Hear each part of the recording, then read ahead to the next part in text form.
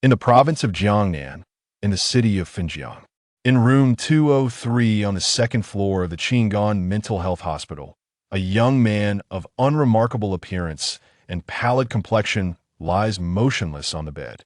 His name is Lin Yun, yet he is not the fifth son of the Lin family.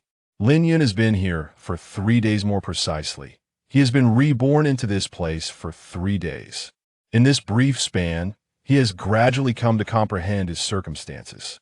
Lin Yun hails from the Tianhong continent, where his family is considered a modest cultivation clan. The Tianhong continent is a realm where technological advancement surpasses that of Earth, and it is a place where technology coexists with cultivation. The term cultivation encompasses various practices, including those of cultivators, soul practitioners, qi masters, and material manipulators. In essence, it refers to the diverse methodologies employed to enhance one's lifespan and combat prowess. Such practices necessitate spiritual energy, however. The most abundant sources of this energy are concentrated in areas inhabited by humans. Consequently, it is not uncommon for magical beasts or foreign races to covet these regions rich in spiritual energy, leading to inevitable conflicts. To fend off these incursions, even nations established by humans frequently engage in warfare over technological and cultivation resources. Thus, the denizens of the Tianhong continent incessantly pursue self-cultivation while simultaneously advancing their technology in a strict sense. Star cultivation is a subset of material cultivation, however, in the Tianhong continent, is seldom practiced. This is primarily due to 2 reasons.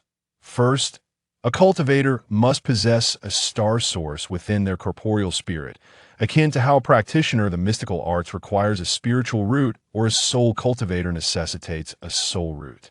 Secondly, a cultivator cannot advance beyond the 5th star upon reaching this threshold. They would immediately suffer disintegration of their soul. Nevertheless, the combat prowess of star cultivators is unparalleled among all practitioners, with the highest level of cultivation believed to reach the 9 stars, culminating in a Shenxian notion that remains merely a legend. Throughout the history of the Tianhong continent, no individual has ever ascended due to cultivation, let alone through star cultivation. Individuals endowed with a star source are exceedingly rare, and the second concern is often overlooked, for star cultivators find it impossible to reach even the 3rd star, let alone the 5th. Historically, the pinnacle of achievement for star cultivators in the Tianhong continent is merely the attainment of the 4th star. Furthermore, the highest level of star cultivation techniques available only extends to 5 stars beyond that. Even if one succeeds, no further methodologies exist for advancement. Lin Yun, possessing both a spiritual root and a star source, chose the path of star cultivation. This decision stemmed from his inadvertent discovery of a complete 9-star cultivation technique, an inheritance left by a predecessor who had achieved ascension through star cultivation. The technique elucidates that should one's soul power transcend the 5th star crisis, the possibility of reaching the 9 stars becomes attainable.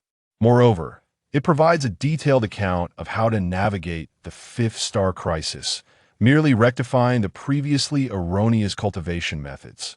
This discovery filled Lin Yun with an extraordinary excitement, prompting him to unhesitatingly choose to cultivate the star force.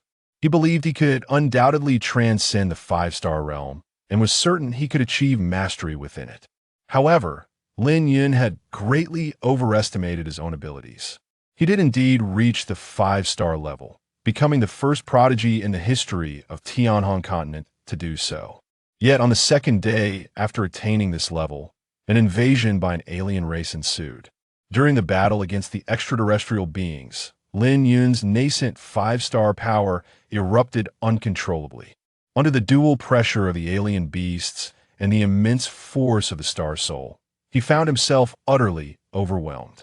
Fortuitously, Lin Yun felt as though his soul had been enveloped by his own 5-star soul power, allowing him to traverse a wormhole and be reborn within the body of a psychiatric patient on Earth. A wry smile crossed Lin Yun's face, for this seemed rather fitting, for his identity had been known as the madman on Tianhong continent.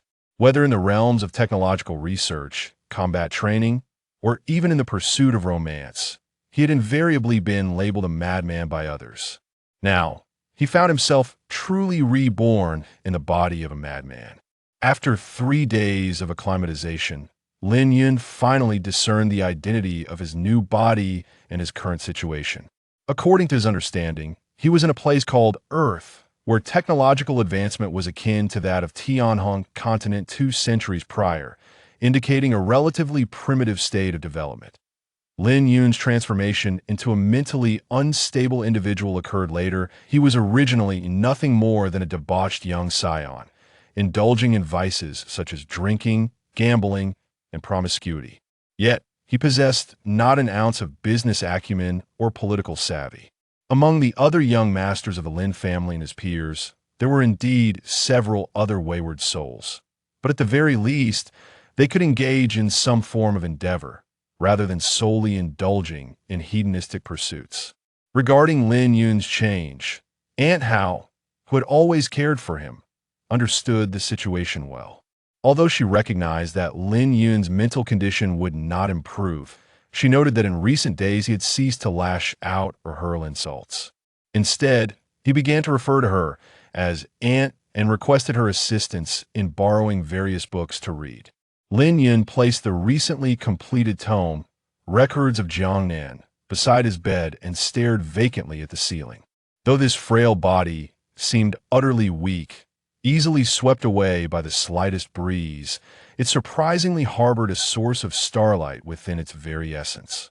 While it was not as abundant as in his past life, possessing this starlight meant he could once again embark on the path of cultivation. Despite having faced failure previously, Lin Yun remained confident that he could transcend to the 5th star this time. There was no reason to doubt it, merely a sensation of certainty. However, he realized that he could not commence his cultivation just yet, as his physical state was exceedingly fragile. He understood that he must first restore his health before initiating his celestial cultivation plan. From the books and magazines he had recently perused, Lin Yun was certain that practitioners of cultivation on Earth were scarce, existing primarily within the realm of legendary tales. Nonetheless, he refused to believe that there were no cultivators on Earth after all. Even legends must have some basis in reality to emerge. Put on your clothes and come with me. A voice, cold and devoid of any emotion, echoed at the door. Lin Yun lifted her gaze to see a strikingly beautiful girl standing at the entrance, her expression as frigid as ice in the depths of winter, devoid of any warmth. Han Yuxilin Yun instantly recognized her. Although much of Lin Yun's memory had faded, certain pivotal recollections remained intact. Chapter 2. The poodle transforms into a pig, casting a fleeting glance at Han Yushi. Lin Yun remained silent, gradually rising from the bed to don his outer garment. Yushi, you have come to fetch Lin Yun, spoke the caregiver, the kind-hearted Aunt Hao, who tended to Lin Yun. Yes, I appreciate your assistance, Aunt Hao, Han Yushi responded, her countenance softening upon seeing the caregiver. Noticing Aunt Hao's gentle sigh, Lin Yun hastily handed her the book in his possession. I have finished this book. Thank you, Annie. Lin Yun was acutely aware of Han Yushi's profound disdain for him. Ever since their marriage, he had not once witnessed the light of joy upon her face. He harbored an unsettling awareness that, in the early days of their union, he had attempted to force himself upon her multiple times, yet his efforts had been in vain. Moreover, due to his erratic behavior, he had resorted to both physical and verbal abuse against her, but during one of his subsequent attempts, he found himself outmatched and ultimately received a severe reprimand from her. Understanding the depths of Han Yushi's animosity towards him, Lin Yun chose not to provoke further conflict. Silently trailing behind her, he pondered the tragic irony that her happiness had been irrevocably tarnished by his former identity. It would indeed be abnormal if she did not harbor resentment towards him. As they entered the villa, Lin Yun followed Han Yushi into the desolate courtyard, which lay barren save for some withered flowers and a pile of broken household items in one corner. The living room of the villa was spacious yet sparsely furnished, containing only a tattered sofa and an antiquated 29-inch television. Upon opening the refrigerator, he discovered it contained merely a half-eaten raw daikon. There were also some pickles. And without hesitation, I took out the radish and took a few bites. I still felt quite hungry, though it was an improvement compared to the initial state. I decided to let it be, thinking that tomorrow, when Han Yushi prepared breakfast, I would indulge a bit more, with no more thoughts lingering. I collapsed onto the bed and fell asleep. Although I had a place to rest in the psychiatric hospital these past few days, it was far from comfortable. Indeed, collapsing onto this bed brought much more solace. I slept soundly until nearly lunchtime the next day. Lin Yun stretched contentedly, reflecting that life on Earth wasn't so bad. There was no pressure, at least not the constant worry of demonic beasts or foreign invasions. Sleeping felt much more secure. All I needed was to focus on my cultivation. And this place suited me quite well. After freshening up, I entered the living room, only to find it utterly bare. There was not even a drop of water to be had. Lin Yun felt a pang of anxiety, wondering why Han Yushi had not provided any food. I had no money at all. Where could I possibly procure something to eat? Hastily, I rushed to Han Yushi's door and knocked vigorously, but the door was firmly shut. No one responded. After a moment of contemplation, I recalled Aunt Hao mentioning that Han Yushi had gone to work. It seemed she was indeed occupied. With a sigh, I rubbed my growling stomach, troubled and deep in thought about my next course of action. This was hardly better than staying in the psychiatric hospital, where at least there was food for every meal. Exiting the Xianghu Mountain Villa, Lin Yun pondered where he might find something to eat. Xianghu Mountain Villa is situated not far from the heart of Finjiang City, nestled within the confines of the Second Ring Road, and is regarded as a residence for the affluent. The residents here possess fortunes amounting to at least tens of millions, with the exception of Lin Yun. However, the stroll from Xianghu community to the bustling Zhongshan Road takes nearly 30 minutes. As noon approaches, the myriad of restaurants, snack shops, and even makeshift food vendors along Zhongshan Road in Chan District are abuzz with activity. Observing the snack bar teeming with a diverse array of diners, Lin Yun felt a pang of hunger, his mouth watering involuntarily as he discreetly swallowed. He pondered how to procure some sustenance. "Ah, isn't that young Master Lin Wu? What a surprise to see you out and about." A voice called out, laced with mockery. "You seem a bit intimidated by my presence, haha. Young Master Lin has come out for a stroll, yet your favorite Tianshang Ren Jian is not in this direction."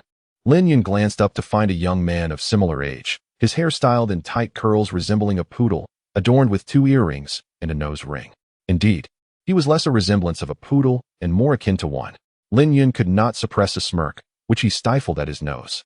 He recognized this individual as Li Xiao, the second son of the Li family, a notoriously extravagant scion. Li Xiao had set his sights on Han Yushi from the Han family. But in a strategic alliance with the Qin family against the formidable Lin family, the Li family arranged for him to wed Qin Yan. Thus, Lin Yun became a thorn in Li Xiao's side. Although Lin Yun was regarded as mentally unstable, he nonetheless belonged to the Lin lineage. Consequently, despite Li Xiao's covetous desire for Han Yushi, he refrained from taking action against Lin Yun. Holding her nose to stifle a laugh, Lin Yun spotted a small dog dashing towards her. Suddenly, she dropped her hand, gazing at the dog with a foolish grin, and said, "Doggy, if all your fur were to curl, would you instantly transform into a pig?" With that, she broke into a silly smile at the dog. No wonder she ended up in a certain hospital, conversing with a dog. A dog turning into a pig. How absurd. At most, it would merely become a curly-haired dog. "Alas, I truly feel pity for the Lin family," remarked Li Xiao, feigning a serious expression. "Indeed, the intellect displayed is remarkable, yet who knows? Perhaps this curly dog might just turn into a pig after all," Lin Yun quipped before returning to her usual demeanor and walking away, indifferent to the tedious fellow. Li Xiao had preconceived notions about Lin Yun, perceiving her as somewhat eccentric. But the laughter of those around him made him realize the truth. She had cleverly insulted him by likening him to a curly dog that could become a pig. Enraged, he shouted, "Lin lunatic." Though he had delivered a sharp rebuke to Li Xiao, the pressing issue of his hunger remained unresolved. Lin Yun felt no joy. Instead, she aimlessly surveyed the various street snacks, swallowing repeatedly. "Xiaoyu, doesn't that girl look a bit like Lin Yun?" A girl, who had watched Lin Yun tease Li Xiao, remarked to another girl beside her. Alas, how pitiful Rain Shichi is, having wed a man with a troubled mind. Yet, he appeared remarkably astute just moments ago while toying with the second young master of the Li family. Could it be that he has recovered? Fang Ping pondered aloud. "Let us hasten to procure some food, and pay no heed to it. My, look at how much rice noodles we are purchasing today. Perhaps we should consider something else." No, we may buy other items, but we must absolutely get rice noodles for Maina. Otherwise, she will surely complain. Ah, in that case, let us purchase only rice noodles. Though Lin Yun's appearance was unremarkable, with a slightly tanned complexion, his hearing was remarkably sharp. He overheard the gossiping of the two girls with clarity, and a wry smile crossed his lips as he thought how fortuitous it was to encounter a colleague of Han Yuxi's so soon after stepping out. Seeing the two girls head to the rice noodle shop across the street, Lin Yun felt an undeniable desire to follow them and indulge in a bowl himself. However, despite his previous boldness, he felt a pang of shyness now, particularly since he and Han Yuxi were practically strangers. How could he possibly approach her colleague to beg for food? Bright smoke fruit. Indeed, it is bright smoke fruit. Lin Yun was astonished to spot the coveted fruit by the edge of a park. The excitement in his heart was palpable. Bright smoke fruit, or Minghuandan, is a medicinal fruit imbued with significant spiritual energy and rich in soul essence, offering immense benefits to cultivators. However, it must be soaked in salt water before consumption, lest one suffer from an upset stomach. Lin Yun had not anticipated that such a precious fruit would be planted as mere ornamental trees along the roadside. However, upon reflection, it became clear to him that with no one to cultivate it, this fruit served no purpose as mere scenery.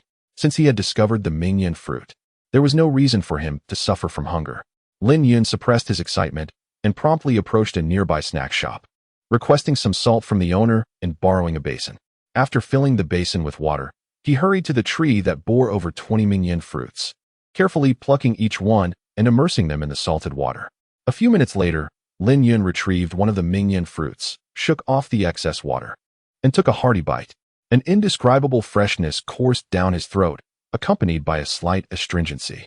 He sighed contentedly. Although not fully ripe, it was already delectable. Fong Ping. Look at Lin Yun. Isn't he acting strangely again? Picking wild fruits to eat by the roadside? It's quite pitiful. We should hurry to the company and inform Yuxi, said Xiao Yu. Having purchased rice noodles, Xiao Yu and Fong Ping were taken aback to find Lin Yun indulging in wild fruits by the roadside, utterly astonished. A few curious onlookers observed Lin Yun from a distance, their minds swirling with various thoughts. Some felt sympathy, others were merely entertained, while a few looked on with disdain or schadenfreude. Lin Yun appeared oblivious to their gazes, continuing to savor his delicious find. He mused that after consuming so many Mingyan fruits, he might be able to commence his cultivation that very evening, or perhaps even that afternoon. Han Yuxi, who had not even had time for lunch, hurriedly dashed out of the office after hearing Xiao Yu and Fong Ping's remarks.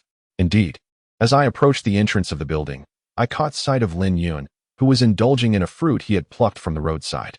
Observing the fruit tree, I noted that it had been stripped bare, while only a few remained in the pot before Lin Yun, suggesting that he had consumed the rest.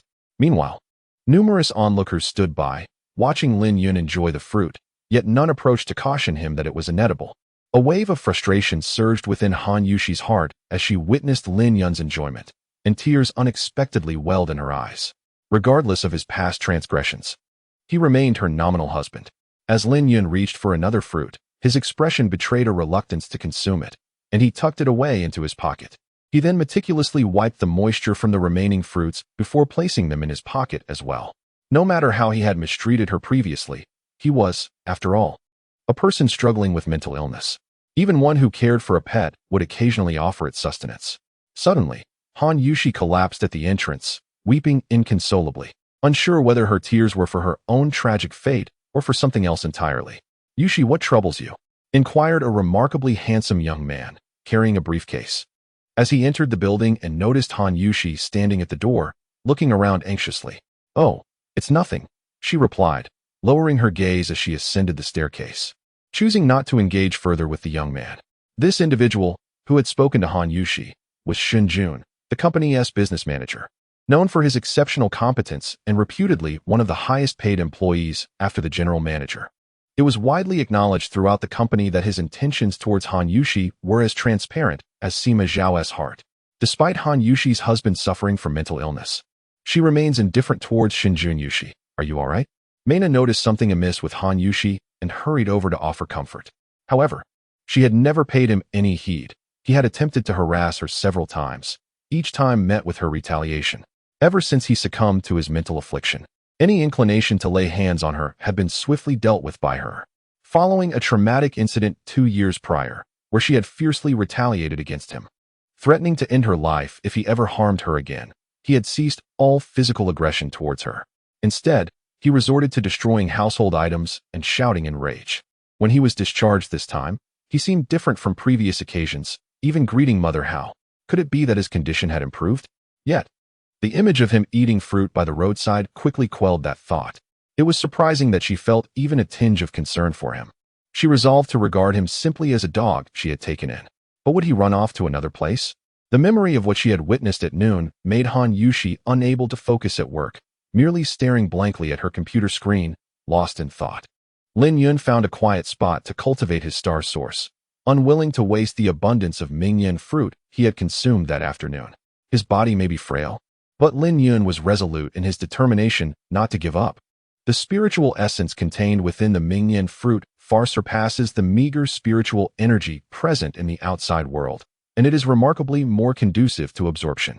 As time progressed, the sparse star source within Lin Yun began to gradually solidify, although, due to his physical limitations, he could only absorb approximately 20 to 30% of the mingyan fruit's essence during his midday meal.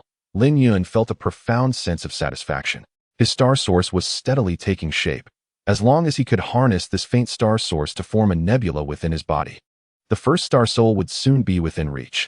Circling once, then twice, the afternoon hours slipped by swiftly.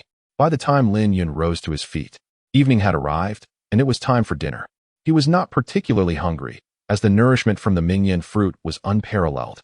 A hearty meal could easily sustain him for an entire day. Noticing that twilight was descending, Lin Yun made his way directly to Xianghu Villa, for he intended to spend the night there. As for what he would eat the following day, he would contemplate that when the time came. He had not even considered seeking out his mother. After all, he was no longer the Lin Yun he once was. A sudden thought struck him. When had he begun to fret over the troubles of that reckless, spoiled young master? Was he genuinely concerned about assuming responsibility? Or was it merely sympathy that arose from witnessing him consume the fruit outside? Surely, spending a night outdoors posed no significant danger. After all, there were countless homeless individuals who managed to survive without incident. Lost in these musings, he looked up and noticed Lin Yun leisurely strolling in, and for some inexplicable reason, he felt a wave of relief wash over him. Upon observing the forlorn figure of Han Yushi seated on the old sofa in the hall, seemingly awaiting someone, Lin Yun felt a jolt of alarm. He wondered if yet another torment awaited him, though he believed he had not offended her today. However, she had never engaged him in conversation. As long as he refrained from speaking, she would find no pretext to approach him. Currently, Lin Yun had yet to cultivate the nebula. Once it took form, his past memories would no longer hold sway over him, and he would be utterly integrated. Yet, at this moment, he could not afford to be struck by her. His star source had only recently solidified, and should it be disrupted, the path to resolidification would be immensely arduous. Even before the solidification of his star source, a beating from her would have been inconsequential. With a disarming smile, though his gaze faltered from meeting Han Yushi's, he cautiously circled the sofa, keeping his distance, and hurriedly made his way upstairs to his room with his head bowed. Han Yushi had initially anticipated Lin Yun would inquire about food, but upon witnessing his swift departure from her line of sight, she felt a pang of melancholy. She recalled how, just a few years prior, the young master Lin Wuxiao had been a figure of great authority, bullying the weak and committing various misdeeds, dominating the Xinjiang region. Now, however, he appeared as fragile as a withered lotus swaying in the storm. What to do? Should she call him down for a meal? No. That might lead to misunderstandings. Given his less than stellar intellect, it would be wiser for her to prepare a meal to entice him downstairs. She had already procured some ingredients and 2 boxes of takeout on her way home from work. As cooking was inevitable, Han Yushi decided to store the boxed meal in the refrigerator. Upon opening the fridge, however, she discovered that a small piece of white radish she had purchased a week ago, meant for a soup with pears, was mysteriously absent. She had intended to discard the remaining piece today, yet it had vanished. A sigh escaped her lips as she surmised that Lin Yun must have consumed it. She pondered whether this was some form of retribution. However, the misdeeds of her brothers far surpassed her own. Each bore the weight of several lives, if not more. Yet they seemed untouched by any consequences. Although Lin Yun was known for his indulgences and bullying the weak, he had not taken a life. Though she was uncertain of that fact, Han Yushi prepared 2 dishes deliberately avoiding the use of the range hood, allowing the tantalizing aroma to waft through the home. Yet, Lin Yun did not descend to partake in the meal. In exasperation, she finished her meal alone and placed the remaining food in the rice cooker to keep it warm. She then retreated upstairs to shower and retire for the night. The food was ready, and she was certain Lin Yun would come down when hunger struck. It was impossible to coax him to eat. Lin Yun, too, caught a whiff of the delicious scents, but he was not particularly hungry at that moment. Additionally, given the critical nature of the current situation, he feared provoking Han Yushi, which could lead to dire consequences for him. After a sleepless night, Lin Yun had fully solidified his star source. Rising to check the time, he realized it was already 10 in the morning, and he felt both hungry and fatigued. As he was still in the process of solidifying his star source, he could not cultivate, leaving him utterly exhausted after a long night. However, once the stellar essence solidifies into a nebula, subsequent cultivation will only become increasingly invigorating, eliminating the exhaustion that often accompanies the process. After freshening up, Lin Yun noticed that Han Yushi had likely already left for work. Strangely, he discovered that her door was ajar. He recalled that she had locked it when she departed yesterday morning. It had always been secured before. Could it be that she inadvertently forgot? Regardless of the reason, Lin Yun had no desire to intrude upon her room. With a furrowed brow, Lin Yun descended the stairs, contemplating where he might scrounge a meal today. He had 6 bright smoke fruits, but had refrained from consuming them, carefully placing them in his own room. He wondered if there were any leftovers from the previous day. So he ventured into the kitchen. To his delight, the rice cooker was still on warm. Excitedly, he approached and opened it, finding a bounty of food inside. Without hesitation, he devoured the remnants, leaving nothing behind, yet feeling a lingering sense of satisfaction. Lin Yun acknowledged that his current need for sustenance to solidify his stellar essence was substantial, and he felt truly grateful that Han Yushi had thought to leave him some food. If Han Yushi were to ask for a divorce now, requesting him to release her from their bond, he would undoubtedly comply without a second thought. Uncertain of how much time had passed, Lin Yun let out a long sigh of relief. Although the formation of a nebula is not an endeavor completed in mere days, today's achievements were significant, and progress had been remarkably smooth. Rising to observe that it was already past 3 in the afternoon, I made my way to the kitchen and heated 2 boxes of food, savoring the satisfying fullness that followed. Through my recent discoveries, I have come to understand that while the earth may not be home to practitioners of mystical arts, it is certainly inhabited by numerous ancient martial families. These families possess a certain lineage of martial arts and internal energy cultivation, their capabilities far surpassing those of ordinary individuals. However, they tend to remain reclusive, seldom venturing into the outside world. It seems that the Lin family is one such household steeped in martial tradition. Yet it appears that no truly formidable figures have emerged in my generation.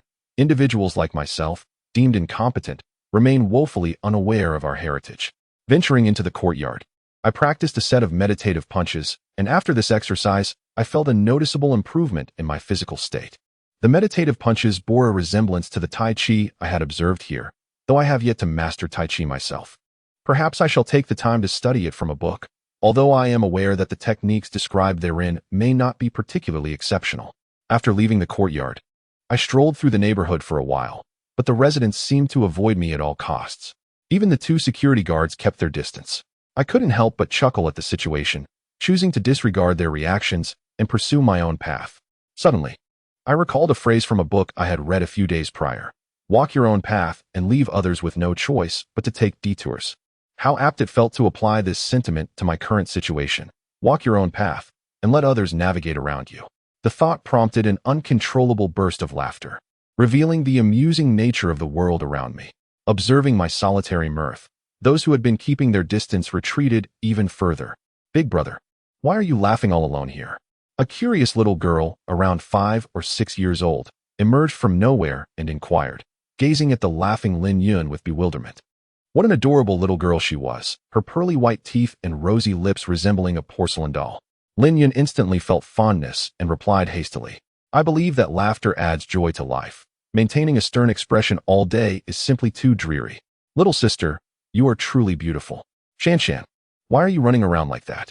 You mustn't talk to strangers, he continued, but before he could finish his sentence, the little girl was swiftly scooped up by a woman in her 30s, as if she had just been rescued from a tiger's den. Mom, I was just talking to Big Brother. He isn't a stranger. He said I'm pretty. The girl protested, yet her words were met with a sharp reprimand. I told you not to be disobedient. That man is mentally unstable. You have nothing to discuss. It appeared she had received a slap, prompting the girl to burst into tears. Afterward, Lin Yun prepared dinner by placing rice and water into the rice cooker and plugging it in to cook. He then retrieved the remaining vegetables from the refrigerator, washed them, and managed to stir-fry 2 dishes, shredded potatoes and celery. Although he hadn't cooked in a while, Lin Yun felt that his culinary skills still lingered. While not as proficient as before, he found satisfaction in his meal. As soon as work ended, Han Yushi rushed out of the office. Xiao Yu and Fang Ping exchanged glances, puzzled by Yushi's urgency. They wondered what had come over her, as she had been in such a hurry since yesterday, which was quite unlike her usual demeanor. Yushi, it is the weekend today, and coincidentally, there is a musical drama titled Madama Butterfly. I have finally managed to procure 2 tickets. Let us go together. Upon seeing Han Yushi rush out of the office, Shinjun hastily remarked. No time. Before he could finish his sentence, Han Yushi had already vanished at the staircase. Shinjun's expression darkened immediately. It became apparent that she had dismissed him without even offering a pretense of courtesy. Just because she possesses a bit of beauty, she thinks she can look down on him, especially with that neurotic husband of hers. Humph. He could hardly be bothered to glance elsewhere as Han Yushi dashed to the 2nd floor and urgently pushed open her door. Chapter 6. Lin Yun's culinary skills. When Han Yushi first laid eyes on her computer still in place, she finally breathed a sigh of relief. Oh, the 200 yuan on the table remained untouched, and upon inspecting the other areas, there was not a single sign of disturbance, indicating that Lin Yun had not entered her room at all. Han Yushi suddenly froze. Could he be in her room? The thought made her feel queasy. Yet she dared not knock on Lin Yun's door, fearing the possibility of her suspicions being true. She opened the rice cooker and lifted the contents. It was not the dishes she had prepared the day before. They appeared remarkably fresh, and their presentation was far superior to the 2 dishes she had cooked. Oh, this must be the stir-fried dish from earlier. Could it be that Lin Yun had made this? How could that be? Nevertheless, the fact that her carefully prepared meal had been consumed suggested that Lin Yun had indeed risen. Upon opening the refrigerator, I discovered that the boxed meal I had purchased yesterday was no longer present, evidently consumed by Lin Yun. I mused to myself about how this fellow has quite the appetite. Gazing at the 2 appealing dishes before me, I found myself devoid of any appetite, likely due to the rather repugnant thoughts I had entertained earlier. It was uncertain whether Lin Yun had commissioned someone to prepare this meal. However, he possessed no money, and given his current state, it seemed improbable that he could think of hiring a maid or a part-time worker. Thus, it seemed plausible that Lin Yun had prepared these dishes himself. I was taken aback by my audacious conjecture. A mental patient, even with a slight stabilization of his condition, would surely not be capable of cooking, let alone think to leave some for his wife to eat. Lin Yun was filled with excitement. Although the formation of his nebula was exceedingly slow, it had begun to take shape. He estimated that within a week, the nebula would fully manifest, allowing him to continue his cultivation uninterrupted. While this place lacked spiritual energy, what was available should suffice for his progress prior to achieving 2 stars. The future could be addressed later. As he diligently operated his star source, Lin Yun sensed that his advancement was remarkably smooth. When he finally paused, it was nearly midnight. Rising to leave his room for a brief visit to the restroom, the sudden sound of the door opening startled Han Yushi, who was in the midst of her meal. She thought to herself how surprising it was for him to emerge so late, as if attempting to frighten her. Having completed her documents and work after 11 o'clock, she felt a pang of hunger and decided to retrieve the warmed meal from the kitchen to satiate her appetite. To my surprise, the more I indulged in this dish, the more I craved it. This cuisine was simply more delectable than that prepared by Chef Fong at the renowned Wanwei building, the largest restaurant on the Fun River. Despite having been left to simmer for such a lengthy period, its exquisite flavors still captivated my senses, and even the rice tasted far more fragrant than usual. Could it truly be that I was simply famished? Yet, just as I was savoring my meal, Lin Yun unexpectedly appeared, nearly causing Han Yushi to choke. Observing Han Yushi, who was engrossed in her meal, Lin Yun furrowed her brow, pondering whether she had just finished work. Working overtime until midnight? What kind of business does her company operate? However, she dismissed the thought as she promptly headed to the restroom, unconcerned about such matters. Once Lin Yun entered the restroom, Han Yushi finally calmed down. Taking a moment to steady her breath, she gathered the dishes and headed to the kitchen, contemplating that if Lin Yun had gone to the restroom, then the room should be devoid of any issues. Alas, what was she even thinking? Han Yushi quickly quelled her thoughts. Upon awakening, she noted that it was not yet 9 o'clock. After Lin Yun got out of bed and completed her morning routine, she prepared to practice a set of martial arts. However, as she stepped into the living room, she was startled to find Han Yushi sitting on the sofa. Why was she home today? Did she not have to work? Quickly softening her footsteps, Lin Yun cautiously navigated around the sofa. The sudden sound from Han Yushi nearly caused Lin Yun to stumble. Yushi, do you need something? Lin Yun asked with a smile, internally pleading, please don't disturb me. My nebula is still forming. To interrupt me at this moment would be akin to assaulting a pregnant woman. Observing Lin Yun's cautious demeanor, Han Yushi inexplicably felt a sense of amusement. In the past, even on weekends, she would choose to work overtime rather than spend time with this individual. However, today she indeed had matters to inquire about, and she did not wish for this young scion of the Lin family to harbor such trepidation towards her. Did you prepare last night's dinner? Han Yushi's voice finally bore a hint of warmth. Only then would you have questions. Upon witnessing Lin Yun's wary expression, any prior irritation she felt was unexpectedly ignited into a flame of frustration. She silently lamented her fate, pondering what actions had led her to encounter such a naive fool. Yet, upon observing Lin Yun's guarded stance, she sighed inwardly. Is that all? With a feeble wave of her hand, she turned her gaze to the television, her thoughts drifting into an unknown realm. On the screen, the elderly Master Yang was performing the Yang-style Tai Chi. The moment Lin Yun caught sight of the imagery, he instinctively narrowed his eyes, having intended to learn this very art himself. To his astonishment, he found himself witnessing the performance of the renowned martial artist, Mr. Yang Tian, on television. Lin Yun had not merely read about Mr. Yang in books. His reputation was indeed formidable. Unbeknownst to him, Lin Yun had unconsciously settled beside Han Yushi, riveted to the screen, unwilling to miss a single moment. Noticing the fearful Lin Yun had taken a seat next to her, Han Yushi furrowed her brow and shifted slightly. However, Lin Yun remained oblivious, his gaze fixed intently on the television, even a glimmer of saliva evident at the corner of his mouth. In the 7th chapter of Little Talk, as Lin Yun wore a foolish expression, Han Yushi felt a wave of disdain wash over her. She lost all interest in inquiring how he managed to cook and swiftly retreated upstairs to resume her work. After observing Elder Yang's performance and commentary, Lin Yun promptly ventured into the courtyard to practice. Han Yushi, from her perch above, sighed as she watched Lin Yun's antics below and continued her tasks on the computer. As long as he remained relatively quiet, he was doing her a favor. After all, could one really expect much from a person with mental challenges?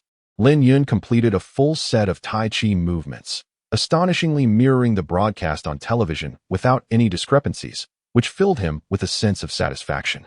He mused upon the tenacity of his memory, acknowledging that the Tai Chi practiced on Earth was indeed remarkable. Despite the limited technological advancement in this realm, it possessed numerous elements that the Tianhan continent could only envy. The Tai Chi he had just learned, though primarily focused on health, undeniably aided him in solidifying his star source more swiftly, alongside the poetry and traditional Chinese medicine found here. Although some medical perspectives seemed rather amusing to him, they were quite impressive for a nation with merely 5,000 years of civilization. It appeared he would need to carve out time in the future to explore these texts at the library. Upon returning indoors, he dashed into the kitchen. Spotting remnants of breakfast on the stove, Lin Yun silently rejoiced, relieved that he had a meal to eat that morning. After swiftly devouring a dozen dumplings, I patted my belly, reflecting on the delightful nature of the food. Suddenly, the sound of a car engine echoed from outside the courtyard. Stepping out of the kitchen, I wondered who had the audacity to drive to my doorstep. Upon exiting the gate, I was met with the sight of a stunning blue Lamborghini parked at the entrance of the villa. A young man clad in Versace leisure attire emerged from the vehicle and strode directly towards me. My brow furrowed at the sight of this individual, who instantly struck me as unpleasant. It was none other than my third brother, Lin Kai. I scoffed inwardly, fully aware of his intentions. As I stared at him, saliva dripped from the corner of my mouth. Lin Kai, feeling uneasy under my gaze, casually tossed me a lighter, instructing me to play elsewhere. Without hesitation, he circumvented me and dashed upstairs, perplexed by the fact that just days prior, while he was in the hospital, I had already administered 100 doses of concentrated sleeping pills into his food. How was he still alive? His resilience was remarkable. Lin Kai had long coveted the beauty of Han Yushi, yet he refrained from pursuing her too aggressively while I was around. Although I was considered a madman, he still feared crossing a line. Despite having playfully teased Han Yushi a few times, she had vehemently rebuffed his advances. He had assumed I would be dead by now. Yet here I was, very much alive. Nevertheless, he dismissed me as insignificant. Upon witnessing Lin Kai's audacity in heading upstairs to seek Han Yushi, a glint of fierce determination sparked in my eyes. A murderous intent had already taken root in his heart towards Lin Kai. When Lin Kai arrived, the astonishment reflected in his eyes at seeing him standing at the door did not escape Lin Yun's notice. His admission to the hospital was undoubtedly connected to this individual. As Han Yushi opened the door, she was surprised to find not Lin Yun, but rather Lin Kai at her doorstep. A profound disdain flickered in her eyes. "What are you doing here?" she demanded. Yushi, isn't today the weekend? I thought I might invite you to dine with me. Surely you wouldn't refuse this time, would you?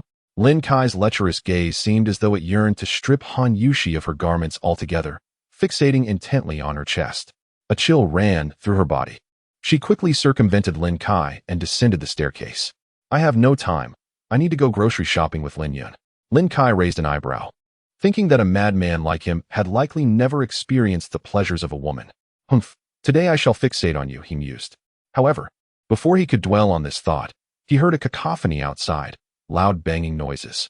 Amused, he wondered what this madman was up to now. Yet, when his gaze swept towards the door, he bolted outside like a wild dog whose tail had been set ablaze, shouting, "Lin, you lunatic, stop this at once." Lin Yun was relentlessly smashing a large stone against a blue Lamborghini, the car's roof and hoods already marred beyond recognition. As he hammered away, he hummed a tune. "I smash left, I smash right, I smash front, I smash back. To maintain good health, one must smash from head to toe. Let us shatter. La la la, la la la, shatter away, shatter to the bridge of my grandmother, who praises me as a good child." Bang, bang. Suddenly, I noticed Lin Kai, his face contorted with rage and sorrow, rushing towards us.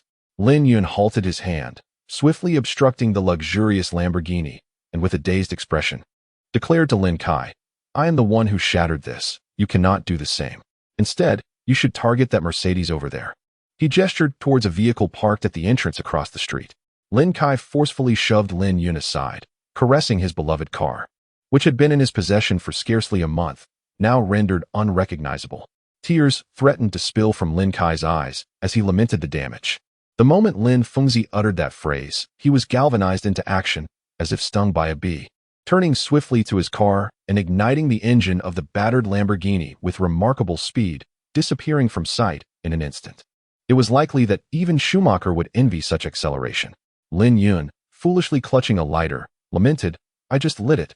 Why can't I burn it? Boo-hoo. You all bully me." Yet, beneath his fade, he scoffed inwardly, conceding this victory to that scoundrel for now, knowing he lacked the power to confront him. One day, he would make him aware of his true prowess. Han Yushi stood by, captivated by the dramatic scene unfolding before her, pondering the audacity displayed. To shatter a vehicle worth several $100,000, just like that. Had Lin Kai not fled so swiftly, it was likely a fire would have ignited. Observing Lin Yun, who was now toying with the lighter, she mused that she had never witnessed such behavior from him before. Could it be that his condition had deteriorated further? Lin Kai was consumed by a furious desire to eliminate Lin Yun, who had recklessly damaged his new car. The notion of demanding compensation from a lunatic was nothing short of absurd. Should word reach his father, he would find himself in dire straits. He silently vowed to eventually send this madman to his demise. Watching Lin Kai flee, Han Yushi felt a surge of satisfaction, thinking to herself that the damage was indeed well-deserved. However, her gaze fell upon Lin Yun, who still clutched a lighter, and a chill coursed through her. She feared that if he were to ignite it in their home, or in someone else's vehicle, calamity would surely ensue. "Quickly, hand over that lighter. It is not a toy for you to play with," she urged, eager to relieve him of it. Understanding her apprehension, Lin Yun nonchalantly tossed the lighter away, its whereabouts becoming a mystery, leaving no trace behind. Han Yushi exhaled in relief, thinking it was for the best. Yet, a troubling thought struck her. Just yesterday, he had cooked at home. What if he attempted to do so again in her absence, and something went awry? The more she pondered, the more alarmed she became. Chapter 8. Accompany me to the market suddenly. Han Yushi contemplated whether she should take him along on her grocery expedition, as leaving him alone at home filled her with unease. What if something were to happen? But what if she had to go to work? Unbeknownst to Lin Yun, Han Yushi's mind was racing with these thoughts. Even if he were aware, he would not take them to heart. He simply ascended the stairs, intent on continuing his training. "Hey, come with me to buy groceries," she called out. Han Yushi ultimately could not bear to leave Lin Yun alone at home. The best course of action was to have him follow closely behind her. Upon hearing her words, Lin Yun suddenly fell silent, pondering the peculiar atmosphere of the day. Sensing something was amiss. It was not so much that he was unusual, but rather that Han Yushi seemed somewhat out of the ordinary. However, he quickly deduced that her concern stemmed from a fear of him continuing to play with fire at home. Did she think that taking him outside would mitigate that risk? Well, it would be nice to explore the vicinity and locate a bookstore, but alas, he had not a single penny to his name. The thought of asking Han Yushi for money was utterly unthinkable. He could not bear the humiliation of requesting funds from a woman. Never mind, I'll just change my clothes, he decided, ascending the stairs. Lin Yun's wardrobe consisted primarily of inexpensive garments, with not a single piece worth over 100 yuan. All his decent clothing had been sold off. He suspected that the cheap attire he wore had been purchased by the housekeeper. In fact, his assumption was correct. Those ordinary items were indeed bought by the housekeeper, who had attempted to procure slightly better brands for him, only for Lin Yun to sell them off, leaving him with unsellable clothing. "What do you have in your hand?" Han Yushi inquired, noticing a bag dangling from Lin Yun's grasp. "Oh, I spotted an umbrella at home, so I brought it along," he replied, eager to please. Observing the blazing sun outside, Han Yushi mused, "This fellow actually remembers to shield himself from the sun?" The incongruous ensemble he wore left her speechless, yet she chose to disregard him and proceeded out the door. Lin Yun surprisingly locked the door before leisurely following Han Yushi, maintaining a distance of over 10 feet. Han Yushi couldn't help but chuckle inwardly, pondering the absurdity of locking the door as if there were treasures worth stealing, especially in a neighborhood where theft was unlikely. Frustration bubbled within her, and she contemplated abandoning the matter altogether. Under the blazing sun, armed with an umbrella for shade, she felt defeated by him, resigning herself to simply walking her own path. She mused that perhaps she could buy a little more food and rice this time. Although she rarely dined at home, she couldn't let this man starve. The initial excursion to the market, however, left her feeling an overwhelming sense of grievance. She found herself wondering what transgressions in a past life had led to her being wed to a man with such peculiarities, and to make matters worse, his brother often bullied her. Wiping away the tears that threatened to spill, she suddenly quickened her pace. Lin Yun observed Han Yushi's sudden shift in demeanor and sighed, acknowledging the burden she bore. Once his own star cloud formed, he would propose a separation, for if she found no joy in their union, continuing was devoid of purpose. While Han Yushi was undeniably one of the most beautiful women he had ever encountered, a loveless marriage was not what Lin Yun yearned for.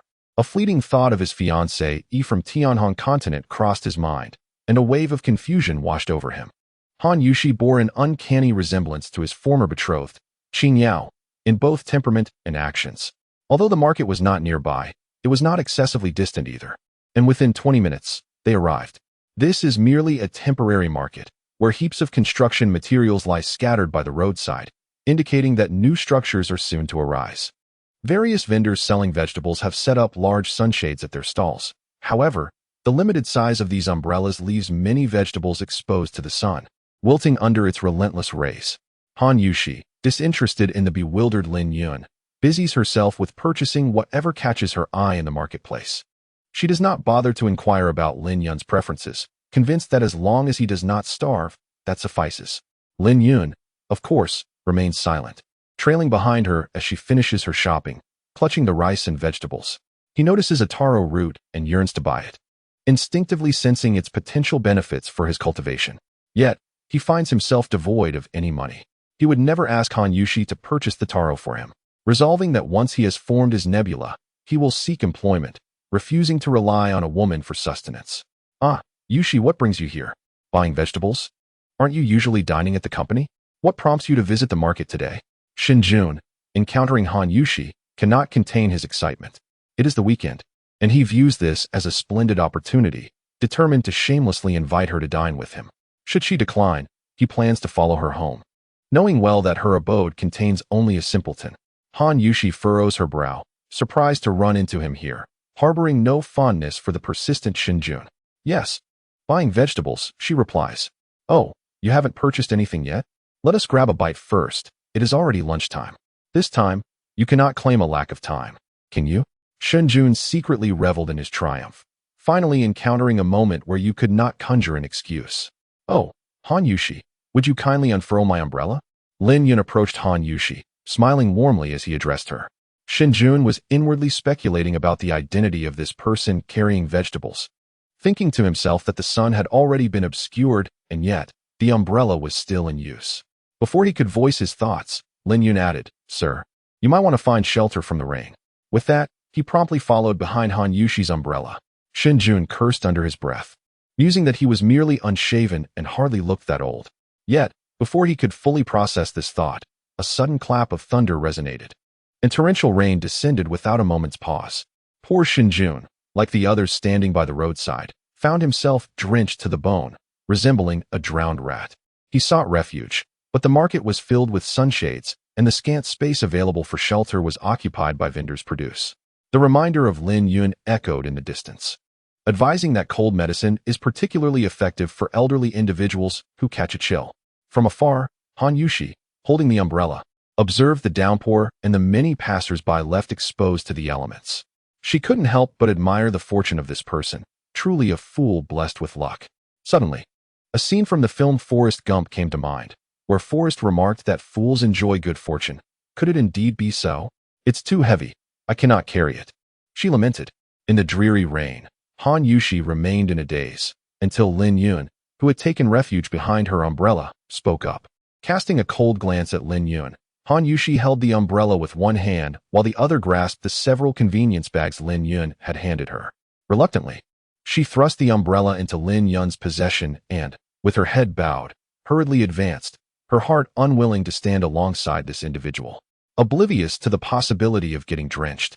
She walked briskly, her thoughts a jumble, her nose tinged with an uncomfortable sting. The rain intensified, and as Han Yushi gazed at her thoroughly soaked pant legs, she could no longer restrain her tears, which mingled with the rainwater cascading down. How many times had she envisioned her Prince Charming, dashing and suave, presenting her with a bouquet of roses, adorning her finger with a diamond ring, and promising to cherish her forever? Yet, in reality, she found herself entangled with a fool who bullied her, even disputing over a mere umbrella.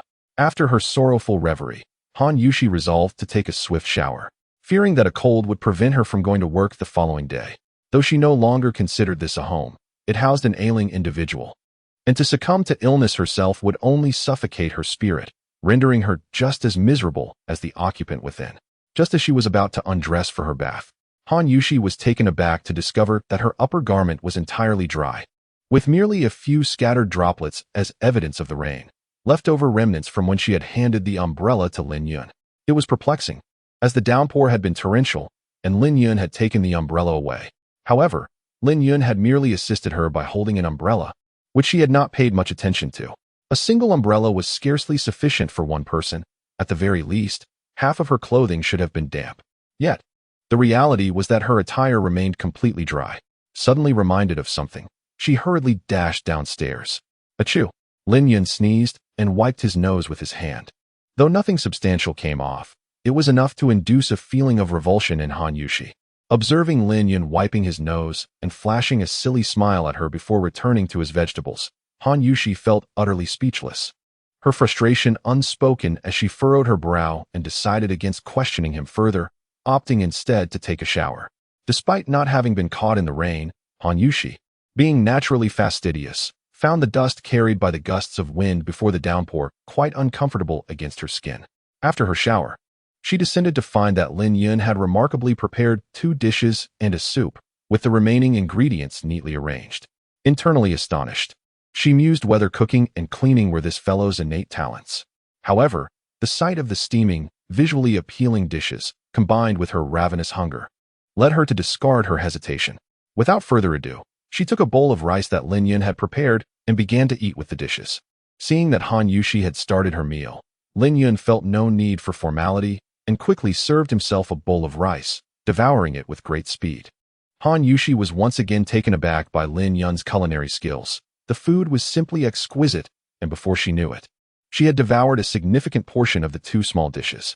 However, Lin Yun's rather unpleasant eating habits soon diminished her appetite for the beautifully prepared food. He resembled a pig, with his mouth making a distinct smacking sound as he ate. Although she yearned for just a bit more to eat, Lin Yun glanced at the scene before her and ultimately set down her chopsticks, ascending the stairs to attend to her own affairs. A flicker of melancholy crossed Lin Yun's eyes. Despite her less than graceful dining manners, she felt no inclination to alter her ways. After all, she and Han Yushi were not destined to be together for eternity, and she intended to indulge in her culinary preferences unabashedly. Perhaps it would be best for her to avoid sharing meals with her in the future.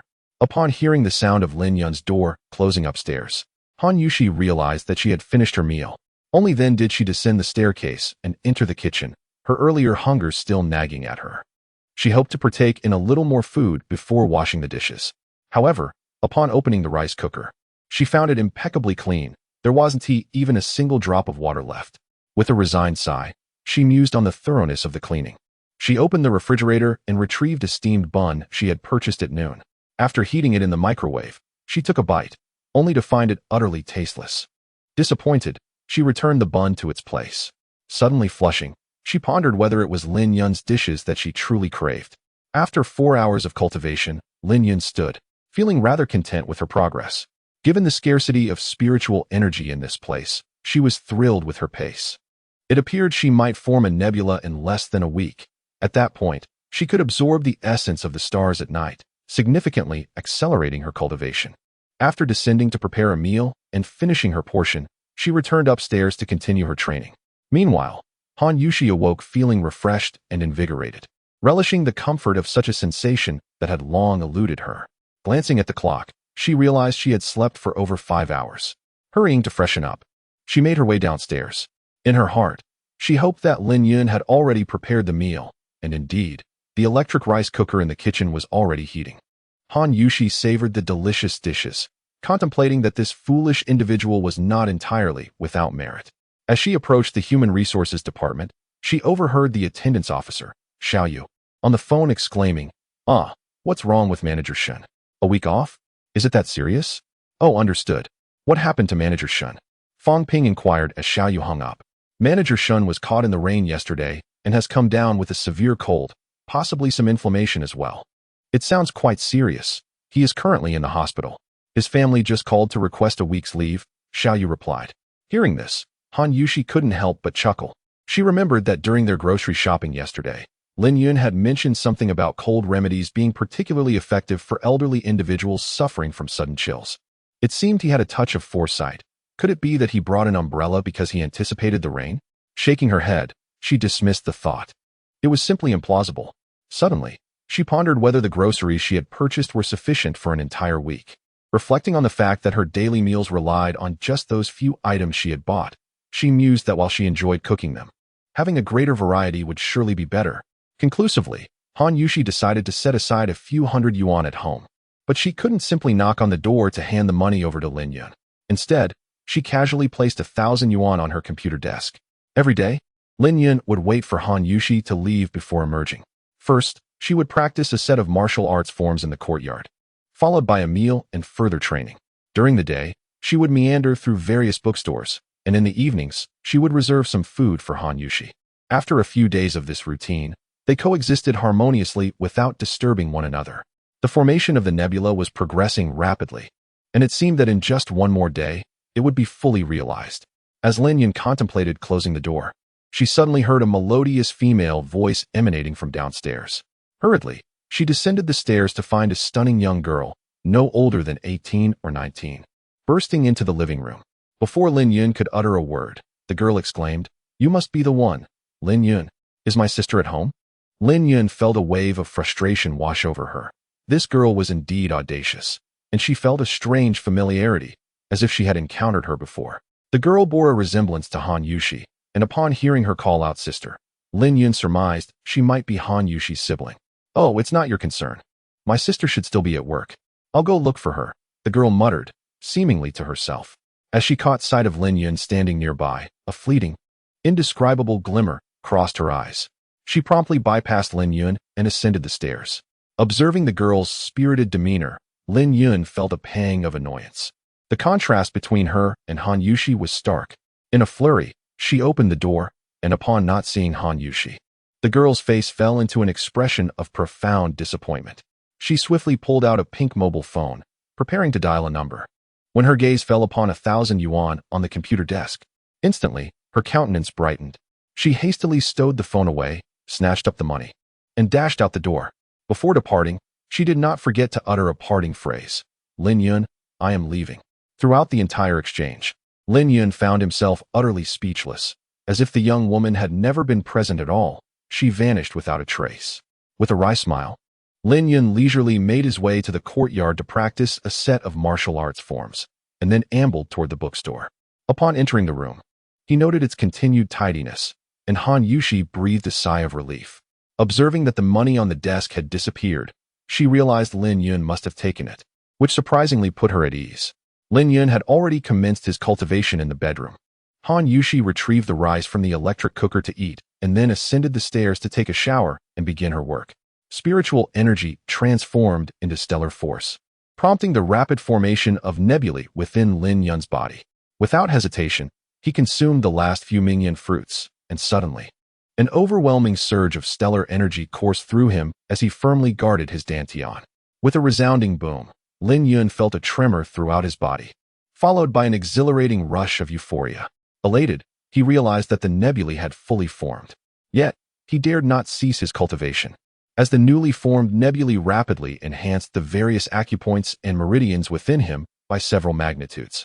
After 2 hours had passed, Lin Yun opened his eyes and stood up, feeling invigorated and powerful. He mused that even a dozen robust men would likely not stand a chance against him now, having spent a considerable amount of time on Earth. He understood that mastering ancient martial arts to their zenith could yield internal energy. His stellar force bore some resemblance to this internal energy. Yet Lin Yun knew that his stellar force was exponentially more formidable. Moreover, no matter how profound one's internal energy may be, it cannot guarantee longevity or ascension. However, once one's stellar nebula energy forms a single star, it grants the gift of longevity and the ability to create a star ring. While it may not necessarily lead to ascension, achieving 2 stars enables one to traverse the stars, a feat far beyond the capabilities of mere internal energy. Observing the black sludge enveloping his body, Lin Yun felt a surge of joy rather than alarm. He understood that this was the result of the purifying process his body underwent during the formation of the stellar nebula, a process that left him exuding an exceptionally unpleasant odor. Hastily, he rushed to the bathroom for a thorough cleansing. Han Yushi, who had fallen asleep around 2 or 3 in the morning, was taken aback when she heard Lin Yun emerging from the bathroom. She could hardly find words to express her thoughts. She mused to herself that this fellow was indeed rather outrageous. After witnessing Lin Yun's culinary skills over the past few days, she had hoped for some improvement, only to discover that he remained unchanged. Lin Yun spent nearly an hour in the shower, and upon finishing, he noticed that his skin had transformed from dark and coarse to smooth and fair. Realizing this transformation was beyond his control, he promptly washed his clothes and hung them out on the balcony of his room. He slept soundly until after 9 in the morning. When he emerged, he discovered that Han Yushi had not gone to work again. It had been a week since he last saw her after their grocery shopping trip, and he was momentarily startled before quickly realizing that today was yet another weekend. It turned out that Han Yushi typically worked at the company on weekends, but now that Lin Yun was home, being quiet and unobtrusive, she preferred not to spend the entire day at the office. Now that my own nebula has formed, I can propose a divorce to Han Yushi. After all, our relationship feels no different from that of 2 strangers. Why should one be tethered to an undesirable companion? I estimate that Han Yushi is around my age, perhaps 24 or 25. As I watched Lin Yun descend the stairs, Han Yushi couldn't help but notice the numerous changes in him, not only his health, but also his aura and demeanor, which starkly contrast with his previous despondency. The transformation is remarkable, and his skin has acquired a radiant glow. While lost in thought, she was suddenly startled by the sound of a car pulling up outside. Gratitude to the first fan of this book, the patriot of the anti-Japanese war, for their presence. Lao Wu let out a long sigh of relief. Chapter 11. Moving out Lin Kai, what brings you here again? Han Yushi inquired coldly as she stood up upon seeing Lin Kai approach. I'm here to collect the keys to the apartment tomorrow. Don't make me call security. Noticing the silence between Lin Yun and Han Yushi, Lin Kai left with a fierce expression after his remark. Interestingly, he had arrived in his Lamborghini this time, but rather in a modest Buick. It remains unclear whether his luxury car was still under repair or if he simply lacked the courage to drive it over. Lin, you go first, Lin Yun suggested as both he and Han Yushi spoke simultaneously. Or perhaps you should go ahead, Han Yushi. Han Yushi hesitated, not finishing her thought. But Lin Yun interjected before she could continue. How about I just rent a place for myself? I have a place to stay. I can always go to my mother's home. I cannot resolve your accommodation issues, and I apologize for that, Lin Yun hastily said as he noticed Han Yushi's hesitation. Oh, that is good to hear. However, there is another matter I wish to discuss with you, Lin Yun continued. What is it? Han Yushi suddenly felt a wave of anxiety. Well, I believe we are essentially no different from being unmarried. I know you harbor strong dislike for me. Given that we are now without a place to live, I propose we dissolve this nominal marriage. What do you think? Lin Yun stated calmly, gazing at Han Yushi. For a moment, Yushi struggled to comprehend Lin Yun's words. Did you just say divorce? She finally grasped the situation, as if what she had long desired had unexpectedly materialized before her. Isn't this exactly what I have been yearning for? What do you think? Lin Yun observed Han Yushi's prolonged silence and pressed on. All right, fine. When shall we do this? Oh, today is the weekend. How about next Monday? Han Yushi eagerly replied. Very well, next Monday it is. I know the location of your company. I shall come to find you then, Lin Yun affirmed. Now, I will prepare dinner. You should go upstairs and pack your things.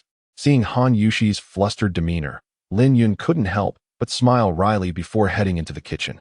Han Yushi stood there, staring blankly at Lin Yun's actions, pondering what had come over him. How could he be so composed and considerate all of a sudden? It seemed implausible, especially after he had woken up in the early hours to take a shower just the night before. However, I shall refrain from further contemplation, for in a few days, divorce shall come to pass. I hope he does not relapse before that fateful moment. To my astonishment, he has prepared 4 dishes and filled an entire rice cooker with rice.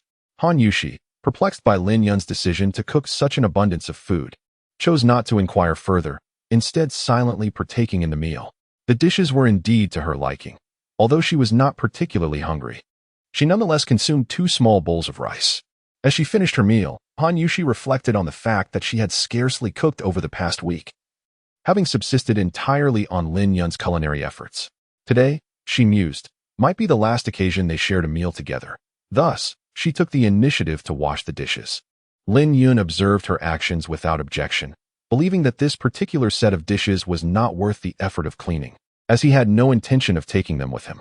Seeing Lin Yun transfer the rice from the rice cooker into a frying pan to toast it, Han Yushi felt a twinge of curiosity, wondering if something was amiss. Yet, she refrained from asking, fearful that a single word might trigger Lin Yun's instability. With unwavering concentration, Lin Yun transformed the rice into hardened morsels resembling crispy rice, carefully setting them aside to cool before placing them into a large plastic bag. The entire process was executed with utmost caution, as if each grain of rice were precious. What are you doing? Han Yushi finally could not restrain her curiosity. Oh, this is a technique I learned from a book. It is quite delicious, you know. If you don't believe me, do give it a try, Lin Yun replied, offering her a piece. Han Yushi hastily declined, thinking to herself that this was merely a method of toasting rice. Having just eaten her fill, she had no desire to sample this seemingly unpalatable creation. Lin Yun, seeing that Han Yushi was unwilling to take any more, no longer hesitated and carefully placed all the rice cakes into a convenient bag. Suddenly, Han Yushi realized that the 2 of them were busy in the kitchen, resembling a loving couple who had just married. At this thought, an unexpected pang struck her heart, a bittersweet sensation lingering at the edge of her consciousness. Have you finished tidying up? Lin Yun inquired, lifting the bag and directing his gaze towards Han Yushi. Then please bring your car over. I will assist you in moving the items. With that, Lin Yun ascended the stairs to gather his belongings. Han Yushi stood there momentarily, astonished. How did he know my car was repaired? I never let him see it. Shaking her head, she decided to retrieve her vehicle from the underground garage. When Han Yushi drove her car to the villa entrance, Lin Yun had already moved her several bags and computer to the front. Witnessing Lin Yun deftly loading her belongings into the car left Han Yushi in a state of shock. Was this still the same foolish Lin Yun who had always teased her? All right, you can leave now. Goodbye. I will visit your company next week, Lin Yun said, closing the car door and smiling at Han Yushi. "Ah, what about you?" Han Yushi finally responded. Lin Yun hesitated for a moment before replying. "That sounds good. Please give me a ride." He promptly got into Han Yushi's Ford Focus. The Lin family's villa was quite expansive, the largest in the lakeside affluent area. Han Yushi swiftly drove to the lakeside district, where Lin Yun exited the car from a considerable distance away and said to Han Yushi, "Thank you for the ride. Goodbye. Drive safely." Chapter 12. The talent market. Upon this realization, Han Yushi took out her phone and called Maina. "Maina, I've moved out and would like to stay at your place for a few days." "Sure. Yushi, I'm feeling quite bored living alone and have been eagerly anticipating your arrival. Should I come to pick you up?" Maina's excited voice echoed through the line. "No need. I will be there shortly." Just as Han Yushi hung up, her phone rang again. She glanced at the caller ID and a smile involuntarily graced her lips. "Yuding, is something the matter? Why are you calling me?" Han Yushi had a fondness for her younger sister, who was still in university. Yet she disapproved of her impulsive nature and had expressed her concerns numerous times to no avail. "Just use it if you need it. I'm at Maina's place." "What brings you here?" "That 1,000 yuan was taken by you. You little rascal. Who gave you permission to take it?" Han Yushi set her phone down, momentarily lost in thought. That 1,000 yuan had not been taken by her. It was Yuding who had taken it. How would he manage without any money? After all, he had not a single cent to his name. In haste, Han Yushi drove to Xianghu Mountain Villa. The place where she resided felt desolate, and Lin Yun had yet to return.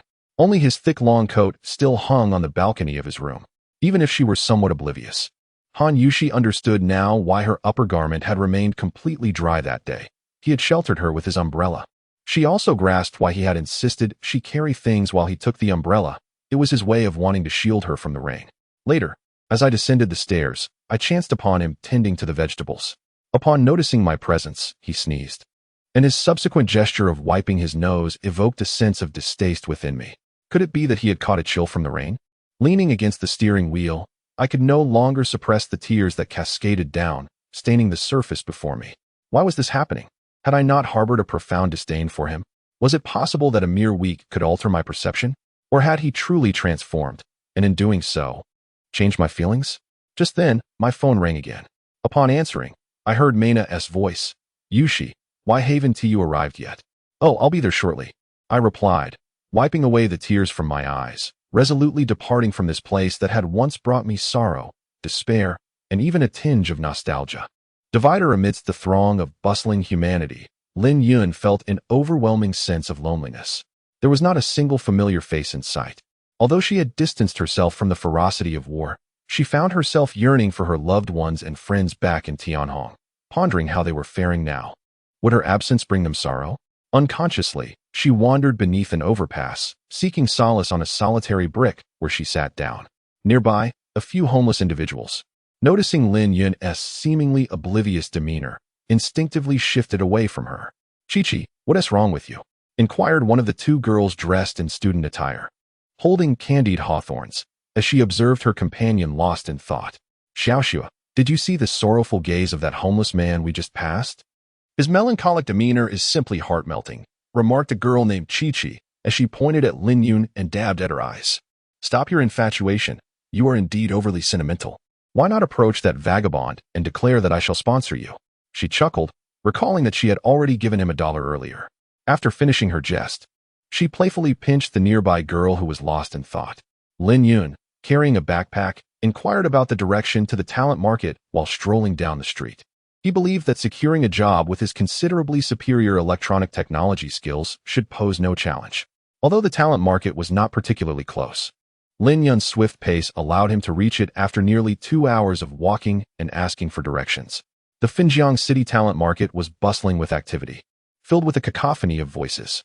Numerous large posters adorned the exterior, detailing the times, locations, and natures of various talent markets. However, without exception, entry required a ticket, with the lowest priced at 10 yuan. Lin Yun squeezed the 1 yuan coin in his hand and shook his head in dismay. "Ah, the comprehensive talent market at the sports center is tomorrow," someone exclaimed in front of a poster. "That's splendid. Let us hurry there tomorrow. I've been here for a week, and if I don't find a job soon, my funds will dwindle rapidly. By the way, let me check the ticket price." Not seeing the fare at first, he then exclaimed, "Ah, I found it. It's free." Remarkably, a talent market was being held at no cost. Heaven above, earth below. Who is the benevolent host of this event? May Buddha bless you. Finally, we, the impoverished students, have accomplished something tangible. Is it truly possible that there are still free offerings? Could it be a mere illusion? Upon hearing the word free, Lin Yun felt a surge of joy. Regardless of authenticity, it presented an opportunity. He hurriedly pushed his way forward to take a closer look and discovered that the Fanjiang Spring Comprehensive Talent Market would indeed be held tomorrow at the Wanti Guan. Free of charge. Father, Lin Yun is surely up to some mischief again, he thought. The last time, he had recklessly destroyed my freshly purchased Lamborghini, turning it into scrap metal, and it has yet to be repaired. Had I not fled swiftly, it would likely have been set ablaze.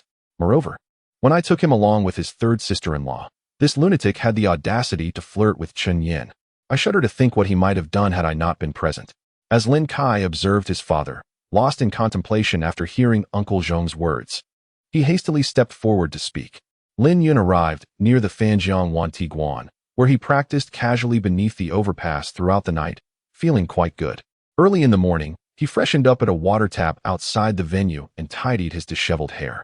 Taking out a self-made rice cake, he devoured it in no time, patting his belly with satisfaction. By 9 o'clock, Lin Yun joined the throngs of job seekers as they surged into the talent market. Fortunately, the vastness of the venue allowed for ample space across several floors, and despite the throngs of people, it did not feel overwhelmingly crowded. Upon entering, Lin Yun found himself taken aback. Every job seeker held a resume in hand, while he was left with nothing but a single backpack and empty hands. Apart from a few sheets of tissue, he possessed no relevant documents, leaving him at a loss. Observing the other candidates fervently promoting themselves to various employers, Lin Yun realized he needed to take action. Who knew how long it would be until he encountered another ticketless job fair like this one? As he noticed an available seat, he swiftly seized the opportunity, positioning himself before another job seeker could claim it. "Hello, sir. May I inquire which position you find appealing within our company?" asked a girl with a few freckles on her nose, her expression shifting to one of discontent as Lin Yun merely stared at her, failing to present a resume. She thought to herself that she had never seen a beauty with freckles before. "Oh, hello, beautiful sister. I am quite satisfied with all the positions in your company," Lin Yun replied, realizing his earlier demeanor had been inappropriate. Upon hearing Lin Yun address her as beautiful sister, the recruiter's tone softened significantly. "Which position are you interested in applying for? Please show me your resume." To require a resume seems rather beneath me. I believe I am well suited for every position you have listed. No matter how you arrange it, I can fulfill the role, Lin Yun began to elaborate. But before he could finish, the recruiter's expression darkened.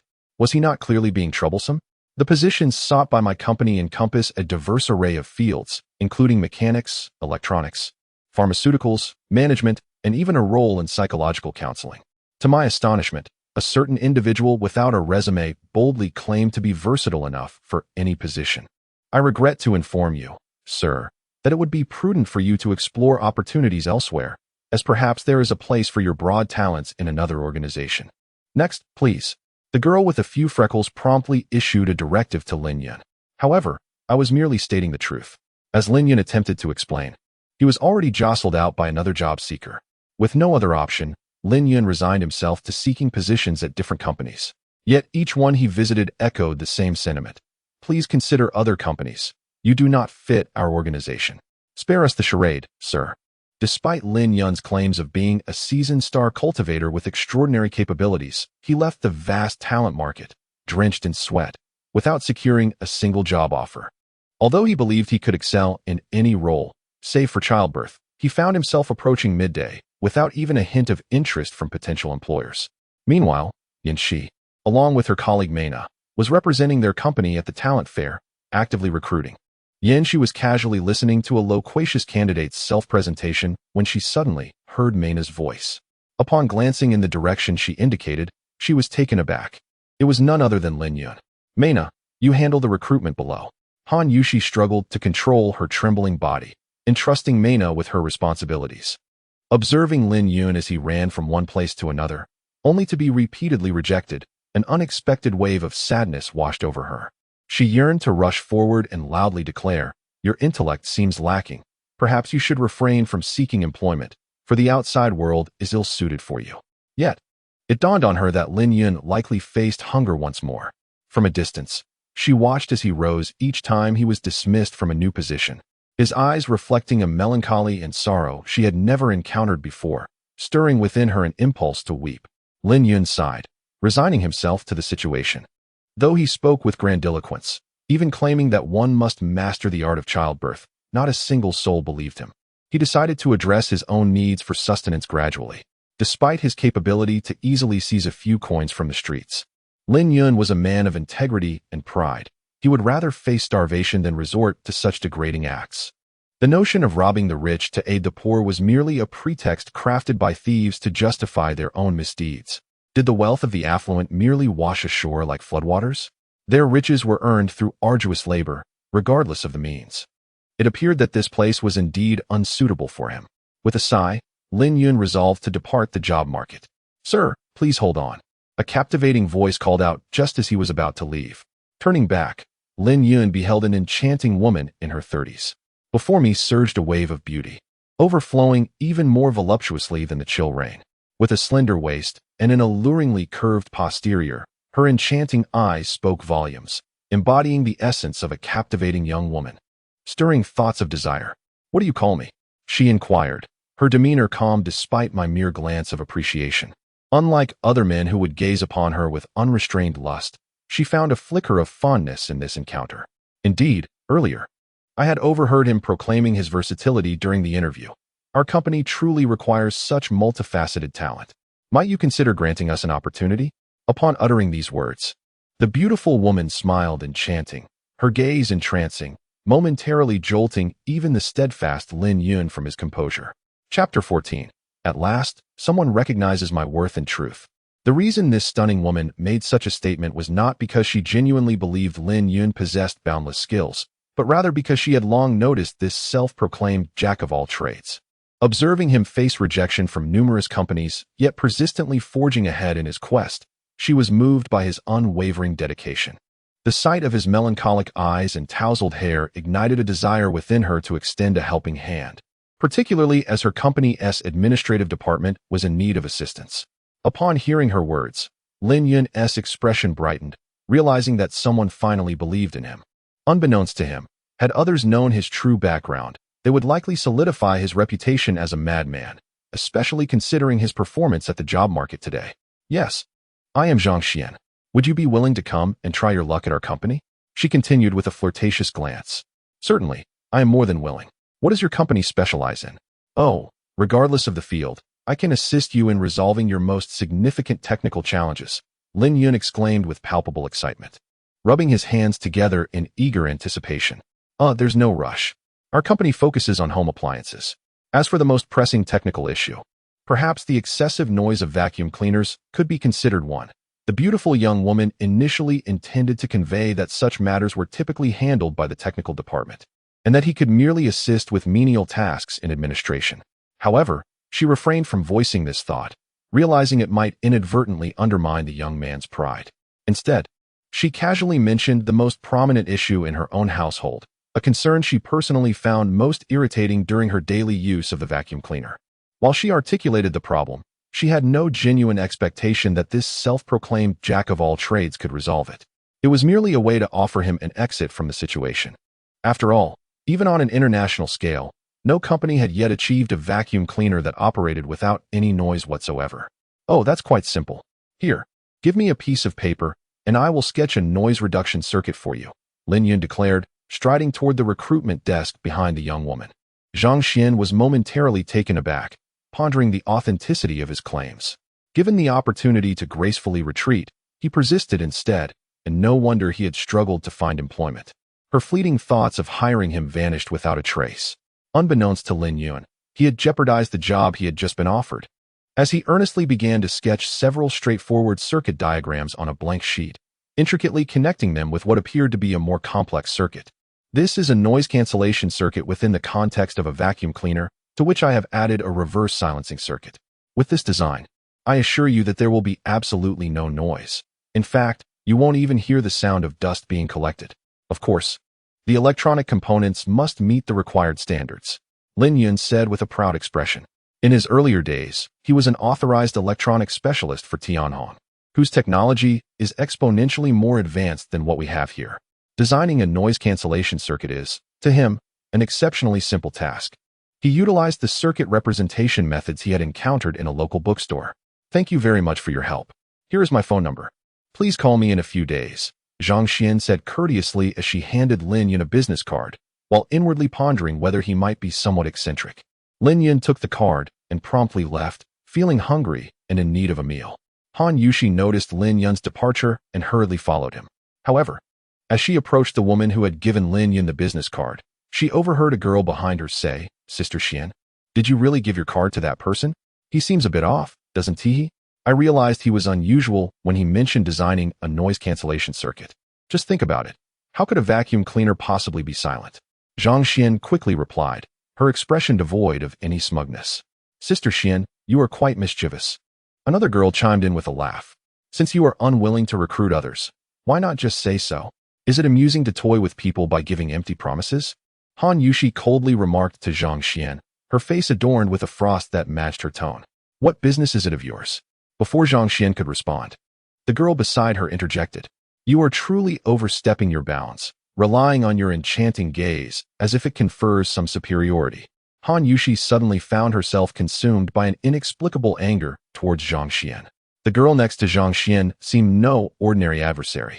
Observing Zhang Xian's complexion turn pale at the beauty's words, she immediately lunged to strike Han Yushi. Han Yushi raised her hand to block, yet her nails still grazed her chin, drawing blood in a crimson line. Shameless, Han Yushi spat, having no time to further engage with the two women, for Lin Yun had already departed. As she watched Han Yushi walk away, the girl who had inflicted the wound on her chin attempted to pursue, but was halted by Zhang Xian. This woman is truly peculiar. Does she consider herself a guardian of the Pacific? What has our business to do with her? Does possessing beauty confer some form of significance? The girl continued to mutter as Han Yushi distanced herself.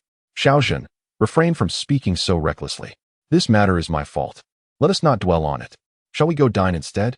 Zhang Xian waved her hand, silencing the girl's dissatisfaction.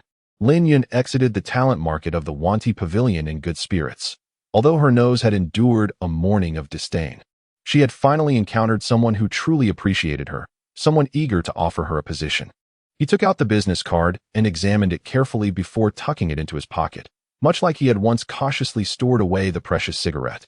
Observing Lin Yun's meticulous handling of the card, Han Yushi felt an overwhelming urge to rush over and discard it, perhaps even crush it underfoot, yet she restrained herself. Lin Yun settled beneath the elevated platform where he had rested the previous night, savoring several rice cakes with great delight. In the blink of an eye, the cakes had vanished, and now he felt free to indulge, knowing that work would soon be at hand.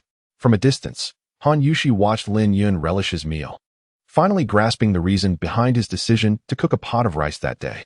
It seemed he had long since contemplated this moment. How could he have anticipated so much? Was he truly all right? Could a normal person claim to possess every skill at a talent exchange?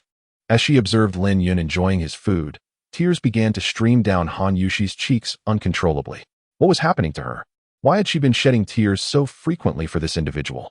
Today, she had even found herself in a conflict with others because of him. Nearby, a few homeless individuals regarded her with curiosity as they witnessed Lin Yun offering a piece of his rice cake to one of them. To Lin Yun's surprise, the man quickly shifted further away, retrieving a box of Master Kong biscuits from his bag, munching away while sipping from a bottle of mineral water. Lin Yun felt utterly disheartened. It dawned on him that he was truly the most destitute among them. Chapter 15. The number you dialed is disconnected. Although Lin Yun possessed a thick skin, nothing could be more disheartening than the realization that one is striving to support others while feeling vastly inferior in comparison. After finishing his meal, Lin Yun found the atmosphere unbearably dull and hastily departed. Han Yushi wiped her eyes, offering herself a quiet reassurance, reminding herself that they were not yet divorced and that, in name, he remained her husband. She resolved that she could not allow him to wander aimlessly, subjected to scorn. She must ensure they found a place to settle down. However, upon raising her head, she discovered that Lin Yun had already left. In a rush, she stepped onto the street, scanning her surroundings, yet finding nothing. Meanwhile, Lin Yun strolled down the street, retrieving the business card once more. He suddenly realized that the card bore no printed address, only a phone number, an email, and a fax number. Anxiety surged within him, as he pondered how he could possibly locate the place without an address. He resolved to make a call for clarification. Feeling in his pocket, he unearthed the solitary yuan he possessed, and the memory of the girl who had given him the money flooded his mind, filling him with immense gratitude. Approaching a small roadside shop, he inquired of the middle-aged woman behind the counter. "Excuse me, how much for a phone call?" "1 yuan for 3 minutes of local calls," she replied, glancing at Lin Yun's attire, instantly recognizing him as yet another migrant worker. Lin Yun cautiously placed the business card on the counter and dialed the number inscribed upon it. A gentle voice, seemingly incapable of ever harboring anger, emanated from the receiver, stating, "Hello, the number you have dialed has been disconnected." Believing he had misdialed, Lin Yun swiftly attempted again, only to be met with the same disheartening message. Although he felt a twinge of discomfort from being deceived, it did little to dampen his spirits. At worst, he would ascend the mountain, practice his cultivation, and forage for wild fruits. If a predecessor who had left behind the 9-star cultivation method could ascend to the heavens, why could he not do the same? "I can succeed. It is within my grasp." Suddenly, Lin Yun's heart surged with renewed determination. Raising his head, he let out a long, resonant cry, causing passers-by to hastily steer clear of the oddly vocal figure on the road. Divider, a bloodied middle-aged man, came sprinting towards Lin Yun from a distance, pursued relentlessly by 5 or 6 assailants wielding machetes. Witnessing this scene, onlookers scattered in all directions, with not a single soul remaining to call for help. The already secluded road felt even more desolate, save for Lin Yun, who continued his leisurely stroll. Observing the approaching pursuers, Lin Yun furrowed his brow. However, his good mood remained unscathed. He mused that such thuggish behavior was a rarity in this otherwise peaceful area, and this was the first time he had encountered such brazen aggression. The bloodied middle-aged man, seeing no escape, unexpectedly fled towards Lin Yun. "Brother, I apologize for dragging you into this. I didn't see you, but I can no longer run," he gasped, bent over and panting not far from Lin Yun. The 6 pursuers, upon noticing that the middle-aged man could no longer continue, swiftly surrounded him. One of the leaders, seeing Lin Yun's refusal to flee, approached and barked, "Old man, hand over all your money and get lost." Lin Yun regarded him coldly, uttering not a word. A young man from the back, noticing Lin Yun's indifference, brandished a machete and lunged at him. Lin Yun's eyes flared with rage. These individuals indiscriminately attacked anyone they encountered, indicating their nefarious nature. Before the young man could strike Lin Yun, a series of sharp sounds echoed, and he suddenly found himself airborne. As he landed, a sickening crack echoed from his leg. Reaching for his mouth, he realized his hands were immobile, and to his horror, he discovered that all his teeth had been shattered. His limbs lay broken, with one hand and one foot suffering from shattering fractures. Everyone nearby gazed at Lin Yun as if he were a monster. The leader, witnessing the unfolding chaos, realized something was amiss. He hadn't even seen how Lin Yun made his move, only that several of his men had fallen to the ground, their limbs shattered. It appeared that they had kicked a solid iron plate this time. Moreover, this seemingly innocuous fellow exhibited an astonishing brutality, mercilessly reducing his subordinates to mere stumps at the very first strike, proving himself far more ruthless than they. Little did he know that, whether Lin Yun merely incapacitated this assailant by shattering his limbs or even extinguished his life, Lin Yun's countenance would remain utterly unperturbed. "My apologies, esteemed brother. It appears we have erred this time. We shall take our leave," he courteously declared, clasping his fist in salute, before turning to the several young men wielding machetes behind him. The blood-soaked middle-aged man, who had initially resigned himself to a grim fate, found himself unexpectedly fortunate. Those who pursued him appeared inclined to withdraw, suggesting that his life might yet be spared. However, Lin Yun's subsequent utterance sent a jolt of trepidation through him. "Did I permit your departure?" Lin Yun's voice resonated with an icy coldness akin to shards of ice. Upon hearing Lin Yun's words, the few who had intended to retreat hastily grasped their machetes, their expressions fraught with anxiety as they fixed their gaze upon him. Had it not been for Lin Yun's earlier display of formidable prowess, they would not have contemplated retreating without a fight. To their astonishment, their desire to flee was met with obstinacy. "What do you intend?" The leader, a brawny man adorned with dragon tattoos, inquired, though the tension in his demeanor belied his bravado. Unlike his companions, he harbored a deep understanding of the ancient martial families, rumored to be formidable beings capable of single-handedly vanquishing dozens, if not hundreds. The 5 ruffians at his side were but a trifling challenge in comparison. "You have disturbed my tranquility. Each of you shall fracture either a foot or a hand," Lin Yun articulated with an ease reminiscent of one casually suggesting a confection. "What? Do not overstep your bounds. We acknowledge your superiority, but implore you to refrain from being excessively unreasonable." "Humph," exclaimed the imposing leader with a fierce demeanor. "Oh, then just 2. Before Lin Yun could finish his sentence, a slender youth in his 20s at the back abruptly twisted his own arm with a sharp crack. "What are you doing, Li Qing?" the leader bellowed, glaring at the youth who had just broken his own limb. However, Li Qing remained silent. "You're quite something. Step aside," Lin Yun remarked coolly. Casting a glance at the young man named Li Qing, he mused that this individual must possess a formidable spirit, capable of inflicting such pain upon himself, and clearly not one to fear death. Yet, Lin Yun found little interest in pondering his motives. The remaining individuals began to break their own limbs, whether arms or legs. Before Lin Yun could finish his thought, the leader brandished a machete and charged forward, followed by several others, all wielding blades aimed at Lin Yun, save for Li Qing, who stood apart. Lin Yun smirked with a hint of derision, choosing not to retreat, but rather to advance into their midst. With swift punches and kicks, the sounds of crack and thud filled the air as he swiftly incapacitated them, leaving them as lifeless as those already sprawled on the ground. In mere moments, all had suffered shattered limbs, lost teeth, and some even experienced catastrophic fractures. The few who lay on the ground, nearly fainting from pain, gazed at Lin Yun in terror, as if he were a monstrous entity. Who was this person, that he could provoke such a fearsome presence? Lin Yun paid no heed to the individuals sprawled on the ground, nor did he concern himself with the middle-aged man and Li Qing. He continued to stroll leisurely, as if nothing had transpired, yet internally he sighed, realizing it had been quite some time since he had engaged in a confrontation, and these ruffians had indeed caused him considerable trouble. Chapter 16. First, a few bottles of matai having walked quite a distance and taken 2 turns, Lin Yun noticed that the middle-aged man and Li Qing were still trailing behind him. He halted and inquired, "Why do you persist in following me?" The middle-aged man stepped forward respectfully and replied, "My name is Lu Yao. I have come to express my profound gratitude for your life-saving assistance. If you do not mind, may I invite you to dine with me?" Lin Yun nodded, saying, "That would be agreeable, as I have yet to have my dinner. However, what is your reason for following me? Surely, you do not intend to thank me for saving your life as well." At this, Lin Yun turned his gaze towards Li Qing, who suddenly knelt before him. Alarmed, Lin Yun urged, "Speak your mind, but I do not take disciples." Li Qing rose, his eyes glistening with unshed tears, and declared, "I have indeed come to express my heartfelt gratitude for your immense kindness." Taken aback by Li Qing's words, Lin Yun felt a flush of embarrassment, realizing they were not here to seek him as a teacher. He quickly remarked, "Did you not sever your own arm while pursuing Lu Yao at my behest? What brings you to thank me for your great favor? I harbor a deep-seated enmity towards Huangdan.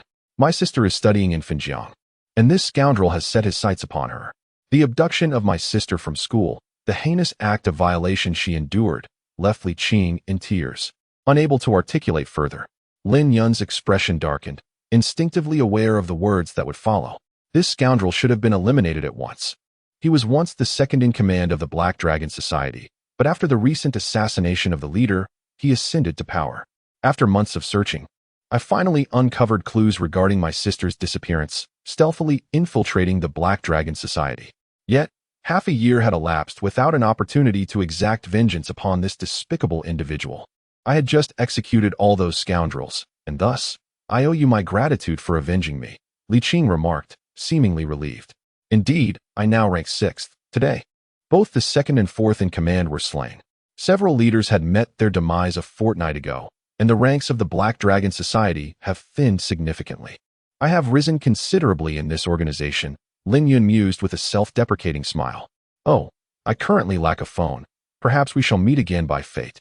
Upon hearing Lin Yun's words, Li Qing's eyes flickered with a hint of sadness, recognizing it as an excuse.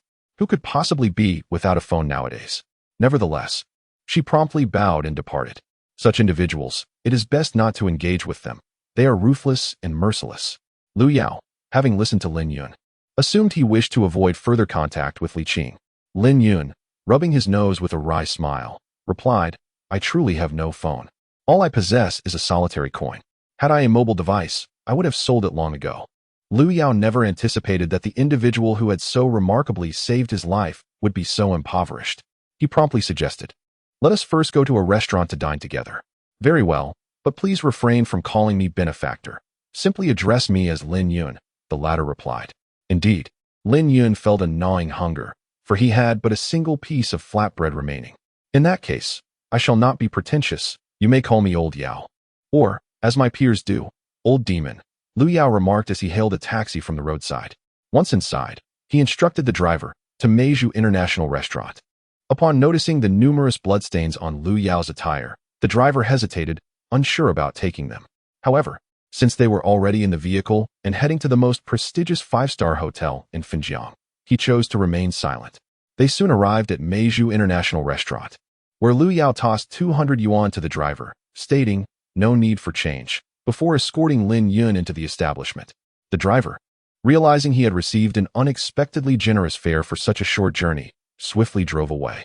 The hostess at Meizhou International Restaurant, upon seeing Liu Yao, drenched in blood, alongside Lin Yun, clad in what appeared to be bargain bin attire, maintained an expression of indifference, greeting them with the utmost respect as she ushered them inside. Lin Yun mused to himself that Liu Yao must be a regular patron here. As Liu Yao stepped into the opulent restaurant, he seemed unfazed, as though entering a rather ordinary inn, his demeanor remaining as tranquil as a leisurely stroll by the roadside. This only heightened Lin Yun's intrigue towards Liu Yao, who possessed merely a solitary yuan coin. Liu Yao summoned the waiter at the restaurant to prepare a luxurious suite for Lin Yun, and then remarked, "Brother Lin, please take some time to rest. I will freshen up before we head down for dinner." Although the cuisine at the Meizhou International Hotel could not rival Lin Yun's own culinary skills, it compensated with an abundance of ingredients and a team of top-notch chefs. Surprisingly, Liu Yao ordered an extravagant spread of dishes, and Lin Yun, who had abstained from meat for quite a while, felt no hesitation in indulging. During his time living with Han Yushi, she had purchased groceries several times, yet curiously, never once included meat, leaving Lin Yun's palate nearly dulled to the taste of it. "How about a drink, little brother? Shall we start with some Maotai?" Liu Yao observed that while Lin Yun's manner of eating was not unappealing, the sounds he made while eating were rather loud. However, Liu Yao dismissed it. After all, the world was filled with all sorts of individuals, and the sounds of dining were inconsequential. Yet, uncertain if Lin Yun could handle alcohol, he inquired. Since arriving on Earth, Lin Yun had not partaken in any alcoholic beverages, but he had heard of the renowned Maotai. Thus, he replied, "Let us begin with 7 or 8 bottles of Maotai." He then returned to his meal. Grateful for the abundance of dishes Liu Yao had ordered, Liu Yao was momentarily taken aback by Lin Yun's suggestion of 7 or 8 bottles, which amounted to an astounding quantity of baijiu. Nevertheless, being the person he was, Liu Yao refrained from further comment and simply instructed the nearby attendant, "Let us start with 10 bottles of Maotai."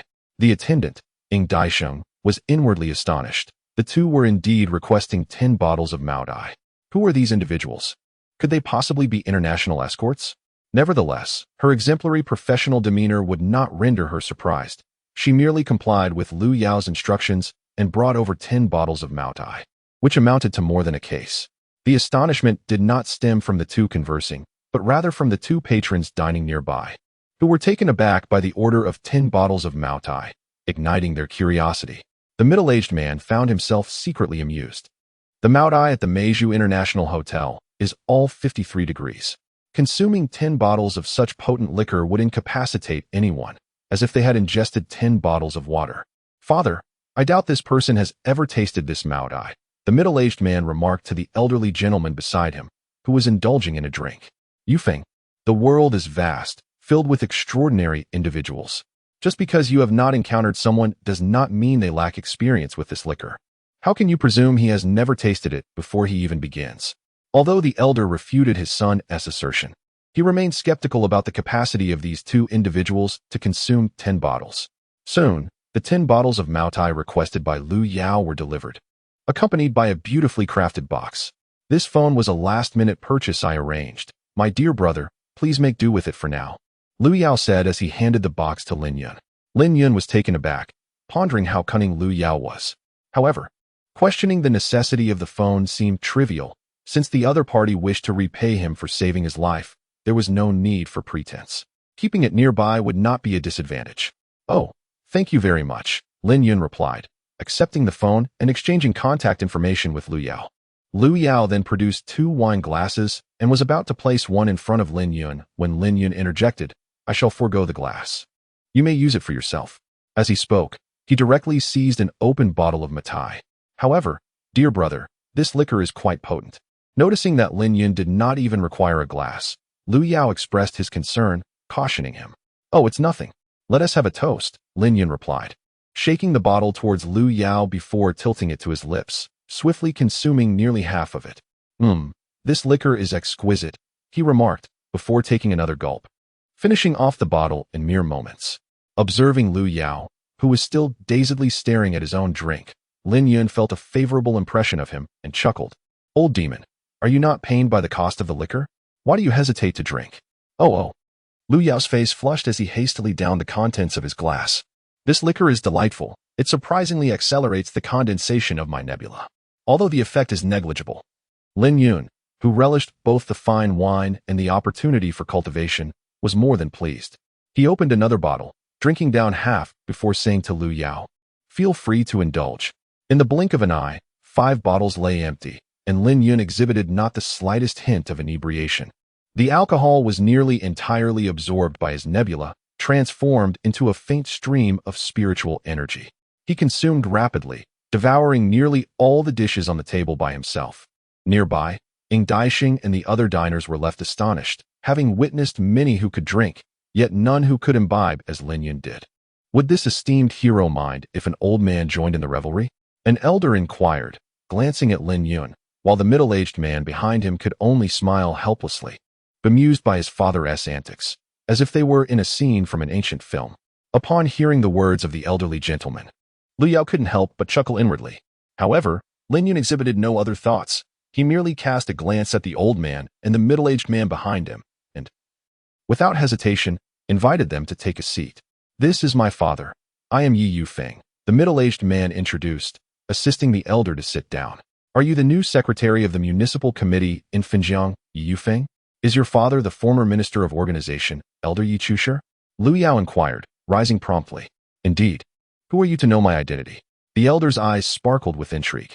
It was not uncommon for people to be aware that Yi Yufeng was the new municipal secretary, but few knew him as the former minister of organization, for his public name had been Yi Zhan, while Yi Chutian was known only among family and friends. Oh, that explains the elder's suspicion. I am the 4th son of the Lu family, the one engaged in business in Hong Kong. Lu Yao respectfully responded with a bow. Haha. I was wondering who recognized my name. It turns out to be the 4th son of the Lu bandit. I have heard tales of how the Lu bandit has a son who forsook his official post for commerce. And that must be you, Elder Yi exclaimed, his gaze fixed sternly on Lu Yao. Lu Yao, feeling somewhat embarrassed, addressed Elder Yi. This is Lin Yun, a friend my nephew has known for a short time. He then turned to Lin Yun, saying, you have already heard their names. I need not introduce them further. Afterward, he poured a glass of wine for both Elder Yi Chusher and Yi Yufeng. Lin Yun nodded slightly, yet before he could utter a word, he noticed Yi Chusher lifting his wine cup towards him, stating, Brother, I perceive that your capacity for liquor is quite remarkable, indicative of a true hero. Thus, I take the liberty of proposing this toast in your honor. With that, he downed the drink in one swift motion. The middle-aged man, upon witnessing the elder's quick consumption of a cup, hastily interjected. The elder waved his hand dismissively, exclaiming, It has been ages since I encountered such a heroic figure. One must indulge in a few hearty drinks to remain true to oneself. Lin Yun nodded in agreement, grasping a bottle of wine and proceeding to consume it with a few hearty gulps. Haha, I initially came here merely for the delectable Tianbao Sanqian they serve. Yet I never anticipated meeting a legendary hero like you, Brother Lin. One must indulge without restraint. As he spoke, the elder took the bottle from the begrudging hands of Lu Yao and filled his own cup once more. Lu Yao regarded Yi Chusher with lingering suspicion, pondering whether the elder was using this as an excuse to imbibe more. Lin Yun interjected, stopping Yi Chusher from drinking. Uncle Yi, given your health condition, it would be wise to forego drinking. Once you have recovered, we shall revel together. As for Secretary Yi, he too should refrain from drinking due to his ailment. Upon hearing Lin Yun's words, Yi Chusher and Yi Yufeng were momentarily taken aback. How did this individual, whom they had just met, Discern that both father and son were unwell? How do you know? Yi Yufeng gaped in astonishment at Lin Yun. What? You can cure my father's illness? Do you even know what affliction he suffers from? Yi Yufeng stared at Lin Yun, his expression a curious blend of disbelief and dissatisfaction. Indeed, it is the case that Lin Yun, who has yet to comprehend the nature of his father's ailment, boldly claims he can cure it, treating the matter of life as if it were a trifling game. Had he not been aware of the esteemed lineage of Lu Yao's father, he might have lost his temper on the spot. Of course, I merely express my thoughts. It does not imply an obligation to treat your father, nor is there any need for such urgency. Lin Yun, catching a glimpse of Yi Yufeng's dissatisfaction, uttered a few words nonchalantly and chose to refrain from further discussion. Instead, he focused on the dishes before him, the sounds of his consumption echoing loudly throughout the table. Yi Chusher, while not convinced of Lin Yun's ability to remedy his illness, found himself quite fond of this spirited young man who could drink heartily. The lad's voracious eating style resonated well with his own tastes. After all, with only a few months left to live, there seemed little harm in allowing this young man he admired to witness it. Death, whether soon or delayed, ultimately remains the same. With this thought, he shot a glance at Yi Yufeng and remarked, "Brother Lin, I did not realize you were also involved in the field of medicine. Quite impressive. Now, young man, what do you suppose afflicts me? If your diagnosis proves accurate, I may trouble you for treatment, haha." He spoke without a hint of concern for his own affliction. If I am not mistaken, Uncle Yi is suffering from cancer, specifically late-stage liver cancer. Although I do not possess complete certainty regarding this illness, there remains a glimmer of hope for a cure, Lin Yun stated after consuming half a bottle of wine. You truly believe you can heal my father's illness? Yi Yufeng abruptly rose, his excitement palpable as he addressed Lin Yun. Lin Yun cast a cold glance at Yi Yufeng, harboring a certain aversion towards this middle-aged man, who bore a resemblance to Zhang Xian, the one who had previously tormented him. However, Yi Yufeng could not dismiss Lin Yun's words. A mere glance at his father revealed the nature of his ailment, and he was confident in the potential for treatment. While certainty was elusive, especially in the realm of late-stage cancer, he recognized the gravity of the situation. Your father possesses a more straightforward character than you, and his open-mindedness is another reason I am willing to assist in his treatment. Moreover, he has reached the late stages of liver cancer and wisely refrained from engaging in futile chemotherapy. This is a commendable decision, reflecting his fortitude, Lin Yun remarked, surveying Yi Yufeng with a nonchalant demeanor. Yi Yufeng's face flushed crimson as he prepared to respond, but it was Yi Chusher who interjected, laughing heartily. Indeed, Brother Lin speaks truthfully. Young Yufeng is excessively cautious and somewhat pedantic, which explains his lack of popularity. Let us not dwell on that. It is truly a delightful occasion to meet someone as distinguished as Brother Lin. He lifted his glass and downed its contents in one swift motion. Observing his father consume yet another drink, Yi Yufeng could only manage a wry smile and a shake of his head. Noticing this, Lu Yao promptly replaced the alcohol with beverages for the Yi father-son duo, and this time, Yi Lao refrained from protest. As the evening progressed, with glasses clinking and Lu Yao's seasoned conviviality, the atmosphere grew increasingly lively. Lin Yun demonstrated remarkable expertise across various fields: construction, machinery, warfare, and commerce, leaving the others at the table feeling as if their own specialties paled in comparison to his profound knowledge. Regarding the realms of electronics and medicine, there was initially no one well-versed in these subjects, nor had anyone broached the topic.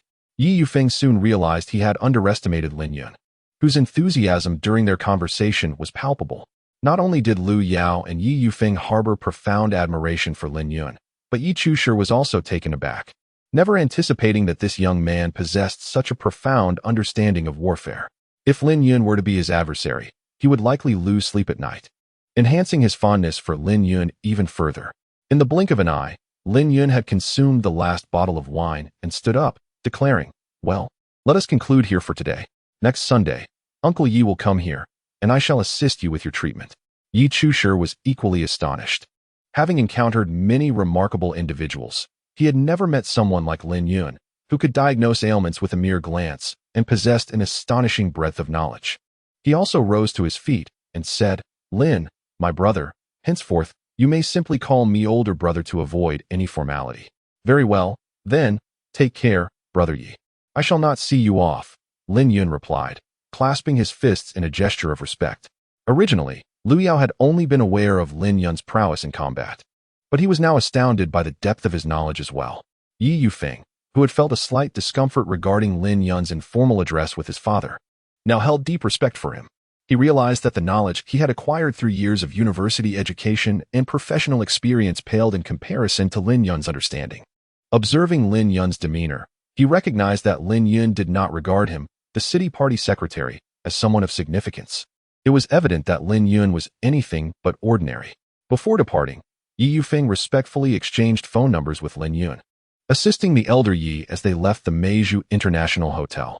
Liu Yaoxin remarked that if others were to see the city party secretary and the organizational minister from the central government, they would undoubtedly show the utmost respect, akin to treating a lobster with reverence. Yet, here was Lin Yun, having finished his meal, issuing a dismissive farewell.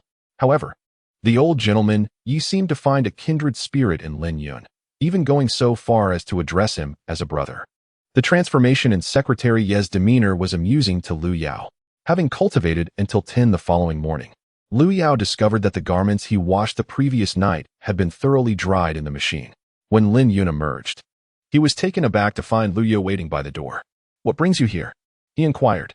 "Oh, I happened to walk by your door, saw you coming out, and thought we could descend together for breakfast," Liu Yao replied, a hint of bashfulness coloring his tone.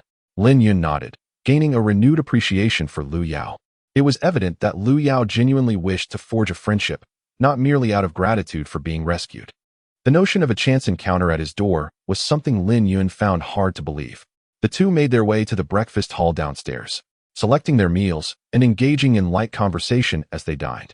Whereas Lin Yun had previously held no intention of pursuing a relationship with Liu Yao, the latter's demeanor now suggested he was indeed a person worth befriending.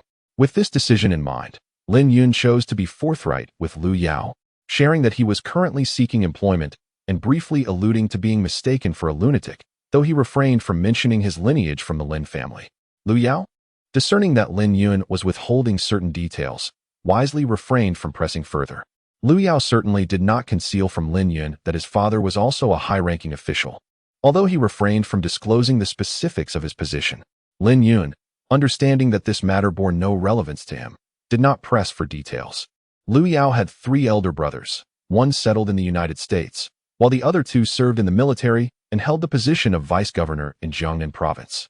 The latter, having little inclination towards a political career, currently presided as the chairman of the Shanghai group. Lin Yun was indifferent to these officials and even refrained from inquiring why members of the Black Dragon gang pursued Liu Yao the previous night. He merely remarked, upon hearing Liu Yao's account, that if Li Qing had not committed any heinous acts, he would spare him this time. Liu Yao was taken aback by Lin Yun's words, realizing that Lin Yun had already discerned his intentions. However, Lin Yun's silence indicated his discretion. Given Lin Yun's attitude towards Li Qing the night before, Liu Yao had no intention of causing Li Qing any trouble. After finishing breakfast, Lin Yun expressed a desire to take a stroll and instructed Liu Yao to procure a set of gold needles for Brother Yi, promising to assist in his treatment next week. "Brother Lin, can you truly treat cancer? This is no trifling matter. If you lack confidence, I can help you decline the offer." Liu Yao voiced his concern for Lin Yun. Although their acquaintance was recent, he perceived Lin Yun as a person worth befriending, recognizing his considerable capabilities. "Rest assured, my confidence may not reach 100%, but I possess a solid 90% assurance," Lin Yun replied with a smile, patting Liu Yao on the shoulder. "What? 90%? Liu Yao was genuinely taken aback by Lin Yun's words, to the extent that he began to doubt the veracity of others' claims regarding his mental state. Nonetheless, Liu Yao recognized that Lin Yun possessed a clear mind, rendering it improbable for him to be mentally unstable. He produced a stack of 10,000 yuan bills and handed them to Lin Yun, saying, "I am uncertain about what to purchase. Perhaps you should choose for yourself, or I could accompany you." "No need for that. I can manage it on my own. You should attend to your own matters," Lin Yun replied with a smile as he accepted the money, fully aware that Liu Yao had pressing issues to address concerning the pursuit from the previous night. "Zhang Jia, you seem a bit down today. What's the matter? Did you experience another heartbreak?" Zhang Xian, upon arriving at the office, sat quietly for a while until she heard Wang Liang from the technical department calling her name. When she noticed Wang Liang accompanied by a slightly older middle-aged man entering her office, she promptly stood and exclaimed, "Isn't this Engineer Tan? What brings you here today?" Zhang Xian's mood was indeed less than cheerful. Although she could not be blamed for the previous day's events, it was she who had instilled hope in another, only to extinguish it. While the individual in question might have had some issues, it was evident that he was in dire need of employment. "Ah, little Zhang. I only come with purpose," Ten remarked. "Our company's collaboration with the American company Huayue is quite a stroke of luck. I am here to request personnel. The information regarding the candidates we intended to recruit yesterday should be with you. Please show it to me. Despite our partnership with Huayue, our technical capabilities remain rather feeble." The speaker is the individual referred to as Engineer Tan by Zhang Xian. All the applicants' information is laid out here. As Zhang Xian hands a stack of resumes to Engineer Tan. Upon receiving these resumes, Engineer Tan remarks to Wang Liang beside him, "Xiao Wang, please summon Jiang Tao from the engineering department. With so many resumes, I do not know when I will finish reviewing them all." Zhang Xian offers a chair to this middle-aged man and then goes to brew a cup of tea. She is quite cautious around Engineer Tan, whose full name is Tan Aihua, the chief engineer of Shanghai Electronics. Although he does not hold a position of power, his influence is second only to that of the president within the company. As Tan Aihua peruses the resumes, his brow furrows. Most of them belong to fresh graduates. The claims made within these documents are extravagant yet impractical, such as having received certain awards or having interned briefly at large corporations. They predominantly express aspirations rather than showcasing current capabilities. Observing Tan Aihua's frown deepening, Zhang Xian feels increasingly anxious. Recognizing that the lack of qualified talent reflects a shortcoming of the Human Resources Department. As the head of the HR department, Zhang Xian has personally visited the talent market, thus bearing a larger share of the responsibility. Alas, Xiao Zhang, there seems to be a dearth of quality candidates. Why are they all just fresh graduates? The only resumes with work experience come from small electronics factories, Tan Aihua states, shaking his head in dismay. Zhang Xian was lost in thought when she suddenly noticed Chief Engineer Tan intently examining a piece of paper. Startled, she quickly exclaimed, "Oh, Chief Engineer Tan. That is of no use. I forgot to discard it, my oversight." However, Tan Aihua appeared to be oblivious to Zhang Xian's words. His gaze firmly fixed on the paper as he murmured to himself, "Could this actually work?" Before Zhang Xian could continue, Tan Aihua interjected, "Where did you obtain this paper?" It was drawn by someone somewhat eccentric at the talent market, who claimed this circuit could render a vacuum cleaner silent. I thought I had thrown it away, but it accidentally got mixed in with my resume," Zhang Xian explained, observing Tan Aihua's fervent demeanor with a hint of surprise. "Indeed, it does reduce noise," he exclaimed. "But where is that person? What else did he say?" Tan Aihua spoke in a rapid-fire manner, revealing his palpable eagerness. He mentioned it was a noise cancellation circuit within a certain electrical framework. "I have studied electronics myself, and I can assure you, there is no such thing as a certain electrical framework. I suspect he may have some issues up top, so I dismissed it casually," Zhang Xian clarified. "Are you suggesting that anything you have not encountered is inherently incorrect?" Newton's law of universal gravitation was also deemed erroneous by his predecessors, yet the outcome speaks for itself. If he has a problem, I see that you. At this point, Chief Engineer Ten realized he had perhaps overstepped and promptly ceased his remarks. "I will verify this circuit. Even if it lacks sound dampening capabilities, anyone capable of designing such a circuit cannot be foolish. Contact him immediately. He is precisely the talent I require." Upon concluding his words, Tan Aihua hastily departed. Although he harbored doubts regarding the circuit, he felt an urgent need to experiment with it. Zhang Xian wore a face of grievance, pondering whether Tan, the chief engineer, had lost his senses. How could an individual from a mere talent market claim to design a circuit that eludes the world's greatest minds? Surely, such a proclamation indicated a lapse in judgment. Alas, I possess no means to contact him, and once he verifies his claims, he is unlikely to return to me. As Lin Yun exited the Meizhou International Hotel, he wandered aimlessly down the street, ultimately spending over 8,000 yuan on a set of gold needles at Finjiang First Medical Equipment. He also purchased a pillow from a department store as a gift for Han Yushi, acknowledging that he had relied on her support for over a week. Moreover, he had observed her rubbing her back on several occasions, likely due to the discomfort of her office chair. Thus, he intended to present her with a pillow before their divorce. Consequently, the 10,000 yuan provided by Liu Yao dwindled to a mere few hundred. Having completed these errands, Lin Yun found himself without further obligations. He decided to wait at Han Yushi's company until she finished her lunch break, intending to accompany her in finalizing their divorce proceedings. As he strolled, He arrived at her workplace just as they were on their lunch break, contemplating whether to proactively seek out Han Yushi or wait for her colleagues to emerge and summon her. Had it not been for her fear of embarrassment, Lin Yun would have taken the initiative to seek out Han Yushi. However, he presumed that his reputation within her company was far from favorable, and thus, he refrained from making an appearance there, concerned that it might cast a negative shadow on her. The three individuals present did not find any humor in Lin Yun's playful remarks. Instead, a chill enveloped the atmosphere.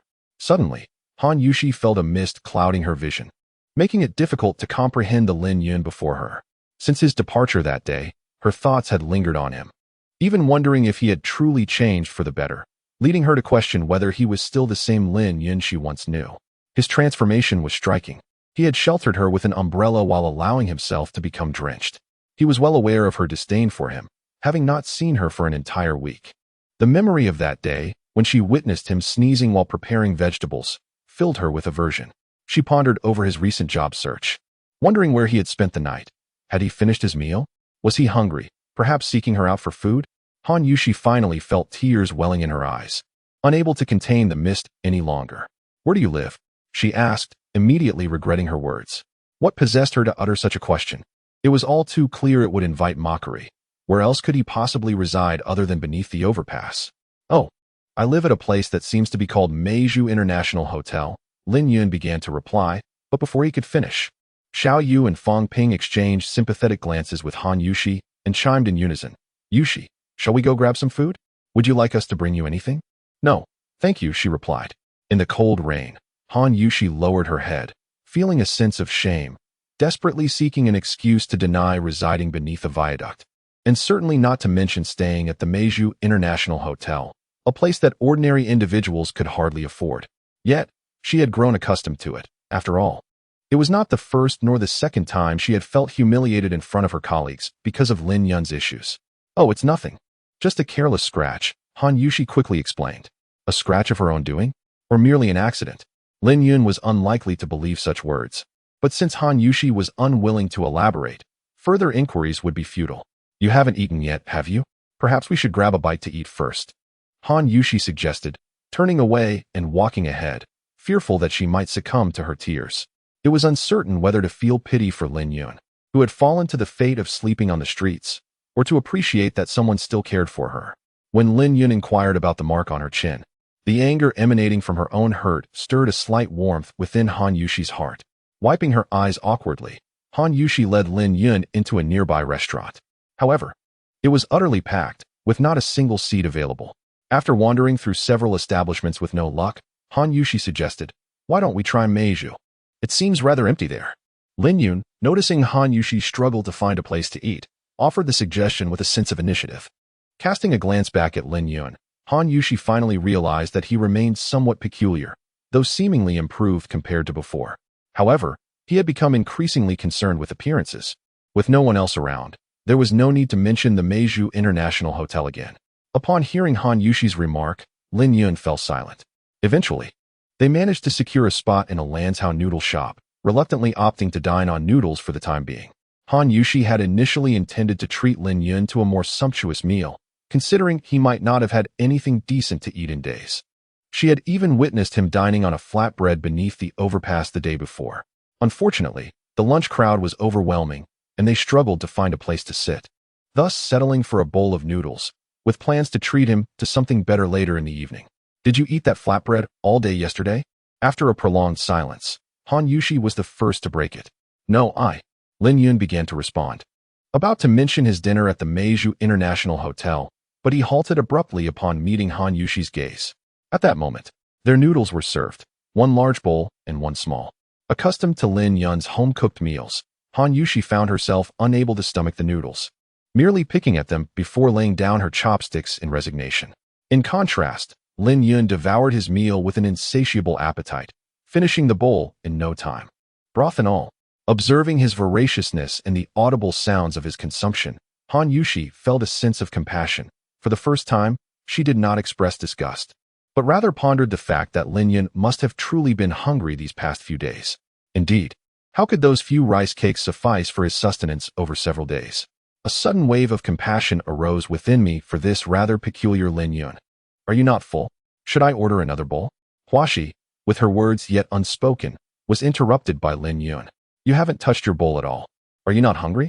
Lin Yun inquired, eyeing the untouched noodles before Huaxi. I can't eat anymore, and I'm not particularly hungry.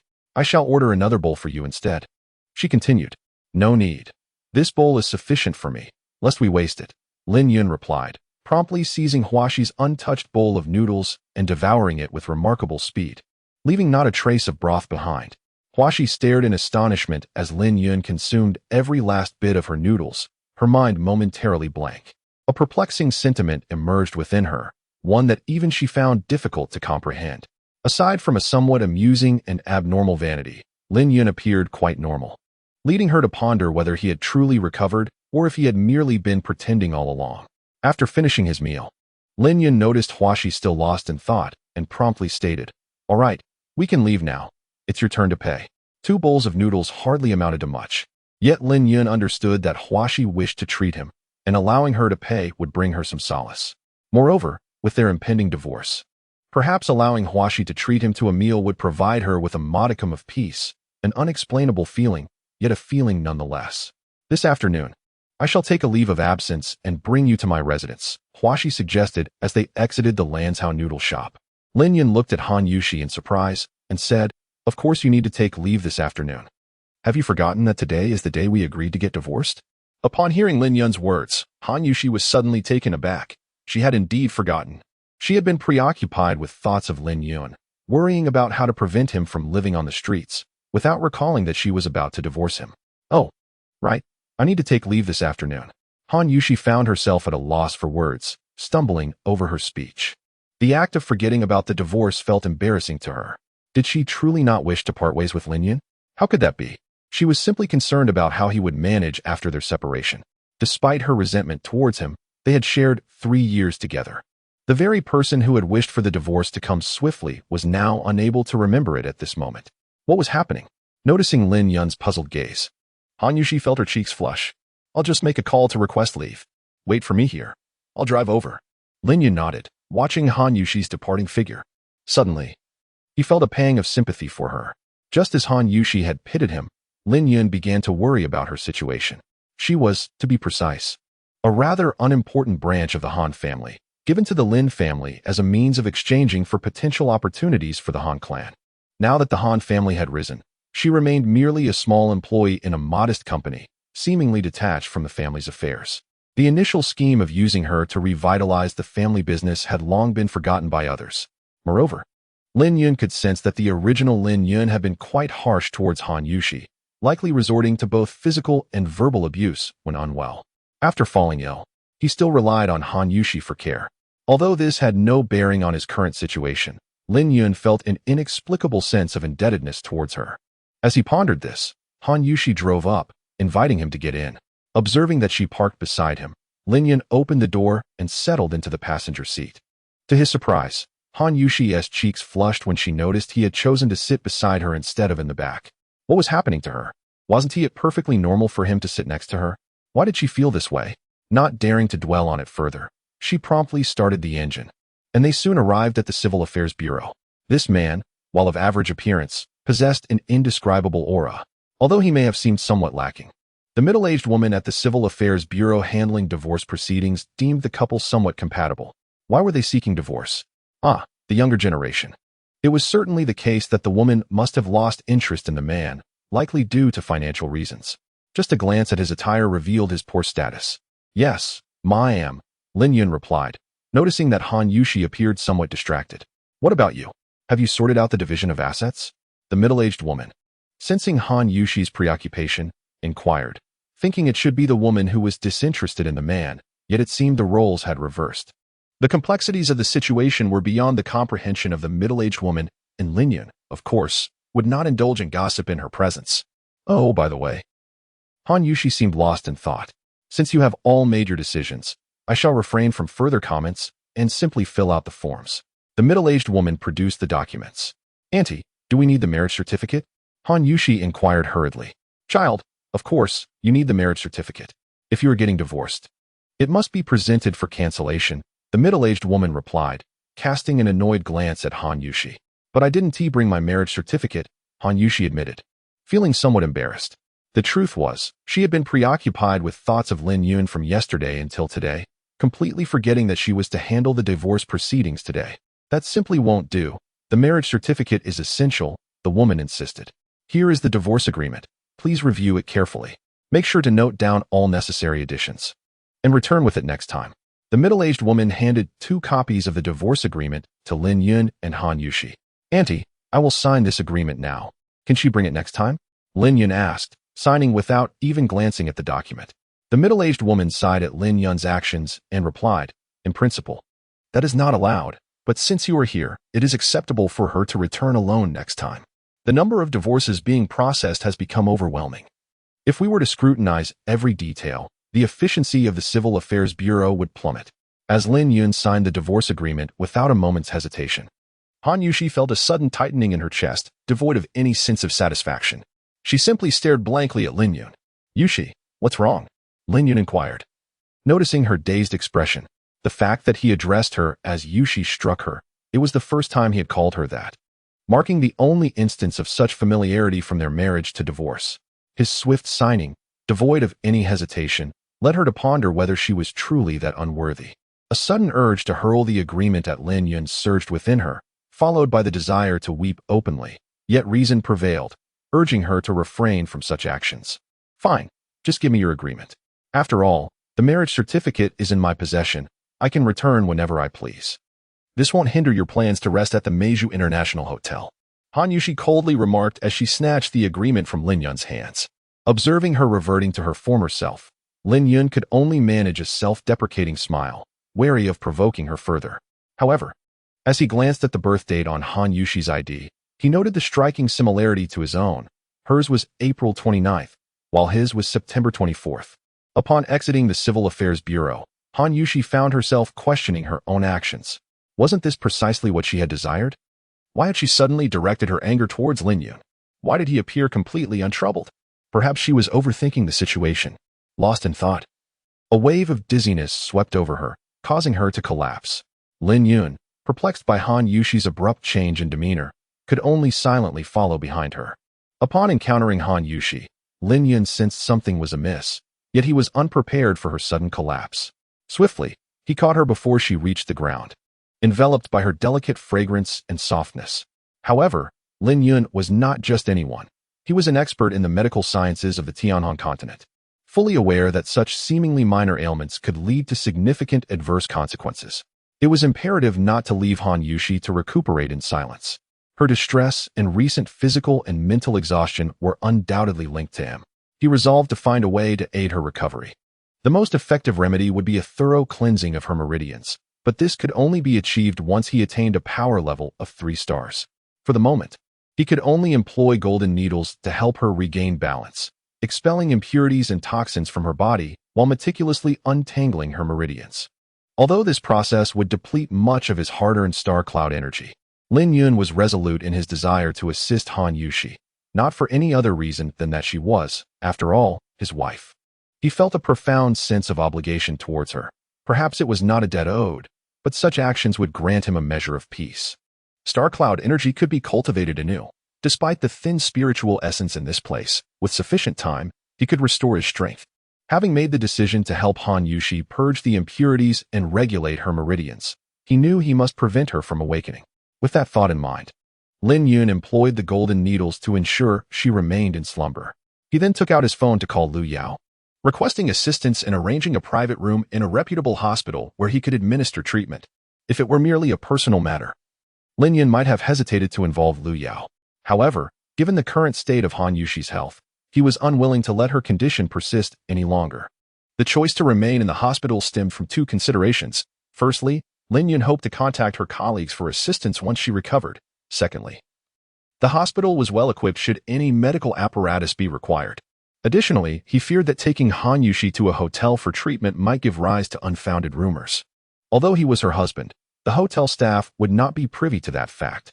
Lu Yao was remarkably efficient, calling Lin Yun within mere minutes to inform him that he had reserved a premium care ward at Aerie Hospital, the finest medical institution in Xinjiang. He inquired whether Lin Yun needed him to come over, but Lin Yun graciously declined. Although his memory of driving was somewhat hazy, He found that he could easily learn to operate the vehicle upon examining its structure. The cars here were significantly simpler than those in the Tianhan continent. Upon arriving at Airy Hospital in Han Yushi's car, Lin Yun swiftly carried her into the premium care ward on the 3rd floor. It seemed that Liu Yao had already made the necessary arrangements, as the head nurse promptly exited upon their entry. Lin Yun gently placed Han Yushi on the hospital bed, switched off her phone, and commenced her treatment. He retrieved 108 golden needles, skillfully channeling his cosmic energy as he inserted them into various acupuncture points across her body.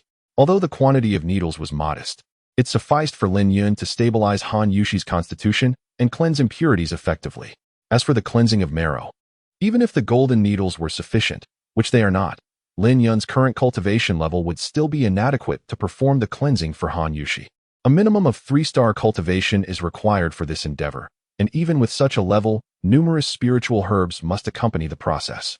The stellar energy rapidly extracted from Lin Yun's body by the golden needles transformed into supreme nourishment, dedicated entirely to restoring Han Yushi's meridians. For a continuous span of 8 hours, Lin Yun was drenched in sweat, saturating even the area beside Han Yushi's bed. Nevertheless, Lin Yun felt no remorse. He had succeeded. The impurities within Han Yushi's body were gradually extracted by the golden needles, and her meridians were entirely revitalized under the influence of the stellar energy. With each needle Lin Yun withdrew, a trace of impurity was removed, granting Han Yushi a sense of relief. Although she remained unconscious, this subconscious sensation lingered. Chapter 22. That foolish smile. Though Han Yushi's eyes were shut, she retained a vague impression even as Lin Yun carried her to the carriage.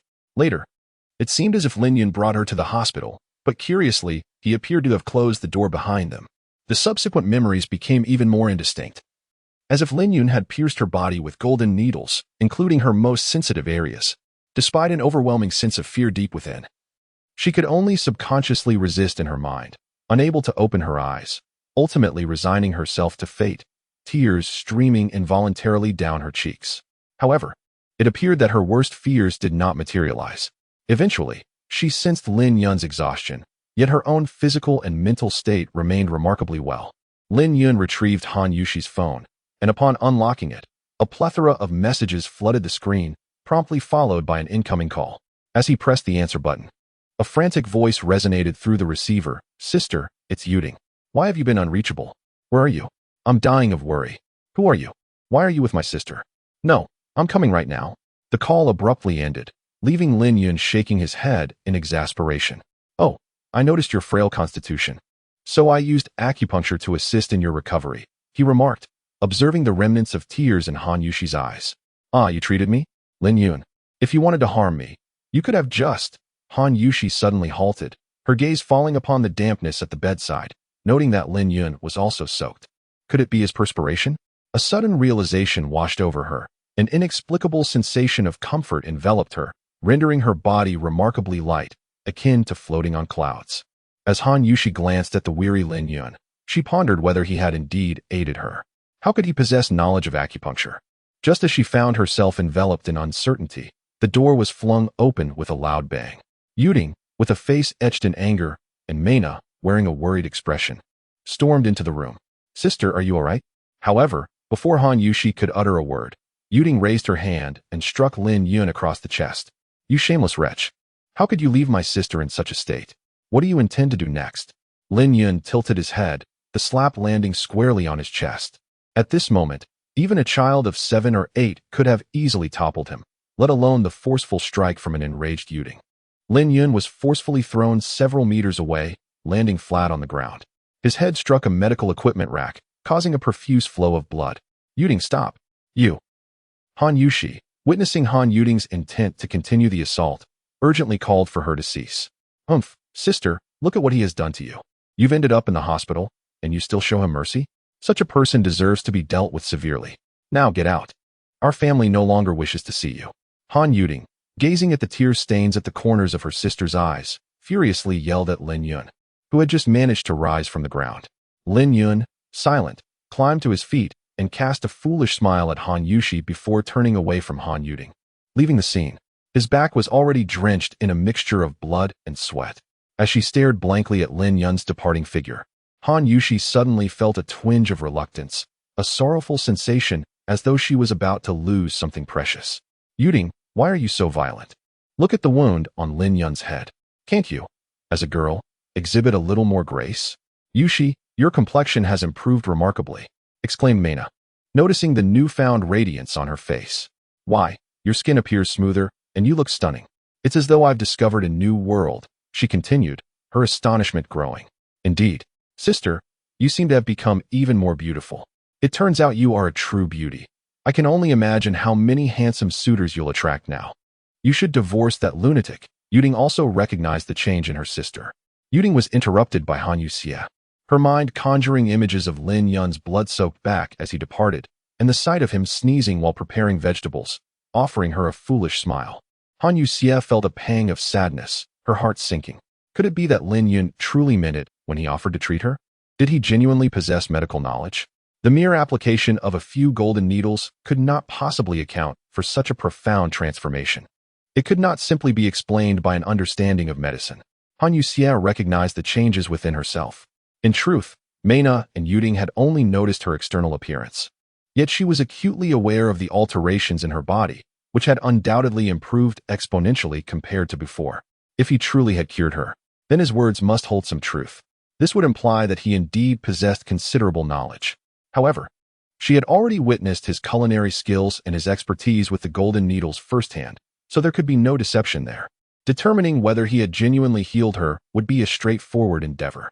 Did he not claim to reside at the Meiju International Hotel? She could simply visit and ascertain whether he was telling the truth. Yet, she shook her head in disbelief. How could it be? If he were wealthy enough to stay at the Meiju International Hotel, would he still need to seek employment? Would he really be reduced to consuming his own baked rice cakes? But upon recalling the rice cakes, Han Yuxia found herself puzzled once more. Could a person with a troubled mind truly contemplate matters with such thoroughness? Would he be aware of his lack of food and yet still bake rice cakes? She sank deeper into confusion. Sister, what is the matter? What brought you to the hospital? Are you feeling any better now? As Han Yuding encountered Han Yushi, she suddenly fell into deep contemplation, her expression shifting rapidly. In a flurry, she inquired, only to discover that her sister appeared perfectly fine, seemingly in good spirits. With a sigh of relief, Han Yuding embraced Han Yushi and exited the hospital alongside Mena. Upon opening the car door, Han Yushi was taken aback to find a vest bag on the passenger seat, one that Lin Yun had been holding moments before. She swiftly seized the bag and, upon opening it, found a soft, pale yellow neck pillow nestled within, the kind typically used in an office setting. Cradling the pillow in her arms, memories of Lin Yun's silly grin as he departed flooded her mind. Use a neck pillow at work, Lin Yun's words echoed in her ears. Yet the pillow had already found its way into her grasp. The mingling of sweat and blood on Lin Yun's back, his unsteady retreat, remained vividly etched in her memory. What a beautiful neck pillow. Did you just buy this, sister? Give it to me, I want it. Han Yuding exclaimed, having spotted the pillow in her sister's hands, rushing forward to snatch it away. It truly is lovely, Yushi. Where did you get it? I want one too. Mena chimed in, having noticed the pillow as well. As her sister attempted to claim the cherished item, Han Yushi instinctively clutched it tighter, her vision blurring further with the memory of Lin Yun's silhouette. This was the first gift she had received from him after being compelled by her family to marry Lin Yun, and perhaps it would be the last. Could someone so considerate truly be mad? She found it hard to believe. What was she to do? Upon seeing the tears glistening in her sister's eyes, Han Yuding panicked. Sister, I won't take your cushion anymore. What is wrong? It's nothing, Mena. You drive, her sister replied. Han Yushi clutched the cushion, sitting quietly in the back. Lost in her thoughts, Divider Lin Yun hailed a taxi and quickly arrived at the Meiju International Hotel. After hastily washing up and tending to the wound on his head, he promptly departed. His star power was currently in a state of decline, necessitating a substantial influx of star essence for cultivation. With the star cloud now formed, it was imperative to find a spacious area conducive to absorbing the radiance of the star essence. He summoned a taxi that took him to the outskirts, where he finally discovered an undeveloped area surrounded by wild grass. Lin Yun settled in a secluded spot and began to absorb the star essence for his training. Although the spiritual energy here was thin, the presence of star essence provided a vital source for his recovery. Despite the slow pace of his recuperation, he was nonetheless making progress. However, after one day and night, Lin Yun had only managed to restore half of his star power. No matter how much star essence he absorbed thereafter, he could not fully recuperate. With a sigh, Lin Yun acknowledged that his star cloud had only just formed. Having exerted himself to the fullest in helping Han Yushi with her golden needle treatment, he had depleted his energy excessively, compromising his foundational strength. Since complete restoration is unattainable, it is an inevitable circumstance, and I shall have to cultivate gradually in the future. Progressing in this manner leaves me uncertain as to when I might form a star soul, let alone achieve the status of a one-star. Nevertheless, there seems to be no better alternative. I must take it one step at a time. Lin Yun silently cursed his misfortune. Yet he bore no animosity towards the individual responsible. Concealed within the thicket, it was difficult for anyone to spot him during the day, let alone at night. To his surprise, the vehicle did not continue onward but instead halted not far ahead. Lin Yun wished to evade detection and was preparing to retreat quietly. What of that female officer? Today, she will still be subjected to the whims of my brothers. The voice of one of the ruffians boasted arrogantly. Black skin. Forget about that girl from Shanghai group for now. Bring out that female officer. Here, brothers, let us indulge, and then dispose of her on the spot. Upon hearing this brazen proclamation, Lin Yun was momentarily taken aback. A group of kidnappers had captured 2 women, including a police officer, intending to violate and subsequently murder her. Regardless of the circumstances, the audacity of these men attempting to assault a woman in the wilderness, regardless of his desire to remain uninvolved, was simply intolerable. Although early summer was approaching, the nights remained quite cool. To Lin Yun's dismay, the kidnappers had carelessly thrown a blanket onto the grass and dragged the bound woman onto it. As he approached, he confirmed that she was indeed a female officer clad in uniform. Her hands were bound, and her mouth was gagged with some material. Yet the fury emanating from her eyes was palpable, even from a distance. Aside from the female officer who had been thrust out of the vehicle, 4 burly men emerged as well. Officer Miao, were you not quite arrogant when facing us? Today, I shall let you experience my prowess, ensuring that you will crave for more.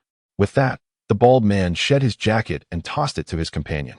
He then yanked at the shirt of the female officer lying on the ground, exposing a significant portion of her form, which even her bra could not conceal. The woman, powerless to resist, shed 2 streams of humiliating tears. The bandits encircling the female officer were suddenly startled by an unexpected sound. This desolate suburb rarely saw any passers-by during the day, let alone at night, hence their surprise. Who is it? The bald man, preparing to undress, felt his desires dissipate. His attention fixated on the source of the voice. Such a coward. Lin Yun emerged from the thicket.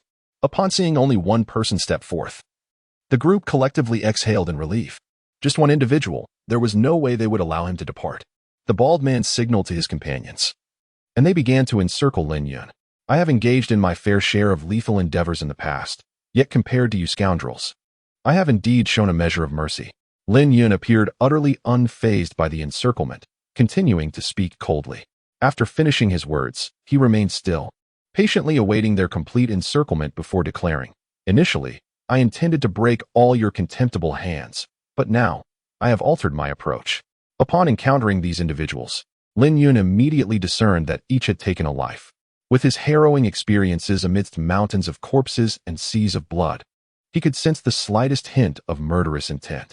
No matter who it is from that path, we shall strike him down first, declared the bald brute, who promptly drew a triangular dagger and lunged at Lin Yun. Simultaneously, the others brandished their weapons, aiming to slash at him.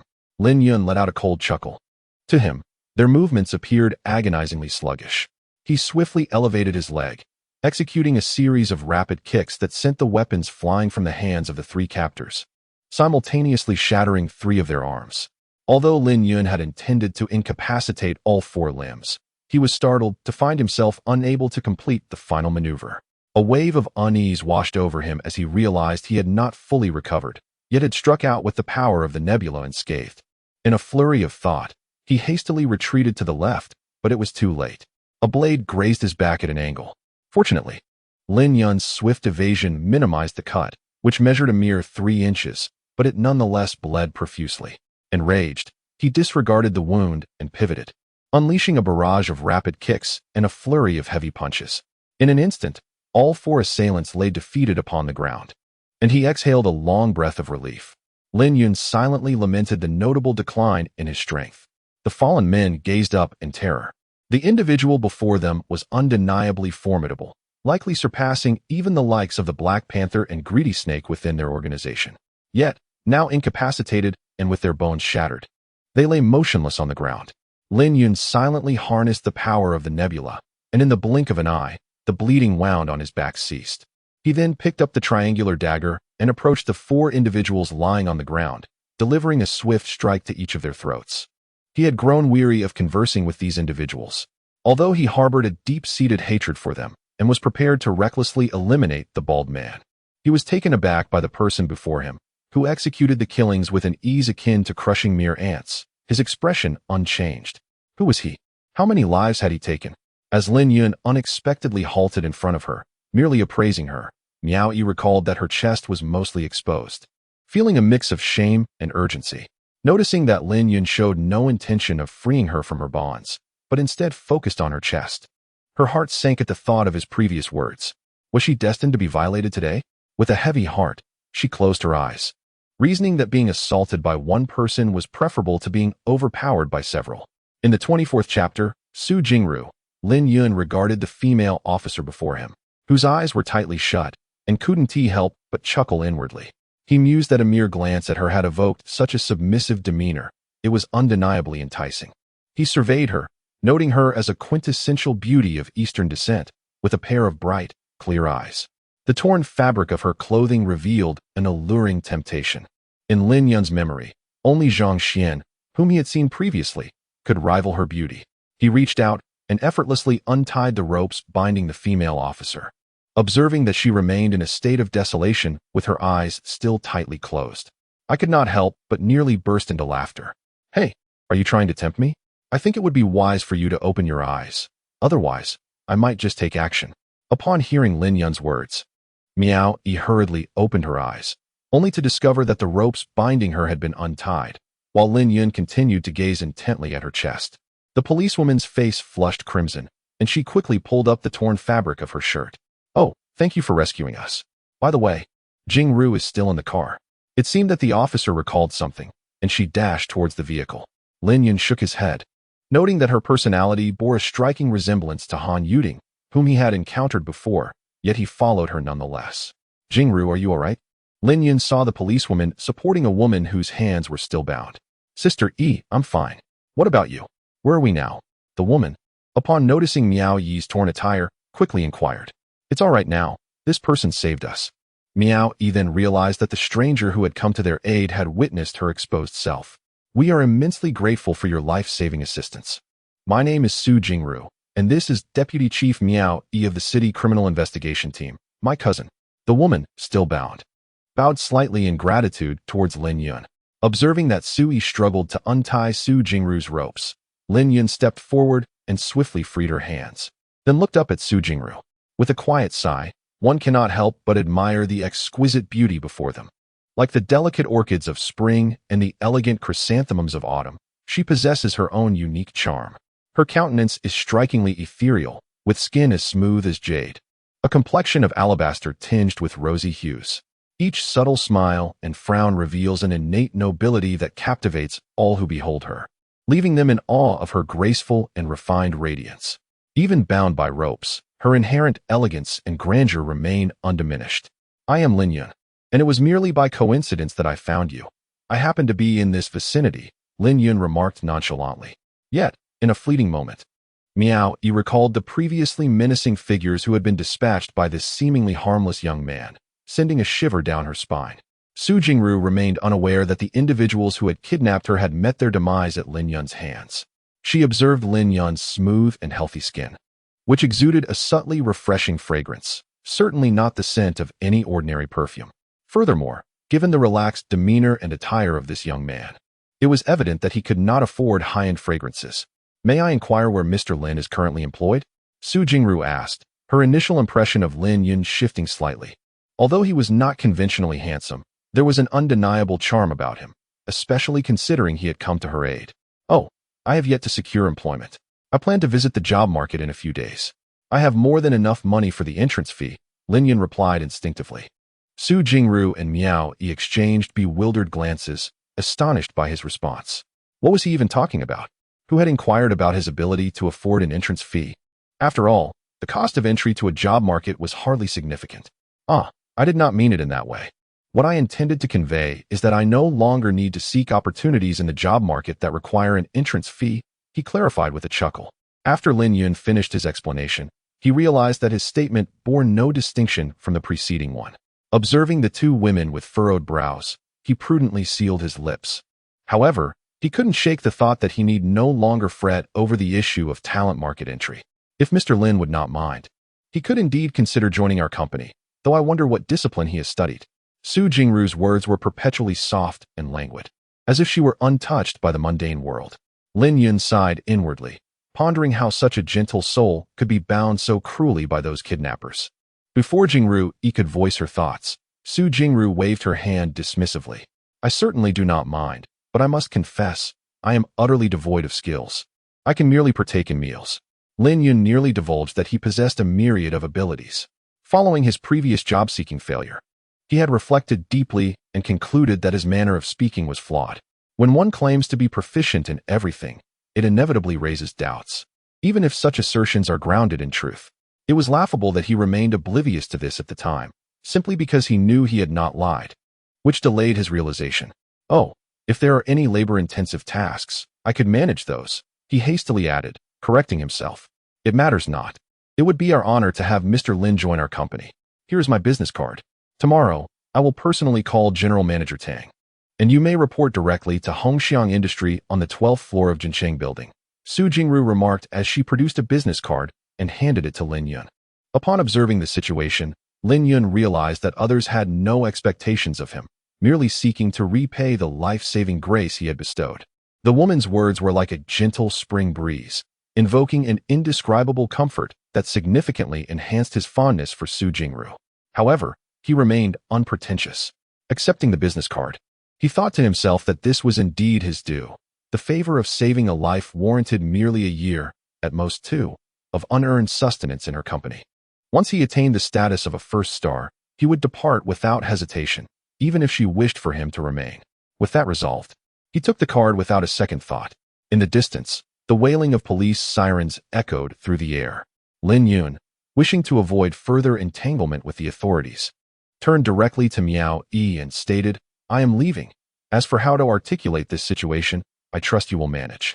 After exchanging farewells with the two women, he turned and walked away.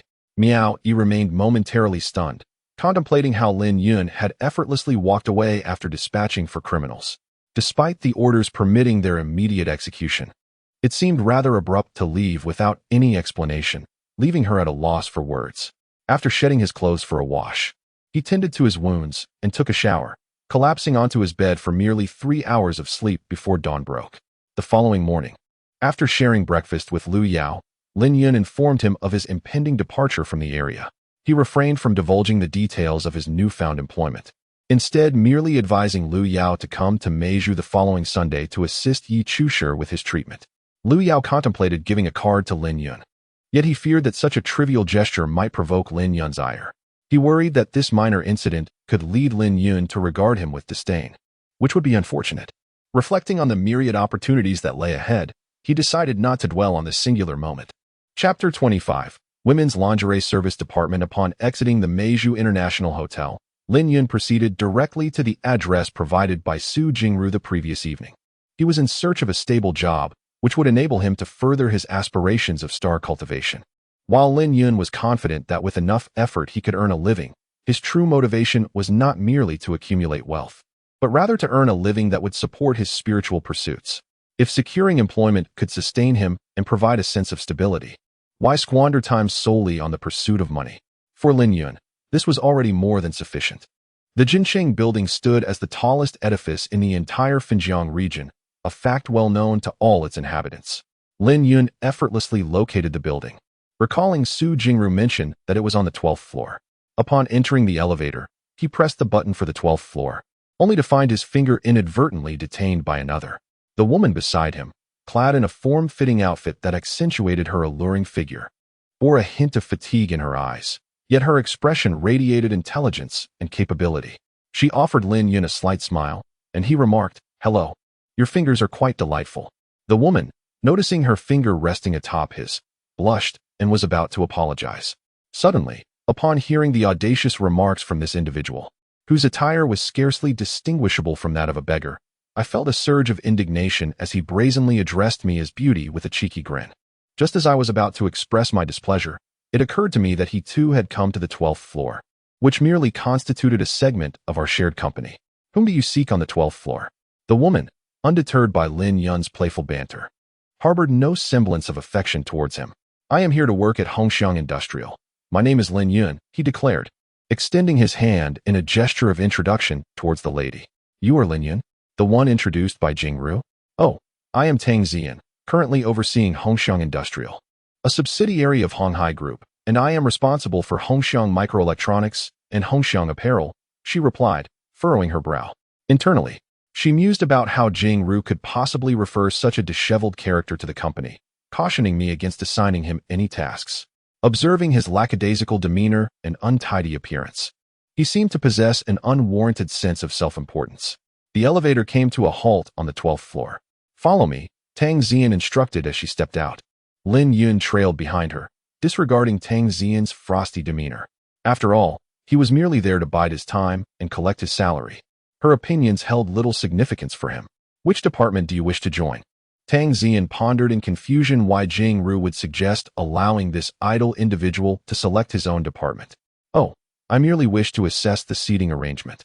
I shall occupy whichever spot appears most suitable, Lin Yun replied, showing little inclination to engage further with Tang Zian, as he felt it unnecessary to indulge in conversation with her, especially given his current mindset. Upon hearing Lin Yun's words, Tang Zian felt an overwhelming urge to hurl the documents in her hand directly at him. It turned out he was not merely selecting a department. He was determining the position within any department. Lin Yun finally discovered a spot by the window, bathed in ample sunlight, offering a broad view of the outside. This location was indeed conducive for his cultivation, and he promptly declared, "This is the spot. This place is not suitable for you. Perhaps you should choose another," she suggested, gesturing towards the spacious office on the right, home to the technical department of Hongxiang Microelectronics. Why not consider that area? Despite her irritation, Tang Zian struggled to comprehend why Jingru held Lin Yun in such high regard, yet she remained patient, attempting to explain. Why not? I have set my sights on this place. Should I call Jingru? Lin Yun mused aloud. By the way, where have all the people who were here gone? Am I the only one working here?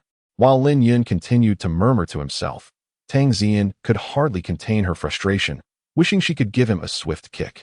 Who exactly was Jingru to him? It was perplexing for Tang Zian that Lin Yun would address her so casually. Did they share such a close relationship? Very well. Since you were so attached to this spot, you may sit here, she conceded. Xiaoyan, please relocate He Qin's belongings to a seat further forward and arrange for our new colleague, Mr. Lin, to occupy this position. As Tang Zian was relaying her instructions, Lin Yun noticed a group of men and women entering the office. It dawned on him that the absence of people was merely due to their recent attendance at a meeting. He Qin, your seat will be moved to the front. This area is now designated for our newcomer, Lin Yun, Tang Zian instructed, glancing at a plump woman in her 30s who was approaching. All right, General Tang. Although He Qin is unaware of Lin Yun's true identity, it is evident that someone capable of having General Tang personally arrange seating is no ordinary individual. However, she is perplexed as to why a man like Lin Yun would find himself in their women's lingerie service department. As Lin Yun settles into his seat, he quickly observes that the surrounding seats are filled entirely with women, ranging from young maidens to married women, and even two middle-aged ladies, albeit the latter are not excessively aged. Stunned to find himself amidst such a gathering of women, Lin Yun is taken aback. What department is this? What an extraordinary coincidence. Observing Lin Yun's bewilderment, Tang Zian feels a sense of relief. It serves him right for being so presumptuous. Still, she approaches Lin Yun with a smile, saying, Mr. Lin, I trust you are pleased with your chosen position. However, please refrain from disturbing your colleagues while at work. Should you have any questions, feel free to approach me directly. Switching between addressing him as Lin Yun and Mr. Lin, it becomes apparent to Lin Yun that General Tang is decidedly displeased with him.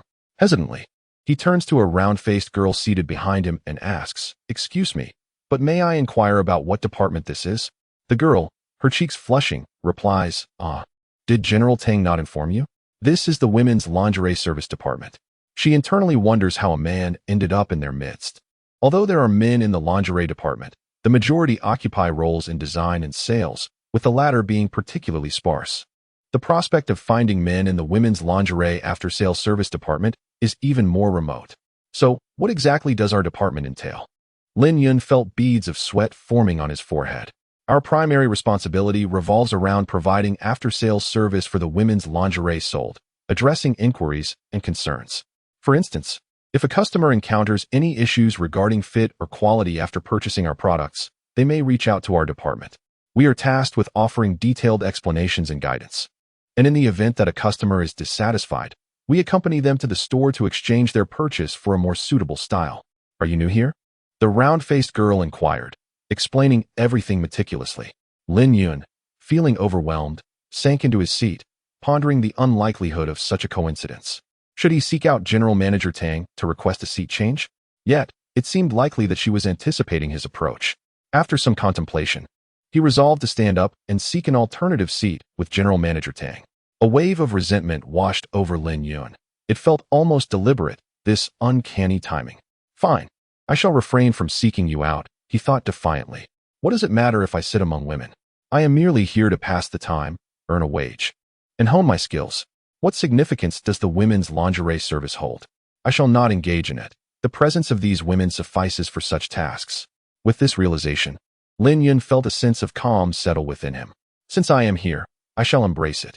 It was now 10 in the morning, and the gentle warmth of late spring sunlight enveloped Lin Yun, bringing with it an indescribable comfort. As he slightly circulated the energy within him, he discovered an unexpected ease, eliciting genuine delight. Indeed, this is a rather pleasant place. Tang Xian was seated in the general manager's office, awaiting Lin Yun's return to request a seat change. She believed that this fellow needed to make several trips to understand what true leadership entailed. However, when lunchtime arrived, Lin Yun had yet to appear again. Reluctantly, she decided to step out and ascertain what he was up to. If he was bothering his colleagues, she would not hesitate to inform Jingru of Lin Yun's true nature. To her dismay, as she exited the office, she discovered Lin Yun comfortably reclined at his desk, soundly asleep under the warm sunlight. Chapter 26. Lin Yun's work during lunch. Lin Yun slumbered deeply, resembling a sloth, and to his surprise, someone had kindly brought him a box of food. Thank you, I am Lin Yun, he expressed with a cheerful demeanor, grateful for the round-faced girl who had brought the meal. It's nothing, we will be colleagues from now on. So you can count on me to bring you lunch too, she playfully replied, introducing herself as Chung Li.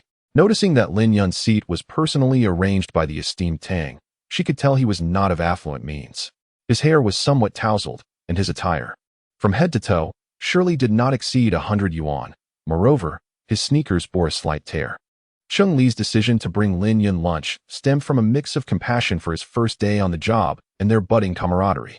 Lin Yun had spent the morning without practicing for 2 hours, lulled into slumber by the pleasant warmth of the sun, and now felt quite rejuvenated. He soon finished his meal, engaging in conversation with Chung Li about the company, during which he learned the magnitude of Hongxiang Apparel's parent organization. Although Lin Yun possessed an ordinary appearance, his cheerful disposition and witty conversation made him quite endearing. He exuded a naturally refreshing aura, complemented by his remarkable charm, which endeared him to those around him. His rather unassuming attire further diminished any potential defenses among the women present, allowing a multitude of female colleagues to swiftly engage in conversation with him. In a matter of moments, Lin Yun had become familiar with several co-workers nearby. Among them was a girl with an oval face and captivating eyelashes named Wang Jie, a voluptuous woman in her 30s called Wang Xuxiu. The most beautiful of the group known as Yumani, and another nearly 40-year-old lady named Jiang Peeling. However, it was Jiang Peeling who left the deepest impression on Lin Yun. Despite nearing 40, her alluring, peach blossom-like eyes strikingly resembled those of Zhang Xian, whom he had encountered at the talent market. Lin Yun touched his nose, contemplating that she was indeed a quintessential mature woman. As Tang Xian entered the office, she noticed from a distance that Lin Yun was laughing and chatting with the female colleagues. Remembering how he often slept during work hours, she felt a surge of anger and wished to pull him aside and give him a good scolding. However, since it was currently the lunch break, she refrained from intervening in his activities. Who is the supervisor of this department? I need to request leave for the afternoon, Tang Ziyan thought. Lin Yun, meanwhile, was contemplating the necessity of finding a place to stay, as he could not possibly continue his daily training outdoors without a proper location to bathe and rest. Lin Yun, are you not the newly appointed deputy director? You don't need to apply for leave, do you? Director He Qin hasn't arrived yet, Wang Jie remarked, fluttering her lovely eyelashes. Indeed, Lin Yun, I too have noticed the personnel notice posted outside, although it does not specify which department it pertains to. This is truly the first time I have encountered such a personnel announcement, Yumani remarked with a playful smile. Lin Yun, observing her, thought to himself that Yumani was quite striking, with her fair complexion, slender shoulders, and delicate waist. Her tall and elegant figure was indeed pleasing to behold. As Yumani caught Lin Yun's gaze, her cheeks flushed, thinking to herself that Lin Yun's scrutiny was somewhat inappropriate. Lin Yun chuckled, finding the day rather amusing, and stood up, stating, I did not expect to be a supervisor. I have matters to attend to this afternoon, so I shall take my leave. Farewell, lovely ladies. With that, he slung his backpack over his shoulder and exited the office. The remaining women exchanged glances, pondering how impressive Lin Yun was to skip work on his first day, confidently declaring he had other commitments. Did he not consider the company's affairs important? However, they merely speculated internally, none daring to voice their thoughts aloud. After all, Lin Yun had arrived as a deputy minister, personally arranged by General Tang, which commanded respect. The group of gossiping women began to conjecture about Lin Yun's relationship with Tang Ziyan. Fortunately, Tang Ziyan remained oblivious to these musings. Had she known, it might have driven her to faint. As Lin Yun exited the Jinsheng building, he contemplated where to find suitable accommodation. Zhang Xian had just finished her lunch and was preparing to take a short rest. Although the events of the past few days had left her somewhat unsettled, she had largely managed to forget them by now. Suddenly, with a loud bang, someone rushed into her office without knocking. Zhang Xian's expression changed. This was the first time such a thing had happened since she joined Shanghai Electronics. Even the general manager would politely knock before entering. Who could this be? Zhang Xian. It's true, it really is. Oh, they must have made contact. Quickly, tell me. Entering were Chief Engineer Tan and Jiang Tao from the engineering department. Tan Aihua spoke in a flurry, gesturing animatedly. Chief Engineer Tan, what do you mean it's true? What are you talking about? Zhang Xian felt a twinge of discomfort. Even if he was the chief engineer, such behavior seemed rather impolite. Oh, I apologize, Minister Zhang. I was just too excited. You see, the circuit I took from you last time is indeed genuine. The noise level of the vacuum cleaner we designed is now less than a tenth of what it was before. I suspect we have yet to fully grasp its potential. However, there's an issue. This circuit tends to stop functioning, and there's an electronic component symbol I have never encountered before, which I believe is where the problem lies. I replaced it with a 3000 microfarad capacitor. Now, I urgently wish to meet the designer of this circuit. Please, Minister Zhang, help me get in touch with them as soon as possible. Tan Aihua finished speaking in one breath, his face filled with anticipation as he looked at Zhang Xian. Indeed, Minister Zhang, if others were to discover such a person, our position at Shanghai Electronics would be compromised. Please make haste to get in touch. Jiang Tao also gazed at Zhang Xian with palpable excitement. Zhang Xian's mind remained clouded when, at that moment, two individuals burst through the door. The company chairman, Wang Guobin, and the general manager, Hu Xiaodong. Old Tan, is that circuit genuine? Wang Guobin inquired eagerly before even stepping inside. Indeed, I have verified it thoroughly. It is undeniably authentic. This is certainly a novel type of circuit that is yet to emerge on the international stage, though there is one component whose identity remains uncertain. It does not resemble a capacitor, resistor, or inductor. I am currently awaiting Minister Zhang to contact the designer of this circuit, Tan Aihua replied, equally exhilarated, taken aback by the swift arrival of the chairman and general manager just after his call. Everyone present understood the implications of this circuit's existence. It signified the potential for dominance in the global audio electronics industry. With this circuit, even the smallest of companies could aspire to ascend to the ranks of renowned global enterprises. Xiao Zhang, hurry and make the call. Your contribution here is substantial, urged Hu Xiaodong, his excitement mounting as he pressed Zhang Xian. Zhang Xian was utterly stunned, unable to fathom that the eccentric individual she had dismissed as delusional had, in fact, been speaking the truth and had indeed designed this circuit. It was almost comical to think that she had once doubted his sanity and provided him with a deactivated phone number. Chapter 27. What should I gift you? What's the matter, Zhang Xian? Hu Xiaodong inquired, noticing her prolonged silence. However, I had presumed this individual to be quite mad. Thus I did not retain his contact number, instead providing him with a fictitious one. I did not even inquire about his name. I merely recall him introducing himself as Lin Yun before others. Zhang Xian felt an overwhelming urge to pound her head against the wall in regret. How can you be so negligent in your duties? As the head of the Human Resources Department, can we entrust such a crucial division of the company to someone with your attitude? Upon hearing Zhang Xian's words, Tan Aihua nearly leapt to her feet in disbelief. Zhang Xian sighed inwardly, recognizing the absurdity of her situation.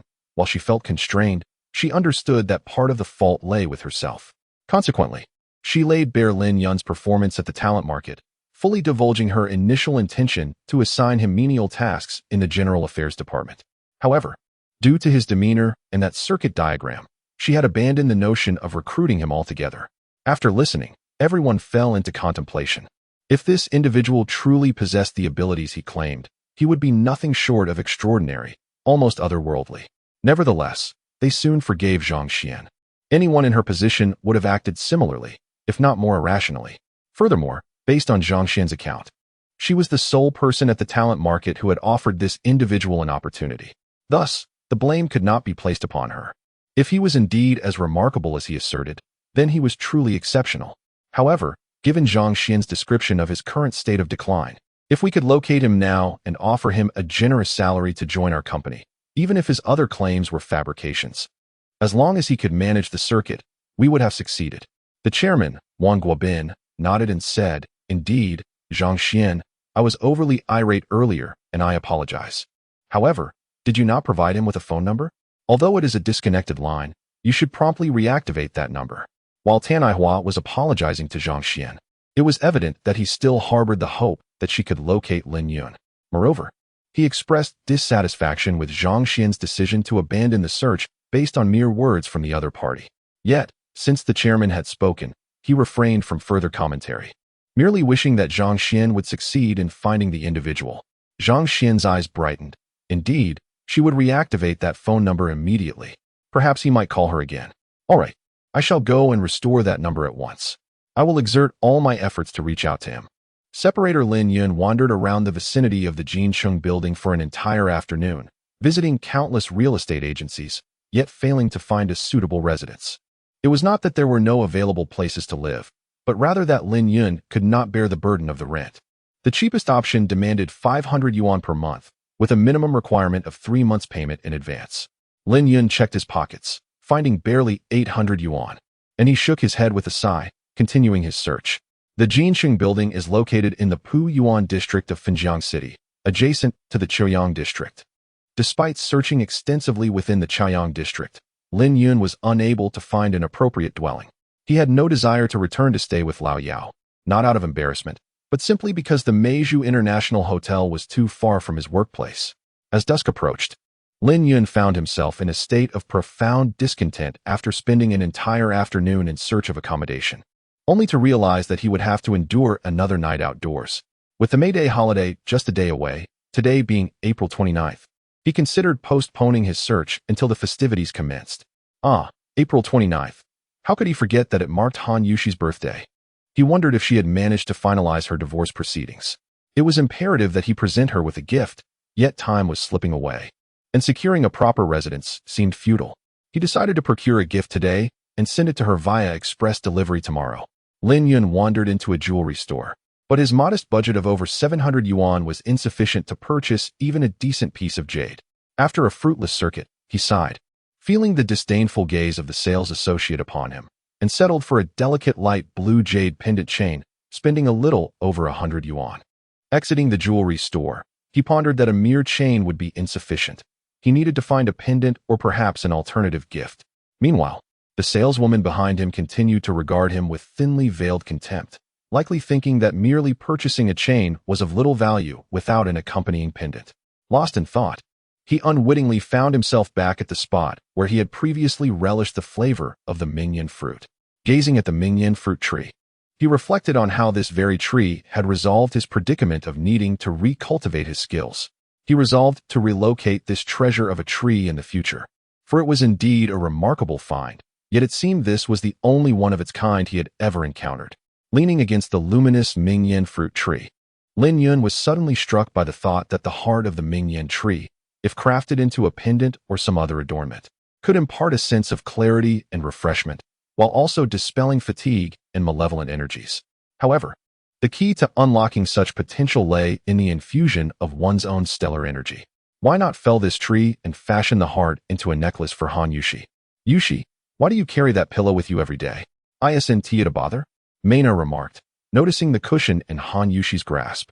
Oh no, I find this pillow quite comfortable. I need it even when using my computer at home, Han Yushi replied, her cheeks flushing as she hastily explained. Then why didn't you buy two in the first place? By the way, your taste is impeccable. This pillow not only has a great design, but the color is also to my liking. How about this, Yushi? During the May Day holiday, let us go together and each get one. Meina suggested, glancing at Han Yushi's cushion. Meina, let us go to the karaoke at Xiangui tonight. Xiaoyu and Su Jia are going to. Ask Yushi if she is coming.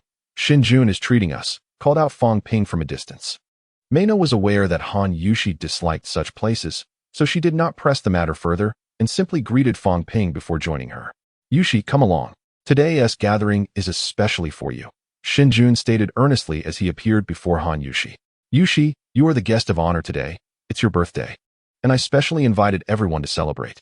Surely you will grant us this favor, Xinjun continued, his gaze fixed intently on Han Yushi.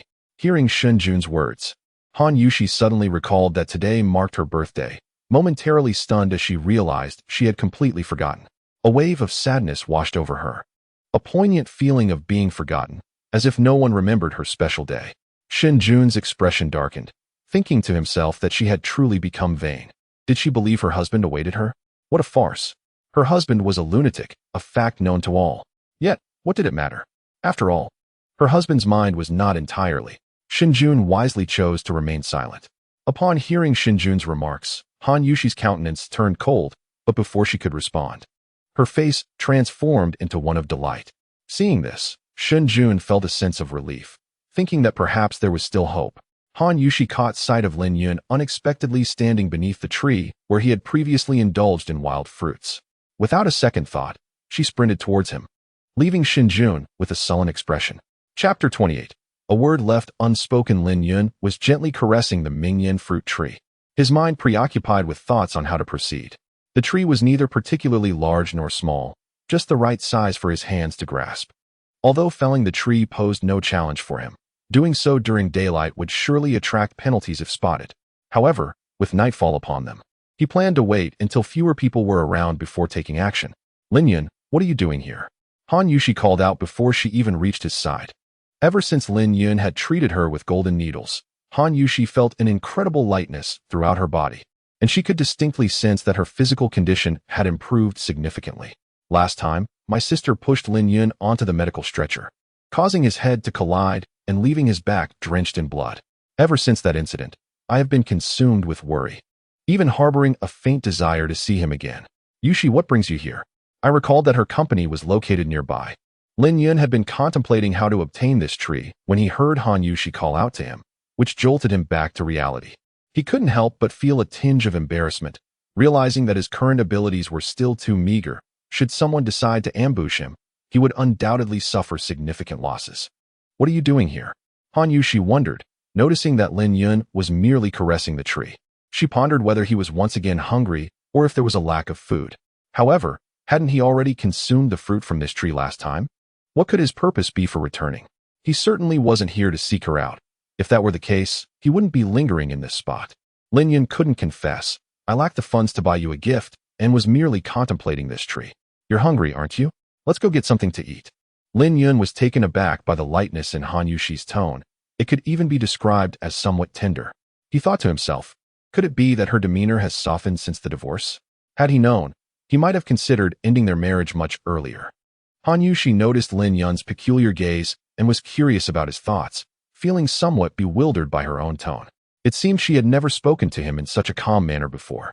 Yet, she was certain that Lin Yun had changed significantly, leaving her to wonder whether it was due to his transformation or his newfound recovery. Oh, all right then, we'll do that later. Lin Yun removed his hand from the tree. What shall we do next? Han Yushi inquired, a hint of curiosity in her voice. Lin Yun feigned ignorance and replied, "Shall we go eat now?" "Yes, follow me," Han Yushi said, leading Lin Yun to a nearby Hunan restaurant. Watching Han Yushi and Lin Yun walk towards the restaurant in such harmony, Shin Jun felt a surge of frustration. He thought to himself, he's merely a madman. Could it be that Han Yushi is truly so desperate that she would choose someone like him? Ignoring Shin Jun's tumultuous thoughts, Han Yushi had already guided Lin Yun to a secluded table in the restaurant. "What would you like to eat?" Han Yushi asked, gazing at Lin Yun across the table. "Shall I order?" Lin Yun responded. "Yes," Han Yushi replied, having long wished for Lin Yun to enjoy a good meal, though she couldn't afford anything too extravagant. Hunan cuisine seemed fitting. A meal costing several hundred yuan would suffice, especially since Lin Yun was content with merely having food to eat, indifferent to its quality. Lin Yun ordered 8 dishes and a soup, golden corn, stir-fried shredded potatoes with vinegar, and assorted cat ear noodles with chopped pepper fish head. After returning the menu to the waiter, Han Yushi felt a tremor of surprise within her. How did he know I liked these dishes? Except for the last one, the chopped pepper fish head, all the other dishes were her favorites. She stared blankly at Lin Yun, struggling to comprehend who this person before her truly was. Lin Yun, unaware of Han Yushi's preferences, had inferred some of her taste from the ingredients she usually bought in the dishes in their previous takeaway meal, noting that she seemed to favor lighter flavors. However, dining on light fare at a Hunan restaurant was indeed a misplaced choice. Ultimately, Lin Yun ordered a spicy fish head, not wishing to further depress the chef of this establishment. Given her penchant for heat, she decided to indulge in something piquant to accompany Han Yushi's meal, especially since today marked her birthday. "Are you able to drink?" Han Yushi suddenly inquired of Lin Yun. It was her birthday, and she yearned for a drink, as it seemed the only occasion in years that had passed with a semblance of tranquility. "Absolutely. Just 2 days ago, I managed to down 9 bottles of matai," Lin Yun replied, reprimanding herself internally for saying anything that might dampen Han Yushi's spirits. Han Yushi sighed inwardly, reflecting that things remained unchanged.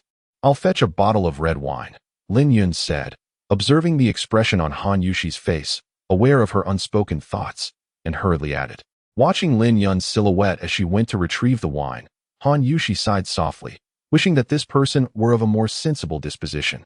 It was her birthday, and he was meant to celebrate it with her. Lost in thought, she was soon interrupted by Lin Yun returning with a bottle of dry red. The dishes had already arrived. Lin Yun filled Han Yushi's glass, pouring one for himself as well. He raised his glass, intending to utter a heartfelt happy birthday, but the words faltered on his lips. After that sentiment, the next step was to present a birthday gift to Han Yushi, yet he found himself bereft of any offering. Han Yushi gazed at Lin Yun, who merely raised his glass in silence, devoid of any words. She felt a pang of frustration, merely drinking in silence. Lin Yun, wary of her consumption, refrained from fetching another bottle once the first was finished. Although the entire table was filled with dishes prepared for Han Yushi, it was predominantly consumed by Lin Yun. However, whenever Lin Yun reached for the fish head with her chopsticks, Han Yushi would also take a piece. "You dislike this spicy dish, so why not eat something else?" Lin Yun remarked, observing that Han Yushi only placed the fish meat onto her plate without tasting it. In resignation, she continued, "I want to eat the fish. I want to compete with you for it." Suddenly, Han Yushi set down her chopsticks and rested her head on the table, weeping openly. Lin Yun felt a pang of sorrow in his heart. He understood Han Yushi's distress but felt powerless to assist her, merely watching her in silence. After a while, Han Yushi lifted her head, wiped her eyes, and calmly said to Lin Yun, "Once we finish, let us leave. Please settle the bill for me." She approached the bar at the entrance to say this. "Oh, sir, your bill has already been settled," the bar attendant replied gently. "Where did you get the money to pay the bill?" Han Yushi asked, her expression one of confusion as they exited the restaurant. I earned it by collecting garbage." Lin Yun was about to explain that it was 1,000 yuan from a friend, but he quickly recalled that such a revelation would likely evoke a look of profound disappointment from Han Yushi. In a moment of desperation, he resorted to claiming that he had acquired the money from scavenging. Han Yushi stared at Lin Yun, momentarily stunned. She never anticipated that he had gathered money from picking up trash to treat her to a meal. Thus, it can be inferred that the cushion in his possession was also purchased from scavenged materials, which weighed heavily on his heart, causing tears to brim at the edges of his eyes. Observing this, Lin Yun hastily stepped ahead, pondering that his truthful words were met with disbelief from Han Yushi. while a mere falsehood had gained her trust. The complexities of women. He yearned to offer Han Yushi some money, yet the thought of her prideful nature, coupled with his extravagant lifestyle of residing at the Meiju International Hotel and consuming 9 bottles of Maotai in a single sitting, made him hesitate.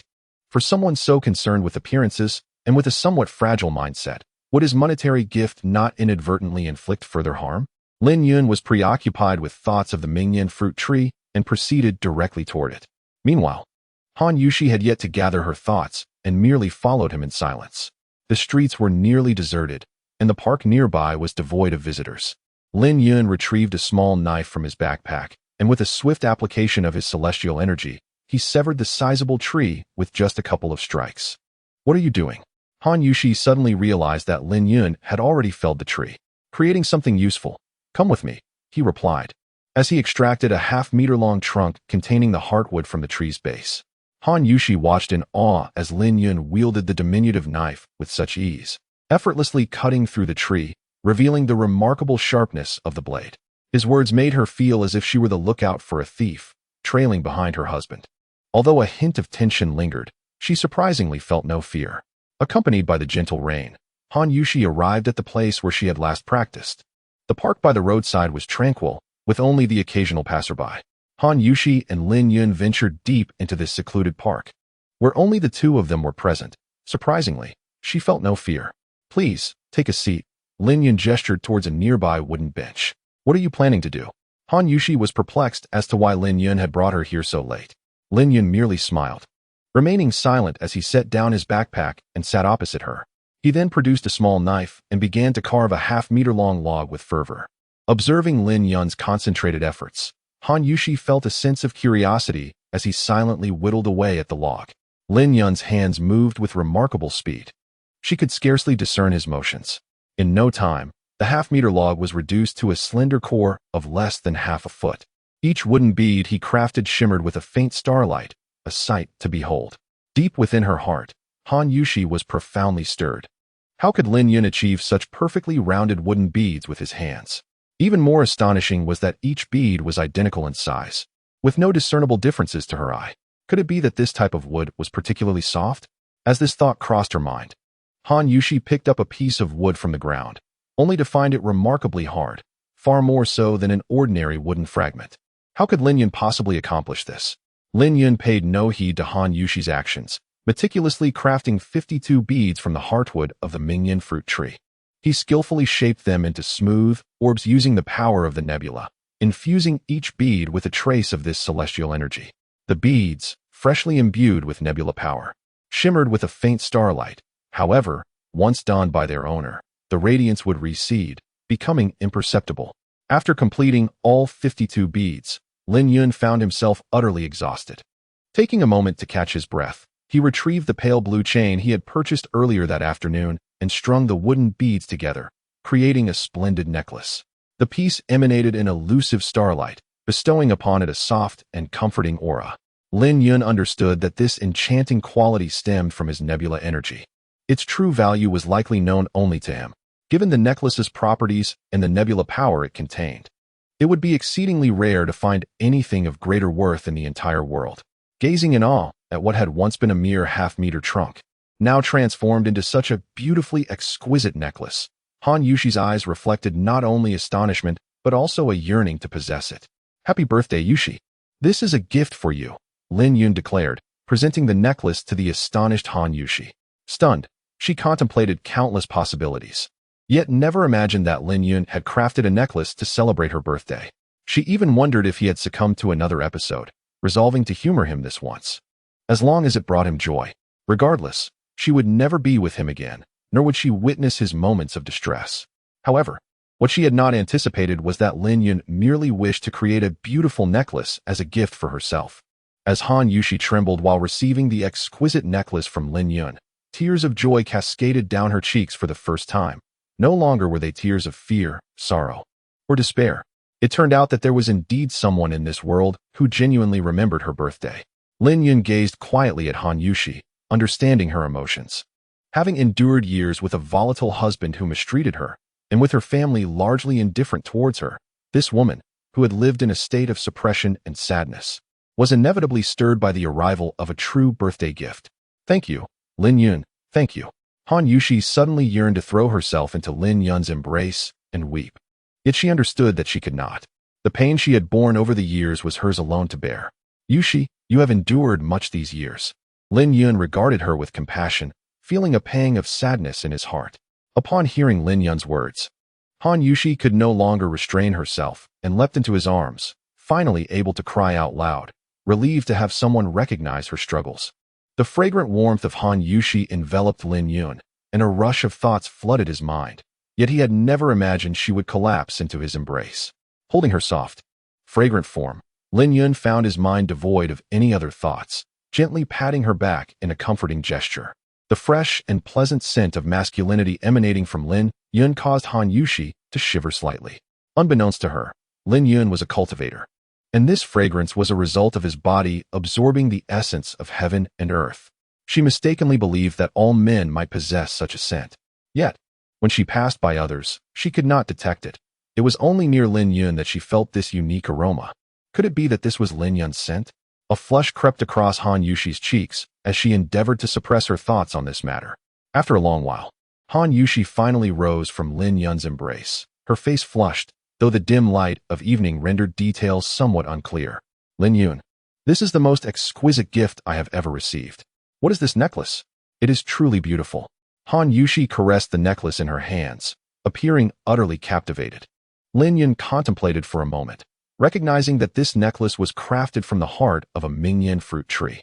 The combination of fruit and heart formed the character for thought. Let us call it the thought chain, as this name aptly suits it, he mused. Thought. Did she mishear thought chain as longing? Han Yushi felt her cheeks heat up once more, pondering whether he was expressing something deeper. Ah, if only he could always be like this. Lin Yun, noticing her misunderstanding, chose not to correct her. Longing was not a bad interpretation at all. Could you help me put this necklace on? Han Yushi suddenly felt an overwhelming desire to wear the necklace, her face aglow with embarrassment as she spoke. Lin Yun smiled, of course. It would be my honor to assist such a beautiful lady. The cold rain gently caressed Han Yushi's face, and with a soft sigh, she fell into silence. Lin Yun cautiously assisted Han Yushi in fastening her necklace, inhaling the faint, delicate fragrance that lingered around her.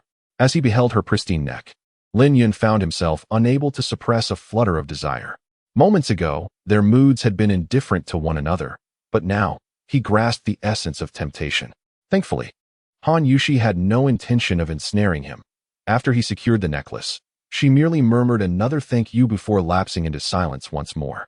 Realizing that it was nearly 2 o'clock, Han Yushi noted that her time spent with Lin Yun had felt fleeting. She hurried to retrieve her car. Why don't you come stay at my place for the night? I can share a room with Meina, Han Yushi suggested, looking at Lin Yun. He paused, realizing that he had nowhere else to sleep that night. Having already informed Liu Yao that he would not be going to Meizhou International Hotel, he now faced the prospect of sleeping on the streets if he declined Han Yushi's offer. Noticing Lin Yun's prolonged silence, Han Yushi suddenly smiled. It's likely that Meizhou International Hotel has closed by now. I think it's best if you don't go there. Just stay at my simple place for the night. Perceiving the peculiar nature of Han Yushi's smile, Lin Yun awkwardly rubbed his nose and blurted out, but we are already divorced. Han Yushi was taken aback, her irritation evident. Where are your thoughts wandering? It's merely that Meina and I will share a bed. You can sleep in my room for one night, and we can figure things out tomorrow. In her heart, she mused. Does he think that not being divorced would change anything? Such a dreamer. With a sense of frustration, Lin Yun pondered his thoughts. Realizing there was no alternative, he reluctantly accompanied Han Yushi. Please take a seat. My room is on the left. Once I finish washing up, you can freshen up and then retire for the night, Han Yushi instructed before stepping into the bathroom. Bored, Lin Yun surveyed Han Yushi's new abode, a 2-bedroom apartment. Tastefully decorated and meticulously organized. After a thorough examination, he settled onto the sofa, contemplating the necessity of finding a place with a mere month's rent due. With only a little over 200 yuan to his name, he resolved to seek the most economical option available. Once Han Yushi emerged from the bathroom, Lin Yun entered briefly to wash up before exiting. I'm going to Meina's room. You can go to bed by yourself, Han Yushi remarked, heading directly to the room on the right. The room reflected its occupant. A subtle fragrance permeated the air, and the scent of the bedding mirrored that of Han Yushi herself. As Lin Yun opened the covers, he unexpectedly discovered a pink bra beneath. Cautiously, he set it aside, bemused by Han Yushi's carelessness. However, judging by its size, he surmised that she was no stranger to allure. He chuckled to himself, acknowledging his own somewhat repressed tendencies. Realizing that a mere bra had sparked such contemplation. Cocooned within the soft bedding, the delightful aroma enveloped him, and he soon succumbed to slumber upon Han Yushi's pillow. Meanwhile, Han Yushi, caressing the necklace around her neck named Longing, was flooded with a serene sensation. Her affection for the piece deepened, but did the name Longing carry a hidden implication? What if, upon waking, he expressed a desire to remain married after all? My agreement has yet to be signed. Alas, how wonderful it would be if I were a normal person. Han Yushi, caught in a tumult of gain and loss, gradually drifted into slumber. Yushi, what a beautiful necklace you wear. Who bestowed it upon you? Exclaimed Mena, astonished at the sight of the necklace adorning Han Yushi's neck upon awakening. Why such a fuss?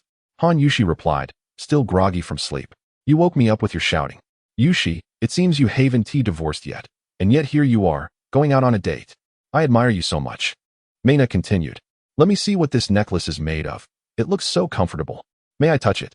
As Mena reached out to caress the necklace, Han Yushi swiftly swatted her hand away, saying, What are you doing, you little rascal?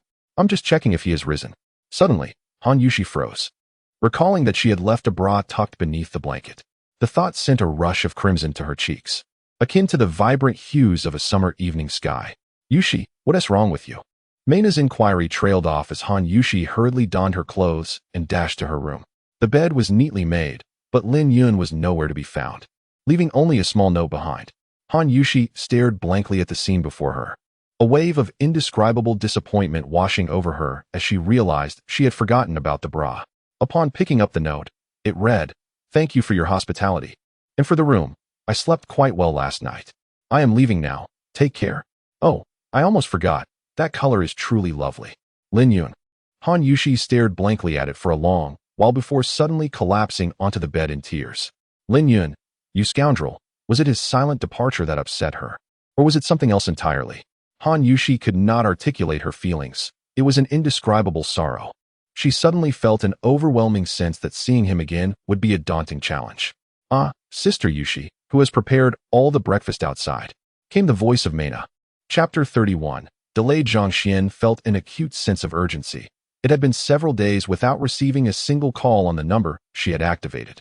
She realized that waiting any longer would serve no purpose. Lin Yun must either have dialed this number or made a call before she had even activated it. Sister Xian, is Lin Yun truly that formidable? Inquired the girl who had accompanied Zhang Xian to the talent market. It cannot be mistaken. Engineer Tan has indeed verified the circuit, and it possesses remarkable noise cancellation capabilities. For the past few days, Engineer Tan had been calling her multiple times, expressing his frustration with a heavy sigh. Sister Xian, do you think that beautiful woman we clashed with that day might know Lin Yun? It seemed she followed him afterward, the girl behind her remarked. Indeed, Xiaozhen. Thank you for the insight. How did I not think of that? All we need to do is find a woman and inquire. Perhaps she truly knows Lin Yun. Zhang Xian suddenly exclaimed with renewed enthusiasm. But Sister Xian, who is that woman, and how can we possibly locate her? Xiaozhen asked Zhang Xian. She seems to be recruiting at the talent market, likely representing that company. We should visit the event organizers. Perhaps we can uncover some clues. Although Zhang Xian felt it would be a daunting task, she resolutely stated her intention. Divider that morning, Lin Yun helped Han Yushi prepare a small pot of congee and fried a few eggs before departing. He was at a loss for words when it came to facing Han Yushi again. He had developed an unexpected affection for her, a sentiment he was reluctant to acknowledge. He was not yet prepared to accept a woman into his life, and he was well aware of how Han Yushi perceived him. To her, he likely appeared as someone rather eccentric, driven by vanity. The previous night, Han Yushi's excitement upon receiving a surprise birthday gift did not lead Lin Yun to believe she harbored any significant feelings for him. If she did, it would amount to little more than pity. Strolling into a bookstore, he casually browsed through some books, suddenly realizing the profound backwardness of this place.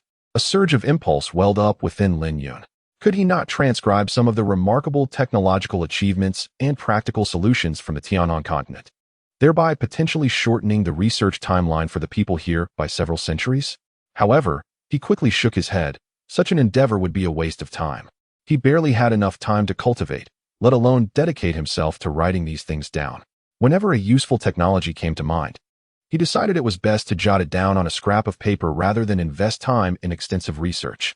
After all, he had finally made a journey to Earth, and regardless of what the future held, it was only fitting to leave behind something for the inhabitants here. Perhaps the notes he made during his leisure could prove beneficial for him in the future. Who knows? There might come a day when he felt inspired to establish a company and create new products. He could simply utilize the insights he had recorded. The more Lin Yun pondered this notion, the more he appreciated its merit. Even his reflections on his cultivation practices could be documented and, in due course, compiled into a volume to be bequeathed to his successors. Was it not thanks to the 9-star technique left by his predecessors that he was able to cultivate the stars himself? While wandering by the roadside, Lin Yun suddenly recalled that he had a job to attend to, and he had yet to report for duty. In a flurry, he hurried towards the Jincheng building. But despite his haste, he arrived at the company at 10 o'clock in the morning. Observing that Lin Yun arrived close to 10, nearly every individual at their desks regarded him with peculiar glances. Admiring this newcomer who had taken half a day off on his first day and had only just shown up after 10 o'clock today. Fortunately, Lin Yun possessed a rather thick skin, reassuring himself that he was merely there to earn a living. Whether he arrived early or late made little difference. As he approached his seat, he offered a self-satisfied smile to Chung Li, who had a round face. "Lin Yun, the general manager Tang requests your presence in her office," announced Xiao Yin, Tang Xian's secretary, as Lin Yun had barely settled in. The entire office was devoid of a telephone at Lin Yun's desk, leaving Xiao Yin no choice but to personally seek him out.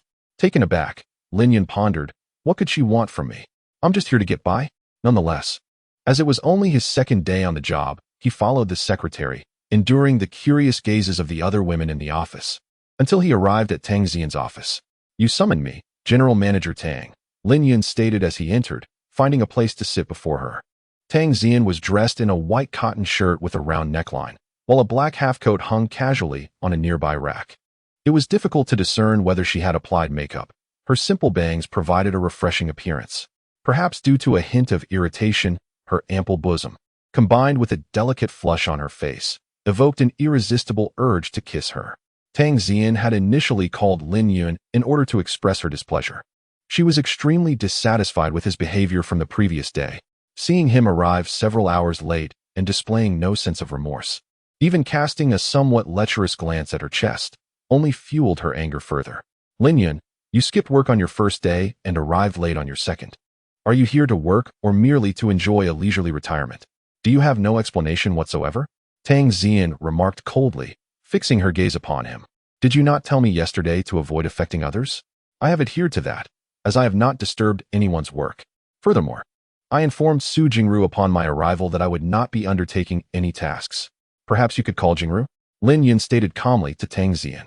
Tang Xian was momentarily at a loss for words, almost rendered speechless by Lin Yun's remarks. "If there's nothing else, I shall take my leave, General Tang," Lin Yun said, rising from his seat, preparing to exit. "Lin Yun, have you been reprimanded by General Tang? What did she summon you for?" As Lin Yun had yet to settle into his chair, a flurry of inquiries arose from all directions. "Stop. General Tang requested I convey a message. Please refrain from disturbing me during working hours. Additionally, a reservation has been made for tonight at Wanwei Tower. That is all. I must now attend to my work," Lin Yun concluded with a sly smile, promptly taking his seat and closing his eyes in meditation. Upon witnessing Lin Yun's eyes shut in slumber, several female colleagues nearby could only speculate silently, their thoughts wandering in myriad directions. Some even pondered whether Lin Yun's position as deputy minister was a result of favoritism, given his tardiness and propensity for napping at work. He continued to doze until lunchtime, at which point Lin Yun, along with his office colleagues, descended to the cafeteria. However, in the afternoon, he forsook further slumber and instead retrieved several sheets of A4 paper, cutting them into strips to stow in his pockets. With ample time on his hands, he even sketched out a few circuit designs on the paper, utilizing the Tianhong script. He mused to himself how delightful it was to be at work without the burden of responsibilities. Chapter 32. The company requires your assistance. The abrupt ringing of the phone jolted Tang Xian from her contemplation. Fengjin, the capital of Jiangsu province, serves as the primary market for Hongxiang's high-end women's lingerie. Should Fengjin's market fall into the hands of Hufeng, It would not be long before Hongxiang finds itself without a foothold in the entirety of Jiangsu province. The root cause of this predicament lies not only in the internal issues of Hongxiang, but also in the actions of Wang Wei, the head of Hongxiang in Jiangsu province. 3 months prior, Wang Wei abruptly defected to Hufeng, leaving Hongxiang caught off guard. Essentially, he held the reins of the entire sales channel for Hongxiang's women's lingerie in Jiangsu. And once this individual betrays the company, the consequences are all too predictable.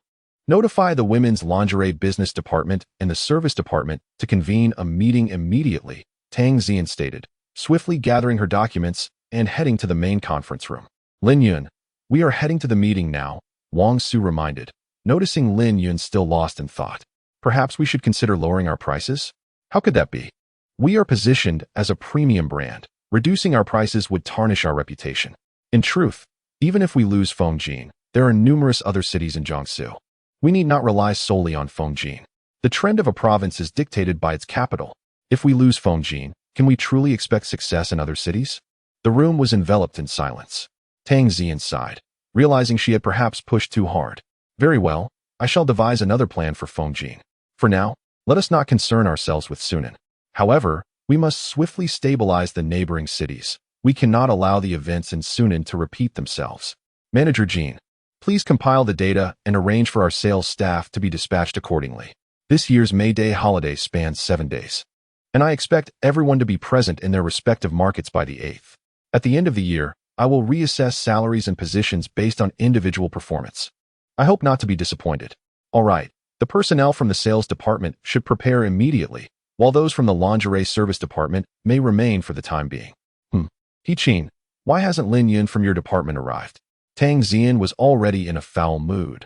Lin Yun's presence or absence was of little consequence to her. Yet, a sudden thought struck her. Perhaps there was a way to encourage Lin Yun to resign voluntarily. She had called Su Jingru to discuss Lin Yun's situation, but Su Jingru had insisted it was Lin Yun's decision to make. This response left Tang Zian feeling quite vexed. As the meeting concluded, she noticed Lin Yun was absent and recalled that if he were assigned to Fengjin, it might prompt him to leave on his own accord. If by year-end he had made no sales, he would likely feel embarrassed to remain. Conversely, if he chose to stay despite his lack of performance, it would be in Fengjin, where she would not have to see him and thus avoid any irritation. What? You call me again? Could it be that you have developed feelings for me? You've summoned me twice today, Lin Yun said, rubbing his eyes in frustration.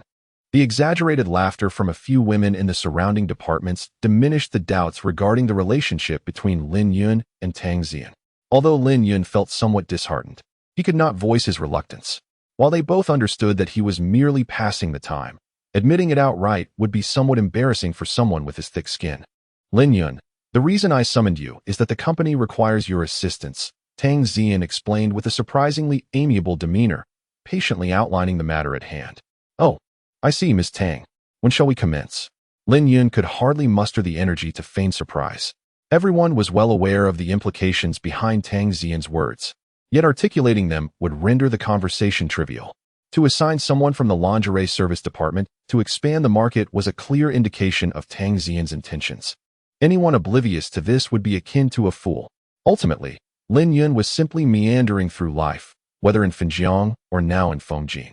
The holiday extends from the 1st to the 7th, and I officially take over in Fengjin on the 8th. What do you think? Tang Zian felt almost wolfish in her cunning.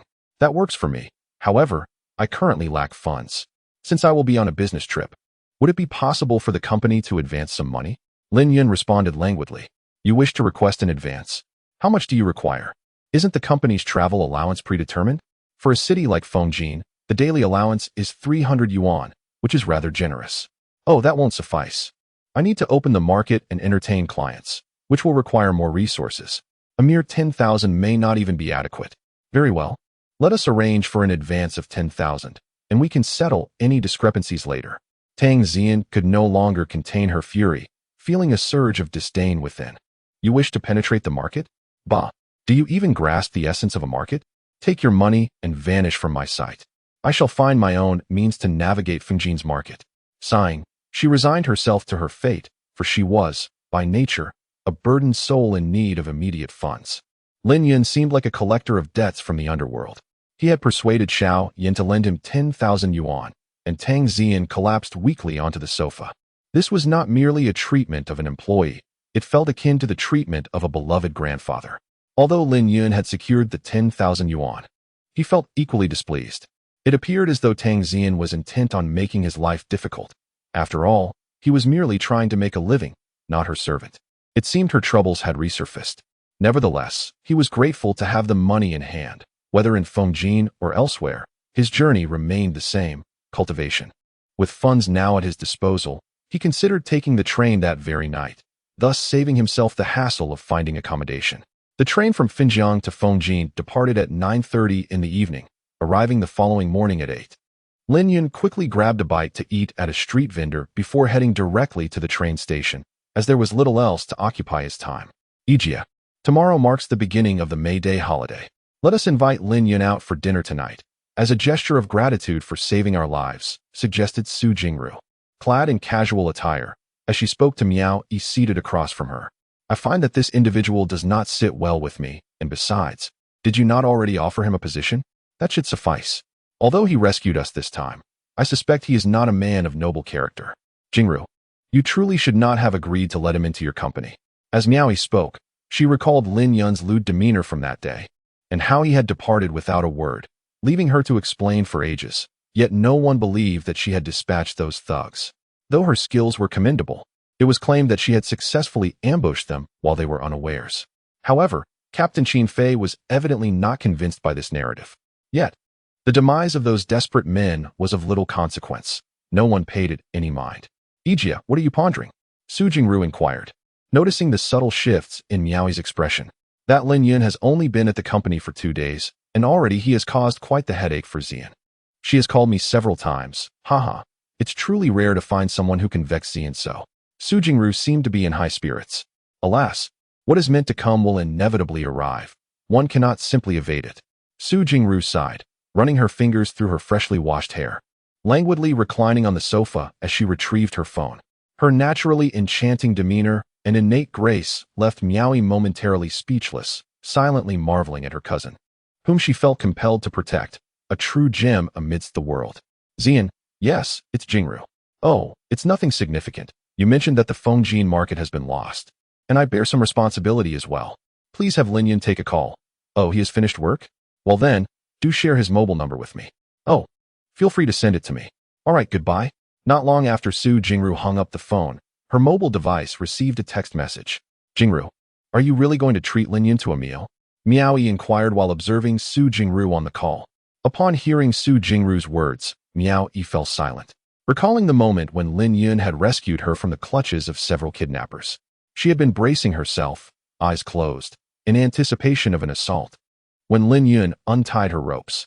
The memory was undeniably embarrassing, causing her cheeks to involuntarily flush. Su Jingru, oblivious to Miao Yi's change in complexion, continued to dial Lin Yun's number. What's the matter, Jingru? Miao Yi asked as she noticed Su Jingru lowering her phone once more. Jingru, you don't harbor any feelings for Lin Yun, do you? Miao Yi inquired with concern, studying Su Jingru's expression. How could that be?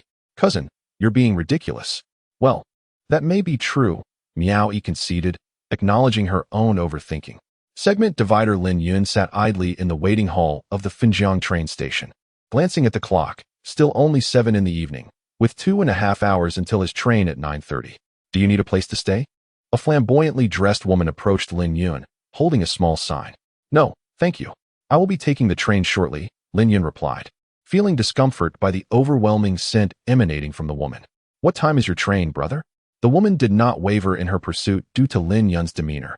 Oh dear, there are still over 2 hours left. You could rest at our inn for a couple of hours. It's rather dull here. Our establishment is quite clean, and it's only 10 yuan per hour, my friend. Lin Yun initially had no intention of engaging with this woman, but upon hearing that the inn was reasonably tidy, he thought that resting for a couple of hours could be beneficial, especially since he had only managed 2 or 3 hours of sleep the previous night. And the waiting hall at the train station was exceedingly noisy. Very well, but I only wish to sleep for 2 hours, and you must wake me at 9 sharp. Lin Yun replied. No problem, my friend, follow me, she said, as she swayed her hips and led the way.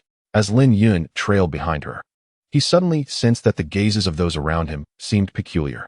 He glanced over his shoulder, but saw nothing amiss. So he dismissed the thought and continued following the woman. A young girl observed Lin Yun's retreating figure and called out. "What's wrong, Xiaoping?" inquired a middle-aged woman. "Auntie, the person who just left is someone I know. He is the husband of a colleague from our company." The girl gasped, struggling to contain her astonishment. "What are you saying? That man is deranged. My colleague is often referred to as the most beautiful woman in Xinjiang. How could he be unattractive?" replied the girl named Xiaoping, reflecting on how Yushi seemed to have become considerably more beautiful lately, concluding that calling her the most stunning woman in Xinjiang was hardly an exaggeration. Is it truly the case that such a stunning woman would marry a man so repugnant? Is he perhaps afflicted with a mental disorder? Yet, it is not surprising. Who in their right mind would forsake a beautiful wife at home to seek the company of courtesans? The tone of the middle-aged woman is steeped in disdain. Undoubtedly, this Xiaoping is none other than Fang Ping, a colleague of Yushi. Today, she traveled by train to Zhujiang with her aunt, only to unexpectedly encounter Lin Yun at the station. The so-called most beautiful woman of Xinjiang? Such audacity. Fang Ping's words caught the attention of a girl nearby, who could not help but retort. Beside her stood a young man, who found the situation amusing. His sister could not tolerate the notion that anyone might surpass her in beauty. "Indeed, my colleague is quite lovely, certainly more so than you." Fang Ping, feeling challenged, was indignant. Yushi's beauty is universally acknowledged. However, she could not deny that the girl opposing her was also quite attractive, though still not on par with Han Yushi in Fang Ping's eyes. "I find it hard to believe. After all, she is not present, allowing you to speak freely." The beautiful girl clearly doubted that Fang Ping's colleague could rival her in allure. "I have her picture on my phone. Take a look and see if she is more beautiful than you. Would I deceive you?" Fang Ping, noticing the girl's skepticism, pulled up a photo of Han Yushi on her phone. Before the girl could respond, the young man beside her was already captivated by the image of Han Yu she displayed on Fang Ping's device. Chapter 34, The Inn Near the Train Station. What a breathtaking woman. Evidently, the girl had glanced at the photograph of Han Yushi on Fang Ping's phone and acknowledged the woman's undeniable beauty. However, if one were to behold her in person, the true essence of beauty would be revealed. Observing that the girl had concurred with her assessment, Fang Ping couldn't help but feel a sense of pride. Although the girl wished to counter Fang Ping, she couldn't deny the striking allure of the photograph. While she found it hard to believe that the real person could surpass the image, her skepticism towards Fang Ping's words had dissipated. "Xiaoping, the bus we are to take has arrived. It's time to check tickets," a middle-aged woman informed Fang Ping. Just then, the young man hastily intervened as he noticed Fang Ping preparing to leave. Seeing the perplexed expression on her face, he quickly introduced himself. "Please do not misunderstand. I am Qin Sheng, and this is my sister, Qin Yan. May I kindly request the contact number of the woman in the photograph?" "Why? No, I cannot. I do not know you, and Yushi is even less familiar with you. What need do you have for her contact number?" Fang Ping replied cautiously, immediately urging the middle-aged woman to depart with her. "I will offer 10,000 yuan, provided you give me her contact number," the young man exclaimed as he sensed Fang Ping's hesitance. In a swift motion, he produced the sum and extended it towards her. Before Fang Ping could utter a word, the middle-aged woman had already accepted the money. "Aunt you," Fang Ping began, yet her words were cut short by her aunt's interruption. The middle-aged woman's assertion that it was impossible to provide Xiaoping's colleague's phone number left both the young man and Fang Ping momentarily stunned, pondering the irony of receiving money without a means of contact. However, the address of Xiaoping's workplace was indeed available, and the subsequent remarks from the middle-aged woman garnered admiration from those present for her shrewdness. The young man was particularly elated, as acquiring the address was far more advantageous than a mere phone number. Fang Ping handed a business card to the young man and hastily escorted her aunt away. Although she refrained from directly divulging Yushi's phone number, the indirect betrayal for the sum of 10,000 yuan gnawed at her conscience. "Brother, you can't possibly have fallen for that girl just from a glance at her photo on your phone, can you?" queried the girl named Qin Yan. "I have genuinely developed feelings for her this time," Qin Sheng replied with utmost seriousness. "Come now, each time you claim it's sincere, yet what has been the outcome? Your girlfriend count has surely amassed to a small army by now. Besides, this woman is married. Do you truly believe our family would consent to this?" Yet there was no need for concern. She continued, "Your infatuation will likely last but a month, after which you'll cast her aside, right?" Qin Yan rolled her eyes. Skepticism etched on her face. Qin Sheng remained silent, convinced in his heart that he had genuinely taken a liking to the woman named Yushi. and was determined to pursue her regardless of the circumstances. Moreover, he found it scandalous that Yushi's husband, a lunatic, was engaging in such disgraceful behavior as soliciting prostitutes in a train station, thus wasting the beauty that was his wife. Lin Yun had barely stepped into the so-called clean inn described by the woman when he sensed something was amiss. The interior was dimly lit, the air thick with an unpleasant odor, and the floor was strewn with various forms of refuse, far from the notion of cleanliness. From the adjacent rooms, muffled moans could be heard, indicating a sordid atmosphere. Although Lin Yun had never encountered such situations in his previous life, he could immediately discern the nature of the establishment. He had inadvertently wandered into a disreputable den of vice. His expression darkened, and he promptly turned to leave. "Where do you think you're going?" A burly man blocked Lin Yun's path. However, Lin Yun's speed and strength were beyond the capability of these two brutes to withstand. With a swift motion, he dispatched them aside, leaving them struggling to rise. With a sudden kick, Lin Yun forced open a door to reveal three bare-chested men, one of whom was completely undressed. A young girl, appearing to be a student, was bound to a chair. Her attire reduced to merely a bra and shorts, likely a deliberate choice by her captors to leave her partially clothed. Without waiting for the men to react, Lin Yun surged forward, unleashing a flurry of punches and kicks with unrelenting ferocity. Their cries of anguish filled the air as he swiftly incapacitated them, leaving no opportunity for retaliation. Still unsatisfied, Lin Yun targeted their knees and groin with a few additional strikes, ensuring that these miscreants would likely spend their future in wheelchairs, leading lives devoid of dignity. He reached out to untie the ropes binding the girl, merely advising her to get dressed. Suddenly, 6 or 7 tattooed youths stormed in, brandishing weapons, their arms adorned with a chaotic array of ink. Several individuals, previously subdued by Lin Yun, were hurled at the approaching youths, causing them to stagger back several steps. Lin Yun swiftly closed the door behind him and advanced towards the group of 7 armed with various blades, his demeanor devoid of any trace of fear. "I'll take care of it," declared the last of the group, a man as thin as a twig, his actual age indiscernible. Yet his pallid complexion revealed a life spent shunned from sunlight. Upon hearing his words, the others immediately swung their weapons towards Lin Yun. In the later stages of his cultivation, Lin Yun primarily focused on spellcraft and stellar energy, paying little attention to traditional martial arts techniques. After reaching a 1-star level, he dismissed these commonplace martial practices. However, he later encountered a commendable set of leg techniques and a striking style, which he took the time to learn in a leisurely manner. For him, employing such rudimentary combat techniques against invading alien entities or beasts was a folly. Lin Yun's series of kicks comprised 18 distinct strikes, each containing 36 variations. Even Lin Yun cannot fully unleash the complete sequence of the 18 kicks, not due to an inability to learn, but because he had already attained the status of a 1-star practitioner when he acquired these 18 interconnected kicks and the 81 heavy punches, regardless of their formidable nature. Such martial techniques are rendered trivial when faced with a star-ranked cultivator. Consequently, Lin Yun only learned a portion of them and grew disinterested in further study. However, upon arriving on Earth, he found himself relying heavily on the very skills he had once neglected. Confronted by the advancing individuals, Lin Yun showed no hesitation.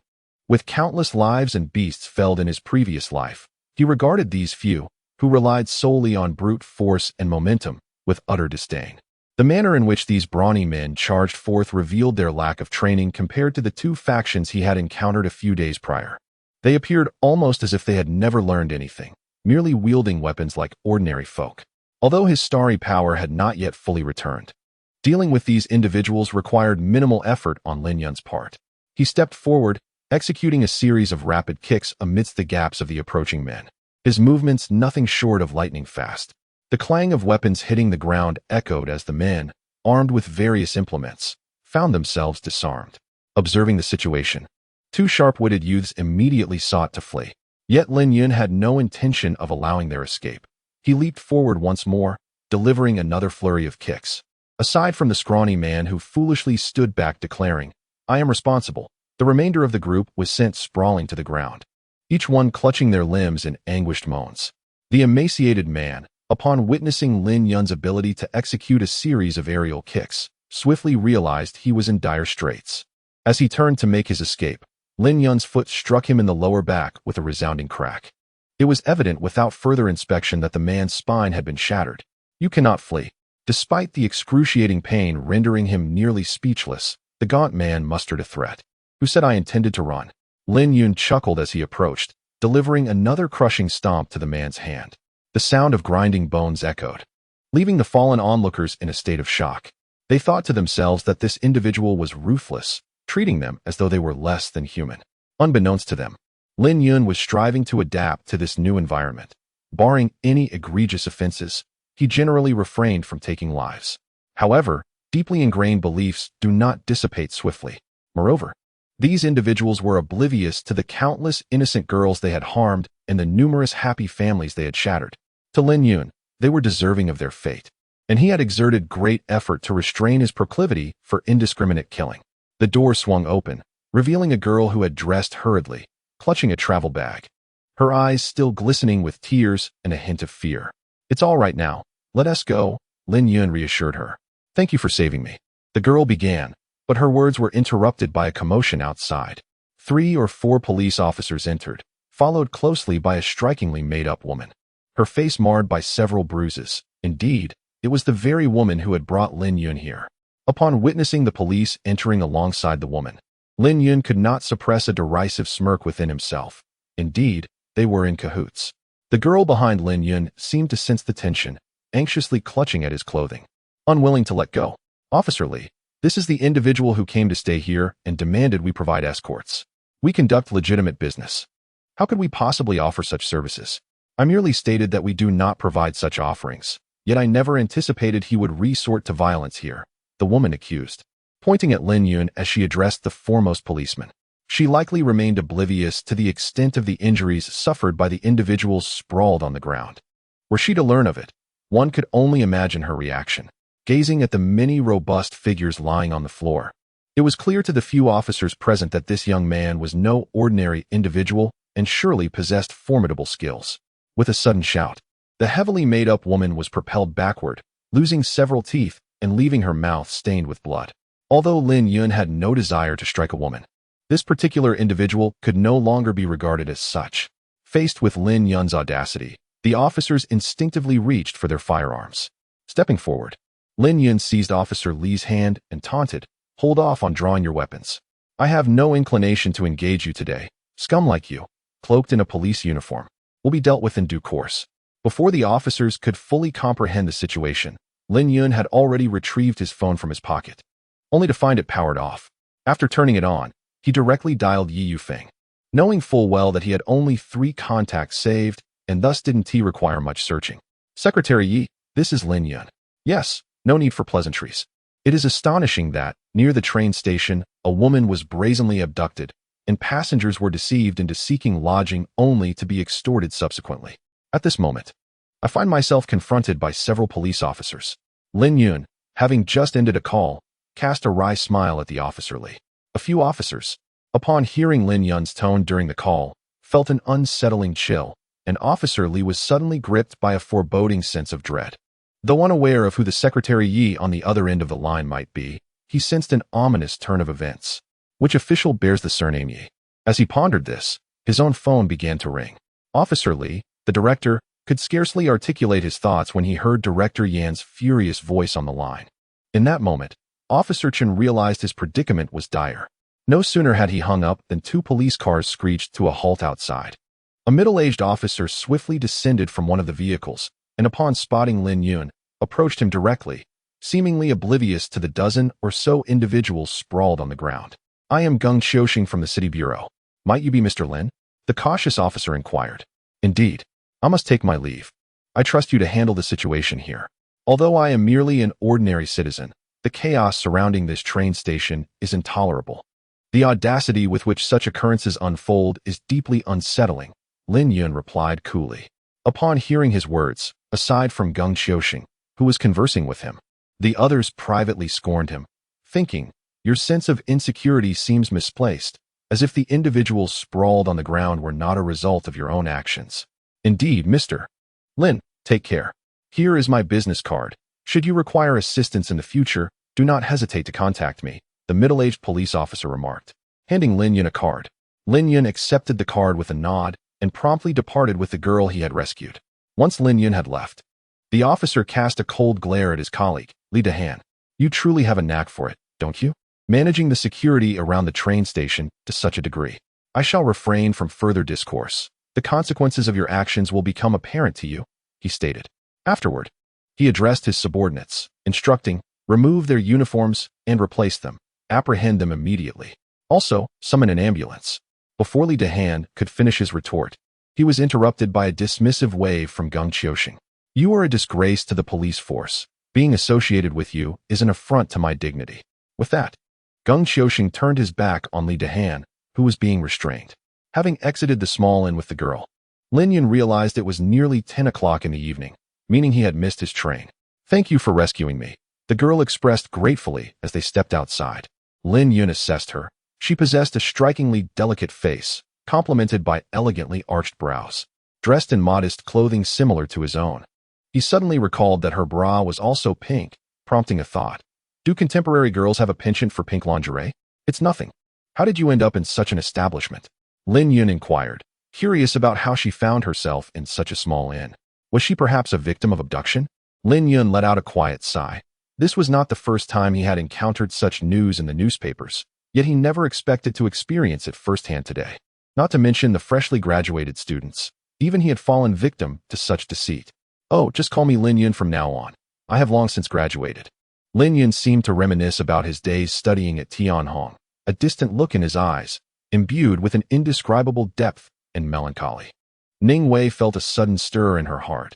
His mature gaze was unlike any she had seen among her many male classmates. This man undoubtedly possessed a story worth telling. The new campus of Finjiang University of Economics and Trade was several hours away from the city center, and with the clock nearing 11, it was likely they wouldn't arrive until 2 or 3 in the morning. It might be wiser to spend the night at the train station. Observing Lin Yun lost in thought, Ning Wei couldn't help but speak up. All right, thank you, Brother Lin. To her surprise, she agreed without hesitation to his suggestion. Lin Yun felt a wave of embarrassment. How could he explain this to Ning Wei?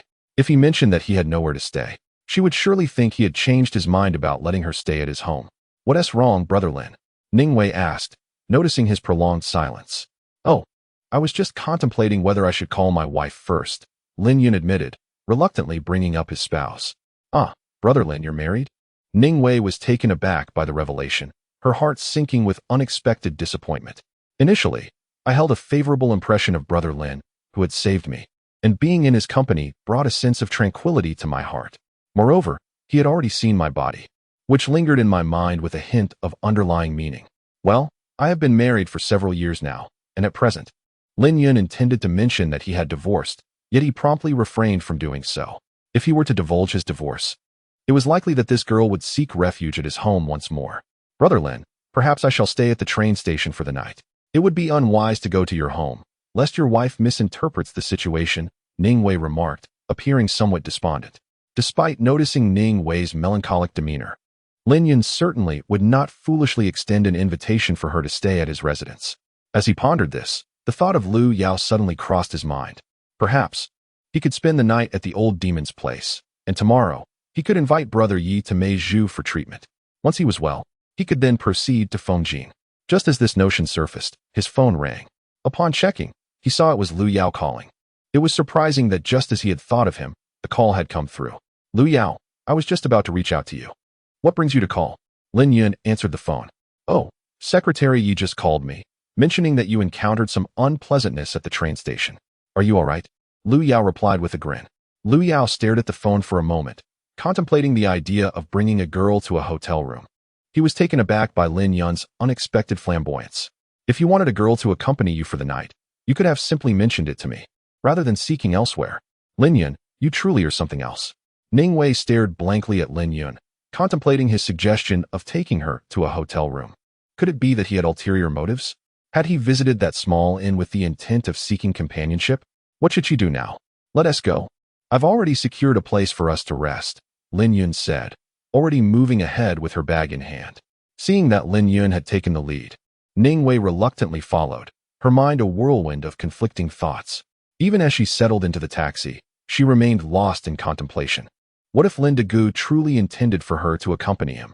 She glanced at Lin Yun, seated in front of her, pondering whether he was indeed in need of such company, considering he would choose a place like the train station. Was it possible that Lin Degu's relationship with his wife was strained? Yet, an endearing and refreshing aura emanated from him, leaving Ningwei with no negative impressions.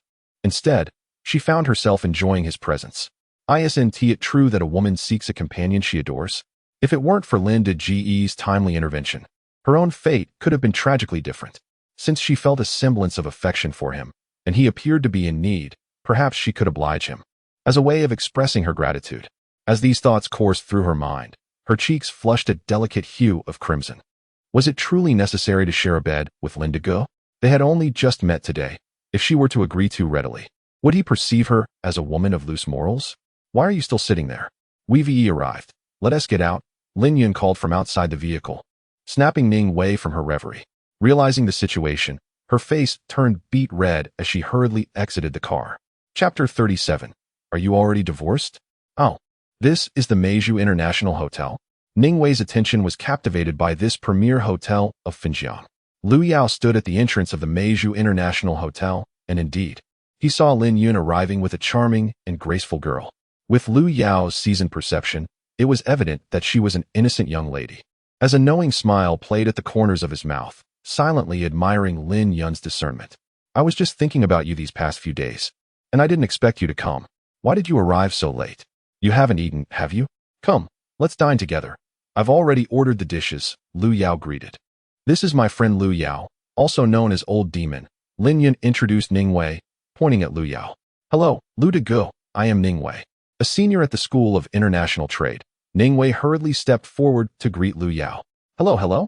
Hee. Lin's taste is indeed commendable.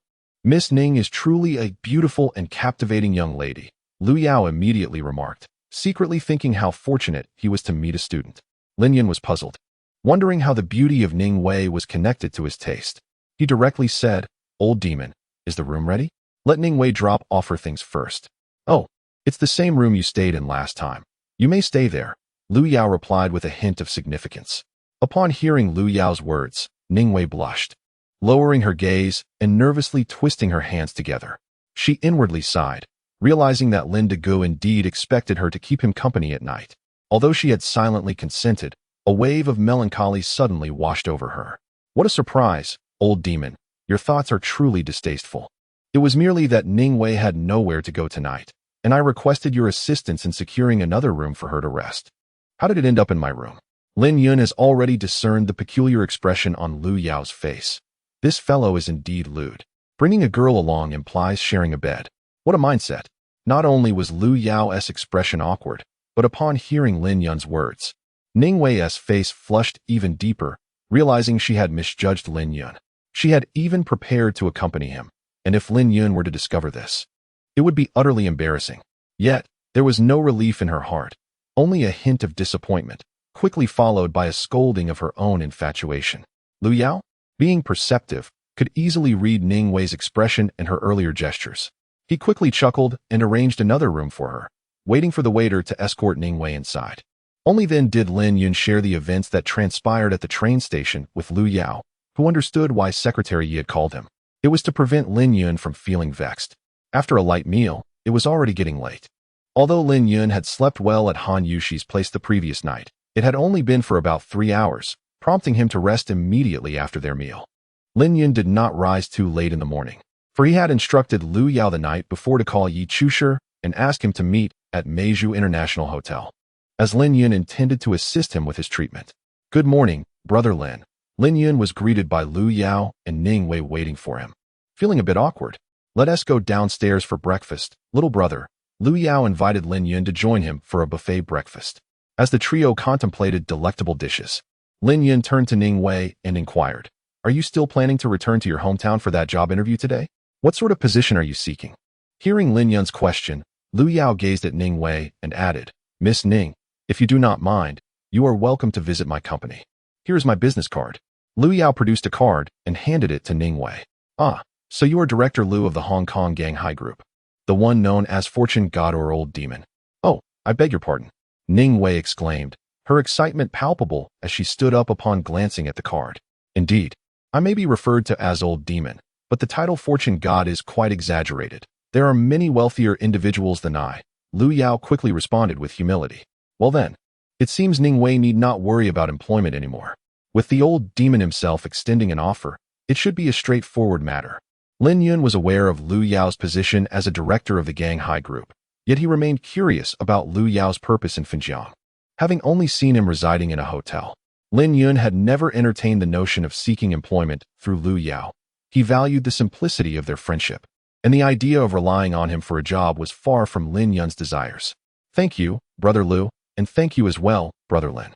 Ningwei managed to calm her excitement, hardly believing she was dining alongside the fortune god old demon at Meiju International Restaurant. Life truly is full of unpredictable twists. Have you contacted Brother Yi? Lin Yun asked Lu Yao after finishing his meal. Yes, I have.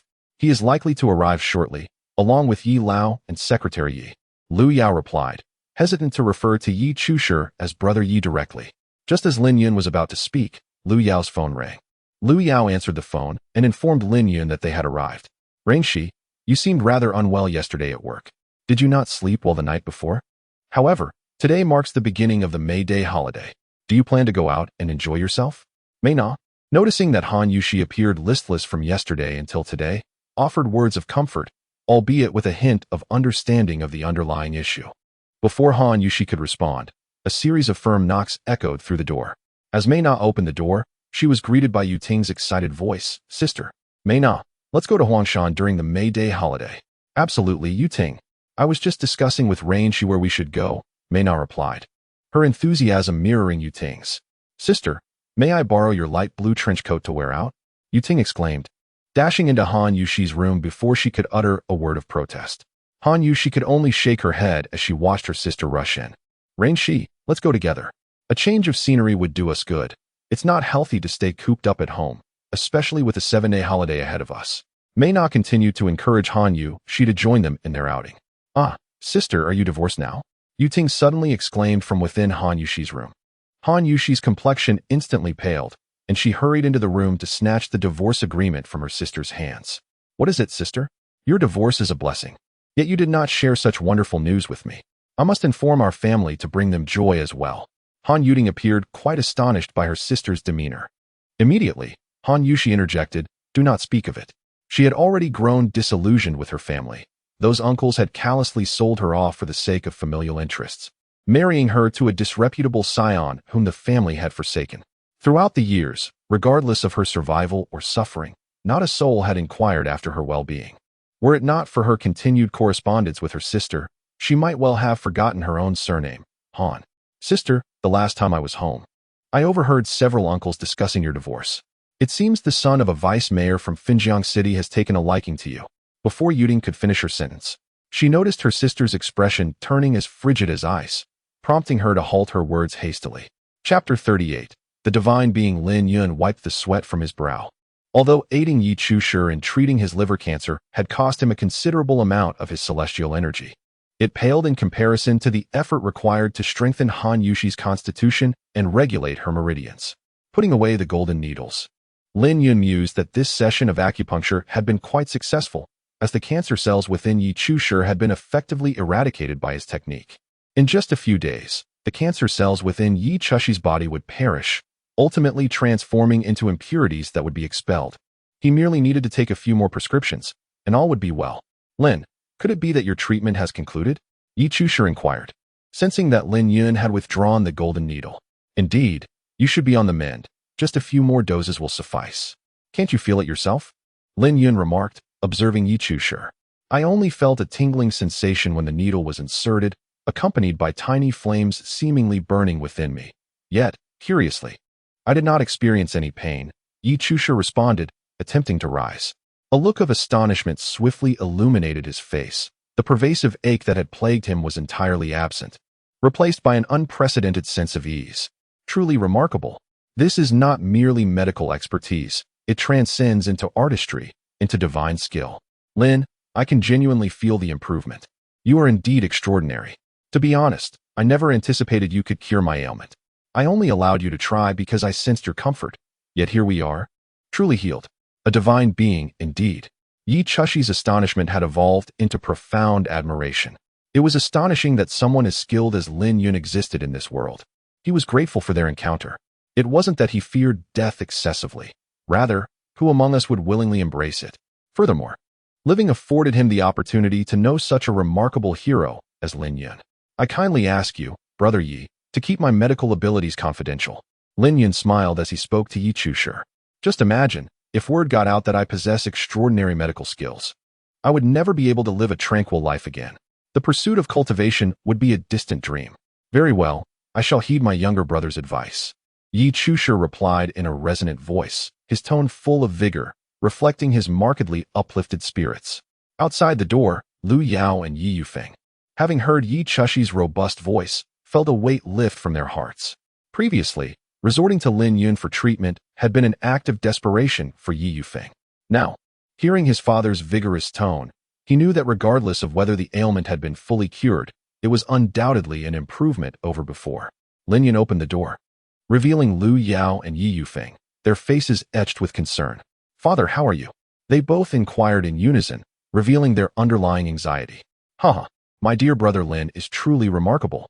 My illness has been completely cured. A marvel indeed." Yi Chusher could hardly believe that Lin Yun had healed him. The pain that had once plagued him was now absent, and any discomfort had vanished completely, leaving him in disbelief. The individuals at the door gaped in astonishment, unable to comprehend the reality before them. Even Yi Yufeng had merely assumed that Lin Yun would alleviate some of his father's suffering rather than completely heal him. This was precisely why he had brought his father to seek Lin Yun's aid. Cancer is a formidable adversary for many. Yet Lin Yun has fundamentally severed the opportunity for cancer cells to proliferate. For Lin Yun, who possesses the power of the nebula and is a master of medicine, this is hardly a daunting task. However, were it not for the nebula's power and reliance solely on acupuncture and medicinal treatments, it would likely require several months. If Lin Yun had already attained the first star, treating such a condition, which is hardly considered a significant ailment in the Tianan continent, could take merely a few minutes, rather than the entirety of half a day. Yi Yufeng, overwhelmed with emotion, grasped Lin Yun's hand, at a loss for words to articulate his feelings. Beside him, his wife Zheng Ziping stood awkwardly, recalling how her father had insisted she and Yufeng address Lin Yun as Brother Lin upon their arrival.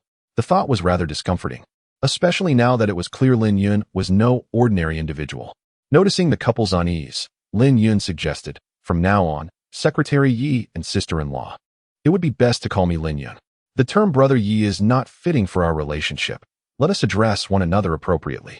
As for Brother Ye's health, he is indeed completely cured, yet he must still take a few more doses of medicine and rest for 3 months. I shall prescribe the medicine for you shortly, and I hope you will keep the matter of my treatment for Brother Yi confidential." Lu Yao, perceiving the couple's discomfort, chuckled heartily. "The banquet is already prepared. Let us proceed downstairs to enjoy the meal." Lu Yao felt a tremor within his heart. Previously, he had merely regarded Lin Yun as an extraordinary individual who had saved his life, which prompted him to forge a connection. However, he now realized that Lin Yun's prowess far exceeded his initial estimations. It seemed prudent to introduce Lin Yun to his esteemed elder. "Very well. Let us descend for a meal. I shall summon Nüwa," Lin Yun declared as he prepared to call for her. "Brother Lin, I have already arrived. Brother Lu just contacted me," Nüwa responded cheerfully. "Brother Lu has arranged everything for my job. I will be working at a company in Xinjiang, also under the Shanghai group." Her spirited demeanor indicated that she had indeed set aside a considerable concern. "Is there anything enjoyable in Hong Kong? If you have no pressing matters, Brother Lin, why not accompany me to the capital? There may be intriguing things that capture your interest," Yi Chusher remarked, casting a glance at Lu Yao before turning his attention back to Lin Yun with evident delight. "I have other commitments. The capital and Hong Kong can wait for another time," Lin Yun replied, raising his glass in a toast, which he promptly drained. With matters here seemingly resolved for the moment, he felt it was time to proceed to Fengjin. The atmosphere at the dining table was vibrant, with Yi Yufeng and Zheng Zuiping extending their utmost courtesy to Lin Yun. Although Nüwa was unaware of Yi Yufeng's true identity, she sensed he must hold a position in the government, given the respect he showed toward Brother Lin. This indicated that Lin Yun was indeed a person of significant capability. Since being rescued, Nüwa felt that the longer she spent with Lin Yun, the less she understood him, yet paradoxically, she found herself increasingly drawn to him. After finishing lunch, it was nearly 2 o'clock in the afternoon. Lin Yun stood up to bid farewell to a few people. Seeing Lin Yun ready to leave immediately after the meal, the others felt somewhat helpless, understanding that Lin Yun was an imaginative individual beyond the scope of their concerns. "Wait a moment, Brother Lin," they called out as they accompanied him outside. Just as Lin Yun was about to get into his car and depart, Ningwei rushed over. Chapter 39. Join me for a while observing her sister's pale, cold complexion. Yuting and Mei Na dared not utter a word. Uncertain of what was troubling Han Yushi, Yuting even pondered whether her sister truly wished to divorce. How could that be? Just as Mei Na was about to voice her thoughts, the sound of her phone interrupted the brief silence. "Hello, is that Xiaoyu? What is up?" "Oh, that is perfect. I have nothing scheduled for today. Just a moment, let me check with Yushi," Mei Na said, moving the phone away to speak to Yushi. "This afternoon at 3, Xiaoyu, Su Jie, and 2 other colleagues are inviting us to sing at Xingui. Yushi and Yuting, will you be joining us?" Although Mei Na was well aware that Yushi would decline, she still inquired. "Of course I'll go," Han Yuting exclaimed with delight. "All right, I will also attend." Mei Na was waiting for Han Yushi to refuse, but was taken aback by the prompt acceptance. "Ah, that is wonderful." Mei Na picked up the phone and continued. "I will come over with Yushi and Yuting this afternoon. Sister Yushi, are you truly joining us at the KTV today? It is said that a colleague is treating, though their identity remains a mystery. However, Sister Yushi, venturing out for a bit of singing could indeed be quite delightful." Mei Na felt a surge of joy at the prospect of having Han Yushi accompany them for a karaoke session. Han Yuting observed her sister and noted a subtle change in her demeanor. She had never before frequented such places. What could be the reason for this shift today? Deep within, Han Yushi grappled with a sense of melancholy. The night prior had been the happiest of her life, yet the following morning, that person had inexplicably vanished without a word. It seemed her joy had dissipated into thin air alongside his departure. Upon seeing the divorce agreement that Yuting had presented and reflecting on her sister's earlier remarks, she realized her circumstances remained unchanged, still a pawn in a family transaction. Still a wretched soul devoid of concern or affection. At that moment, when Mei Na urged her to join in song, she responded without a second thought, not out of a desire to sing, but rather a yearning to drink. On her birthday just 2 nights ago, she had wished to indulge herself, only to be interrupted by Lin Yun. Yet now, Han Yushi longed to become inebriated, to escape all worries and thoughts, if only to alleviate some of the bitterness within her heart. Divider Lin Yun was taken aback that Ningwei had specifically summoned him merely to request a phone number. He found it puzzling why she had not asked for it during their lengthy conversation the day before, only to remember it as he was about to leave. It was indeed a rather unique trait. In truth, Ningwei had long intended to inquire Lin Yun for her phone number, yet feeling shy after their recent acquaintance made it difficult. She initially planned to ask today, but after Lin Yun had breakfast, she seemingly departed to assist others in medical matters. Although Ningwei was perplexed by how Lin Yun could practice medicine, she found herself without the opportunity to converse with her. Later, during lunch amidst a multitude of people, her hesitation lingered. It was only when Lin Yun prepared to leave that Ningwei mustered the courage to request her phone number. Though she could easily obtain it from Chairman Liu, acquiring it directly from Lin Yun held a distinct significance. Lin Yun, unhurried to reach the train station, had ample time, as the train was scheduled for 9:30 in the evening, and it was merely past 3 in the afternoon. However, her clothing had become tattered, and her bag contained only 2 worn-out garments. Presently, Lin Yun wished to purchase a few simple pieces of clothing to avoid the embarrassment of lacking a change. The apparel within Fujian Commerce was exorbitantly priced. Despite having 10,000 yuan, she was reluctant to squander it on expensive outfits that would also require time to earn back. Lin Yun believed that as long as the clothes were wearable, it would be far superior to expend all her money on food rather than clothing. She alighted from the vehicle at a random spot along the roadside and strolled along the street, perusing various clothing stores. However, after visiting 7 or 8 shops, she found only women's apparel, sportswear, or trendy street fashion, failing to locate any suitable clothing for herself. She couldn't help but admire the nanny who had previously assisted her in selecting clothes, pondering how she had managed to find them.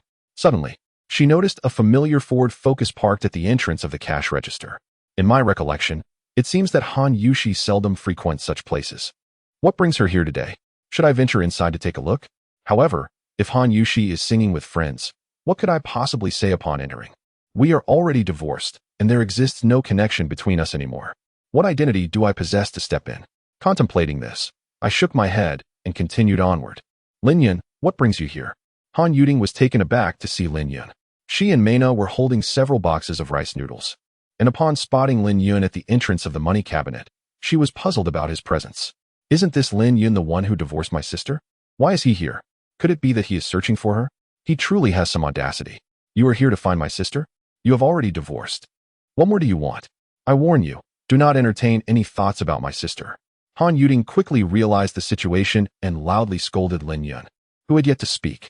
Lin Yun shook his head, thinking to himself that this sister of Yushi is indeed formidable, launching accusations without grasping the situation. He chose to ignore her and simply maneuvered around the obstructing Han Yuding, leisurely continuing on his way. He had no intention of seeking out Han Yushi. His purpose for being here was to browse for a couple of tops, not to look for Han Yushi. Han Yuding and Mena stood in a daze, watching Lin Yun gradually recede into the distance, momentarily stunned. Yuding, why are you and Mena taking so long to buy rice noodles? Now that you have purchased them, why linger here? Han Yushi, having noticed the two after a long absence, descended to check on them. Observing their dazed expressions at the entrance, she couldn't help but inquire. Sister Yushi, the one who just passed by is Lin Yun, Mena gently remarked while gazing at Han Yushi. Yushi looked up and indeed saw in the distance, along the roadside, a figure that was Lin Yun, who was glancing into a store as he walked. However, it was the blue single-shoulder backpack he carried that enabled Han Yushi to instantly recognize him. She had assumed it would be quite a while before she saw him again. Yet unexpectedly, just 2 days later, here he was. Lin Yun, stop! Han Yushi called out as she sprinted towards him, surprisingly not feeling fatigued in the least. Yushi, what a pleasant coincidence. Out for karaoke to unwind during the holiday? Lin Yun said with a hint of embarrassment as he scratched his nose. He recalled his previous comment about the color of Han Yushi's bra. Although he had left abruptly, he had not anticipated encountering her so soon again. Come, join me inside for a while, Han Yushi invited, only to realize she didn't quite understand why she had called him over, as it seemed their relationship had shifted significantly. As Han Yushi brought Lin Yun to the KTV, both Yuding and Mena were taken aback, their expressions one of astonishment. Why would Yushi intentionally seek out Lin Yun? Had they not divorced? Was there perhaps another reason behind this? Just as they settled in, 3 more individuals entered, one of whom Lin Yun recognized, the person he had encountered the last time he went to the market with Han Yushi. He was unaware that this was Shin Jun. Upon seeing Lin Yun seated with Han Yushi, Shin Jun was equally perplexed. Today, he deliberately went around in circles to invite Han Yushi, not anticipating that she would bring along her mentally ill husband. However, her expression quickly returned to normal. Shin Jun, why did you arrive so late to the gathering? We need to buy our own rice noodles. This is simply unacceptable. Xiao Yu expressed her dissatisfaction upon noticing Shin Jun's tardiness. Oh, my apologies, beautiful Xiao Yu. I was busy picking up Chun Yi and Li Dongqian, Shin Jun replied, his face adorned with a smile. For him, as long as Han Yushi was present, it was a success. He believed he could handle the situation, even with a madman by her side.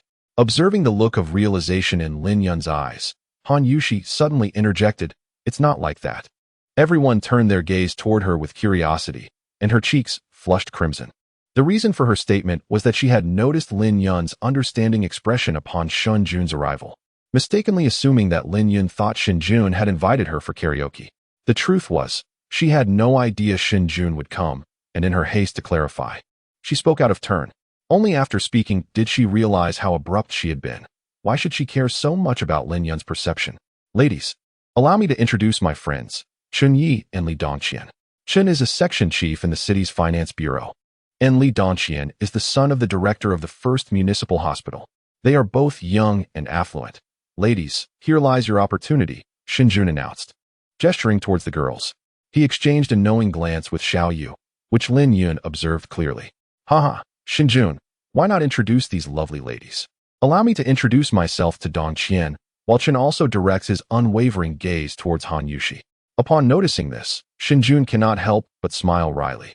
His initial intention was to invite these 2 individuals to assist him in courting Han Yushi, yet unexpectedly, they have fixated their attention on her from the very beginning. Su Jia, Feng Yu, Mena, Han Yushi, and her sister Han Yuding. Save for Yuding, the others are all beauties from our company. How does it feel to be dazzled by such splendor? Shin Jun introduces each one to Chun and Li Dongqian, deliberately omitting Lin Yun. Han Yushi, Noticing Shun Jun's intentional exclusion of Lin Yun, feels a surge of anger within her. She had initially wanted to leave as soon as Shin Jun arrived, but reconsidered. Recognizing that such overt actions would be too conspicuous among colleagues, potentially leading to awkward encounters in the future, she silently fumed over having been betrayed by Xiaoyu. Observing that everyone else had risen to greet the trio, while Han Yushi merely sat there, watching her eccentric husband devour fruit, she felt a deep-seated frustration. Today, she vowed, she would not let her madman of a husband off the hook. She would ensure he faced consequences. I nearly forgot to introduce another guest. This is Lin Yun, a relative of Han Yushi's, Shin Jun declared, winking at Chun and Li Dongqian. At a glance, Chun and Li Dongqian understood Shin Jun's implication. This was indeed the flower adorning the heap of dung, Han Yushi's mad husband. Observing his apparent indifference, solely focused on his food, they exchanged knowing smiles. Very well, since our dear Lin enjoys fruits, let us request the waiter to bring forth in abundance. Now, shall we commence with drinks or indulge in a round of karaoke first? As Shin Jun observed everyone settling down, he promptly made a suggestion. Shin Jun, is there any doubt? Naturally, we shall drink and sing together, Xiaoyu interjected eagerly. Very well, let us start with 10 bottles of beer and 3 bottles of red wine for the ladies. As for us 4 gentlemen, let us indulge in some white liquor. We shall request 10 bottles of that as well. Chun Yi chimed in without hesitation. Lin Yun scoffed, noting that these rascals had not taken their eyes off Han Yushi since their arrival, fully aware of their ulterior motives. As Han Yushi seemed poised to speak, Lin Yun quickly interjected, All right. I too am curious to experience the taste of white liquor. Hee. Before long, red wine, beer, and white liquor were delivered. And the women, all capable drinkers, required no encouragement, each consuming a bottle with enthusiasm. Han Yushi had initially intended to enjoy some drinks that night, but with Shin Jun present, her desire waned. Furthermore, upon encountering Lin Yun, the earlier heaviness in her heart dissipated, leaving her devoid of the urge to seek intoxication. Yushi, do indulge a little tonight. Both Meina and Su Jia encouraged her to partake in the drinks. Glancing at Lin Yun beside her, Han Yushi suddenly felt a sense of tranquility wash over her, and she decided against further refusals, pouring herself a glass of beer. The women grew increasingly merry. Without even singing a note, they had already consumed a substantial amount of alcohol. Lin, my brother. Shin Jun raised his glass, intending to address Lin Yun, but was swiftly interrupted. Stop. I refuse to be called Lin, my brother. I recall that my uncle's grandson is likely older than you, and he addresses me as uncle. Your form of address is incorrect. Lin Yun shook his head, as if to imply that Shin Jun was rather foolish. He downed a glass of white liquor, which tasted far inferior to the Maodai. Shin Jun, caught off guard by Lin Yun's words, raised his cup, but had not yet resumed speaking when Lin Yun interjected again, instructing him to refrain from unnecessary chatter and simply finish his drink, assuring him that he would finish his own in due course, just as the others would. After this, Lin Yun proceeded to nibble on some fruit and snacks. Indeed, Lin, thought Li Dongqian, having called Lin Yun by name, but unable to recall the latter part, he decided to gloss over it. However, a hint of mockery crept onto his lips as he mused that these were evidently individuals of limited intellect. The trio, having absorbed Lin Yun's directive, ceased their rambling, and a glint of determination flickered in their eyes. They took turns raising their cups before Lin Yun and downed their drinks in one go. Lin Yun, not one to dawdle, matched their pace, finishing the liquor in his own glass immediately after theirs. Observing this, Han Yushi couldn't help but tug at Lin Yun's sleeve, thinking how oblivious he was. Clearly, Shin Jun and his companions aimed to intoxicate him, yet he seemed entirely unaware, continuing to drink unabated. Lin Yun was, of course, aware of Han Yushi's tugging at his clothing. Nonetheless, he feigned ignorance, and aside from engaging in the drinking challenge with Shin Jun and the others, he consumed even more, as if to suggest that abstaining from excessive drinking would somehow place him at a disadvantage. Upon witnessing Lin Yun's demeanor, Shin Jun and his companions felt an even greater sense of delight, secretly mocking him as they concluded he was indeed a rather peculiar individual. They incessantly poured drinks for Lin Yun. At that moment, not only Han Yushi, but also the other girls realized Shin Jun and his companions intended to get Lin Yun intoxicated. The girls expressed their sympathy and regret for Han Yushi having such a husband, seeing that she could no longer dissuade Lin Yun from drinking. Han Yushi sighed and resigned herself to the situation. At worst, he would get drunk tonight, and she would take care of him. as she had no work commitments the following day. The thought of Lin Yun coming to her after getting inebriated even sparked a hint of anticipation in her. A blush crept across her face as she pondered her own feelings. In the blink of an eye, Shin Jun and his friends had each consumed nearly a bottle of liquor and were becoming somewhat inebriated, all the while continuing to pour more. Lin Yun, on the other hand, had nearly downed 5 bottles without even a hint of intoxication, maintaining an unperturbed demeanor. When Shun Yi and Li Dongqian attempted to persuade him to drink more, Shun Jun intervened, having realized that their drinking prowess was no match for Lin Yun's. He declared that their drinking session should come to an end, suggesting they refrain from overindulgence as they would soon be singing, lest they squander their funds for the evening. After speaking, Shin Jun exchanged a meaningful glance with Xiaoyu. Upon noticing his look, Xiaoyu felt a jolt of apprehension, even regretting her decision to assist in deceiving Yushi into coming. Lin Yun observed everything silently, feigning ignorance while merely indulging in fruits and drinks. Brother Jun, is your money insufficient? Did you not say you would treat us? Xiaoyu pretentiously remarked to Shin Jun. Indeed, I did not anticipate the presence of an additional guest today. Shin Jun chuckled mischievously. Although Qin Yi and Li Dongqian had indulged a bit too much, they were not yet inebriated. Observing the situation, Qin Yi quickly interjected, "No worries. Mr. Lin must be affluent. He shall cover the expenses." Lin Yun let out a cold laugh, choosing to remain silent. The atmosphere grew noticeably awkward, and Han Yushi felt a surge of indignation within. I shall only pay for my own expenses. How much others consume is of no concern to me, Lin Yun stated as he rose, preparing to toss a few hundred yuan onto the table before swiftly taking Han Yushi's hand to depart. He realized that these individuals had ulterior motives for inviting her out for drinks. As he reached into his pocket for the cash, he inadvertently pulled out a wallet, which, rather than containing money, held something entirely different. Just as he was about to retrieve the correct item, Han Yuding snatched the wallet from his grasp. Wow, Lin Yun, I didn't expect you to possess so much money, yet be so stingy. Han Yuding exclaimed loudly upon seeing the bulging wallet. Lin Yun immediately reached out to reclaim it. But Han Yuding tossed the wallet back to him, teasing, "Why are you so anxious? I have no desire for your money." As Lin Yun caught the wallet, its contents spilled onto the floor, not money, but sheets of white paper, some adorned with peculiar symbols.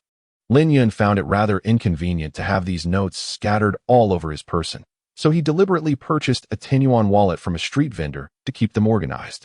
However, to his surprise, Han Yuding mistook it for money.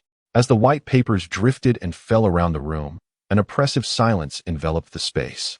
Leaving not a sound to be heard, Han Yushi gazed at the fluttering paper, her heart heavy with sorrow. He remained as prideful as ever, unwilling to sacrifice his facade. Faced with the numerous notes cascading from his wallet, Han Yushi wished she could vanish into the cracks of the earth. Han Yuding stood frozen, filled with profound regret. If given another chance, she would never have attempted to seize Lin Yun's wallet. Initially, she had perceived her sister's attitude towards Lin Yun softening and had hoped to cultivate a closer relationship with him, only to find herself entangled in such a predicament. Lin Yun, however, had not contemplated the situation to such an extent. He merely sought to retrieve the notes that bore writing. Although he harbored no fondness for Han Yuding, he was disinclined to confront her out of respect for Han Yushi. As he bent down to gather the scattered papers, Han Yushi's vision blurred.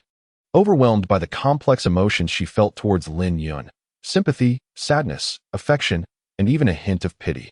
To her astonishment, Mr. Lin had such a peculiar hobby. Just as he was about to articulate more about the matter concerning Li Dongqian, a sudden ringtone interrupted his words. Han Yushi felt an immense gratitude towards the caller, as it provided her an escape from the awkwardness. She weakly ended the call, barely registering the words that Fong Ping uttered afterward. Lin Yun was momentarily engulfed by a sense of sorrow and despair, momentarily forgetting his own pitiable situation. A chill coursed through him, and he felt as though he had lost his very self. "What is wrong, Yushi?" Lin Yun stood up and looked at Han Yushi with a puzzled expression. "Where were you last night?" Before Lin Yun could finish his sentence, Han Yushi delivered a sharp slap across his face. For anyone else, hitting Lin Yun at such a close range would have been a challenge, but Han Yushi was someone he had never considered a threat.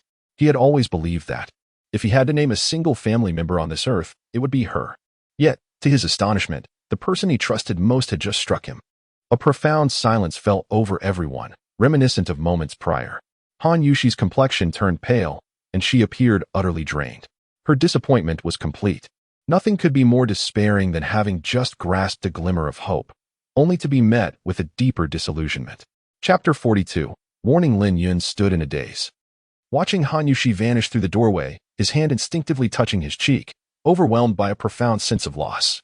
He couldn't comprehend why Han Yushi had struck him. His departure from Fengjiang, which had transpired at the train station, was of no concern to her anymore, considering they were already divorced. With a silent sigh, I resolved to repay my past debts to her. You should refrain from bothering Han Yushi in the future, or you will surely regret your existence in this world. Lin Yun coldly addressed Shin Jun and his companions, who were still enjoying the spectacle. What do you think you are, to dictate our actions? You wretched pauper, leave. I will cover the expenses here. Chun Yi glared fiercely at Lin Yun, declaring that he would not continue to play along with this lunatic now that Han Yushi had departed. Lin Yun, feeling a surge of indignation, was further incensed by Chun Ye's audacity. Without uttering a word, he stepped forward and delivered several sharp slaps. Lin Yun, showing some restraint, left behind only a series of red and white imprints and two of Chun Ye's teeth on the ground. Chun Yi crumpled to the floor, struggling to rise. You dare strike me? He shouted, attempting to charge at Lin Yun once more. Shen Jun and Li Dongqian, witnessing this, rushed to join the fray, intent on subduing Lin Yun.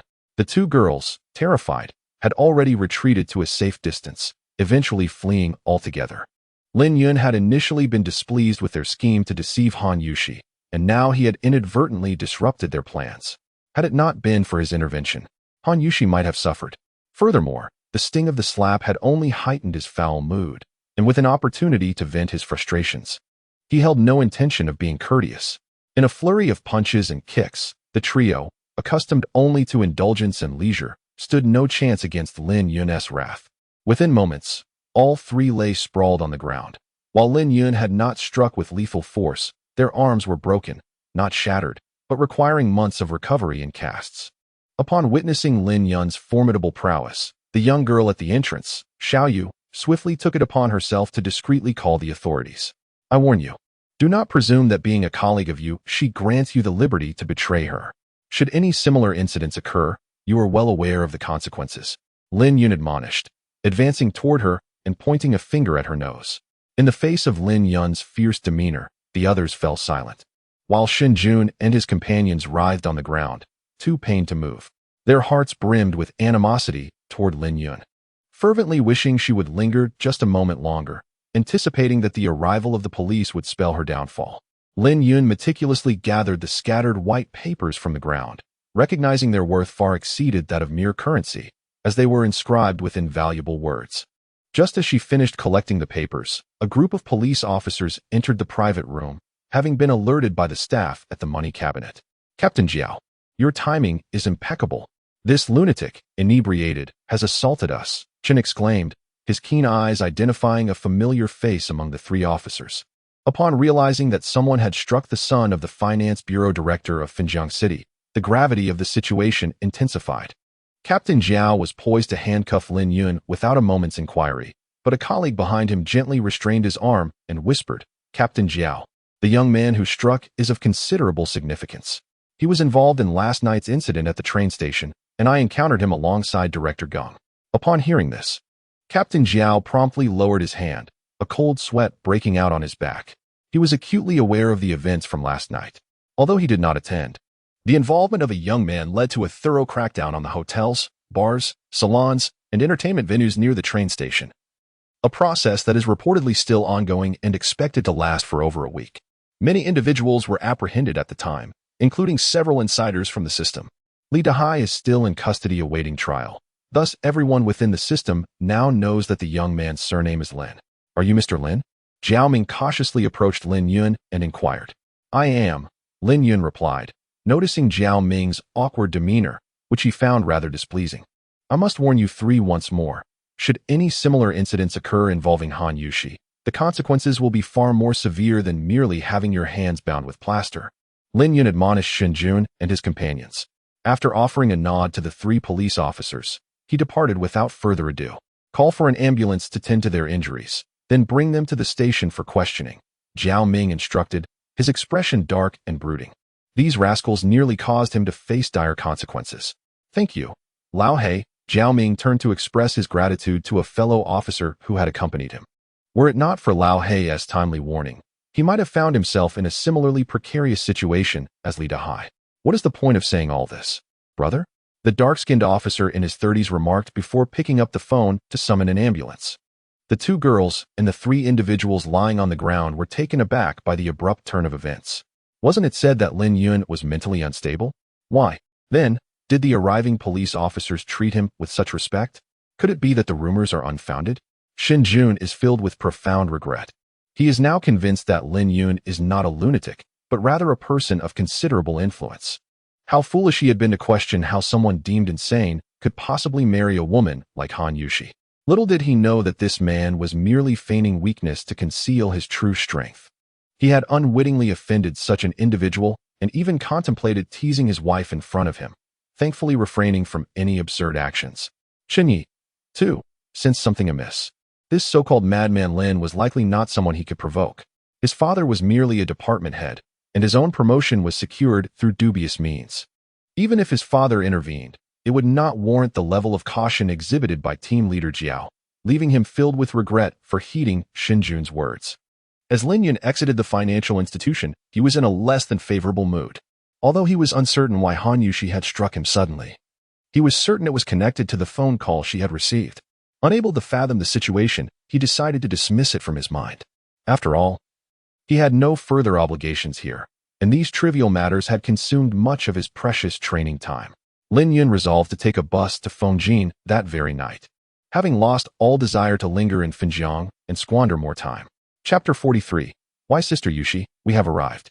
Please disembark while I park the car in the garage, Meina said to Han Yushi as she halted the vehicle at the entrance of the community. Sister, do not dwell too much on it. Lin Yun has always been. Han Yuding noticed her sister's pale complexion and promptly shifted the topic. Han Yushi, in a daze, alighted from the vehicle and suddenly felt the necklace around her neck, which sent a fresh wave of anguish through her heart. When she first received this necklace, she was filled with immense joy and happiness, even contemplating that she could accept Lin Yun, despite his incomplete recovery. He had learned to care for and cherish others. Why then did it come to this? What was the reason? As she watched her sister dash out in haste, Han Yuding rushed to catch up, perplexed by her sister's silence and her vacant stare. Han Yushi, in a fit of emotion, tore the necklace from her neck and ran toward the vast heap of garbage outside the community, forcefully tossing the necklace into the refuse. Watching it disappear among the waste, she murmured, "If this is what longing entails, I do not desire it." With the longing discarded, her heart felt hollow. She finally comprehended that when Lin Yun had bestowed upon her this longing, he had already claimed her heart, a truth she was reluctant to acknowledge, even now. Despite him being a person of questionable sanity and an individual overly concerned with appearances, her heart ached for him when she discovered his wallet filled with mere scraps of paper. It bled for him, shedding tears, wishing desperately to tell him that she could sustain him. Yet, why was it that when she allowed Lin Yun to sleep in her bed, her heart felt no concern whatsoever? Why was it that upon realizing her bra had been seen by Lin Yun, she felt nothing but resentment towards him for leaving without a word, disregarding the fact that he had glimpsed her secret? And why did she find herself in love with him, yet remained oblivious to it? Why did she harbor such affection for this individual, while simultaneously refusing to acknowledge it? Han Yushi's complexion grew increasingly pale, tears trickling down her cheeks. She loathed his lack of ambition, yet the one she loved was undeniably him. Had he left now? Where would he sleep tonight? Did he have a place to stay? Did he possess enough money for a meal? Despite being married for several years, he had never once touched her hand. Although he still exhibited some abnormalities, he was evidently much improved compared to before. A physiologically normal man. Even with a few mental quirks, shouldn't it be perfectly natural for him to have a place to go? Why was her reaction so intense, so sorrowful? Why not reflect on his virtues? Lin Yun, Han Yushi suddenly rose to her feet. She had to find him. She could not allow him to continue scavenging in the streets, nor could she let him wander aimlessly. Grasping the pale yellow cushion beside her, she realized it was likely purchased with money from his scavenging, and once again, Han Yushi succumbed to uncontrollable tears. Separation line Lin Yun suddenly felt a tightness in his heart, as if something precious had been discarded. Furrowing his brow, he recognized that he had lost nothing at all. The train from Fenjiang to Fengjin departed punctually at 9:30 that evening. Lin Yun found a seat and prepared to close his eyes and rest. His mood was not particularly bright, and he had no desire to practice. Opposite Lin Yun sat a middle-aged man in his 30s, accompanied by a teenage boy. Upon noticing Lin Yun's presence, the man offered a friendly smile, which Lin Yun reciprocated with a slight grin. Beside Lin Yun was a woman wearing a mask, appearing to be in her 30s as well. When Lin Yun took his seat, her expression and demeanor remained unchanged. A few strands of hair fell across her forehead, partially obscuring her eyes and rendering her somewhat indistinct. Lin Yun felt no inclination to engage with her. With a lengthy train journey ahead, he was disinclined to move, choosing instead to sit quietly and rest his eyes. The conversation between the two individuals across from him revealed that they were father and son. The father had not moved a single hair since boarding the train, and after several hours, the boy could no longer contain his curiosity and quietly inquired about Lin Yun. He had been observing Lin Yun since he boarded, but now, with Lin Yun's eyes closed and his hands seemingly motionless, the boy mused that one might wonder if Lin Yun had already passed away. Aware of the myriad peculiar individuals one encounters in the world, the father quickly silenced his son's query, knowing that such people often preferred solitude. The woman beside Lin Yun noticeably stirred when he sat down, seemingly curious about him. However, years of habit kept her demeanor composed and aloof. Due to the enchanting and refreshing fragrance emanating from Lin Yun, it was impossible for her to resist the urge to draw closer to him. Yet, she had never encountered such a scent before. She was well aware of the proclivity of many men to seize any opportunity, and she had mentally prepared herself to reprimand Lin Yun should he attempt to inch closer to her. However, she seemed to harbor a subtle appreciation for the aroma that enveloped him. What perplexed her was that once Lin Yun settled into his seat, he remained utterly still. Not even a single strand of hair stirred, despite the train having been in motion for a full 4 hours, with several stops along the way. As the hours passed, while Lin Yun remained immobile, the woman beside him found it increasingly difficult to stay seated. In truth, she had long felt the need to visit the restroom, but Lin Yun's unwavering presence obstructed her path, leaving her uncertain whether to call out to him or wait for him to awaken so she could request that he allow her passage. However, unable to restrain herself any longer, the masked woman suddenly rose to her feet, intending to request Lin Yun to make way. Yet, she was taken aback to find that Lin Yun had already stepped aside, and she had not even noticed when he did so. A look of astonishment crossed her face. She was certain that her standing up had not disturbed the young man beside her, yet it seemed as though he had been observing her all along. The moment she stood, he had graciously yielded his space, allowing her an unobstructed path. Was he truly watching her all this time? If you do not exit soon, I shall have to sit down, Lin Yun reminded the woman who stood there, seemingly lost in thought. Hearing this, she hurriedly passed by him. During the May Day holiday, the train was crowded. By the time it departed from Finjiang, all the seats were occupied. Along the way, additional passengers boarded, and the aisles were now filled with travelers. Many seated atop their luggage. Although it was already past 1 in the morning, some passengers continued to move about the carriage. In that moment, Lin Yun was seen grasping the arm of a young woman, who was strikingly beautiful and possessed an alluring figure. Observing that Lin Yun did not appear to be taking advantage of her, but rather seemed intent on teasing the voluptuous woman behind him, she could not help but harbor a sense of disdain. Thankfully, she had kept her mask on. Had she removed it, she feared that this man might have made unwelcome advances toward her. The individuals nearby, wide awake, observed Lin Yun with disapproval, silently shaking their heads at the audacity of this man who brazenly flirted with a young woman. Yet, none dared to voice their discontent. It was well past 1 in the morning, and many had succumbed to slumber, while the few awake merely watched the spectacle unfold. The masked woman had no desire to intervene, nor was she interested in this seemingly virtuous man, who was, in truth, no different from others. She suspected he merely sought to exploit the situation. "Do not leave just yet," Lin Yun called out as the masked woman attempted to depart. Anger surged within her. Was he attempting to take advantage of her? The clothing worn by this young man was so inexpensive, hardly amounting to 200 yuan. Did he intend to extort money from her in such a manner, or was he simply trying to capitalize on her? "What do you want? Let go of me, you scoundrel!" the woman exclaimed, her face flushed, struggling to free her hand from Lin Yun's grip to no avail. She realized she was ensnared by someone formidable. Unable to escape his hold, feeling utterly powerless. "I believe the woman I have detained has pilfered something of yours. Perhaps you should check if anything is amiss," Lin Yun stated, still holding the blushing woman firmly. The masked woman paused, then hastily opened her small bag, finding all her valuables intact. It dawned on her that this young man was merely concocting an excuse to draw closer to her. The rogue, who only knows how to take advantage of women, found himself at odds with a masked woman who, in her haste to find a restroom, had little patience for Lin Yun. Do you possess a silver box? Please check if it is still there, Lin Yun persisted, undeterred. The masked woman, her disdain palpable, retorted sharply, you may appear human, yet you stoop to such vulgar excuses. What a shameless individual you are. Although her words were somewhat muffled by the mask, the surrounding crowd caught every syllable. Initially, they had believed Lin Yun's claim of apprehending a thief, but upon hearing the tone of the alleged victim, it became evident that Lin Yun was merely a man seeking to exploit women. Despite Lin Yun's unthreatening appearance, the passengers on the train chose to steer clear of this brazen individual who openly harassed a woman.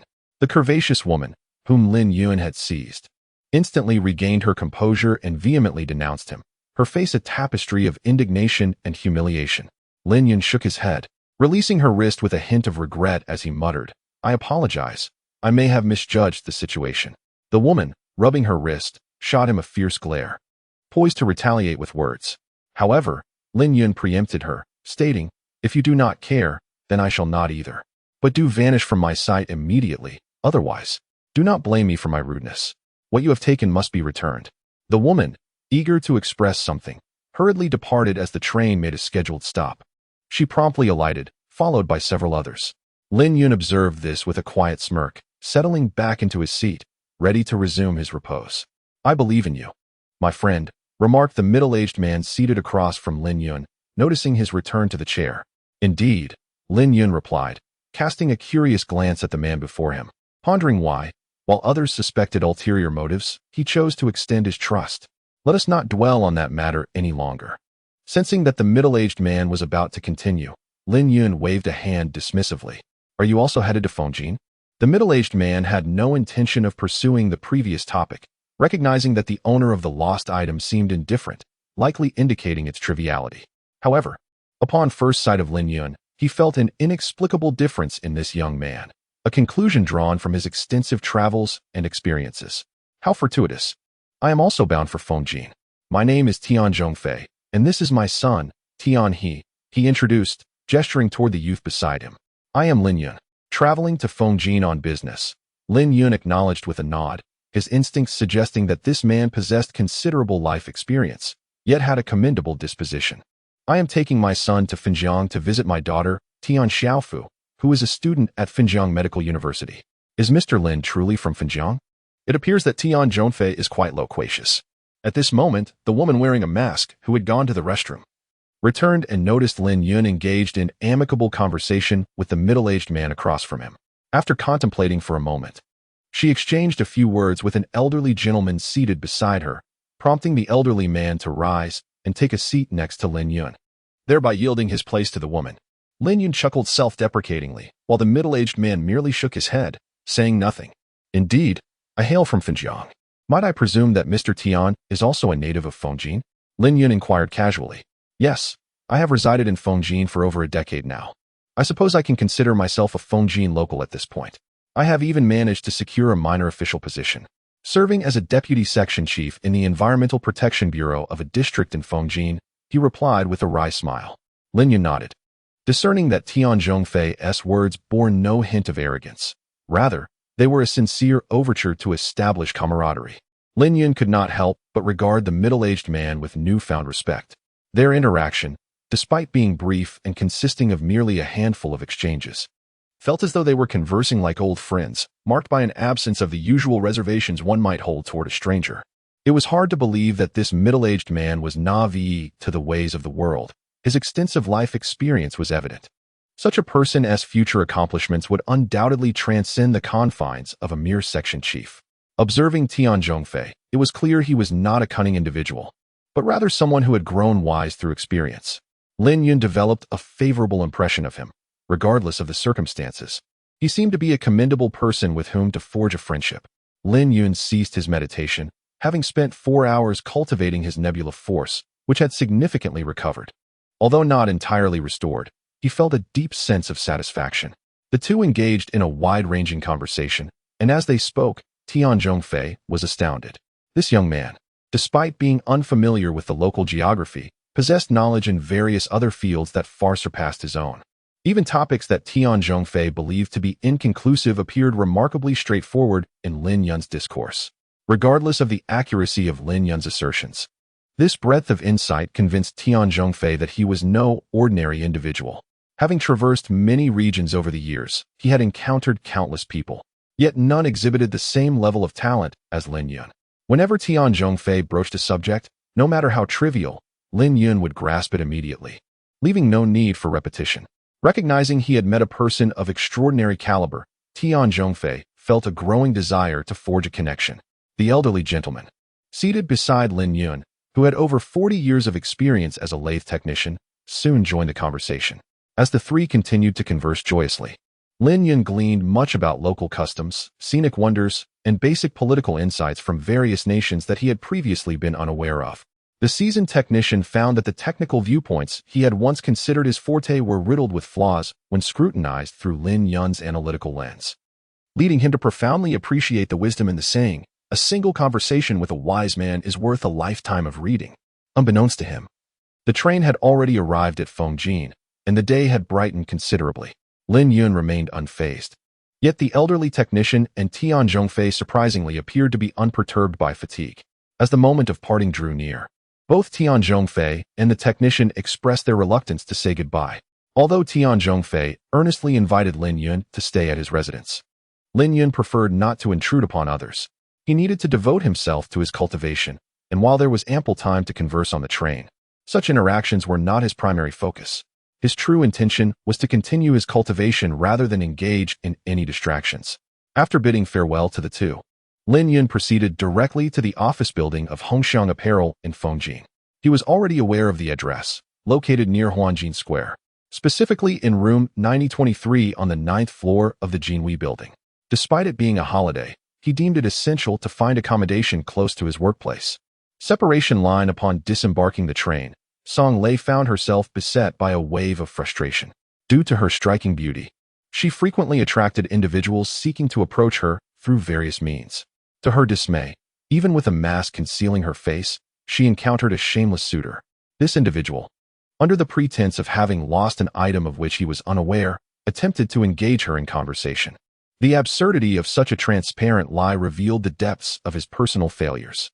Suddenly, a melodious ringtone interrupted her thoughts. It was her father calling, undoubtedly inquiring whether she had arrived safely. "Xiaolei, have you arrived?" came the slightly aged voice of her father. "Yes, I just got off the train and will be at the Hetian Hotel shortly." Song Lei understood that her father was likely concerned about her well-being. "All right, go directly to the room I reserved at the hotel and call me back." Her father's tone took on a more serious note. After hanging up, Song Lei felt perplexed. Her father seldom spoke to her in such a grave manner, which was reserved for matters of significant importance. "Dad, I've arrived. Is there something wrong?" she inquired, puzzled by the air of mystery surrounding the conversation. "Immediately take out the colorful jade from your bag and lock it in the safe.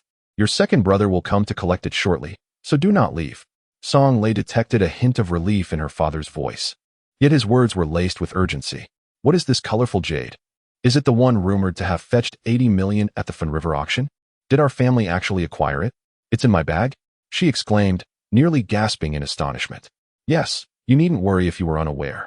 When you left, I instructed your elder brother to place it at the very bottom of your bag, so you wouldn't know.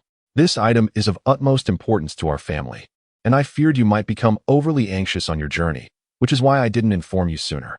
Now, quickly retrieve it and secure it. It's in that silver box." Her father's voice had now regained its calmness. In the 46th chapter of the novel, the protagonist, Song Lei, receives a call that jolts her into a state of alarm. The conversation reveals that a silver box, which she had earlier dismissed as trivial, is now at the center of her distress. She had perceived the young man sitting beside her on the train as rather unsavory, believing he might have stolen her belongings. Panic ensues as she hastily empties her bag onto the bed, only to find that her possessions remain intact, devoid of the silver box. As she grapples with her own misguided judgments, a wave of despair washes over her. Although she is not entirely aware of the significance of the five-colored jade to the Song family, the urgency in her father's voice and the item's exorbitant value are unmistakable. For the Song family, conjuring 8 million is no trivial matter. Overwhelmed by helplessness, She berates herself for the predicament she finds herself in. Determined yet despondent, Song Lei resolves to locate the young man. Yet, she grapples with the futility of this pursuit. Even if she finds him, he is not the thief, but rather an unwitting ally who had attempted to assist her. Her suspicions had inadvertently allowed the true culprit to escape. The only viable lead is to apprehend the female thief. Yet the daunting task of locating her amidst the throngs of people feels insurmountable. With her thoughts consumed by despair, she stares blankly at her phone. The anxious voice of Xiao lay echoing in her ears, as if time itself had frozen. A few days of extended leave felt like an inferno for Han Yushi. When hope was absent, the monotony of daily commutes went unnoticed. Yet, when a flicker of hope emerged, it was cruelly stripped away in the most humiliating manner. She had lost weight, and her friends Mena and Yuding refrained from venturing anywhere, opting instead to stay by Han Yushi's side. Fang Ping called once more, but Han Yushi chose to silence her phone, loathing the call that offered even the slightest hint of fantasy. Mena and Yuding finally managed to ease their worries a little. Although they were unaware of the specifics troubling Han Yushi, Mena understood that Yushi likely harbored feelings for Lin Yun. However, since Yushi had already divorced and seemed to have regained her composure during the holiday, Mena refrained from bringing it up. No matter how long the holiday, it must eventually come to an end. When the 8th of the month arrived and work commenced at the company, Han Yushi appeared to have completely recovered, at least outwardly. Her demeanor, however, bore a chilling sadness.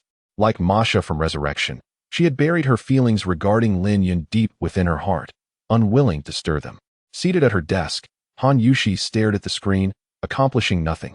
She had not brought her cushion today, though leaning against it was comfortable. She simply did not wish to. Suddenly, the phone rang, jolting her from her thoughts as she picked it up. "Yushi, I implore you to assist me this time." Before Han Yushi could respond, the anxious voice of her colleague Tong Jia echoed through the phone. "What is the matter, Tong Jia?" Han Yushi promptly inquired. "Please, tell me what you need. If it's within my power to help, I shall certainly oblige." Han Yushi surmised that Tong Jia might be traveling and had missed her flight. It was evident that she was genuinely distressed, which explained her urgency. Although she was not part of the business department, she had a modicum of knowledge about the company's various products. It turned out that she had taken a marriage leave during the May Day holiday, which explained her tardiness. Perhaps she had overslept and missed her flight. "All right, I shall assist you," Han Yushi offered reassuringly. "There's no need to panic. However, I have never engaged in business dealings before, so I am uncertain how it will unfold and whether it might hinder your affairs." Han Yushi sighed inwardly. While others could enjoy a romantic getaway during the holiday, she was left with nothing but heartache. At 1 o'clock in the afternoon, at the Shangdao CAF on Zhongshan Road, she awaited her meeting. The individual in question bore the surname Mu, and she was advised to address him as Manager Mu.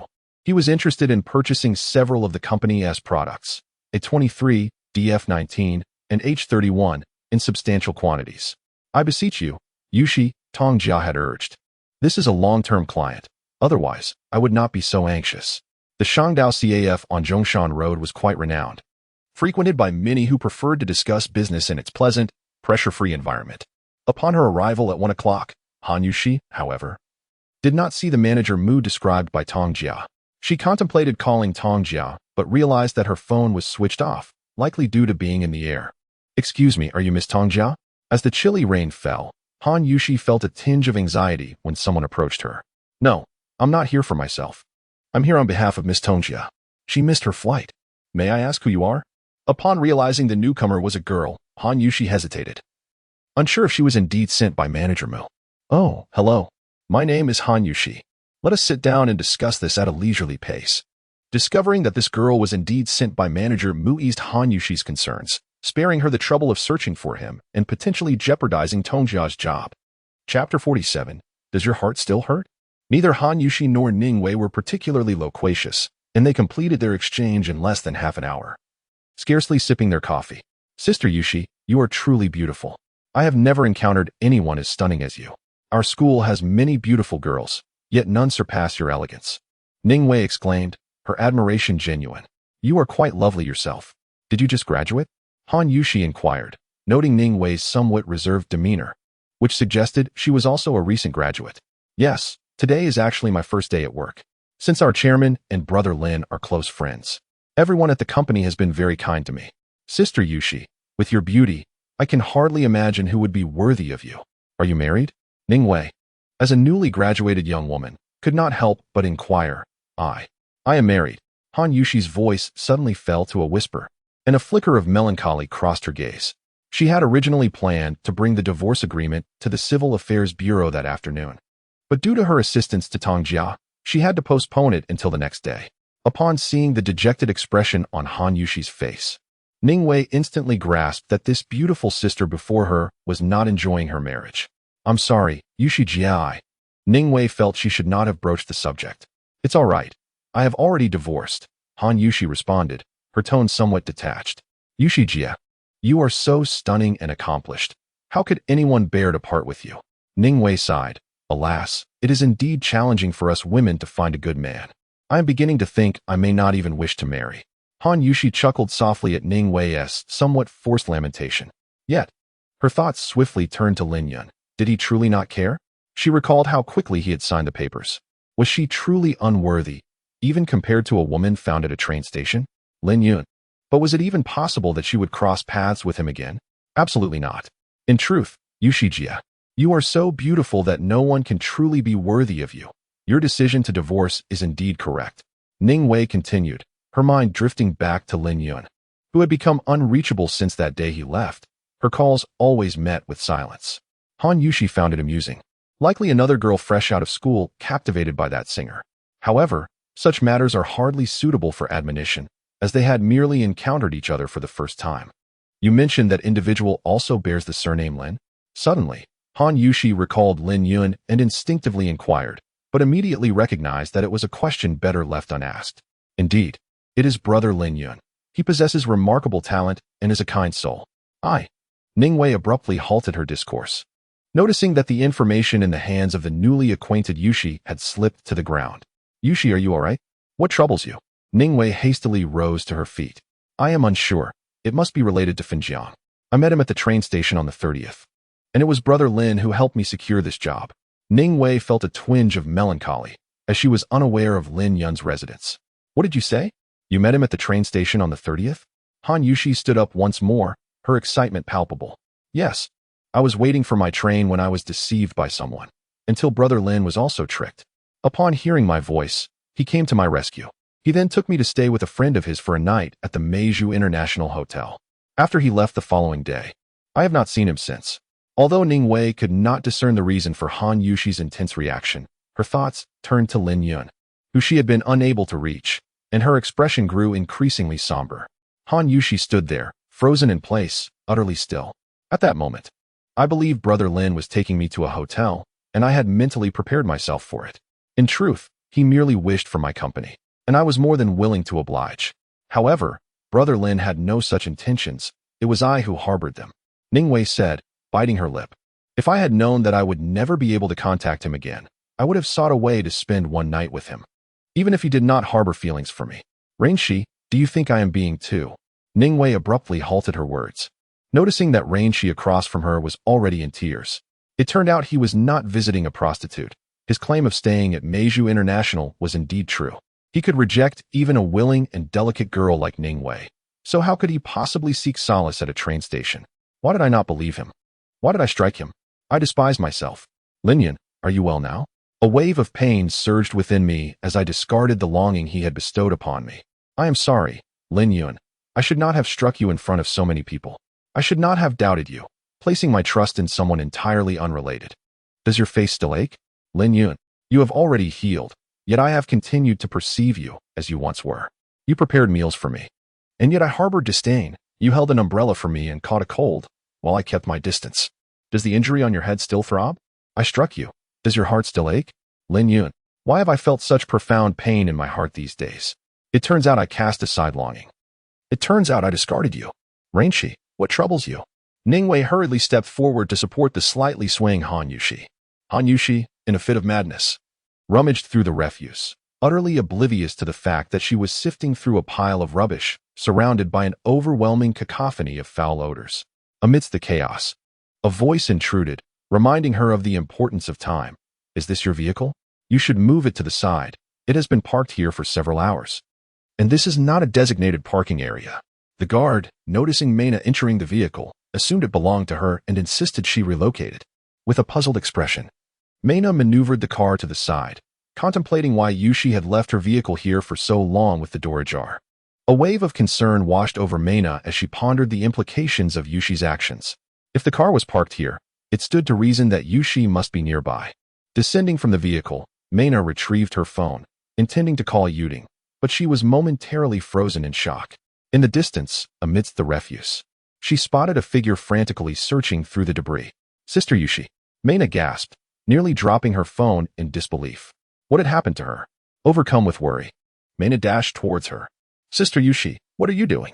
This is a garbage dump. Mena observed that Han Yushi was covered in debris, her entire being besmirched with filth. Mena could scarcely believe her eyes. After all, Sister Yushi had always prided herself on cleanliness.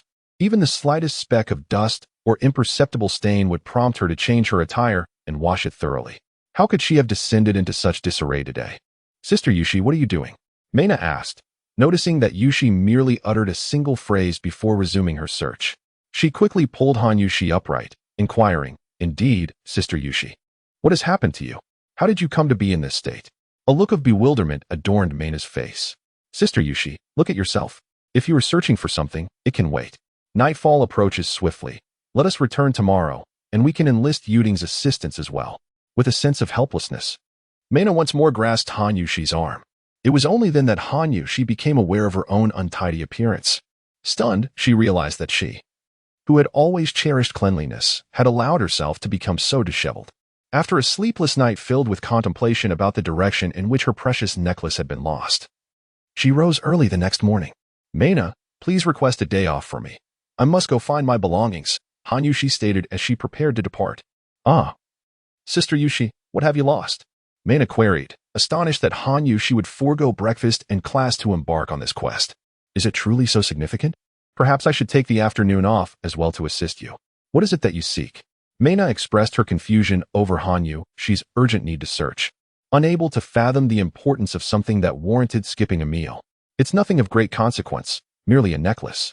Upon the mere thought of the necklace she had lost, Han Yushi felt a pang of sorrow in her heart.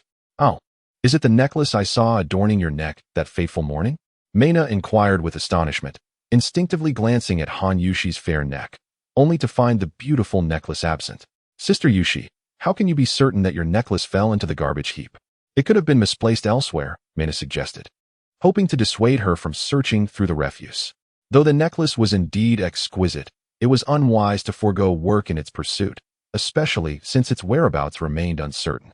With a heavy heart, Han Yushi turned and left, and Mena, realizing her attempts to persuade her were futile, resolved to take leave in the afternoon to assist in the search.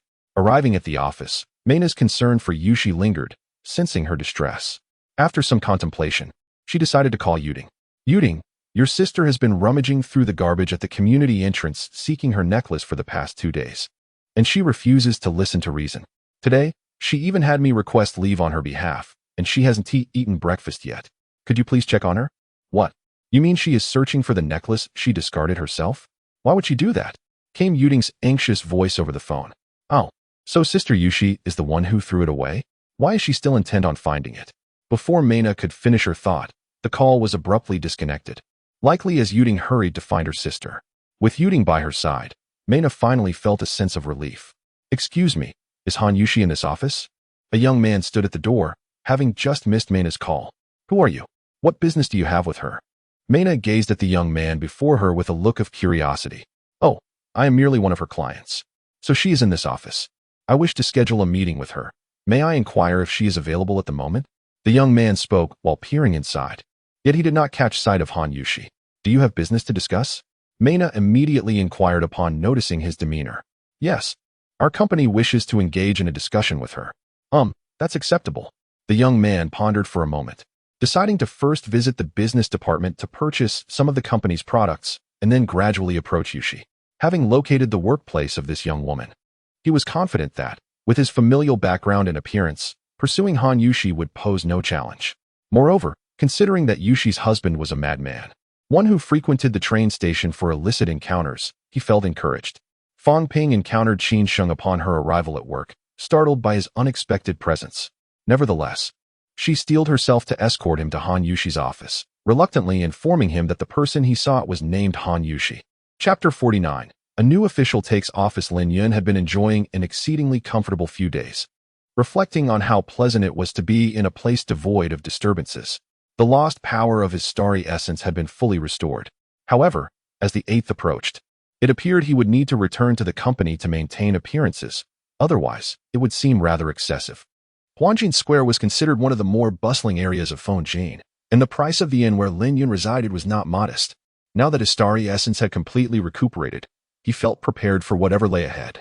In pursuit of expediting the formation of his star soul, Lin Yun resolved to seek a tranquil environment and rent an apartment after arriving at the company today.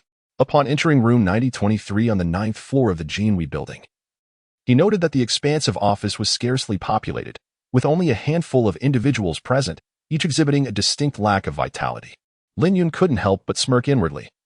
Recognizing the unmistakable signs of lethargy, it appeared that everyone's sentiments echoed his own, as he leisurely traversed the spacious sales department.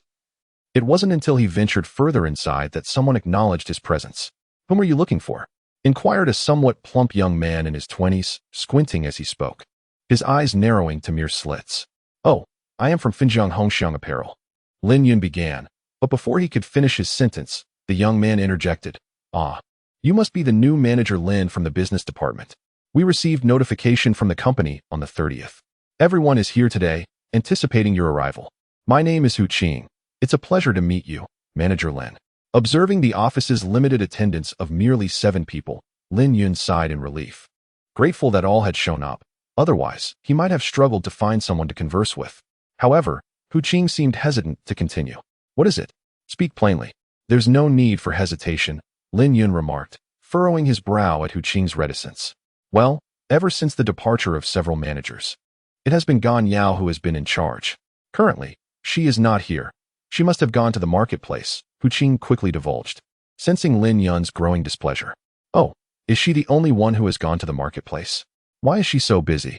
You all seem quite idle," Lin Yun casually remarked, though internally he longed to convene a meeting and then discreetly depart, leaving no time to engage in idle chatter with the portly Hu Qing. Upon hearing Lin Yun's words, Hu Qing and a few others felt a shiver run down their spines. Indeed, this newly appointed business manager was displaying an assertive demeanor, suggesting that he intended to make significant changes at their expense. Those with any capability had already departed, leaving behind a mere handful of individuals content to subsist in complacency, either merely collecting a paycheck or idly awaiting their fate. "Let us wait for Gan Yao to arrive tomorrow before we hold a meeting," he declared. Just as the others felt a flutter of anxiety, Lin Yun announced that there would be no meeting today. It would be postponed until the next day. The atmosphere in the office became increasingly rife with speculation, yet Lin Yun, after delivering this pronouncement, promptly exited, relishing the thought of never having to convene that meeting. "You all should attend to your own tasks, as long as you do not disturb me," he thought. Upon noticing Lin Yun's brief exchange with Hu Qing before his swift departure, the office staff began to speculate about Lin manager's true intentions. "Do you think he has gone to the sales floor?" a middle-aged woman queried. "Not necessarily. He might be out recruiting," came the reply. "This Lin manager is quite peculiar. Look at his attire, so unfashionable. He merely brought a single backpack to work. How unique. What of it? People enjoy this sort of thing nowadays. Yet, Lin manager is surprisingly young. Regardless, it seems unlikely he will ever make a mark in this market. Why stir the pot and make our lives more difficult? Indeed, if everyone is merely waiting for the company to dissolve, it hardly matters. I had no intention of lingering much longer myself. Should I be dismissed in tomorrow's meeting? I shall establish myself as an independent operator. For as long as I am well fed, my family shall not suffer." Hu Qing squinted, sharing his thoughts. Lin Yun exited the office, intent on seeking new accommodations. Hotels were exorbitantly priced, demanding hundreds for a single night, and with his limited funds, he could not afford such luxury for long. As for the matters of the company, they had vanished from his mind the moment he stepped beyond its threshold. Fengjin, the capital of Jiangsu province, boasts a population nearing 10 million, rendering it one of the largest cities in the nation. Strolling along the bustling streets, Lin Yun mused upon the reluctance of Hongxiang to part with Fengjin. It truly is a prime location for upscale apparel sales. He suspected that Tang Xian's invitation to this place was not merely for him to explore new markets, but rather to distance him from her gaze. She would surely miss the lucrative market here, and would undoubtedly send others in her stead. He was merely a pawn in her game. However, he had no desire to serve as her sacrificial piece. Regardless of what transpired post-meeting, he would pursue his own path. This suited Lin Yun just fine. He currently had funds to spend, and by next month, once his money was depleted, he would receive his salary once more, all without needing to engage in any activities. This was precisely what he desired. Yet, the thought was quickly abandoned. His capabilities were still far too limited. Whether it be gambling or other ventures, they were ill-suited for him, especially since he had yet to even form a star soul. It is estimated that even the most formidable warriors in this place would find themselves at a disadvantage. Moreover, should one not be threatened by loss of life, the peace necessary for cultivating one's skills may still be elusive. Only when one's own strength surpasses that of this locale can one truly possess the authority to speak. After much contemplation, it seems prudent to first seek a secure location for cultivation, even if one wishes to make a bold entrance. It would be wise to wait until at least achieving the status of a first star. Thus, one must settle for a secondary option. Since finding a suitable rental in the city center proves impossible, venturing a bit further afield is the next course of action. Ultimately, it matters little whether the company is accessible. Acquiring a bicycle would suffice for transportation. After some wandering, Lin Yun found himself near the Jinhui building, where a small A4 sheet of paper caught his eye, posted in a corner. It advertised a search for a roommate. The paper appeared to have been affixed recently. The conditions listed were quite suitable for his needs, offering a tranquil environment at a reasonable price. However, according to the stipulations, Lin Yun did not meet the qualifications for shared living. After a moment's reflection, he resolved to make a phone call. Believing that one must seize any opportunity that presents itself, he took out his phone, only to discover it had run out of battery, but he paid it no mind. He approached a nearby convenience store to find a phone and dialed the number. "Whom are you seeking?" A voice, laden with a heavy dialect, emanated from the telephone. "Oh, I am here to rent a house from you. I wish to see it first, but I am unsure of how to get there." Lin Yun deliberately aged his voice considerably. From the voice he heard, Lin Yun deduced that the caller was likely a woman of around 50 years of age. However, he was indifferent to such details. All he desired was a place to reside, where he could quietly cultivate his practices each day. Perhaps he could even offer her a bit more money. Surely it could not be more expensive than properties in the bustling city center. As for the caller's exact age, it held no significance for him. "Very well, you may come to see it first. The address is Building 38, Room 603, Xinhua Garden." After a brief pause, the caller promptly hung up. "Where is Xinhua Garden?" Lin Yun set down the phone, his expression one of confusion. He mused that it couldn't possibly be outside the city. That would be too far. Surely, he needed to be within an hour's reach of his company for any urgent matters. "I know Xinhua Garden. It is located on Jiaoding Road. I have been there before, and it is not very far. It is approximately 4 stops on Metro Line 6, a kindly uncle from the little shop interjected. "Not very far?" Lin Yun suddenly felt a twinge of unease. If it were not far, then it must be considered part of the city. How could a city property possibly be rented for just 200 yuan a month? Was it a scam? Yet, Lin Yun chuckled at the thought. Even if it were a deception, what was there for him to fear? Is there truly a fear of being robbed by others? Although I have yet to form a star soul, it is not as if anyone can simply take what they desire. I shall take a look. The Line 6 subway is indeed not far. Lin Yun arrived at the entrance of Apricot Blossom Garden in merely 20 minutes. The name of the community is quite elegant. Yet the buildings are rather aged, appearing to have been established for at least 15 years. However, upon entering, Lin Yun found himself rather fond of the place.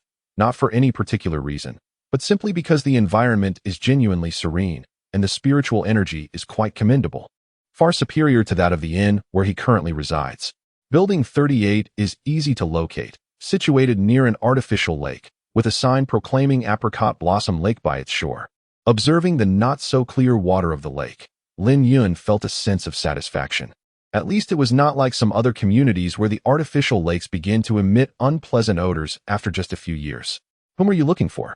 As Lin Yun reached the entrance of Building 38 on the first floor, he was halted by an elderly lady. Upon hearing her voice, Lin Yun recognized her as the one he had spoken to on the phone earlier. He quickly replied, "Oh, I am the one who called you earlier regarding the rental property. I am here to inquire about the apartment." The lady regarded Lin Yun with a puzzled expression for a moment before responding. "Someone did call earlier, but it seemed to be a rather older individual.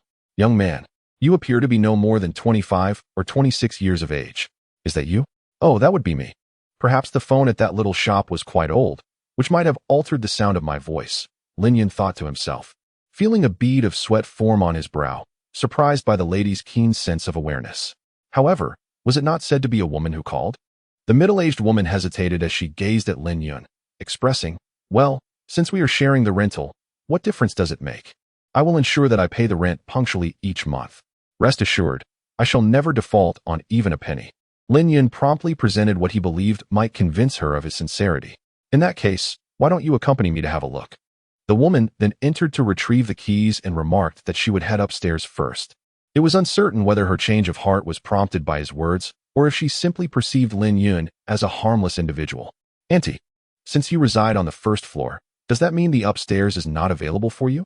Lin Yun initially assumed that it was this woman who sought a co-tenant, given her apparent residence on the first floor. No, it is one of my tenants. She feels the space is too vast for her alone, so she is relinquishing a room.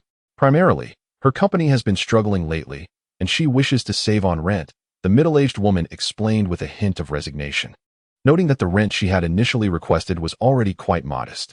So, the house belongs to this middle-aged woman, rather than being rented by her? Could it possibly be an elderly man in his 60s? Given the woman's enduring grace, Lin Yun even harbored a rather uncharitable suspicion regarding a potential intimate connection between her and her tenant. Wei arrived. The middle-aged woman interrupted Lin Yun's unclean thoughts. Upon opening the door, Lin Yun finally comprehended why the rent for this property was so affordable. Although the interior was impeccably tidy, the total area was likely less than 40 square meters. It is quite absurd to suggest that a single individual cannot occupy such a spacious area. To be precise, it is merely a large room that has been simply partitioned to create two separate spaces. Outside, there exists a living room that is less than 10 square meters, while the combined area of the kitchen and bathroom does not exceed 6 square meters. Lin Yun then proceeded to inspect the room available for rent, which measured a mere 10 square meters, furnished only with an empty bed and devoid of any other amenities. However, the location is rather favorable, as the area by the window is quite spacious, ideal for Lin Yun's cultivation practices. Sighing, he resolved to reside here for the time being. Given its suitability for cultivation, he planned to earn some money after forming his star soul, allowing him to purchase a more comfortable dwelling for his continued practice, thereby alleviating his current hardships. All right then, I shall rent this place. Shall I pay the rent to you?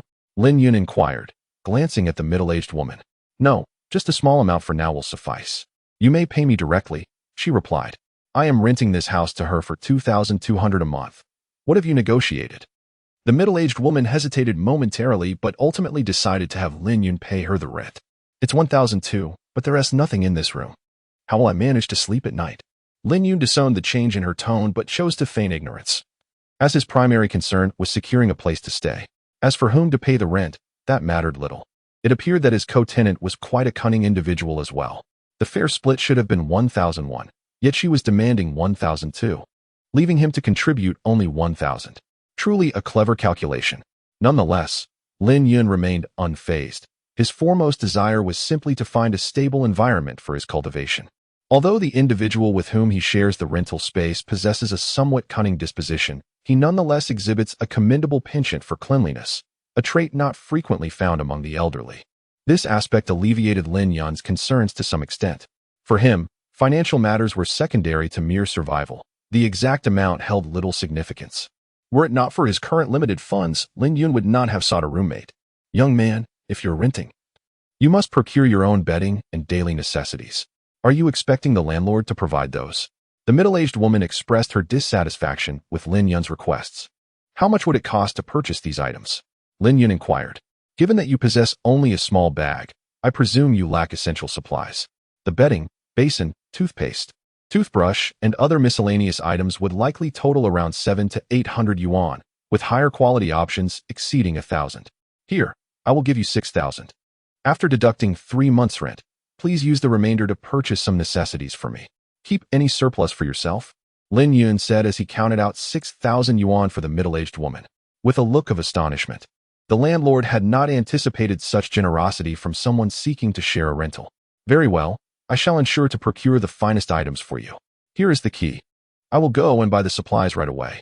Without delay, The middle-aged woman descended the stairs, seemingly anxious that Lin Yun might change his mind. Her demeanor belied her 50 years. Chapter 51. The Song family. Song Weishan sat helplessly in an old-fashioned sandalwood armchair, surrounded by several of his brothers. It was his idea to have Song Lei bring the colorful jade to Feng Jin, and it was also his decision to keep her unaware of the item she carried. Yet, unexpectedly, what he believed to be a low-risk endeavor ended in failure.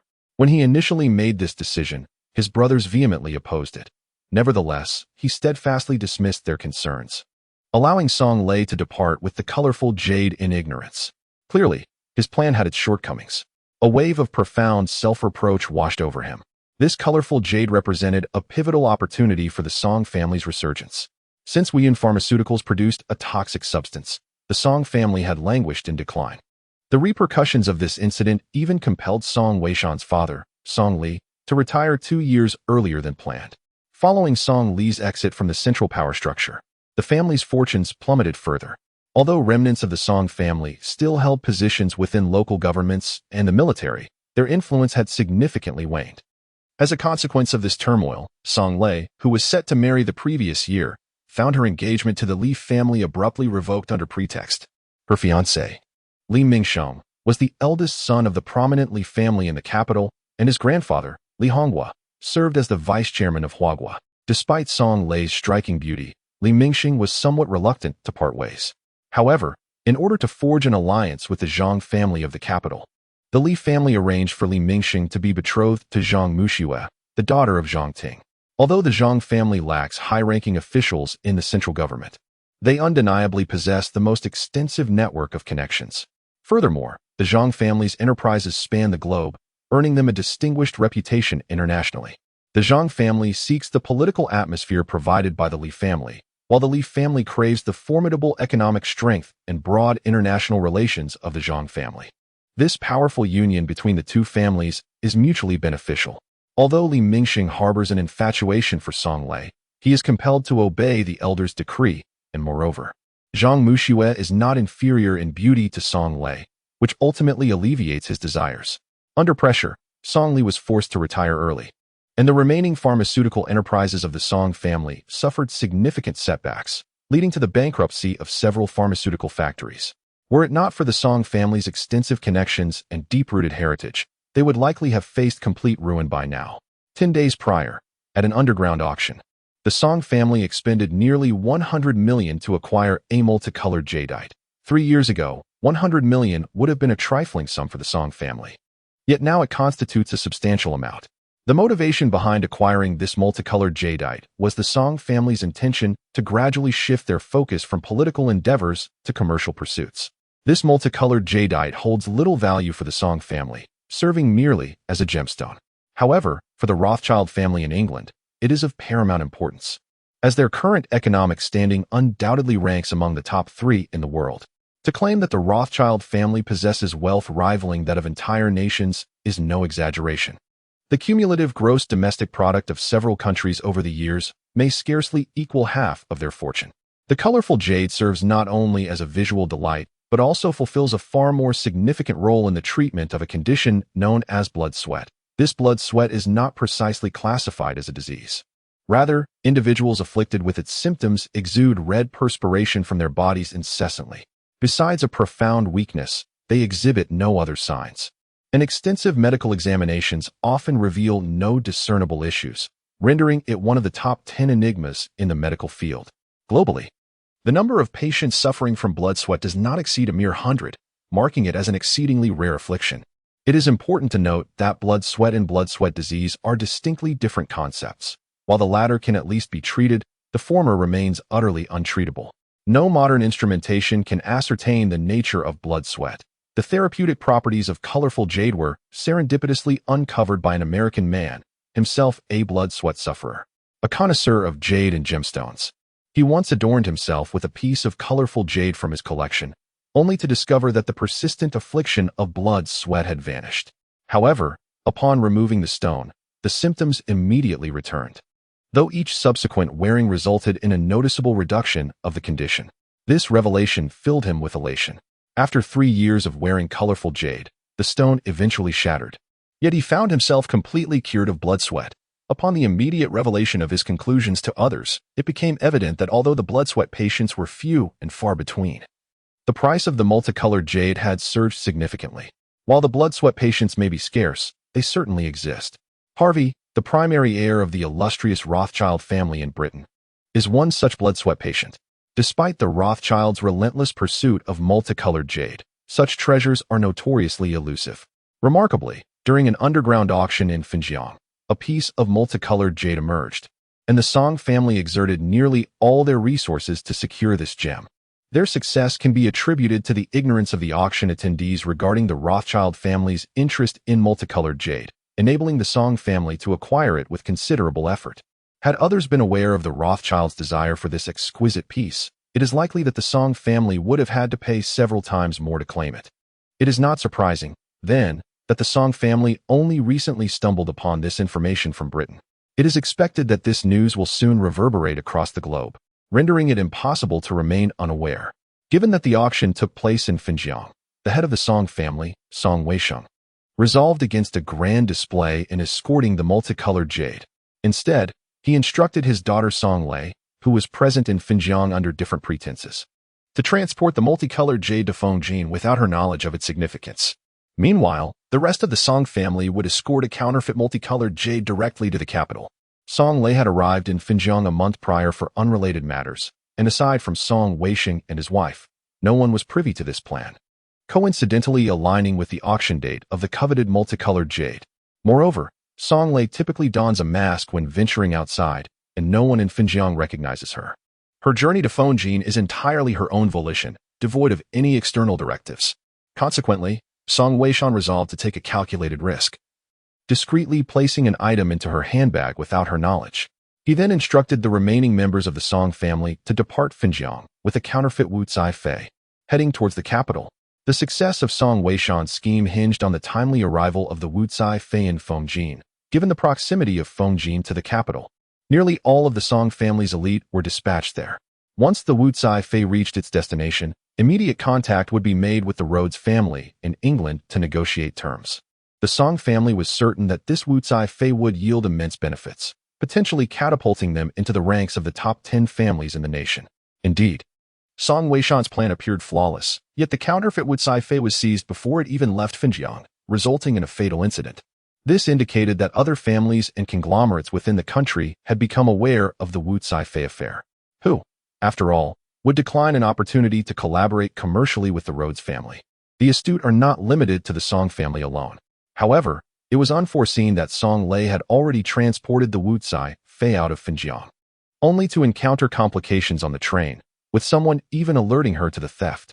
Song Weisheng was convinced that the woman who pilfered the silver box was specifically targeting the Wu Cai Fei. Otherwise, why would she have stolen that particular item? Yet, the events surrounding Song Lei in Xinjiang were known solely to her and her spouse. How could such information possibly have leaked? Was it conceivable that someone from the Song family in Xinjiang had divulged details? However, Song Weisheng promptly dismissed this notion. Although the number of Song family members remaining in Xinjiang was small, they were all unequivocally loyal members of the Song clan. Furthermore, these individuals were unaware that the multicolored feather had been procured by the Song family. They only knew they were tasked with escorting an important item to the capital and were entirely oblivious to Song Lei's presence in Xinjiang. It was Song Wei's eldest son, Song Hui, who had placed the multicolored feather into Song Lei's bag, and he would never disclose this to anyone. Was it conceivable that he was seen while doing so? Chapter 52. The Lin and Li families. This was indeed one of the last two elders of the Lin family, Lin Luzhong, who was also a current member of the Central Core leadership. As he was set to retire in a couple of years, the Lin family faced a succession crisis. Lin Luzhong wished to pursue a commercial path similar to that of the Song family, although there would be no Lin family representatives in the Central Core after his retirement. His extensive network of connections remained intact, and the Lin family still possessed numerous officials in the lower and mid-level ranks, including several at the provincial governor level. I have already been informed of the Song family's loss of the multicolored feather. It is highly likely that the culprits are among those few families. While you dispatch individuals to investigate, also probe the Song family's sentiments. Additionally, your intelligence gathering in Xinjiang requires fortification. Now, summon all male descendants of the Lin family from the third and fourth generations who are over the age of 15. I wish to assess if there are any promising candidates worthy of cultivation. After speaking, Lin Luzhong leaned back wearily in his wooden chair. Since the Lin family's most significant boss had arrived in Finjiang today, all available younger members of the Lin family were on standby at Huanqing Mountain Villa. It is said that today the ancestors shall select the heir of the Lin family, prompting all the young scions of the Lin clan to eagerly prepare themselves, each hoping to be chosen by the esteemed elder from the center. Subsequently, nearly 20 members of the younger generation from the Lin family entered, each adorned in splendid attire, though a few donned more humble garments, seemingly intent on taking an unconventional approach. Lin Luhong incessantly posed various inquiries to these young Lin descendants, observing their words and actions with meticulous attention. However, as time elapsed, Lin Luzhong's disappointment became increasingly palpable. "Please, you may leave," he said. Although enduring 2 exhausting hours was not overly burdensome, the impression left on Lin Luzhong was that the Lin family was bereft of capable successors. They all appeared polished on the surface, yet lacked genuine substance. Aside from a handful with a modicum of cleverness, none exhibited the qualities of individuals capable of accomplishing great deeds. With a deep sigh, Lin Luhong felt a sudden disillusionment. What value was there in his efforts? Once he departed, it seemed the Lin family would not endure for long. Was the adage wealth does not last beyond 3 generations an immutable truth? Indeed, prosperity breeds complacency, and the Lin family had enjoyed an excess of comfort over the past several decades. Lin Luzhong waved his hand, acknowledging that while he had not harbored high hopes of discovering true talent in Finjiang, he still felt a sense of disappointment upon observing the young heirs of the Lin family. Were all those below the 3rd generation of the Finjiang Lin family gathered here? After some contemplation, Lin Luzhong still felt a twinge of reluctance. In the capital, Li Xiaoqing, the head of the Li family, inquired of a middle-aged man standing at the lower end of the table, "Are you certain that the colorful jade from the Song family has been stolen?" "Father, since the colorful jade has been taken by someone else, it should be advantageous for us. Without the colorful jade, the Song family will be unable to collaborate with the Lord family. This significantly diminishes the threat to our Li family. We ought to express gratitude to the individual who has appropriated the colorful jade," Li Mingxing interjected hastily, casting a pleased glance at his nearby cousins, implying that his foresight surpassed theirs. "You are mistaken. The theft of the colorful jade brings no benefit to our Li family, on the contrary. It presents us with only disadvantages," countered a middle-aged man seated beside Li Xiaoqing. Upon recognizing his second uncle, Li Xiaogong, Li Mingxing was about to voice his dissent when his father, Li Xiaoqing, interjected. "Xiaogong is correct. The Song family will initially suspect our Li family in this matter, which is of no advantage to us. Although the Song family is in decline, like a dying centipede that remains dangerous, should conflicts arise between us, we too shall suffer significant losses. If it were indeed our Li family that acquired the colorful jade, the situation would be far more manageable." Having spoken, Li Xiaoqing cast a disapproving glance at Li Mingxing. "We must immediately find a way to assure the Song family that this incident is not of our doing, and dispatch someone to investigate who has taken the colorful jade. The value of the multicolored feathers is undoubtedly far beyond the mere sum it might fetch at auction, perhaps even exceeding our estimations." After Li Xiaoqing finished speaking, he glanced at the other members of the Li family present in the room. Chapter 53. Women's lingerie. Lin Yun entered the room, which was already quite tidy. He tidied up a bit more, as he was determined to commence his rigorous training today. During the past few days of holiday spent in the inn, he had successfully restored his nebula power. Now, he was at a pivotal stage in the formation of his star soul, planning to dedicate the next 6 months to this endeavor. Although the creation of the star soul does not carry the peril associated with solidifying a star source, it remains the most crucial step in the entire star cultivation process, significantly influencing how far one can progress in their cultivation journey. Many star cultivators on the Tianhong continent have failed to reach greater heights due to an incomplete formation of their star souls. Lin Yun understood this principle well.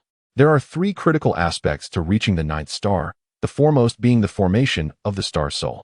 Achieving a pure star soul is akin to laying a solid foundation for one's star cultivation, and the sturdier this foundation, the better. In essence, the formation of the star soul is comparable to the foundational stage often referenced in cultivation. Only with a well-established foundation can one aspire to advance further. Lin Yun, of course, would not treat this step lightly. He thoroughly organized his belongings, setting aside some unnecessary clothing, intending to purchase a few new pieces in the afternoon. In order to cultivate in peace, one must meticulously organize their trivial matters. A silver box was emptied from Lin Yun's bag, and it suddenly dawned on him that this was the very item he had surreptitiously acquired from a thief on the train. Upon opening the box, Lin Yun found himself momentarily speechless. Five-colored jade? In Tianhong, this was referred to as five-colored stone, a gem of considerable value.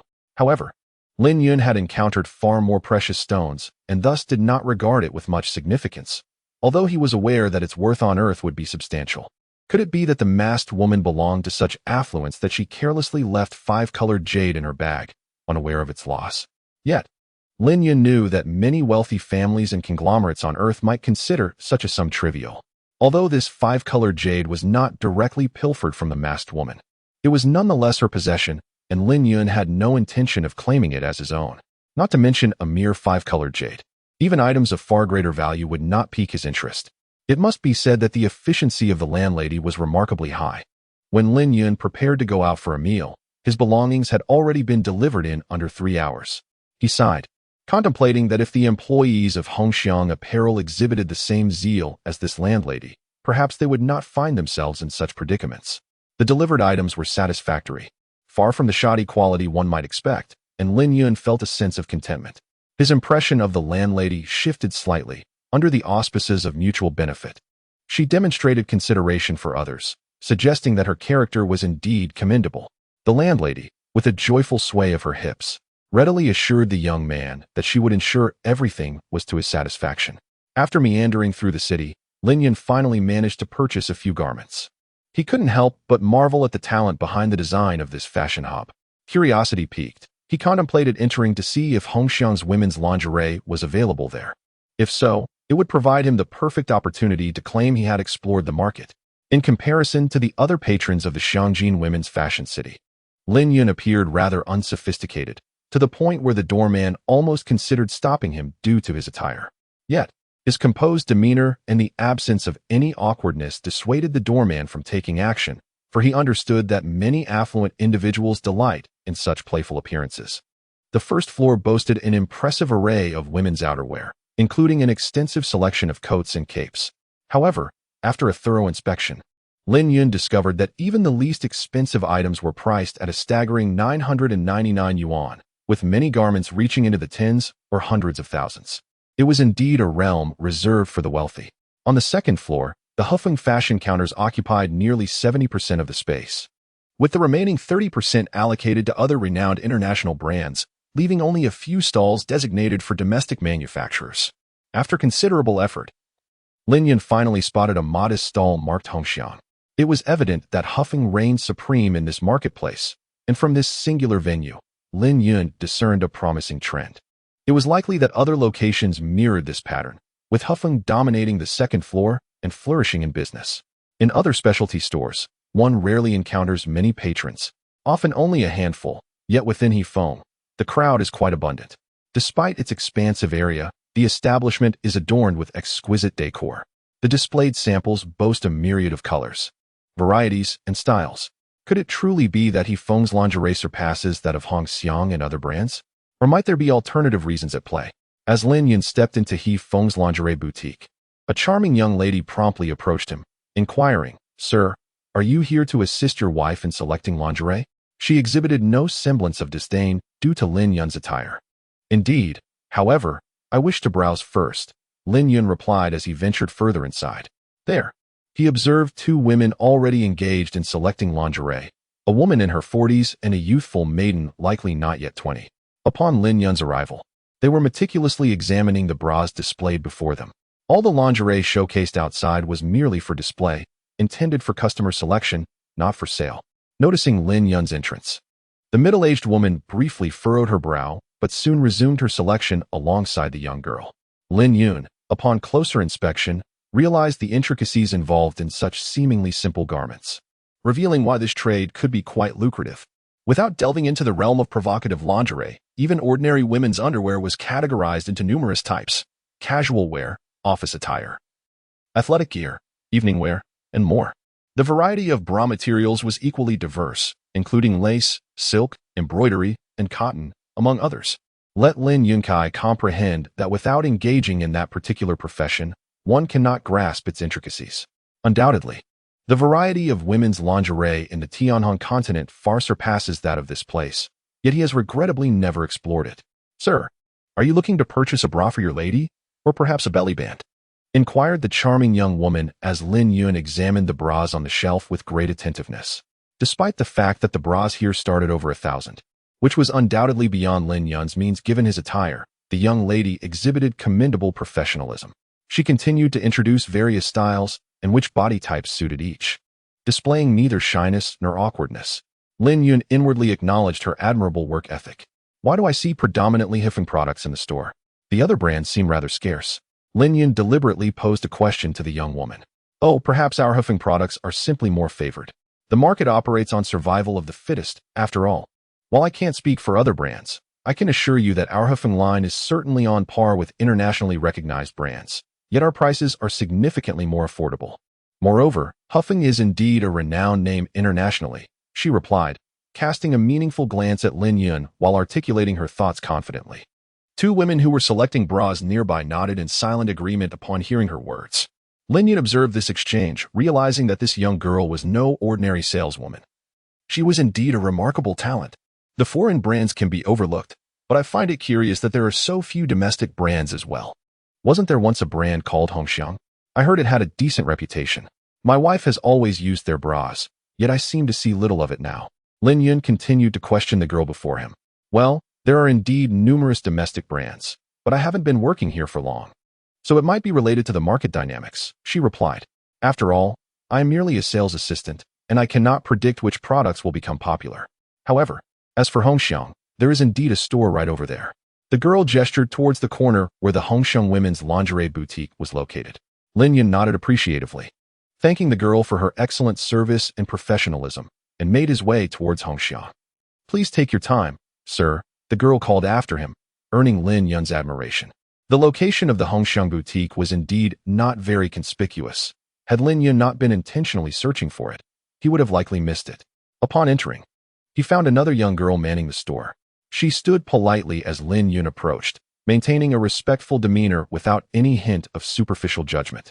Lin Yun considered that these salesgirls must have received proper training. Although this one did not exhibit the same level of enthusiasm as the previous assistant from Hifeng, she was still commendable for someone who appeared rather unrefined. However, after surveying the offerings, Lin Yun shook his head. In terms of fabric, style, and primary selling points, Hongxiang simply could not compete with Hifeng. The disparity was too significant. This could never be what Tang Zian referred to. The transfer of a business manager from one district to another could hardly result in such consequences. Indeed, Hongxiang pales in comparison to Hifeng. Not only does the expertise of the sales personnel fall short, but in terms of product competition, they are undeniably inferior to Hifeng. Furthermore, in light of the pricing, Hongxiang does not offer lower prices than Hifeng. Thus, what means does Hongxiang possess to contend with Hifeng? However, Lin Yun quickly realized that if the market in Fengjin had deteriorated to such an extent, the situation in other regions could be easily inferred. Without robust support from subsequent products, Hongxiang would inevitably face a decline in their women's lingerie line. Tang Zian's performance as a general manager has indeed been woefully inadequate. Ganyao, you have arrived. I was on the verge of starving, Lin Yun remarked as he observed a girl approaching, carrying 2 boxes of food. This seemingly ordinary woman, despite the boxes she held, radiated an undeniable elegance and charm that captivated Lin Yun. Her average features combined in such a way that even someone with Lin Yun's disposition could not help but admire her beauty. She was certainly no less striking than Han Yushi or Su Jingru, whom he had encountered previously, and in certain aspects, she might even surpass them. If only he could assist her, like he did with Han Yushi, to refine her meridians and cleanse her exterior impurities. Her innate grace would surely eclipse that of Su Jingru. As Ganyao entered with the 2 boxes of food, she noticed a young man in the shop gazing at her intently, causing her to feel a surge of indignation. It occurred to her that this person was remarkably impolite. While she may not be a beauty, she certainly was not unattractive enough to warrant such a stare. Noticing the displeasure on Ganyao's face, Lin Yun quickly diverted his gaze elsewhere. May I inquire what you wish to purchase? Upon realizing his earlier rudeness, Ganyao finally managed to regain her composure. Oh, I, too, am with Hongxiang. I am here today to conduct a survey. Yes, a market survey. Lin Yun said awkwardly as he rubbed his nose. Oh, so you are Manager Lin who has just arrived from Fengjiang? Gan Yao questioned, looking at the individual before her, who bore little resemblance to a manager. Indeed, that is I. See, I made a special trip today to conduct this survey. How is it that the sales of Hongxiang apparel seem to be rather lackluster? Lin Yun had not intended to pry further, but since he had mentioned his purpose, it felt appropriate to inquire about Hongxiang's lingerie sales. Lackluster does not quite capture it. Our situation at Hongxiang is utterly dismal, Gan Yao replied, her tone steeped in profound disappointment, as if Hongxiang were her own enterprise. Observing Gan Yao's demeanor, Lin Yun couldn't help but touch his nose, feeling somewhat ashamed of his own outlook in comparison to hers. Chapter 55. The roommate. All right, no problem. I will certainly arrive at the office early tomorrow. I have quite a few matters to attend to this afternoon, so I must take my leave. You continue with your tasks, Lin Yun said hastily before departing. He felt a twinge of embarrassment. After all, Gan Yao was also a paid employee, and her sense of belonging to the company far surpassed his own. Although he was fully aware that he was merely a pawn released by Tang Zian to avoid work, he still felt somewhat guilty. As he watched Lin Yun's hurried retreat, Gan Yao found it perplexing. Did he truly have an abundance of responsibilities this afternoon? What could possibly be more significant than the work at hand? She had even intended to take him to explore other places. It seemed she would have to wait until tomorrow to find out. Gan Yao, I noticed that Manager Lin seemed to gaze at you with a rather peculiar interest just now. Is that so? Your charm is indeed formidable. With Meng already enamored, it appears another admirer has emerged, remarked another girl from the store, chuckling. No, he was certainly looking at me, but it was not in a lecherous manner, I can assure you. However, I can't shake the feeling that Manager Lin is somewhat odd. Since he came to investigate, why did he only ask me a few questions before leaving in such haste? Moreover, his attire hardly resembles that of a professional manager. There is something inexplicably off about him. Gan Yao pondered aloud, reflecting on why Manager Lin had fixated on her. Was it possible that she appeared unappealing? Though Shi Wunti claimed to be beautiful, she certainly did not consider herself unattractive. Manager Lin was indeed a curious character. However, regarding why she seemed to attract only mediocre men, Gan Yao felt a tinge of frustration. As for Lin Yun, he was quite unremarkable, just a mundane appearance with nothing particularly handsome about him, merely possessing well-proportioned features. And then there was Meng, who could even be deemed somewhat unattractive, an utterly unrefined individual. Just as Gan Yao pondered these thoughts, her phone rang. It was her landlady, Aunt Zhou, calling. Hello, Xiaogan, it's Andy. The room you partitioned has already been rented out, and I have received 3 months' rent. You can deduct 3,600 from the rent you owe me. Aunt Zhou's voice was unusually cheerful. It was the first time she had spoken about rent with such delight. Andy, what sort of person is it? A woman, I presume?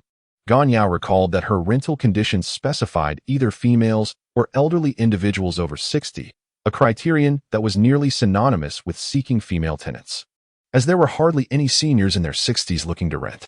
I have a bit of business to attend to right now. I will discuss it with you later. Gan Yao's call was abruptly ended, leaving her staring blankly at her phone. Musing that Aunt Zhou could have simply informed her about her co-tenant without wasting time on a lengthy conversation. After finishing her meal, Gan Yao said, Qianlan, I am headed to the East Gate Foreign Trade Office. I'll leave this in your capable hands. Upon settling down, the landlord's matron approached Lin Yun, requesting his identification for registration as she prepared a form. Lin Yun, a young man of 25, was met with her amiable demeanor.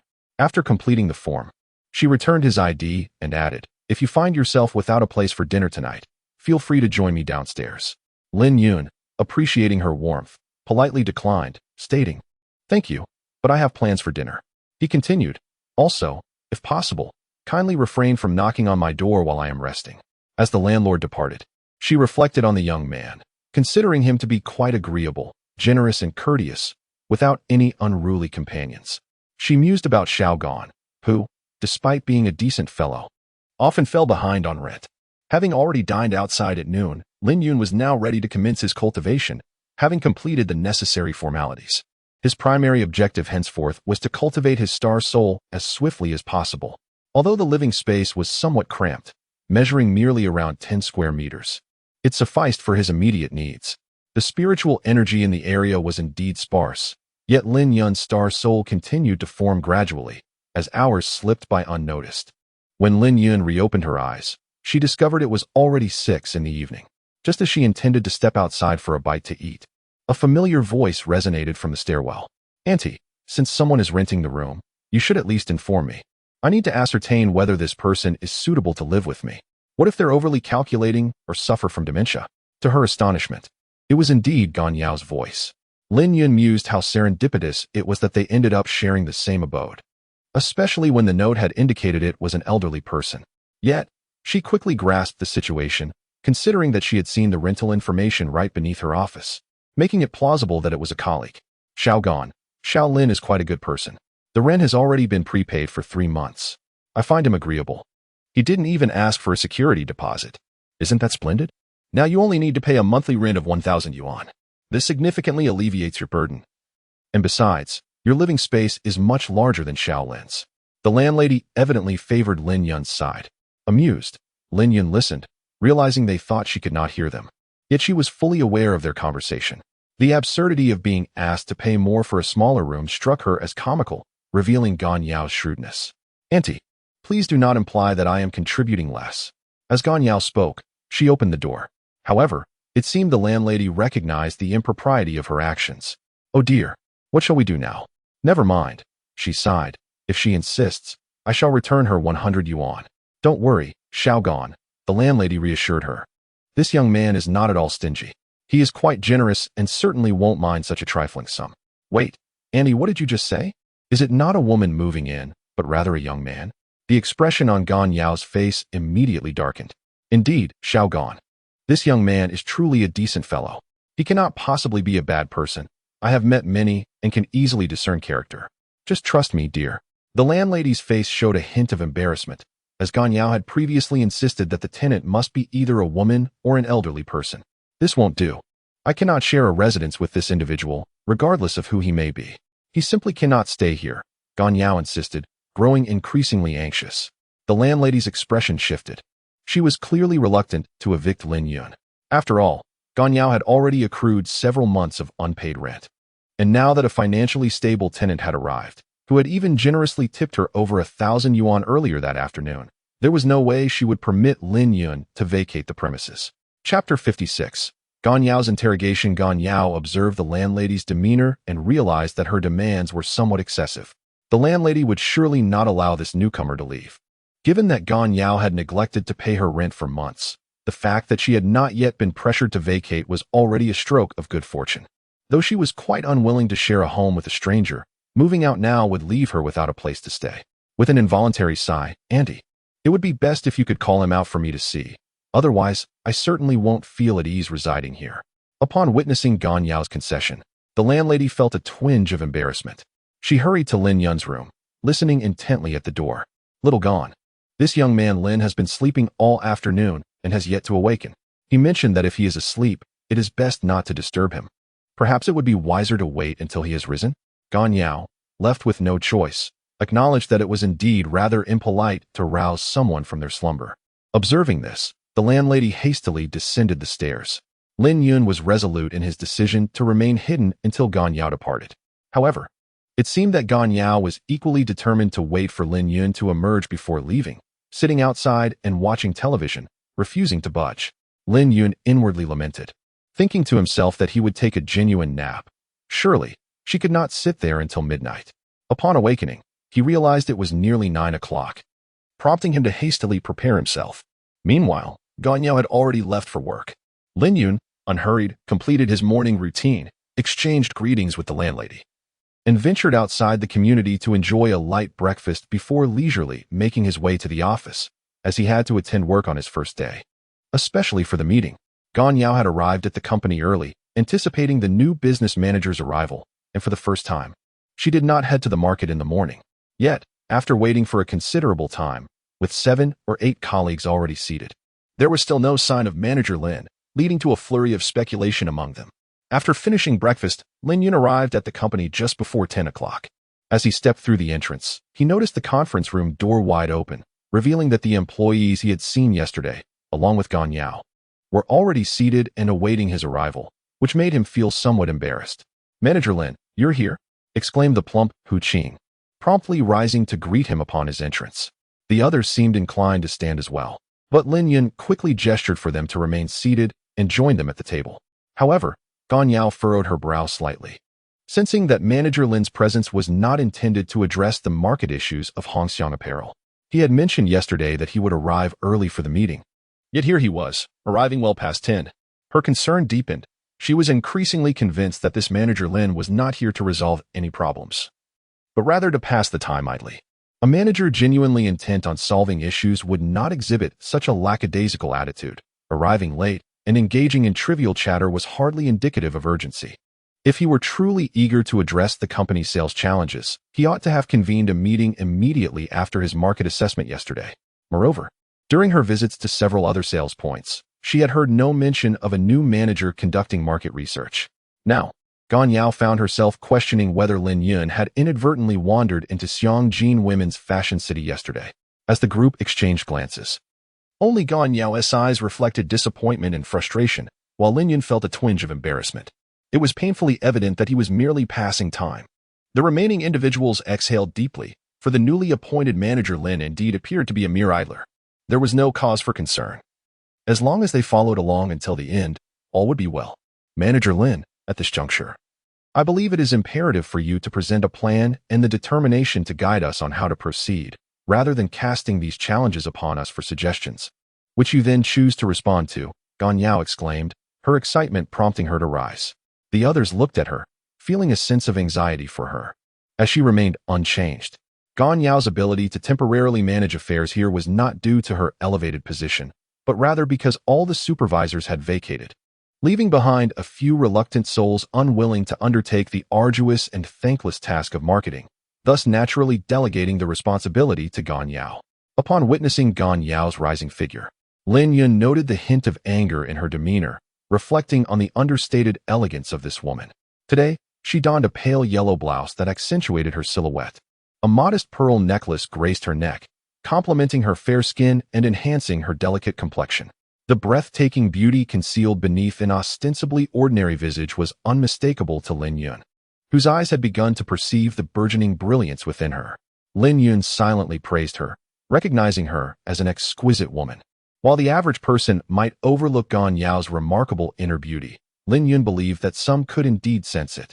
However, to fully unveil her understated charm, it seemed that only he possessed the ability to accomplish such a feat. The beauty before her had encountered countless admirers. Han Yushi, inherently a vision of elegance, appeared even more resplendent after her own enhancement. Nonetheless, Lin Yun held the conviction that this Gan Yao would undoubtedly rival Han Yushi, for each possessed their own unique charm, akin to spring orchids and autumn chrysanthemums. The employees gathered in the meeting observed Gan Yao rise in fervent rebuttal against Manager Lin, who seemed to regard her with a contemplative gaze. They mused amongst themselves that while Gan Yao was not unattractive, it was peculiar that Manager Lin would be so captivated by her. Meanwhile, Jilan, who appeared to possess a slight edge in beauty over Gan Yao, did not seem to garner any attention from the manager. As Gan Yao noticed Lin Yun's penetrating gaze, she initially assumed he harbored feelings for her, causing her heart to flutter with embarrassment. However, she soon sensed an unsettling dissonance. His gaze was not one of desire, but rather an expression of contemplation. Was he contemplating her dismissal? The thought was unbearable, for she could not afford to lose her job. What was she to do? Chapter 57. The disappearing heap of trash. She could walk through the community, indifferent to her disheveled appearance, unbothered by the judgment of others, and unconcerned whether her leave from work was approved. Yet, she could not disregard the towering pile of refuse before her. It represented the entirety of her inner hopes, which had suddenly vanished without a trace. Han Yushi felt a wave of dizziness wash over her. Ever since Lin Yun had treated her last time, she had not experienced such disorientation again. Her body swayed unsteadily before collapsing into Han Yuding's embrace. Sister Han Yushi awoke to find herself lying in bed, with Yuding and Meina seated beside her. "Sister, you're awake," Yuding exclaimed in a rush of excitement upon seeing Han Yushi open her eyes. Meina, relieved to see Yushi conscious, felt a weight lift from her heart. Although Yushi occasionally fainted, such occurrences were still disconcerting. Noticing her body had been meticulously cleaned, Han Yushi surmised that it was likely the work of Meina and her sister, despite Yuding being her sister and Meina her closest friend. A tinge of shyness washed over her. Yet, her thoughts quickly drifted to the pile of refuse, and she sighed softly. She had struck him, and undoubtedly, He was now profoundly disappointed, reluctant to see her again. Yet, her heart had been irrevocably drawn to him. What would become of her if they were never to meet again, devoid of longing? Han Yushi clutched the pillow in her arms, grateful for its comforting presence. Yuding and Mena, unsure of how to console her, stared blankly as Yushi embraced the pillow, appearing quite affectionate. Sister Yushi, you need to go to work. The company has expressed concerns. Perhaps you should take a day off, Mena urged, noticing that Yushi seemed to be recovering. The phone soon connected, and Han Yushi answered. Is this Tong Jia? Yes, it's me. You know Ningwei from the company you asked me to engage with yesterday, right? All right, once you've spoken to her, please send me her phone number. Oh, I'm fine, thank you. Yuding, Mena, you may go about your own tasks. I assure you, I am well now. Do not worry about me. Yushi cast a glance at Mena and Yuting, who were seated at the edge of her bed, and smiled radiantly. Yushi, you are truly beautiful, Mena remarked. The unintentional smile from you, she made Mena realize that a smile could indeed be so enchanting. Oh, by the way, Yushi, it seems a young man came to our office yesterday looking for you. He mentioned knowing Mena and brought up how Qin Sheng visited the company to find you. Mena continued. No, I know Lin Yun, but this individual seems unfamiliar to me. However, I believe I saw Fang Ping conversing with him. Perhaps she brought him in. Mena clarified, casting a curious glance at Yushi. One couldn't help but wonder if Yushi had indeed developed feelings for her somewhat eccentric husband. As it appeared, she was rather concerned. With a couple of beeps, Han Yushi's phone received a text message, which she opened to find a number from Tong Jia, Ningwei's phone number. Without a moment's hesitation, Han Yushi promptly dialed the number. Is this Ningwei? Oh, this is Han Yushi. Yes, the one from the last meeting at Island Coffee. I apologize for leaving so abruptly last time. I didn't even take down your number. Would it be possible for us to meet after work this evening? Yes, I have a few matters to discuss, she replied. After hanging up, Han Yushi immediately rose to her feet. Sister, are you going out? Yu Ting inquired, somewhat concerned for her sister's well-being. Upon arriving at Island Coffee, Han Yushi realized it was still just past 4 o'clock, with some time left before Ningwei finished work. Yet, her eagerness to see Ningwei had completely overshadowed her consideration of the time before leaving. Ningwei found herself intrigued. Although it was her first encounter with Sister Yushi, she felt an inexplicable familiarity, as though they had known each other for an eternity. There was a subtle aura about Yushi that evoked a sense of recognition, making Ningwei feel as though she were meeting her true sister for the first time, a deeply endearing experience. Chapter 58. I am his wife. As Ningwei entered the island CAF, she spotted Han Yushi seated in a corner, lost in thought as she stared at her now cold coffee. Oh, Ningwei, you've arrived, Han Yushi responded, snapping back to reality upon hearing her name. Sister Yushi, have you been here long? I just finished work. I apologize for keeping you waiting. Ningwei observed that Han Yushi had clearly been there for quite a while. It's quite all right.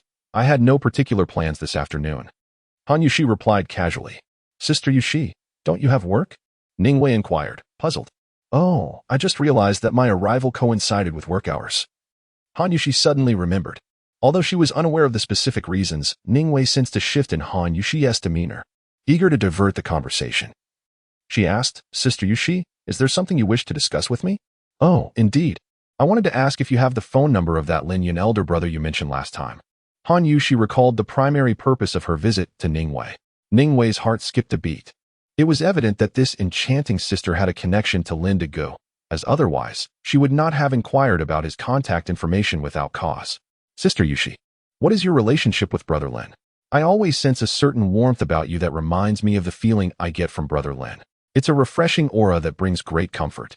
Ningwei inquired instinctively. Do I possess something akin to Lin Yun? Han Yushi was momentarily taken aback. Could it be a remnant from the last time Lin Yun assisted her with the golden needle treatment? Or perhaps it was the lingering essence of longing that she wore. The mere thought of longing cast a shadow over Han Yushi's expression once more. Sister Yushi, in fact, our chairman Lu is also a good friend of Brother Lin. Ningwei noticed the shift in Han Yushi's demeanor. Oh, do you know where he is now? Han Yushi suppressed her thoughts and continued to question Ningwei. I don't know. When Brother Lin left, I asked him for his phone number, but I have been unable to get through since then. His phone has been perpetually off. I even inquired with Chairman Lu, but he too has been unable to reach Brother Lin. I heard from Brother Lin that he has found a job, so I assume he must be working at some establishment in Xinjiang. Mentioning Lin Yun, Ningwei's mood noticeably dimmed. Although her time spent with him was brief, She could not deny that this man, whose looks were not particularly striking, had left a profound impact on her. It was a sensation unlike anything she experienced with her peers at school. Being in his presence enveloped her in an unparalleled tranquility, instilling a sense of reluctance to depart. From her perception of Brother Lin, Ningwei realized that she harbored a subtle emotion towards him, one that transcended mere gratitude and a simple desire to accompany him. In truth, I am Lin Yun's wife. Has he not mentioned this to you? Upon sensing Ningwei's feelings and demeanor regarding Lin Yun, Han Yushi suddenly experienced a sense of pride, even a hint of crisis. Ah, Yushi. You. When Ningwei spoke of Lin Yun, her emotions seemed to drift, yet Han Yushi interjected, identifying herself as Brother Lin's wife. This was indeed a most awkward display of affection towards Brother Lin in the presence of his actual spouse. Observing that Yushi did not seem to blame her, Ningwei finally regained her composure, though doubt lingered in her heart. Didn't Yushi claim to be divorced? Yushi, that day Brother Lin mentioned he was married. Before Ningwei could finish her thought, she was interrupted by Han Yushi. Ningwei, did you say Brother Lin claimed he was married? Han Yushi's excitement was palpable. Did Lin Yun still think of her? Indeed, after Brother Lin rescued me, he seemed to hesitate with his car. He intended for me to stay the night at your home, but suddenly began talking to himself, pondering whether he should call his wife. To avoid any misunderstandings, I suggested I wouldn't go. Ningwei hurriedly recounted Lin Yun's words from that day to Han Yushi. Suddenly, she burst into laughter, thinking to herself that this fellow must have let something slip, only to realize later that he was without a home. Without a home? The cold rain evoked a sudden pang of sympathy in Han Yushi as she pondered Lin Yun's current predicament of being without a home. Where would he take refuge? Although he had recovered and returned to work, his salary would not be available until the end of the month. Given his character, even if his friend were affluent, he would never stoop to borrowing money, as that would be akin to soliciting funds outright. Sister Yushi, Ningwei mused internally. How could both Yushi and Lin Yun be married, yet she was unaware of his phone number? Could it be that her initial suspicions were correct, that the relationship between Yushi and Lin Yun was not as harmonious as it seemed?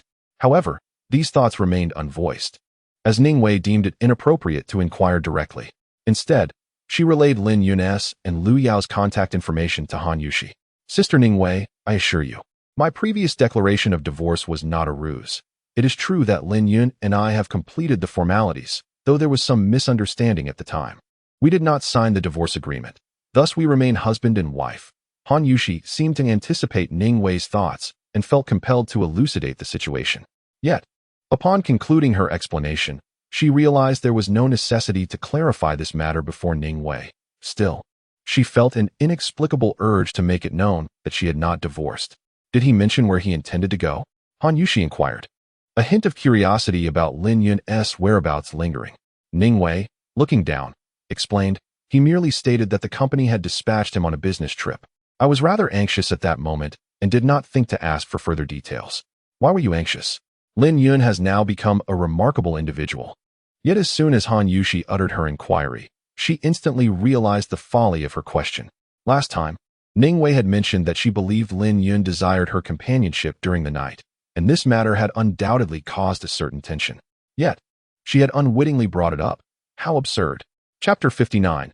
We all have a home now, however. I wonder at which company he is currently employed. According to Ningwei, Lin Yun is friends with their chairman, a notion that, in the past, I would have found utterly unbelievable. What sort of person is a director of the Shanghai group? They are reputed to be a god of wealth. Yet, now, I find this entirely plausible. Lin Yun is no longer the person he once was. His transformation is evident to me. He deserves to be friends with anyone, and others recognize his excellence. But why do I remain fixated on his past? Though I am uncertain as to the reasons behind his significant change, Han Yushi realizes that Lin Yun is not the same. Regardless, none of this concerns her. Even if Lin Yun were to transform into a celestial being, it would hold no importance for her. What truly matters is that she no longer wishes to part from him. He alone treats her with such kindness. He alone gifted her with the most perfect present on her birthday. He alone accommodates her in every aspect. Who are you? Came a deep voice from the other end of the line. Brother Liu, I am Lin Yun's wife. I would like to inquire about Lin Yun's current whereabouts. Did you know? Han Yushi dialed Liu Yao's number, and it turned out that the calls to Lin Yun had indeed been met with a deadline. Oh, you are Lin's younger brother's wife? Lin has married? I seem to have missed that detail. Upon receiving a call from a girl claiming to be Lin Yun's wife, Lu Yao was quite taken aback, nearly exclaiming that Lin Yun had never mentioned he was married. Fortunately, she managed to hold her tongue, or else this girl might have concluded that she held no significance in Lin Yun's life.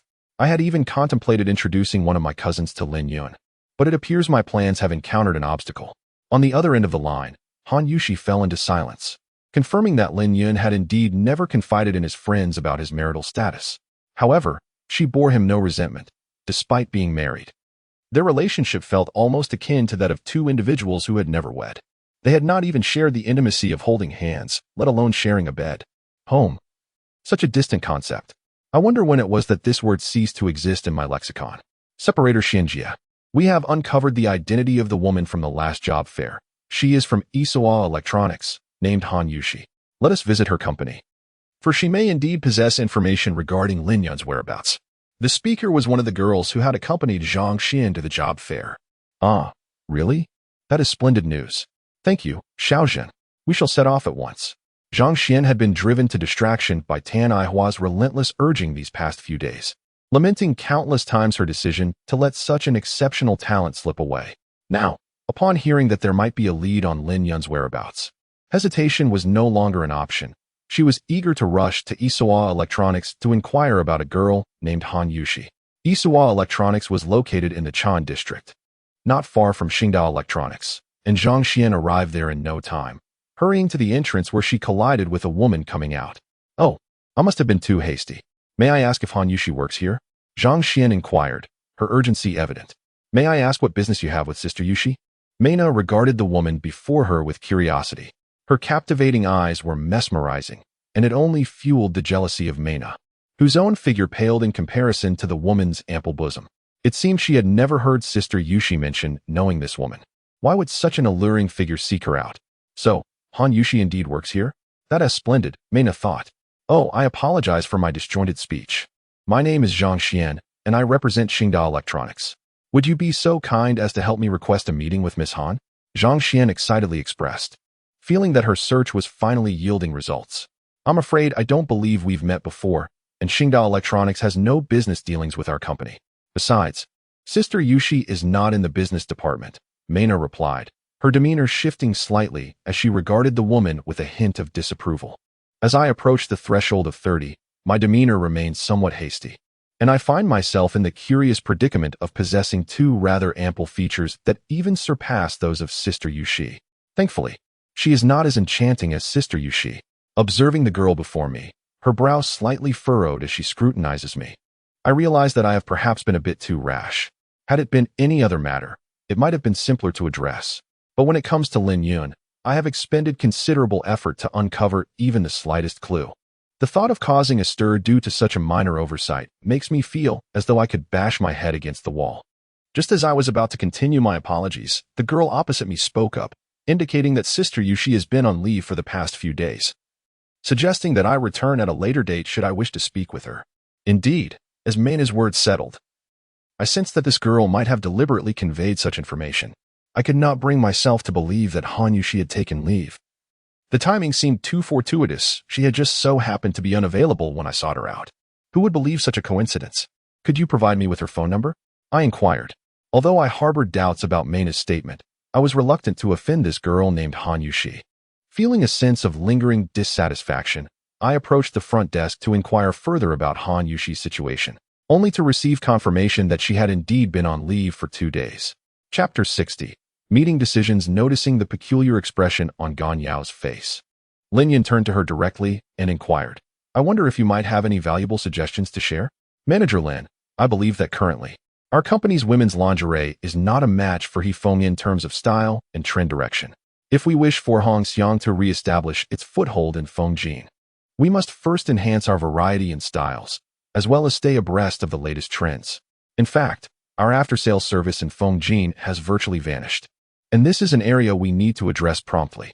Once we significantly expand the styles and varieties of Hongxiang lingerie, we can then amplify our advertising efforts. Hongxiang is a well-established brand in the Jiangsu province. However, the reason we are being pushed out of Fengjin by the newcomers Hefeng is that our follow-up products are lagging behind. Once our subsequent products are introduced, Hong Xiang will still hold a degree of influence in Fengjin. Feng has only been here for about 6 months.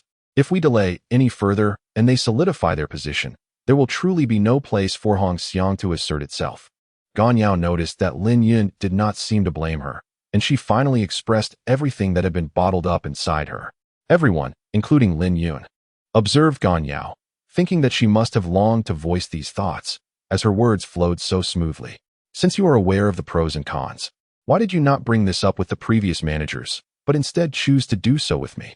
Lin Yun inquired, gazing intently at Gan Yao. I simply did not have the opportunity to speak up, Gan Yao replied, her expression somewhat downcast. Lin Yun finally comprehended the situation. It was not that Gan Yao was unwilling to express her opinions, but rather that she was merely a humble sales clerk. Previously, during meetings, she likely never had the opportunity to attend. Not to mention Gan Yao, Lin Yun suspected that the others present were probably experiencing their inaugural meeting as well. Typically, discussions regarding the market were confined to the upper echelons of leadership, leaving no connection for employees like them. How could an employee perceive issues with such clarity? While the leaders remained oblivious, Lin Yun promptly dismissed her own thoughts. The straightforward answer might be known to all. Yet the reasons behind the manager's inaction were likely diverse and multifaceted. Perhaps they were on the verge of aligning with Feng and wished to avoid the arduous task of strategizing. Or perhaps they believed that while solutions could be conceived, their execution was fraught with challenges. Not to mention the lengthy time frame required for designing new styles. By the time one is conceived and produced, the opportunity may have already passed. Since the outcome would be the same whether one acted promptly or delayed, it might be wiser to plan for one's future sooner rather than later. Producing one's own designs? When would that even be feasible? This plan was undoubtedly impractical. Among the 9 individuals present, it seemed that, apart from Gan Yao, the rest were merely coasting through their days. Lin Yun was moved by Gan Yao's dedication. A company fortunate enough to have such employees could be considered truly blessed. Observing Gan Yao's hesitance after posing her question, Lin Yun noted her evident fear of dismissal. Additionally, her living arrangements were modest, necessitating that she rent out a room to others. Lin Yun was aware that Gan Yao was likely facing financial difficulties, indicating how crucial this job was for her. Indeed, he recalled his own past when he had no job, drinking tap water by the roadside and living under a bridge. It was unthinkable to allow a young woman to reside beneath a bridge, especially since Lin Yun held a favorable impression of her, admiring both her dedication and her subtle grace. He could even perceive echoes of his former fiancée, Gan Yao. Both possessed an extraordinary charm, albeit one was hidden beneath layers of circumstance. It was thanks to her that he had swiftly secured a place to stay. She was a good girl, thus, he resolved to assist her. The others remained silent, intently observing Lin Yun as he pondered. They understood that today might very well be their last day in this company. Everyone recognized the validity of Gan Yao's points, yet they also grasped the impracticality of her proposed solutions. The market would not wait. By the time one could stand on equal footing with Feng, they would find others had long since arrived at that point, necessitating continued pursuit. Do we have a clothing factory in Fengjin? Lin Yun finally inquired after much contemplation. There is a clothing factory, but it has not been operational for quite some time. It was originally established for after-sales service. I was transferred here from the factory, Hu Qing promptly responded. Gan Yao, how many selling points do we have left here? Lin Yun glanced at Gan Yao and asked. Very well, we now have 9 individuals here who are willing to remain with Hongxiang. Tomorrow, we shall formalize a new contract, ensuring that none shall withdraw from Hongxiang within the next 3 years, barring the company's closure. Furthermore, from the moment the contract is signed, all matters pertaining to Hongxiang shall be deemed commercial secrets. Should anyone divulge even the slightest detail, they shall bear legal responsibility and compensate the company for losses amounting to 1 million yuan. Upon concluding his statement, Lin Yun fixed his gaze upon the attendees, awaiting their responses. The individuals present felt a surge of joy upon hearing Lin Yun's initial remarks regarding the contract and the assurance of not leaving Hongxiang prior to its potential collapse. Did they truly need to sign? After all, they had merely intended to coast along. Anyone wishing to exit would be seen as a fool. However, the mention of a 1 million yuan penalty for any breach of Hongxiang's confidentiality sent a chill through them. Goodness, even if one were to sell themselves, they could hardly fetch such a sum. Who could discern what your stipulated commercial contract deemed confidential and what did not? What if they were to face extortion? Rest assured, This contract is merely a safeguard to ensure that those present refrain from indiscriminately disclosing internal matters of Hongxiang. It is not intended to impose upon you the burden of this financial penalty. While this sum may seem substantial to you, it is trifling for Shanghai Group. Thus, financial compensation is not the primary objective. Rather, it is to prevent the leakage of the company's commercial secrets. Observing the attendee's hesitation, Lin Yun offered a brief clarification. I am willing to sign. Gan Yao declared without hesitation, confident in her ability to maintain the confidentiality of the company's secrets, provided her employment remained secure. I too am willing. The speaker is Hu Qing, who originally worked in a garment factory. However, as most people have already departed, he was transferred here. He thought to himself that he would certainly not divulge any company secrets, so he might as well treat this as a secure position. Although this job security might not last long, it is certainly preferable to seeking employment elsewhere. Chapter 61. Decisions. I am Wang Hua from the Warehouse Management Department. May I ask Manager Lin, what constitutes the disclosure of company trade secrets? A middle-aged male employee spoke up. Is there anyone else with questions? Lin Yun, noticing the inquiry, straightforwardly asked if anyone had further concerns. After a considerable pause, no one raised any additional objections. It appeared that the definition of what constitutes the leakage of company trade secrets was of utmost concern to everyone. Well, since there are no objections, I shall speak candidly. The company has sent me here with the intention of enhancing the sales performance in the Fengjin area. And I believe we are all aware of the current situation facing our company. We are on the verge of launching a new product, and we aim to do so in the shortest possible time frame. Without hesitation, I am willing to sign a contract with the company. This was spoken by a beautiful girl who was quite striking. Lin Yun had anticipated that the individual named Wang Hua would make an immediate decision, but unexpectedly, it was a girl who spoke. My name is Ji Lan from the Lingerie Service Department. Ji Lan understood the reason behind her immediate decision upon witnessing Lin Yun's commanding presence and unwavering gaze, which led her to believe that the young manager's words might indeed hold truth. She was determined not to forfeit this opportunity, resolute in her commitment to safeguarding the company's trade secrets. 3 years was not an excessively long span. Should her endeavor prove unsuccessful, she could always resign. Ji Lan was undeniably an attractive woman, possessing a statuesque figure with legs that inspired admiration. Her most striking feature was her enviable complexion, complemented by hair cascading naturally over her shoulders, evoking an image of grace and elegance. Lin Yun nodded, revealing a hint of appreciation for Ji Lan's impromptu decision. The admiration reflected in Lin's eyes further solidified Ji Lan's resolve. I, Sun Cheaping from the sales department, am also willing to sign the contract with the company at this moment, spoke a middle-aged man in his 40s. Sun Cheaping's prompt choice was not driven by the allure of Lin Yun's words, nor by any profound inspiration. Rather, it stemmed from his confidence in Ji Lan. Just the day before, he had observed her receiving an offer from another company, while others remained oblivious. Sun Cheaping was aware that Ji Lan was on the verge of resigning. However, he was taken aback by her decision to sign an employment contract with Hongxiang today, which exceeded his expectations. Given Ji Lan's high regard for Manager Lin, Sun Cheaping resolved to take a chance, firmly resolved not to divulge any company secrets. If fortune smiles upon oneself, one might rise immediately, and perhaps the entire family of 4 could escape the confines of their cramped 40-square-meter abode. Lin Yun cast a curious glance at Sun Cheaping, pondering how he could make such a decisive choice so swiftly. Judging by his demeanor, he appeared to be a rather cautious individual, yet Lin Yun did not dwell on it further. The others present were equally perplexed by Sun Cheaping's unexpected resolution. He was not typically known for such promptness. However, apart from this small group, no one else stood up to express their stance, as they were unfamiliar with the newly appointed Manager Lin. Moreover, in an era rife with deception, the stature of a company like Hongxiang offered little reassurance. After all, many large corporations have been known to dupe their employees. Even if an employee had a legitimate grievance, pursuing legal action against a major company seemed a daunting endeavor, often resulting in more defeats than victories. The current legal framework appears to favor the affluent, with sufficient funds to hire a lawyer. Even the most tenuous arguments can be twisted into semblances of truth. Observing that the decision had been reached, Lin Yun stated that tomorrow morning, Gan Yao, Hu Qing, Ji Lan, and Sun Cheaping would reconvene at the company for a meeting. Very well, we shall conclude here for today. I will compile the specifics. and tomorrow we will devise a detailed plan for revitalizing Hongxiang. Before departing, Lin Yun inquired about who was responsible for the company's finances. Nodding in acknowledgement, he mused that Gan Yao was indeed a capable individual, possessing knowledge of financial matters. And what is the current balance at this branch?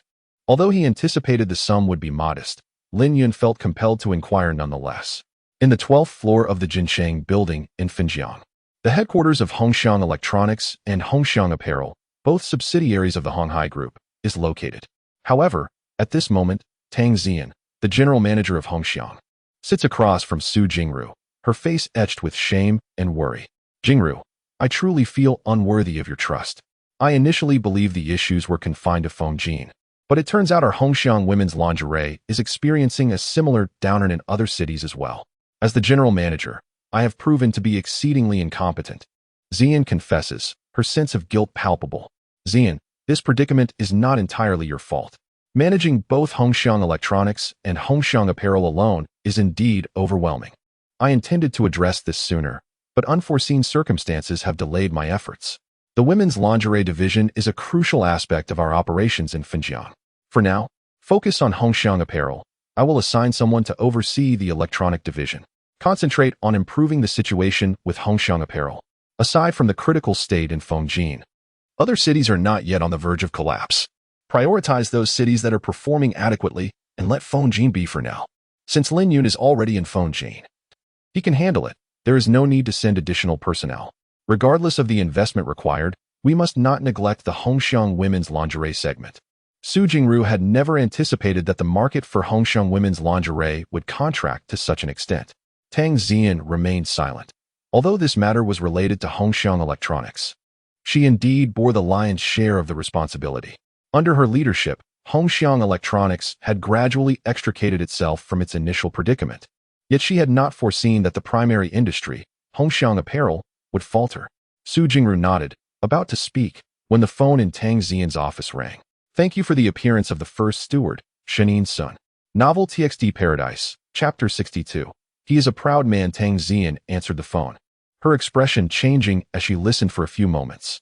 Lin Yun, why are you calling? Has your vacation taken a turn for the worse? What is it that you need? If there's nothing, I'll hang up. Upon realizing it was Lin Yun, Tang Zian's irritation flared. She was already in a foul mood, brimming with frustration, and now this person chose to call. Was he seeking a reprimand? Tang, just let me say this. I urgently need to break into the Fengjin sales market, so I require some funds. You understand, right? Lin Yun, fearing that Tang Zian might dismiss him, hastily laid out his request. If Tang Zian truly was unwilling to allocate funds in this direction, he would have to abandon his plans to assist Gan Yao and Su Jingru. What? Are you asking for money again? Last time you took 10,000, and now just a few days later, you're back asking the company for more. Do you think this company is a bank? The last amount will be deducted from your salary. Don't even dream of asking for more. Upon hearing Lin Yun's audacious request for funds under the guise of company business, Tang Zian was consumed with rage, interrupting him before he could finish his statement. Really not giving? Or should I call Jingru then? Lin Yun unveiled his trump card. All right. How much do you intend to ask for this time? Casting a glance at Su Jingru, Tang Zian forced herself to temper her anger. Jingru had already indicated her willingness to accommodate Lin Yun's requests as much as possible. It would be inappropriate for her to openly refute Lin Yun's demands in Jingru's presence. Not much. Not much. Please don't be alarmed. The amount I require is merely a drop in the bucket for the company. To penetrate the market here, and considering the current state of the company, I estimate that we should start with a transfer of 2 million to this branch's account. Lin Yun's voice came through the phone, tinged with a hint of grievance. Indeed, 2 million was the minimum he could estimate without fearing that if he asked for more, Tang Zian would hang up without hesitation. What? 2 million? Why don't you just go die? Is the company's money just lying around for you to take? Do you even have any shame? Tang Zian nearly shouted at Lin Yun. He quickly held the phone further away, thinking to himself, this insufferable woman. I'm requesting funds for the company, not for personal gain. Besides, I'm asking on behalf of the company. So what is her problem? Lin Yun was about to sever the call when he heard, Zian, is that you, Lin Yun? Let me take this call. Lin Yun heard Su Jingru's voice on the other end and quickly picked up the phone again. Is this Lin Yun? This is Su Jingru. Her gentle and measured tone felt refreshing, like a gentle spring breeze. Oh, hello, Miss Su. I am Lin Yun. I didn't expect to find you in General Manager Tang's office. Lin Yun held a rather favorable impression of Su Jingru. She exuded an aura of elegance and grace, almost ethereal in her demeanor. Su Jingru felt somewhat disarmed by Lin Yun's words. Had she really left her phone at home with no battery? Was it such a chore to charge it? I just heard you speaking with Xian about needing funds. Is that correct? Su Jingru recalled the conversation with Xian and promptly inquired. Yes, I need to expand into the market here, with a timeline of about 6 months. The estimated funding required is around 2 million. I was just discussing this matter with General Manager Tang. Lin Yun replied, not wishing to withhold information from Su Jingru, especially since she had brought it up. Are you looking to penetrate the phone gene market? Su Jingru found Lin Yun's inquiry somewhat perplexing. Although she had met him only once, he did not strike her as someone driven by ambition. Could it be that he merely needed the funds and was fabricating an excuse? However, she quickly dismissed that thought. While Lin Yun may not seem particularly career-oriented, he also did not appear to be the type to resort to such tactics for financial gain. Even if he were, she would still be inclined to assist him, viewing it as a way to repay a debt of gratitude, thereby settling their accounts. Just as Jingru was about to intervene in Su Jingru's response, Su Jingru waved her hand to stop her. Xian, do you have a rather poor impression of Lin Yun? Su Jingru inquired, having just hung up the phone, as she turned to Tang Xian. I must say, I find it astonishing that you agreed to allocate 2 million to him. Are you truly under the impression that he would invest this sum into the company? I know Lin Yun well. He is rather aimless, to put it plainly, merely a drifter through life. How could you indulge him to such an extent? This is not in line with your character, is it? Is he, perchance, the individual who rescued you last time? Tang Xian struggled to comprehend Su Jingru's leniency towards Lin Yun. You are correct. Lin Yun is indeed the one who saved me previously. However, he may not entirely fit the description you've provided. Lin Yun possesses a certain pride. Had he not saved me, he would not have consented to come to our company, nor would he simply waste his time here. I sense there is more to him than meets the eye. Although my acquaintance with him has been brief, I have gleaned a deeper understanding of his character. He exudes an odd aura. On the surface, he appears somewhat downtrodden, yet he undoubtedly embodies a sense of pride. I find him enigmatic, perhaps beyond the comprehension of anyone, including you and Sister E. Even if I am mistaken, the 2 million is justified. My life is worth at least that much. With a soft sigh, Su Jingru reflected on her initial encounter with Lin Yun, a moment that evoked an unmistakable feeling that he belonged to a different realm entirely. In fact, there was a fleeting instant when she felt a sense of inferiority in his presence. Her instincts have always been remarkably accurate, yet she finds herself at a loss to articulate the nature of her feelings for Lin Yun. She is captivated by the scent that lingers around him. Even though their time together has been fleeting, that serene and natural fragrance has left an indelible mark on her memory. Perhaps it embodies what she has been yearning for all along. Chapter 63, the plan to create machines. The funds have been secured, which is crucial to Lin Yun's vision. Without financial backing, all discussions remain mere conjecture. Assisting Gan Yao could also be seen as aiding Su Jingru in resolving the matters at hand, after which his star soul should begin to take form. At that juncture, he would depart from Hongxiang and leave Fengjin behind. Where he would go next would be determined in due course. Having inquired with the landlady, he learned that his roommate Xiao Lin had already left for the day, implying that as long as he remained, he would surely have the opportunity to catch him. So, this is how you wish to engage in a game of hide and seek with me? Should I fail to unveil your true self today, I shall concede defeat. Although the funds are now in hand and the primary obstacle has been surmounted, Lin Yun does not feel at ease. He is determined not to squander time and wishes to resolve matters swiftly. While he does not regret his decision to assist Gan Yao, he is resolute in his unwillingness to invest excessive time in this endeavor. Thus, he must act promptly. He has deliberately procured an industrial map of Fengjin, intending to explore various precision machining factories and non-standard component production sites. His goal is to locate a machine workshop capable of fabricating the machinery he requires. After visiting several prominent factories, Lin Yun found himself in a state of exasperation, as he was denied entry due to the absence of any identification or credentials. He pondered the necessity of returning the following day under the auspices of his company to communicate with these establishments, deeming it futile to continue wasting time. Ah, young man. Greetings. I did not anticipate encountering you at our factory gate. I have been contemplating how to locate you. This is indeed splendid. Upon hearing someone call out to him, Lin Yun wondered if he recognized anyone in this vicinity. Turning around, He was pleasantly surprised to discover it was the elderly gentleman he had met on the train, who appeared to be in his 60s. Could it be that he was employed at this machine tool factory? Their previous conversation on the train had been so enjoyable that Lin Yun had neglected to ask for his name. "Young man, do you remember me? We chatted on the train not long ago. I thought I spotted someone resembling you inside the factory, so I hurried out to see, and indeed, it is you. My name is Han Fuyuan. Regardless of your reasons for visiting, please come and sit with me." Seeing Lin Yun, Han Fuyuan was filled with joy and earnestly invited him inside. Lin Yun had intended to enter anyway, but the guard had previously barred his entry. Without hesitation, he accompanied Han into the factory. The guard, watching Lin Yun's retreating figure, muttered under his breath, chastising himself for not realizing that Lin Yun could simply have stated his acquaintance with Manager Han. Had he done so, the guard would have been unable to impede his entrance. Now, he feared he may have tarnished his reputation in Han's eyes. "My name is Lin Yun," he introduced himself. "I actually have a matter requiring your assistance at your esteemed company, and it seems fortune has favored me with your presence." Lin Yun felt fortunate to have an opportunity to seek help just as he was contemplating his dilemma. "Just call me Brother Han," he said.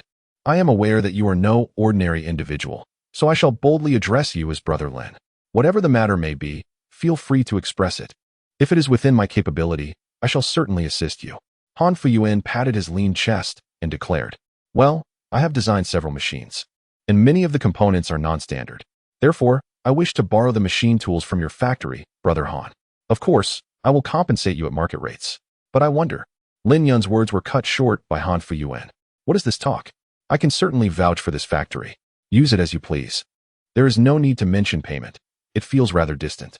I will soon have a favor to ask of you. But let us discuss that after you have completed your tasks."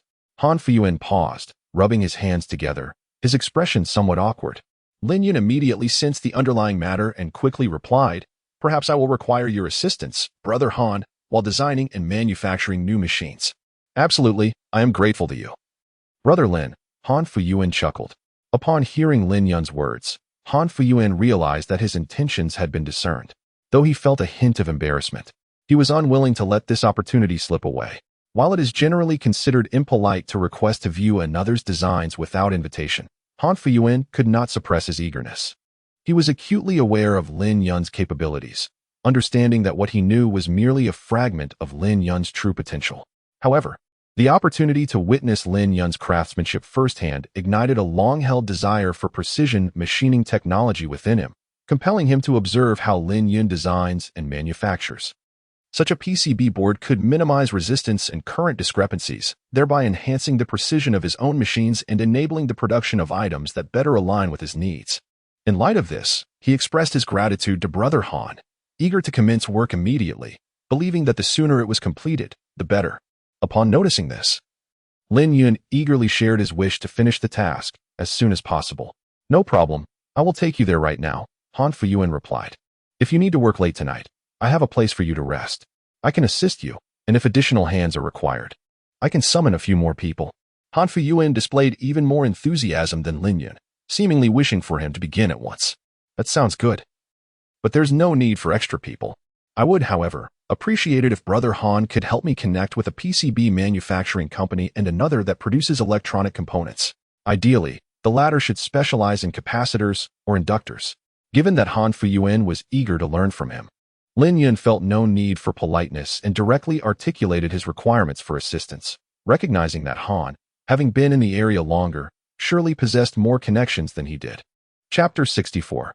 Comprehensive initiation. Though she harbored a deep disdain for such individuals, she found herself with no alternatives. On one hand, she had nowhere else to go, and on the other, she held a fondness for this place, having resided there for over 2 years. Moreover, this arrangement served her well, allowing her to avoid any unfortunate encounters.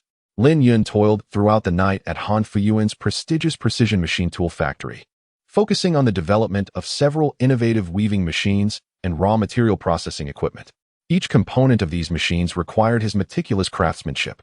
Lin Yun resolved to manufacture Yunkin Mian using the weaving machine he had designed. Yunkin Mian is crafted from the leaves of sweet bamboo, superior silk, and cotton, with cotton being the most critical raw material. However, this cotton is not the ordinary variety available in the market. Rather, it is unripe cotton, which must be harvested in its entirety. Under soft lighting, The white cotton fibers are delicately extracted from the unopened bolls. The utmost importance lies in ensuring that these fibers have never been exposed to sunlight. Even the slightest exposure renders them defective, regardless of the machine's capabilities. Lin Yun cannot produce authentic yun can mian from fibers that have been touched by sunlight. Presently, this fabric does not exist on Earth, primarily due to the exceedingly high standards required for its production. However, the value of cloud silk is exceedingly high. Underwear crafted from cloud silk not only protects the skin and slows the aging process, but also prevents the invasion of various toxins. Yet, these attributes are secondary. The primary allure lies in the unparalleled comfort that cloud silk undergarments provide, rendering the skin smooth and radiant. When fashioned into bras, they can even create a subtle glow at the neckline under suitable lighting, amplifying a woman's charm manifold. Wearing a bra composed entirely of cloud silk, one can scarcely perceive its presence, as if the skin itself is enveloped in a soothing embrace. Thus, it is evident that cloud silk is the quintessential fabric for women's lingerie. In the Tianhong continent, most women's undergarments are predominantly made from cloud silk, though the myriad styles remain unknown to Lin Yun. Unlike the diverse materials available for bras here, Tianhong also boasts another fabric for women's lingerie, reputed to surpass cloud silk in quality, yet Lin Yun cannot even recall its name. His awareness of cloud silk was gleaned by chance. While the production of cloud silk may be straightforward in Tianhong, it poses insurmountable challenges on Earth.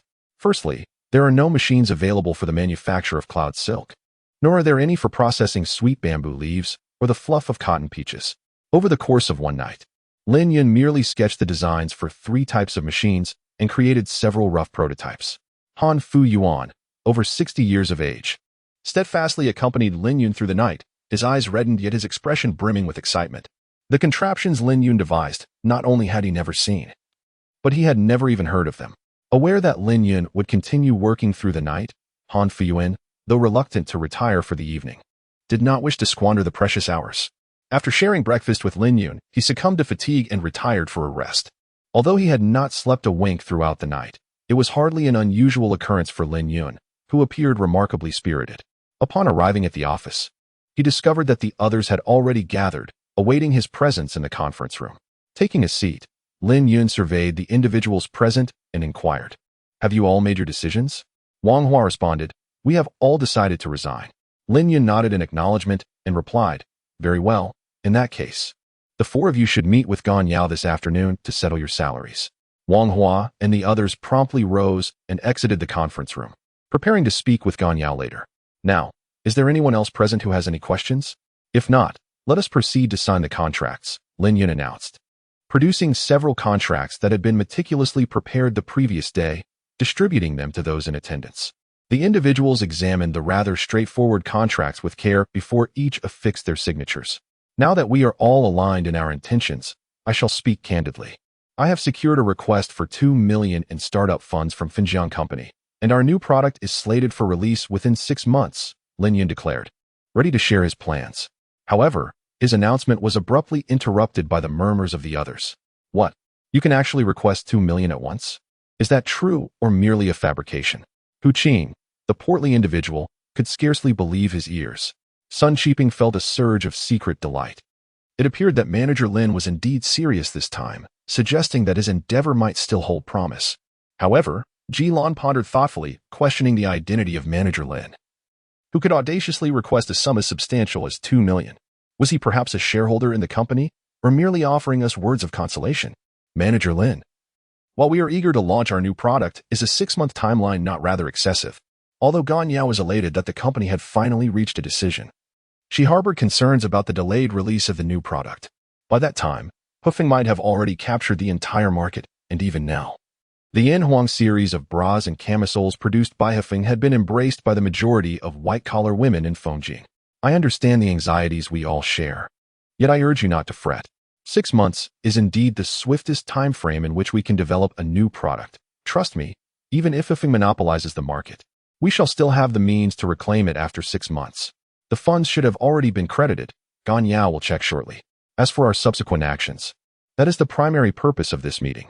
Our new product will necessitate several types of machinery, for which I shall take responsibility.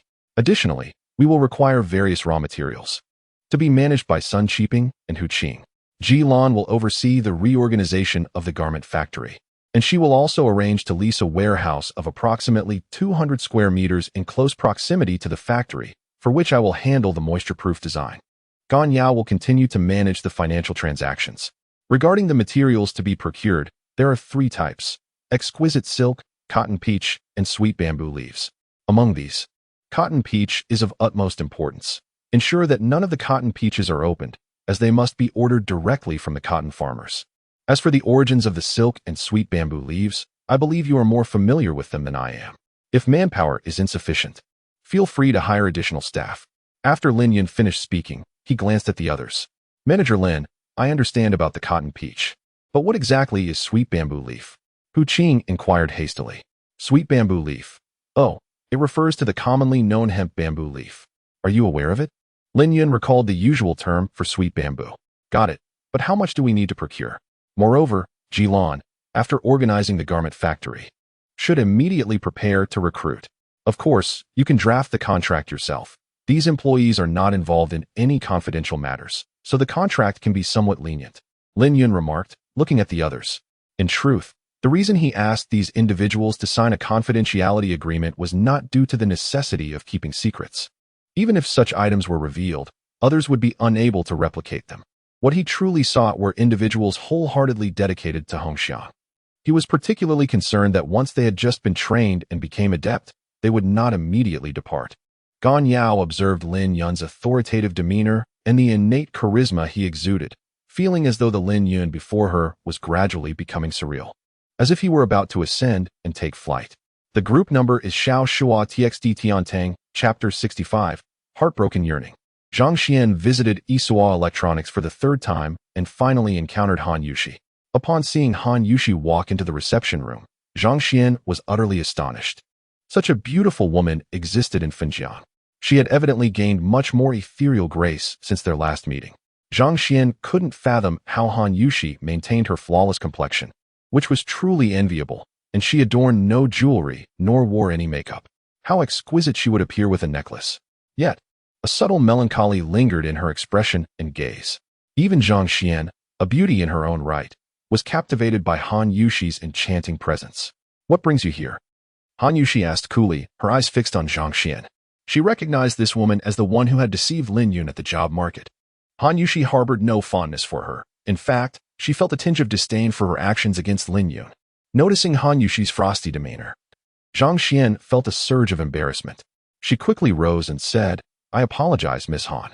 I am Zhang Xian from Xingda Electronics, and I wish to express my regret for my previous actions. It was my fault, and I hope for your forgiveness. Han Yushi paused for a moment, contemplating the insipid apology that seemed to hold little weight. It was certainly not as straightforward as it appeared. However, adhering to the adage of not striking a smiling face. Despite her displeasure, Han Yushi replied, You need not apologize to me. It was my husband you deceived, not me. When it comes to the term husband, Han Yushi suddenly feels a surge of emotion rising in her throat. Is Lin Yun still her husband? She suddenly longs to call out husband to Lin Yun. To her surprise, the words escape her lips, accompanied by a blend of joy, anticipation, desire, and a hint of uncertainty. Ah, so you are Lin Yun's wife? The revelation that this woman before her is Lin Yun's spouse fills Zhang Xian with unparalleled excitement. She has finally found him. A wave of gratitude washes over her, bringing tears to her eyes as she reflects on the countless dismissive glances and accusations she has endured. At last, she has discovered Lin Yun's whereabouts. In that moment, she forgets to question why. If Lin Yun is indeed Han Yushi's husband, his wife is the one seeking employment while he is out job hunting, even facing ridicule in the process. Han Yushi gazes at Zhang Xian, whose face radiates surprise, momentarily taken aback. She thinks to herself, what business is it of yours that Lin Yun and I are married? Why such astonishment? Zhang Xian explains, Oh, you see, we were actually in the process of recruiting your husband last time, but due to my oversight, I provided him with a disconnected phone number. I sincerely apologize for this mistake. Our company is in urgent need of your husband's expertise. I kindly ask for your understanding and forgiveness. Zhang Xian realizes that she has probably never apologized as profusely in her life as she has today. Despite Zhang Xian's apology, Han Yushi's unfavorable impression of her remains unchanged. However, The incessant references to your husband from Zhang Xian make Han Yushi find her less detestable than before. Lin Yun will not be joining your company. I suspect your firm may struggle to retain someone of his caliber, a fact you are likely aware of. When he last visited the talent market, he was indeed facing some financial challenges. However, he has since secured employment and is unlikely to consider your company now. Perhaps my initial remark seemed rather harsh, prompting Han Yushi to provide some further clarification. It is rare for Han Yushi to speak with such acerbity, yet she could not resist uttering a pointed comment regarding the woman who deceived Lin Yun, as a small act of support for him. It is evident that the woman's demeanor toward Lin Yun has shifted dramatically, suggesting she has become aware of something significant. Could it be that they have recognized Lin Yun's true capabilities, or is there another reason? She suddenly recalled witnessing Lin Yun assist this woman in drafting a design. Could that document have altered her perception? Or was it deemed valuable by others in her company? Han Yushi, being exceptionally astute, began to piece together the situation with remarkable accuracy. Zhang Xian, upon hearing Han Yushi's words, displayed a fleeting glimmer of melancholy in her eyes. Indeed, their company arrived too late, and the opportunity they sought slipped away to another. Expressing regret now would serve no purpose. The only hope remaining is to see if they can persuade Lin Yun to visit their company, or if Tan Aihua from their firm could pay him a visit. I apologize, Miss Han. May I inquire if I could arrange a meeting with your husband? Zhang Xian cautiously broached the subject, apprehensive of a negative response. What do you intend to do? Han Yushi suddenly became vigilant. The woman before her could undoubtedly be described as a consummate figure of maturity, possessing a pair of enchanting eyes, complemented by a captivating bosom that was undeniably alluring, making Han Yushi feel that this was a woman whom no man could possibly resist.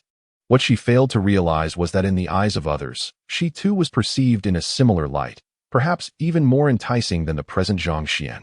Observing Han Yushi's expression, Zhang Xian could easily discern her thoughts and offered a wry smile. Not only did she have no feelings for the rather unremarkable Lin Yun, but even if she did, could she truly compete with Han Yushi's allure? One could hardly underestimate the magnetic pull she exerted on men. Ah, Miss Han. Initially, our company received a circuit diagram drawn by your husband. This diagram is indeed a remarkable piece of work. However, there are certain aspects that our technical staff finds rather perplexing, and we would like to consult Mr. Lin regarding these matters. Of course, we shall compensate handsomely for his time. Zhang Xian candidly articulated her request. She was well aware of the diagram's value, and concealing its significance in front of another man's wife would be akin to burying one's head in the sand. Surely, a wife would be aware of her husband's capabilities, rendering any attempt at subterfuge unnecessary. What Zhang Xian did not realize, however, was that Han Yushi was indeed oblivious to Lin Yun's true talents. The matter concerning the diagram did manage to soothe Han Yushi's nerves, albeit slightly. She found herself questioning why the mere mention of a beautiful woman seeking Lin Yun's assistance caused her such anxiety. Was it a lack of faith in Lin Yun or a deficiency in her own self-assurance? She remained uncertain. Yet she was certain that she could no longer part from Lin Yun. Each time she found tranquility, she would reminisce about the comforting embrace and serenity of that night spent in his arms. When Zhang Xian first heard her words, she assumed that Han Yushi was merely offering excuses. However, upon witnessing the sorrowful glint in Han Yushi's eyes, along with the heart-wrenching longing they conveyed, she realized the truth in her words. Perhaps the couple had indeed quarreled, leaving Lin Yun to wander alone. The weariness etched on Han Yushi's face, coupled with the yearning hidden deep within her gaze, stirred something within Zhang Xian's heart, evoking a ripple of emotion from that profound longing. How deeply must one love to experience such heart-wrenching yearning? Suddenly, Zhang Xian felt a surge of sympathy for the woman before her. She could hardly fathom how Lin Yun could be so callous as to neglect such a devoted wife. In chapter 66 of the novel, Lost Yearning, Gan Yao found herself unexpectedly concerned for her cohabitant. Although she recognized him as a despondent man who vanished each night, the abrupt disappearance of an outsider in this city would garner no attention, nor would it prompt any investigation. Moreover, the number of inexplicably missing individuals in Fengjin each year was alarmingly high. Much like herself, if an unfortunate event were to befall her, it was unlikely that anyone would care. How many others in this city shared her fate? Perhaps they were merely a forgotten tribe lost within the vastness of the urban landscape. A wave of melancholy washed over her as she contemplated her solitude in this place. Both her body and mind felt an overwhelming fatigue. Much like the individual sharing a rental with oneself, their sudden disappearance from this city goes unnoticed by all. One can only afford a fleeting moment of concern for them.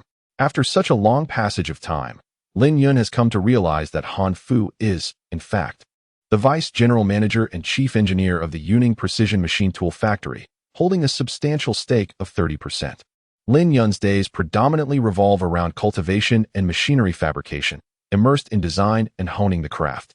Whenever respite is needed, he retreats to the solitary dormitory within the factory to practice. To his astonishment, after enduring fatigue, the formation process of the Star Soul encounters no significant obstacles. It was only when Han Fu facilitated Lin Yun's connection with the PCB and electronics factories that Lin Yun recalled the necessity of an additional material for his PCB, a resin derived from the red pine, also known as the oil pine, predominantly found in the Liaoning and Jilin regions. This resin is abundant and can be acquired without extensive processing. However, Lin Yun must blend these resins with other components to create a novel type of PCB board essential for his work. Thus, he has no choice but to make another journey to Liaoning. Eager not to squander time, Lin Yun bids farewell to Han Fu and the company Esganyao before departing for Liaoning on the same day. It is mid-May, and the train is sparsely populated. Lin Yun occupies a window seat, eyes closed in meditation. The train from Fengjing to Liaoning must pass through Fenjiang. Lin Yun boarded the train in the morning, a rapid service, yet by the time it reached Fenjiang, dusk was approaching. Although Fenjiang was the place of Lin Yun's rebirth, he harbored no particular sentiments for it. Apart from his ex-wife, Han Yushi, there was nothing here that tethered him to the past. Shortly after the train entered Fenjiang, Lin Yun abruptly opened his eyes.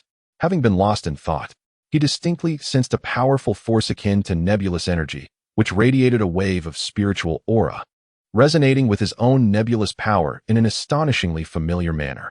Without a moment's hesitation, he flung open the window and leapt from the train. The man and woman seated opposite him gaped in astonishment at his sudden act, rendered speechless, and by the time they comprehended the situation, the train had already sped far away. As Lin Yun landed, he barely steadied himself before rushing toward the source of the nebulous energy he had sensed. In mere minutes, he arrived at the location emitting a strong signal, only to find it was a vast garbage dump. With little effort, he discovered amidst the refuse the string of longing he had once gifted to Han Yushi. It still emanated a faint nebulous energy enveloped in a spiritual aura, albeit now soiled and tarnished. A pang of heartache struck Lin Yun. How could even the token of his affection be discarded? Could it be that he had become so unworthy? To claim he felt no remnants of affection for his former wife would be a lie to himself. Lin Yun has already sensed the immense allure that Han Yushi holds for him. However, from any perspective, he is unable to accept this burgeoning affection. Moreover, Han Yushi appears indifferent to him, so much so that she has discarded the birthday gift he bestowed upon her, which clearly reflects his standing in her heart. Yet, Lin Yun is acutely aware of the significant place Han Yushi occupies in his own heart, a sentiment far more intricate than his outward demeanor suggests. He simply forces himself to refrain from contemplating certain matters. The Fenjiang train station has undoubtedly improved beyond recognition, at the very least. Lin Yun has yet to hear any cries of "Do you need a hotel?" or "Receipt, receipt." Regardless of how long this may last, it indicates that the government has taken action. Upon his arrival, Lin Yun had ensured his phone was fully charged, albeit it remained switched off. After all, he only knows a handful of people who have his number. To him, the primary function of his phone is simply to keep track of time. As Lin Yun powered on his phone, intending to call Han Fuyuan, the moment he activated it, a ringtone blared unexpectedly. Could it be mere coincidence? Who could it be? Yet, just as the ringtone began to sound, Lin Yun sensed something amiss. Monkey brother, it's me, Beiji. Hurry to the Pan Sea Cave, there's a discount today." What sort of ringtone is this? How could such an outrageous tone exist on his phone? With little time to ponder, he swiftly answered the call. Meanwhile, those around him erupted into laughter, with a few individuals even approaching Lin Yun to inquire about his ringtone. Lin Yun surmised that the ringtone had been accidentally set by himself. However, he did not dwell on it for long. To his surprise, there was a prolonged silence on the other end of the line. Just as he was about to hang up, a gentle yet astonished voice of a girl broke through. Lin Yun. Chapter 67. Are you truly able to come now? In an instant, Lin Yun recognized the voice of Su Jingru. Why was she calling him? Recently, Su Jingru had been in low spirits. burdened not only by company matters but also by the relentless pressure from her father and grandfather to meet the son of the chairman of the Shanghai group for an arranged date. She had no desire to engage in such an endeavor. Not only had she merely met this young master of Shanghai, Sha, once, but they were also hardly acquainted. Furthermore, deep down, she was reluctant to partake in matchmaking at such an early stage. If she were to consider it, she would prefer to find someone who truly captured her heart. Despite knowing Lin Yun's phone was turned off, she found herself instinctively dialing his number repeatedly. It was as if, by making several attempts, Lin Yun would miraculously appear before her once more, rescuing her from her plight, much like a fairy tale. Although she was aware that her hopes were perhaps naively romantic, at this moment, all she could do was dial the already powered-off phone, listening to the automated message stating, "The number you have dialed is currently unavailable." She truly did not wish to engage in any other activities. Even the act of dialing the phone had become mechanical. She could not fathom why she continued to call. Perhaps it was driven by a flicker of hope. Nevertheless, Lin Yun's phone had been turned off for several weeks, rendering this hope palpably unrealistic. Yet, Su Jingru unconsciously persisted in her actions. As she pondered numerous thoughts, even while dialing, she did not expect the call to actually connect. It took her nearly 10 seconds to recover from her astonishment before exclaiming joyfully, "Lin Yun, what a coincidence. I didn't expect to receive your call just as you turned your phone back on. Miss Su, are you inviting me out for a meal again?" Upon hearing Su Jingru's voice, Lin Yun's mood lifted slightly. "Indeed, I would love to invite you for dinner, but it would take quite some time for you to fly over from Fengjin. Moreover, at this hour, there may not be any flights available. I merely called to discuss a matter with you." Su Jingru suddenly found herself at a loss for words. What could she possibly say regarding the reason for her call? "Oh, I wonder what it is that Miss Su wishes to discuss.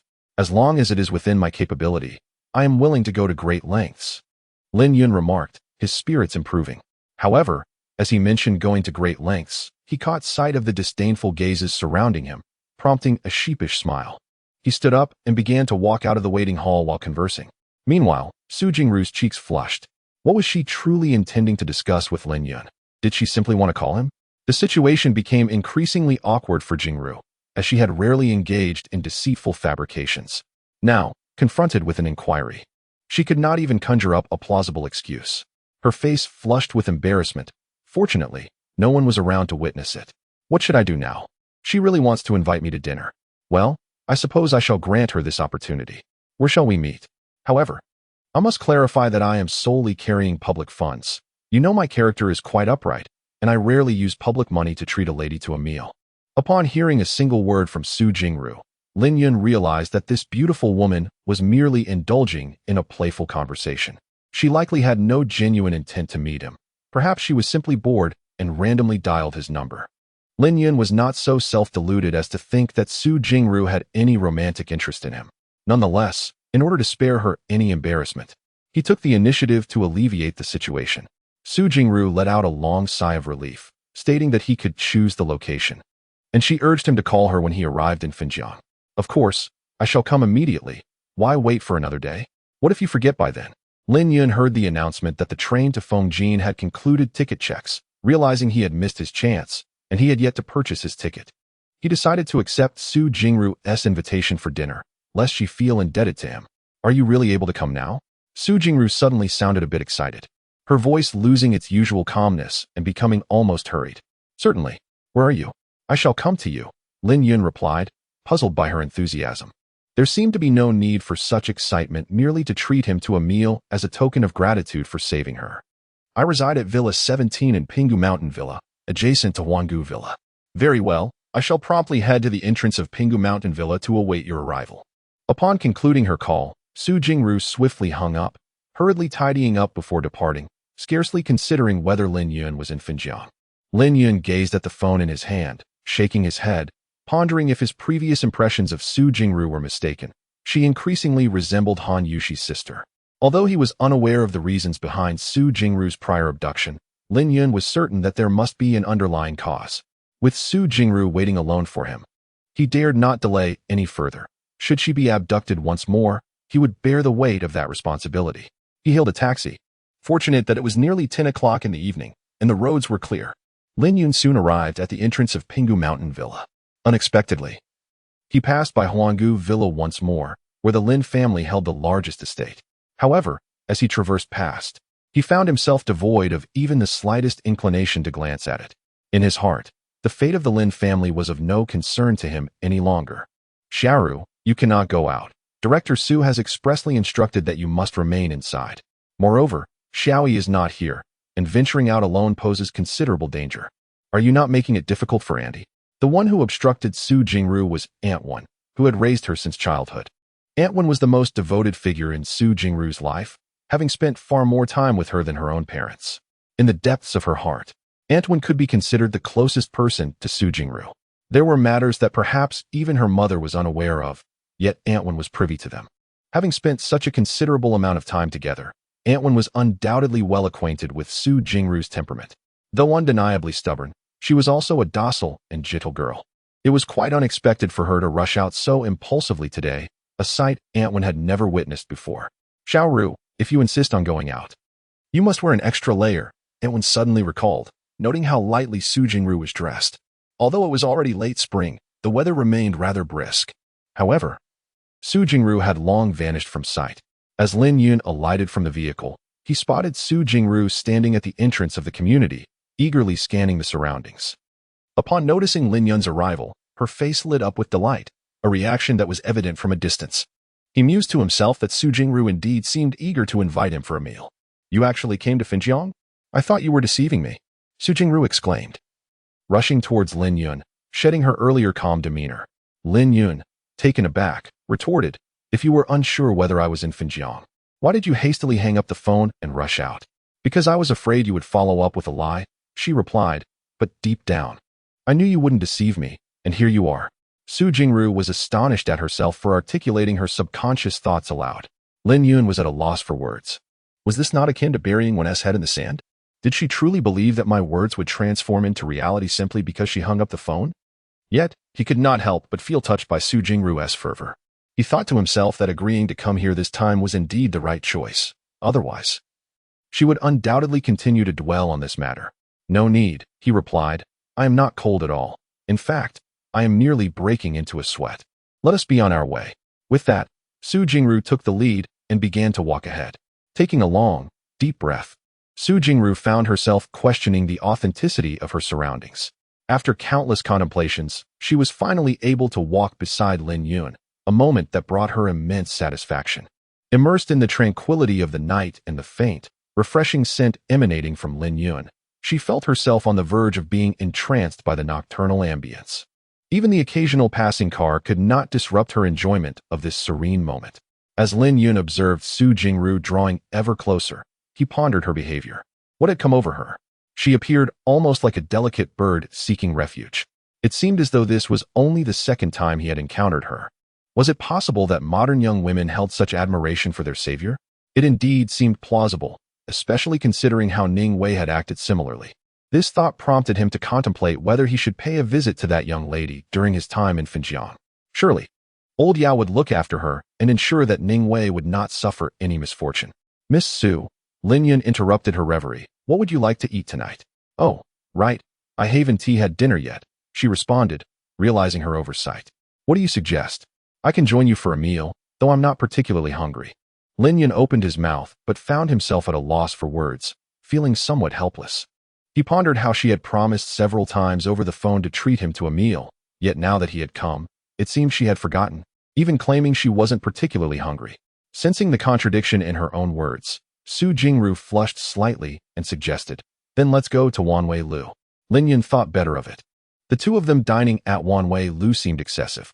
However, recalling the delightful chopped pepper fish head he had enjoyed at the last meal with Han Yushi, he considered it wasn't too far and decided, let me take you out for a meal.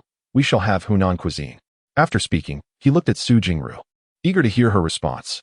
Great, let's go, she replied, seemingly oblivious to Lin Yun's mention of the restaurant, agreeing without hesitation. Lin Yun mused that it felt as though he were the one treating her, rather than the other way around. The Hunan restaurant was indeed not far. They took a taxi and arrived in under 20 minutes. Upon reaching the same table where they had dined previously, Lin Yun instinctively took the same seat as before. Su Jingru sat opposite him, occupying the spot where Han Yushi had once sat. Gazing at the poised and elegant Su Jingru, Lin Yun faintly perceived the shadow of Han Yushi before him. The setting remained unchanged, yet the company was no longer the same. Just a few days prior, he had sat here celebrating Han Yushi's birthday, yet now, raising his glass, he found himself unable to wish her a happy birthday. The cold rain evokes the initial disappointment and sorrow reflected in her eyes, which remain vivid in my memory. I recall the surprise and joy she felt upon receiving the token of my affection, longing, and the moment she first leaped into my embrace. Before me once again materializes the enchanting, yet slightly melancholic visage of Han Yushi. Such a woman, such a source of my enduring concern. The only one I still cherish here. Yet, she struck me across the face. I bear her no ill will, for she may have her reasons. However, she returned the longing I had given her, and I cannot blame her, as she likely has her justifications. The longing now rests in my pocket. Did I fail to consider the sentiment when I named this necklace thought chain? If I had pondered it, why then bestow such a name? Or perhaps I simply refused to acknowledge the truth. If I could truly manifest my desires, why gift her a strand of longing? Have I ever held her accountable for her actions? No. I understand that I have never blamed Han Yushi, a gentle and beautiful soul compelled by her family to marry a madman. She has indeed suffered over the years. The discarded remnants cling to me. To take a step further, even if Han Yushi harbored affection for me, what could I do? I never truly belonged here. And perhaps one day I shall depart from this place forever. As Su Jingru settled down, she caught sight of Lin Yun, who gazed at her with a distant, dreamy expression.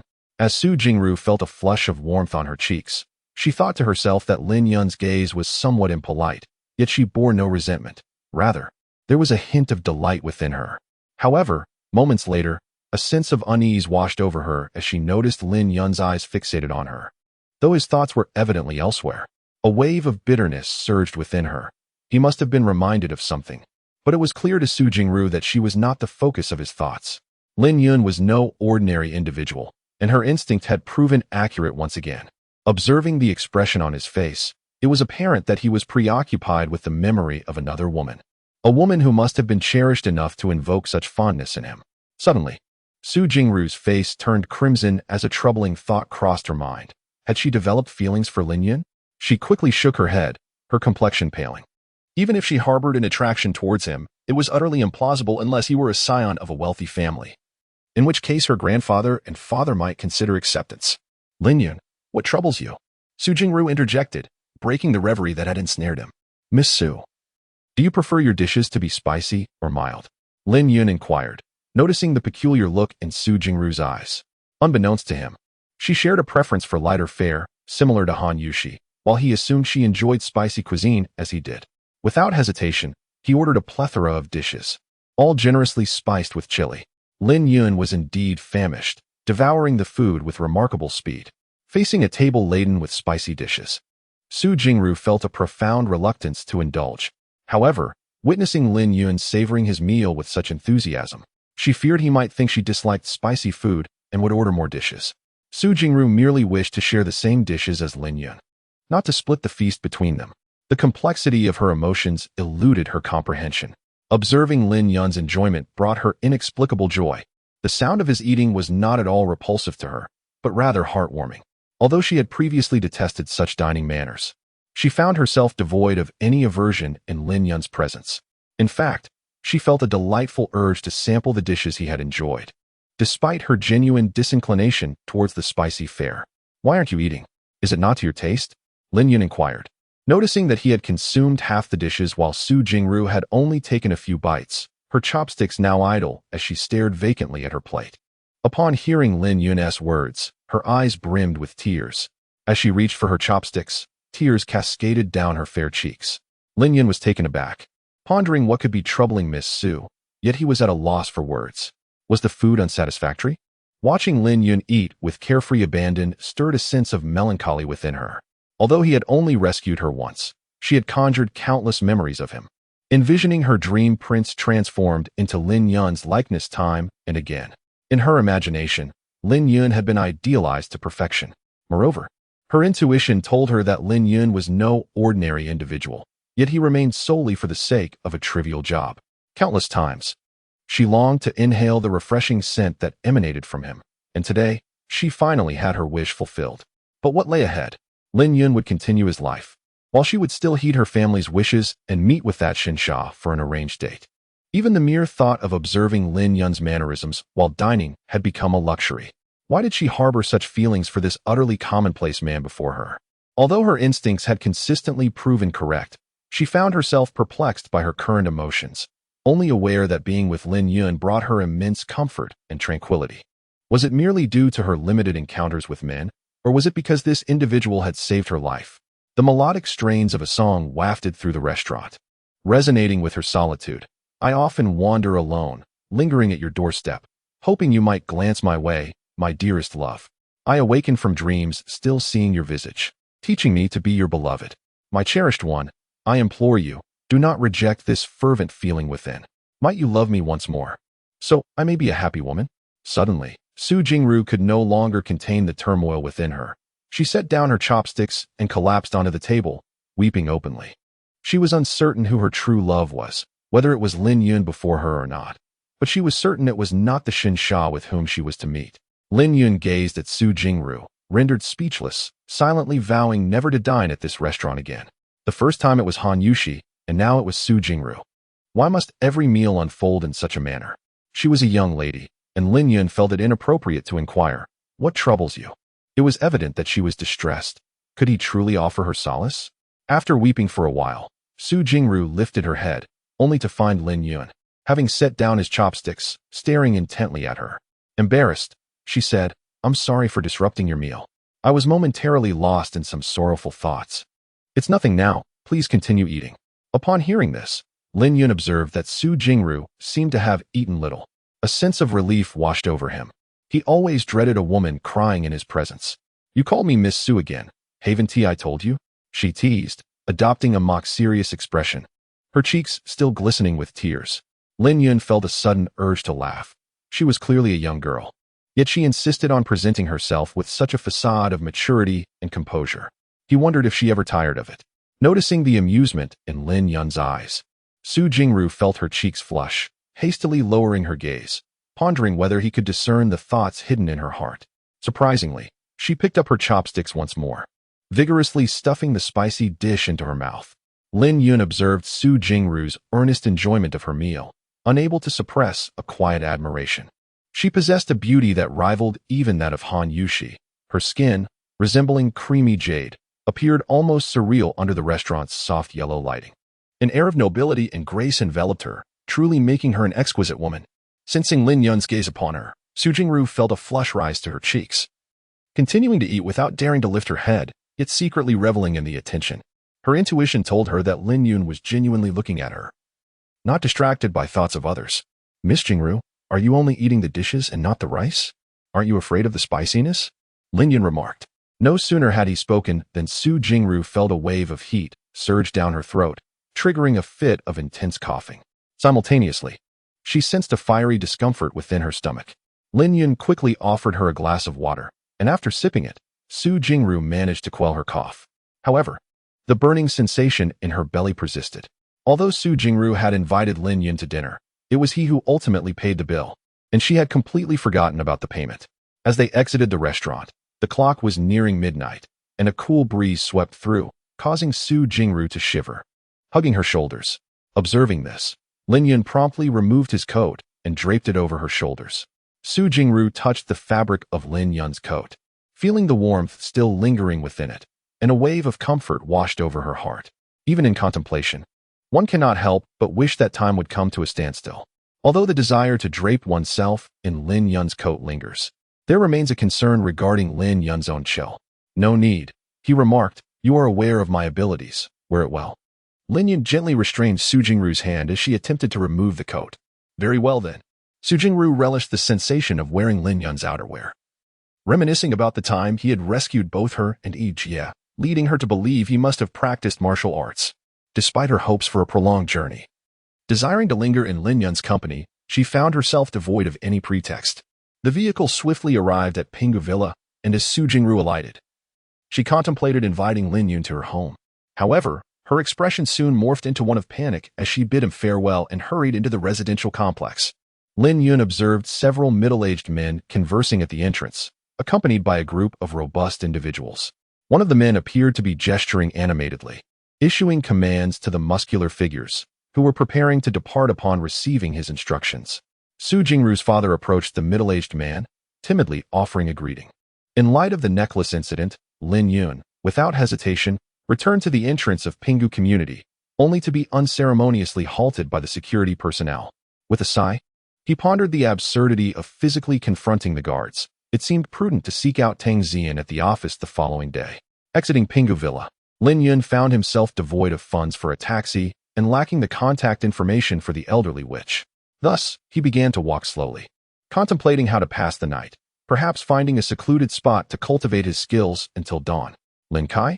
As Lin Yun approached the vicinity of the lakeside villa, he unexpectedly spotted Lin Kai staggering under the protection of a bodyguard, making his way towards the lakeside community. Even if he had not seen this individual, Lin Yun would not have let him escape. The timing of their encounter was simply fortuitous. Without a moment's hesitation, he swiftly retrieved a black shirt to obscure his face and hurriedly positioned himself in front of Lin Kai, obstructing the path of this nominal brother. The reason for concealing his visage was that Lin Yun was not yet inclined to take his life.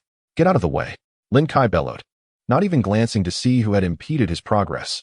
However, the bodyguard by his side had noticed the masked figure and immediately surmised that trouble was afoot. Stepping forward to shield Lin Kai, Lin Yun chose silence, lifting his foot and delivering a swift kick, sending the bodyguard flying several feet before he could react. The bodyguard, sprawled on the ground, was struck with profound shock. The individual who had kicked him was undoubtedly a master of unparalleled skill. The speed of the attack was unlike anything he had ever witnessed, leaving him unable to respond before being launched away. He remained on the ground, momentarily daunted. At last, Lin Kai sensed the abnormality, drunkenly raising his head to behold the masked Lin Yun. The icy gaze of the figure before him jolted him, partially rousing him from his stupor. "Who are you?" "Don't act recklessly. I am a member of the Lin family," Lin Kai stammered, taking a few steps back. Lin Yun let out a cold laugh, advancing forward and decisively pinning Lin Kai to the ground with a single step. Lin Kai found himself momentarily breathless. Although he yearned to utter words of surrender, he could not articulate a single sound after much effort, merely emitting muffled whimpers.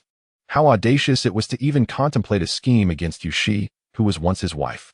With this thought, Lin Yun no longer held back, ruthlessly shattering Lin Kai's limbs. Even if he were to recover, he would undoubtedly be left a cripple. Lin Yun refrained from taking his life, not out of fear, but because he recognized that his current strength was insufficient. Provoking the wrath of the Lin family would jeopardize his tranquil cultivation. As Lin Yun strode away, the bodyguard finally managed to rise and approached Lin Kai.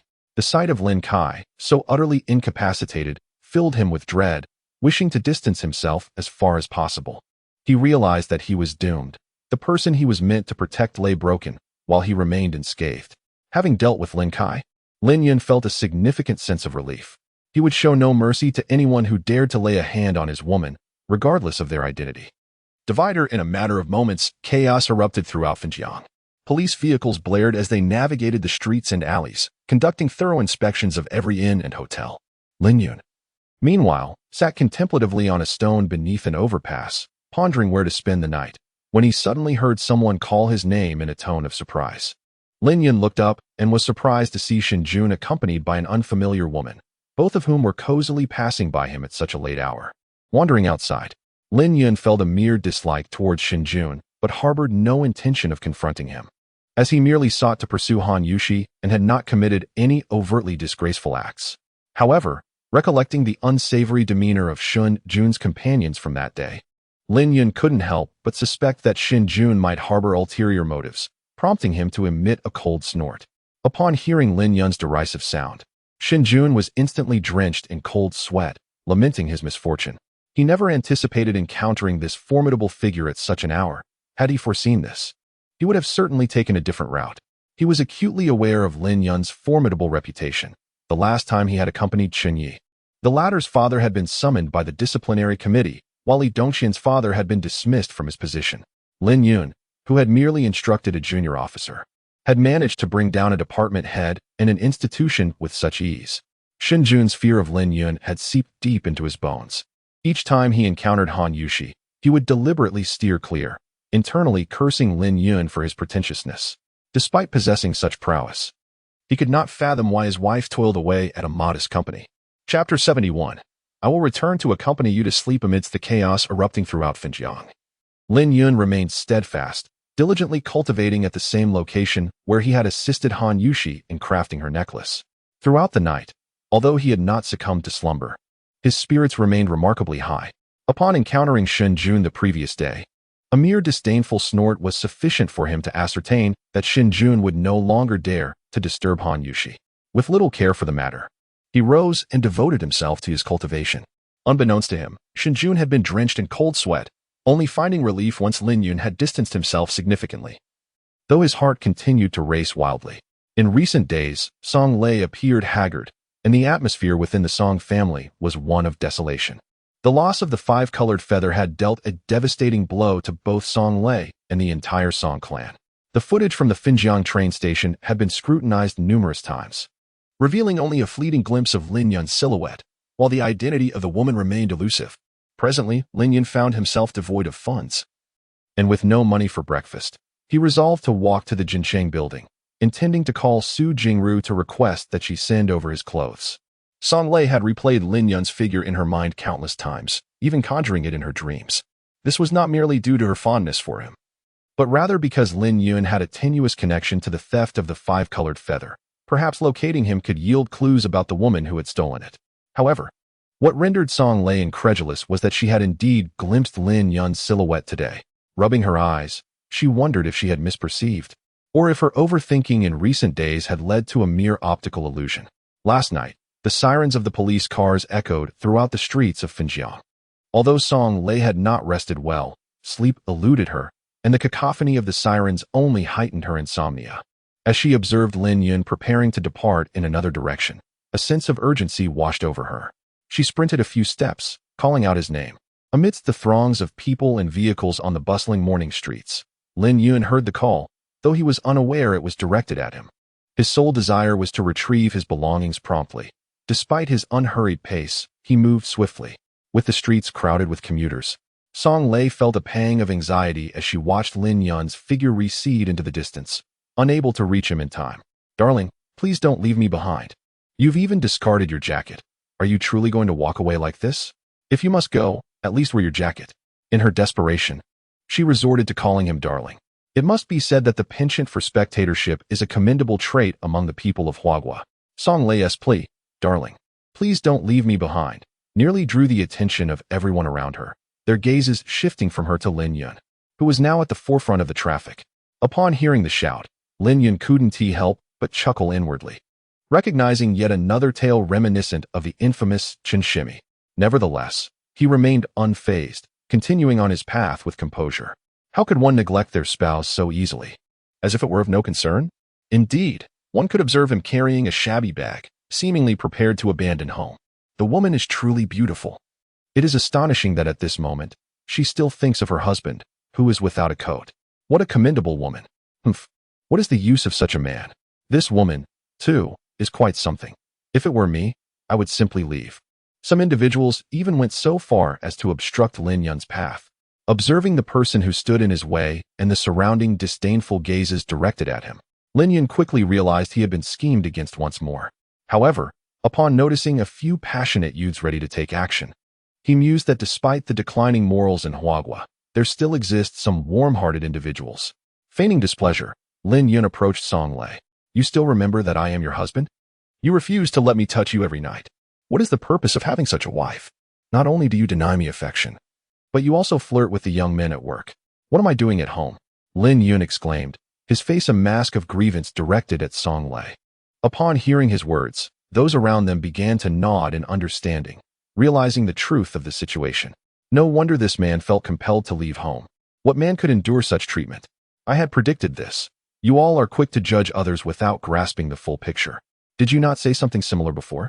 In truth, her husband is also a pretty boy, seeking distant comforts rather than valuing what is close. Such a woman, if I were in his position, I would not desire either. Indeed, now that her husband is leaving, she realizes her mistake. Where was this awareness before? Song Lei's complexion fluctuated between crimson and pale, her teeth biting down on her lip in frustration, wishing she could instantly slap Lin Yun. As Lin Yun concluded his remarks and prepared to depart, someone hastily grasped his sleeve, pleading, please do not leave. He harbored no fondness for this woman, who concealed her face behind a mask. She struck him as someone who regarded herself as superior, deeming others as mere commoners. Were it not for the colorful jade he intended to deliver to her, he would have preferred to refrain from engaging in any discourse. Since she sought to ensnare him, he deemed it appropriate to return the favor. Individuals of her ilk often fail to recognize their own limitations until they are taught a lesson. The surrounding crowd, having overheard Lin Yun's words, buzzed with chatter, the majority rallying in support of him while casting disdainful glances towards Song Lei. Sensing that he had sufficiently chastised her, Lin Yun decided it was time to leave. As he heard the lewd laughter erupting from behind, Song Lei trembled with indignation, her face already dampened by tears of frustration. Chapter 72. I am a married man. Please describe the characteristics of the woman who attempted to steal from me on the train last time. You may set the price. Song Lei spoke, her demeanor frigid, traces of tears still glistening in her eyes. Lin Yun remained silent, merely tossing a silver box from his bag toward her, as if discarding a piece of refuse. Do not trouble me again, nor presume to elevate your status in my eyes. In my perspective, you are nothing of consequence. Furthermore, you need only call the individual who apprehended the thief on the train to halt. There is no necessity for you to weep and beseech me as your husband. I am a married man and impervious to temptation. With that, Lin Yun dismissed her entirely, turning away without a second glance. Song Lei grasped the silver box in her hands, gazing at Lin Yun's retreating figure, momentarily rendered speechless. Upon hearing Lin Yun's words, she nearly coughed up blood in anger. She couldn't help but berate herself for her folly. How could she have forgotten to call out to Lin Yun? It wasn't until Lin Yun completely vanished from sight that she recalled the box in her hands, hastily opening it. Shaking her head vigorously, she realized that she indeed held the colorful jadeite. It was real, astonishingly real. An indescribable thrill and exhilaration surged within her. The profound humiliation and disdain she had just endured seemed to evaporate in an instant. Who was this person? How could he bestow such a precious item upon her, as if it were mere refuse? Who was he? Ah, where are you? Hurry, hurry. Her father's voice, filled with urgency, echoed in her ears, trembling with emotion, revealing that his excitement far surpassed her own. It's right here with me, she replied. Hearing her father's somewhat aged and weary yet fervent voice filled her with sorrow. She found herself devoid of resentment towards Lin Yun, feeling instead a flicker of gratitude. The Song family acted swiftly. No sooner had Song Lei arrived at her residence than her elder brother had already brought people over. In less than 2 hours, Song Weishan and the principal core members from Yanjing had chartered a flight to Fenjiang, while her second brother also flew in from Fengjin with a group. When Song Lei informed her father of her acquisition of the colorful jadeite, Song Weishan decided against sending it to Yanjing. Instead, all core members would head directly to Fenjiang. They chose to establish contact with the Luo family in Fenjiang, at the scenic Huayuan Garden. Song Lei's elder brother, Song Hui, resides in this villa. Yet presently the living room is filled to capacity with the core members of the Song family. The entire vicinity of the villa is fortified, rendering it impenetrable. Nearly all of the elite available to the Song family are gathered here. Have we established contact with the Rod family? In his capacity as the family head, Song Weishan inquired in a solemn tone, noting that the principal members of the family had assembled. We have already made contact. The members of the Rod family will arrive in Fenjiang by early tomorrow morning, replied a middle-aged man. After delivering his statement, he immediately lowered his head, refraining from further comment. If one were not vigilant, they might overlook his presence entirely. His name is Song Ku, a figure known only to a select few within the inner circle of the Song family. Song Ku is an orphan adopted by Song Li, who, under Song Li's guidance, has studied in both the United States and the United Kingdom. He is currently Song Weishan's most trusted confidant, essentially serving as the family's chief steward. Few outside the family are aware of Song Ku. Only prominent individuals from other esteemed families and powerful circles might possess a fragment of information about him, a remnant from the zenith of the Song family's prosperity. Xiaolei, please describe the person you entrusted with your box, Song Weishan instructed, turning his gaze towards Song Lei. On that day on the train, he sat next to me. What perplexed me was that for 4 hours after boarding, he remained there with his eyes closed, not even moving a finger, until I decided to step out for a moment. As I rose, without disturbing him, he simply made way for me. I scarcely noticed how he did so. Initially, I believed he was merely feigning, but in retrospect, it appears otherwise. However, upon reflection, It seems that my belongings were indeed stolen. It is said that the woman was the thief. Yet I cannot fathom how the items came to be in this man's possession. Even more perplexing is the fact that when he saw me today, he unhesitatingly returned the box, as if it were no more than refused to him. Song Lei has elucidated the situation to a great extent, albeit omitting the fact that she impersonated this man's wife and was coerced into claiming she would accompany him to bed. Although Song Weishan has heard Song Lei's account numerous times, he finds himself increasingly bewildered. The notion that someone would treat a rare and exquisite gemstone like a mere piece of trash is utterly inconceivable to him. No matter how affluent one might be, or even if they were the richest person in the world, it is implausible that they would regard such a treasure with disdain. Moreover, according to Song Lei's description, the individual she encountered on the train did not appear to be well off, dressed in garments that cost merely a few dozen yuan each. How could he possibly lack an appetite for such a magnificent jewel? Song Weishan plunged once more into contemplation. Father, could it be that this person is entirely unaware of the value of the gemstone? From the account of my younger sister, he does not seem to be a wealthy man, and it is conceivable that he is oblivious to the worth of the gemstone. This was stated by Song Lei's second brother, Song Huang.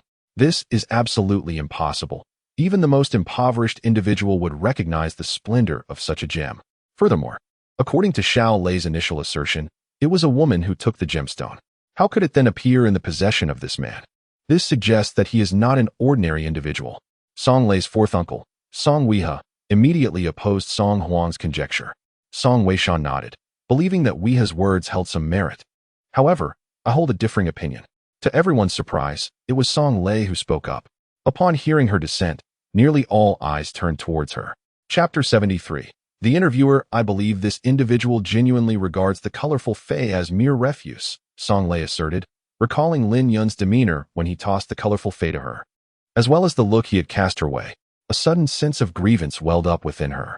How could she be compelled to utter such humiliating words in front of so many strangers? Although no one recognized her, that person was utterly despicable. Oh, Xiao Lei, do enlighten us on why you think this, Song Weha inquired, gazing at her intently. It's nothing, merely an instinct, she replied. Ever since I realized he was not the kind of person I initially thought, I sensed he must be one who disregards the colorful fei. When he threw it to me, his expression led me to wonder if it was all a farce. Moreover, she refrained from voicing her subsequent thoughts. She felt that this individual was one who could not tolerate any loss. Merely by employing a certain method to call his attention, she found herself in such an embarrassing position. Just as Song Weha was about to press her for further clarification, he noticed a slight change in her countenance and promptly fell silent. He mused whether his niece had indeed suffered a loss at the hands of such a careless individual, who would so casually bestow such a precious item upon her. However, he found it difficult to articulate such inquiries. The few astute individuals present, upon observing Song Lei's expression while speaking, began to entertain thoughts akin to those of Song Weihe. Some even speculated that Song Lei had sacrificed her own well-being for the sake of her family, silently admiring her spirit, while harboring a growing animosity towards the individual who might have endangered her. For the time being, this matter was set aside, regardless. The person who entrusted colorful jade to Xiao Lei was not an ordinary individual. Henceforth, everyone should exercise increased vigilance, and this task would be assigned to Song Huang. Additionally, Wei He and Ku Ge were to promptly outline the plans for the upcoming discussions with the Rod family. Xiao Lei, please accompany me shortly, Song Weishan instructed, immediately urging everyone to attend to their respective duties, for this was a critical juncture for the Song family, requiring utmost diligence. Divider Lin Yun cast aside colorful jade, no longer wishing to concern himself with such trivialities. He had yet to eat breakfast, and while hunger was not overwhelming, the absence of money was certainly an issue. Upon arriving at the company, Lin Yun discovered that the entire Hongxiang apparel team was in a frenzy of activity. His own desk remained intact, yet it was cluttered with a disarray of documents. Not only was Tang Zian absent, but even within his department, he could only spot Cheng Li and Wang Su Su, with no sign of anyone else. Furthermore, both were engaged in phone calls, oblivious to Lin Yun's entrance. After a long wait for Cheng Li to finish her phone call, Lin Yun seized the moment to inquire, Cheng Li, it's been quite a while. You seem to have grown even more beautiful. Where's everyone else? Lin Yun asked, noticing the absence of others. Just then, the phone rang again, and Cheng Li had no choice but to answer it, leaving Lin Yun to wait patiently until she could finish her conversation. Once Cheng-Li finally concluded her call, Lin Yun had yet to speak when Cheng-Li preempted her. Aware that Lin Yun, the deputy minister, was merely coasting along, she nonetheless found herself overwhelmed with work. Since the launch of the new sales plan, inquiries had been incessant, primarily from various sales representatives. Observing the situation, Lin Yun realized that these two were genuinely pressed for time. She resignedly remarked, "Well, what if they are accepted?" Cheng-Li replied, "If they qualify, simply have them fill out this form and report directly to the Human Resources Department." "Thank you, Minister Lin." Upon hearing Lin Yun acquiesce to her request, Cheng-Li smiled brightly and eagerly pushed several forms and resumes toward Lin Yun. Lin Yun, feeling a sense of absurdity, touched her nose in disbelief. It seemed as though she was the one in charge here, with a subordinate requesting her to perform tasks that were rightfully theirs. And yet, there was gratitude expressed. Noticing Cheng-Li's phone ringing once more, Lin Yun, understanding the situation, refrained from further inquiries and, clutching the stacks of forms, made her way to the reception room. As she entered the conference room, she noticed 3 women already seated outside, engaged in discussion. Upon seeing Lin Yun, they fell silent, their expressions revealing a palpable relief that she had finally arrived. However, observing their gazes, it was evident that they were contemplating the possibility of applying for the women's lingerie service department. How could a man be interviewing them? Lin Yun had not anticipated that within less than a month, he would transition from a job seeker to an interviewer. The vicissitudes of life truly are unpredictable.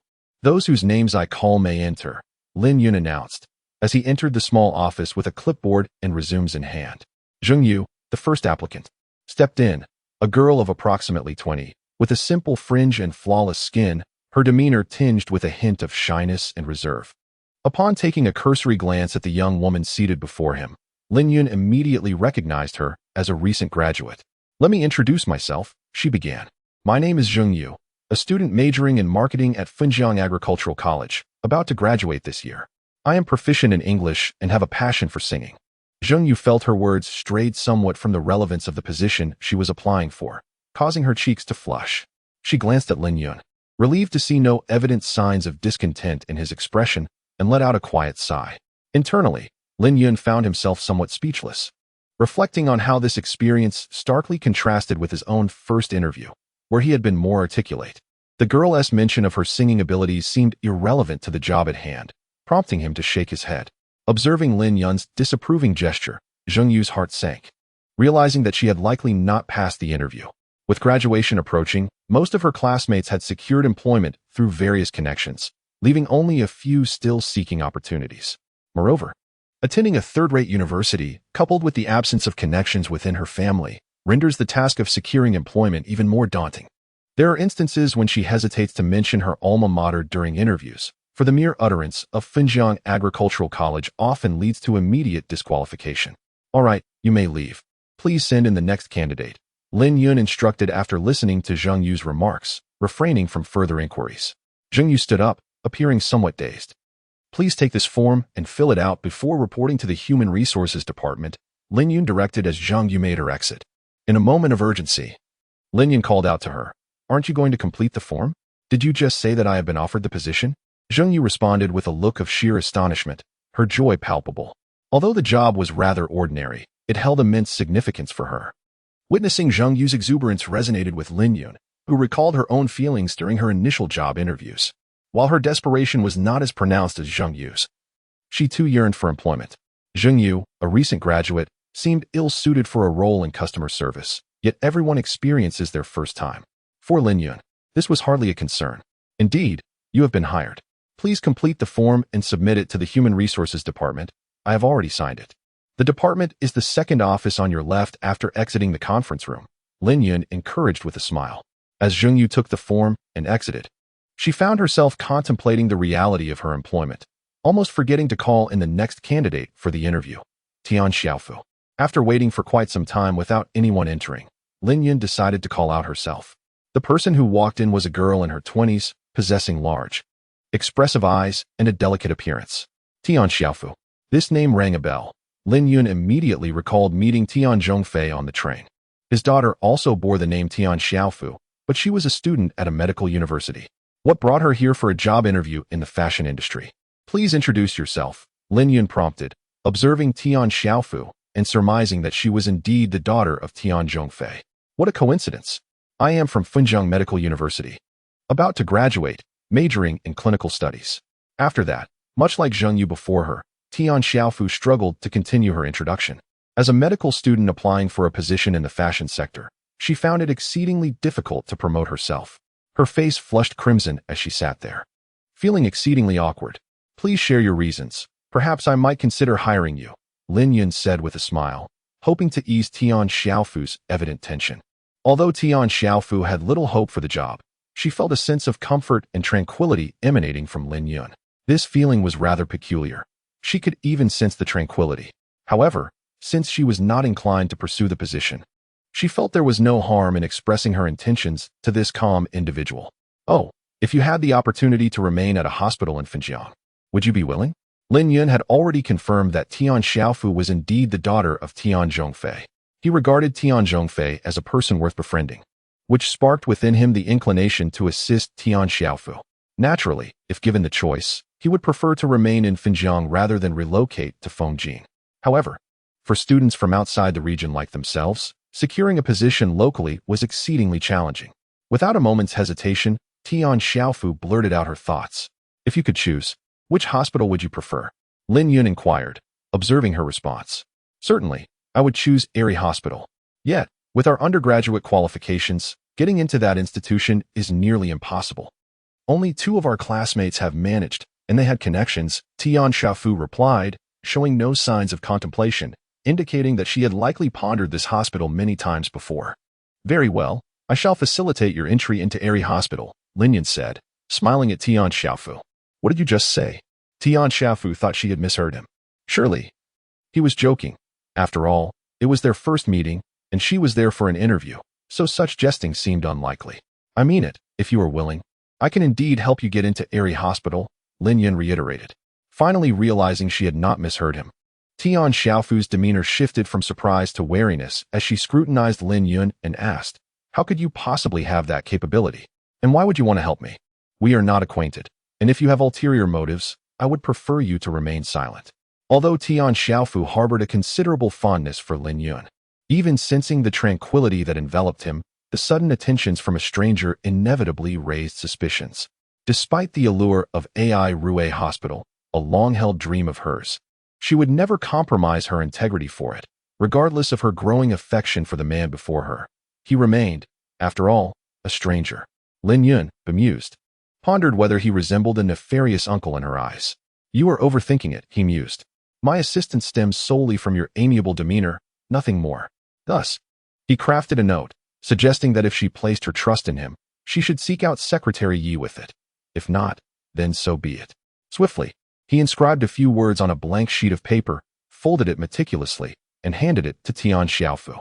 Upon exiting, he instructed her to summon another individual, Zhong Jie. Reluctantly, Lin Yun called out once more.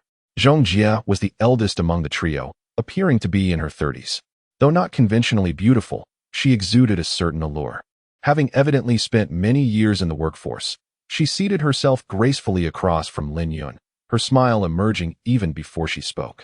Hello, I am Zhong Jie. May I ask your name? Lin Yun, he replied, adding, oh, I am currently the deputy director of the department.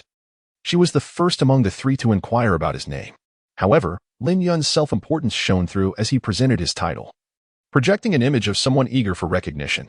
As anticipated, Zhang Jie covered her mouth, chuckling softly. Hello, Director Lin, you truly are accomplished at such a young age. The charm of a mature woman was unmistakably evident. Lin Yun estimated that it was nearly time for lunch and casually inquired, what time is it now? Zhang Jie was taken aback by Lin Yun's words. Such a lack of humility was unexpected. Typically, during an interview, one should inquire about their own skills, previous experiences, and capabilities. However, the minister seemed to ask nothing of the sort, only wanting to know the time. With no other option, she glanced at her watch and replied, it's almost 12. Very well, Lin Yun responded, rising to his feet. Minister, is this the end of the interview? Zhang Jie stood up as well, following Lin Yun's lead. Indeed, lunchtime has arrived, so we must conclude, Lin Yun said. Oh, here is a form for you to fill out. Once completed, please report to the Human Resources Department. They will inform you when to start work. And if you wish to eat, Feel free to join us in the cafeteria downstairs." With that, Lin Yun hurriedly exited, heading downstairs for lunch. Zhong Jie stood there, staring at Lin Yun's retreating figure, utterly astonished by the interview. If she hadn't known that Hongxiang was a large company, she might have thought herself deceived. The simplicity of her first interview, where she was merely asked the time and subsequently offered a position, left her in disbelief. "Excuse me, which secretary Yi was that?" Tian Xiaofu, noticing Lin Yun's hurried departure, quickly asked for clarification. "That would be the secretary of the Municipal Committee of Finjiang," Lin Yun replied just before vanishing from sight at the stairway. Chapter 75. Lin Luzhong's decision having emerged from the company cafeteria, Lin Yun finally felt satiated. However, he was taken aback to see the personnel department bringing in Zhong Jie for a meal, feeling a twinge of awkwardness, as he realized he should have been the one to escort her to lunch. "Hello, Miss Zhong. Have the formalities been completed?" Lin Yun promptly greeted Zhong Jie, hoping to convey that he had not forgotten her. "Yes, hello, Minister Lin. The procedures have been finalized. It was quite simple." "Thank you, Minister Lin," Zhong Jie replied, noting that Lin Yun had hurriedly concluded her interview, or perhaps, to say, had not interviewed her at all. She had initially thought he was preoccupied with urgent matters, but it now appeared that he was merely eager to indulge in his meal, leaving her somewhat speechless. Lin Luzhong had also analyzed several families that had consistently opposed him, concluding that none would dare to engage in such a blatant and thankless endeavor. This was tantamount to openly declaring war against the Lin family. Such foolishness would not be undertaken even if Lin Luzhong were to step down, let alone while he still held his position. Lin Luzhong had returned to Finjiang yesterday, as a meeting was scheduled to take place there, not only involving him but also several prominent figures from the central government. Thus, it was only until this afternoon that he arrived at the lakeside villa. The severity of the injuries inflicted upon Xiao Kai suggests that the assailant is a ruthless individual.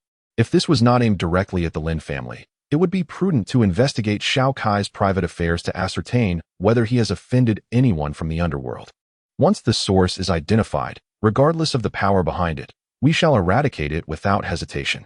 Lin Luzhong appeared somewhat fatigued, having grown increasingly disillusioned with the third and fourth generations of the Lin family. After all, the Lin family boasts a legacy of ancient martial arts. Yet in this third generation represented by Lin Kai, not a single individual has emerged with any prominence. It is lamentable that a mere thug could assault them.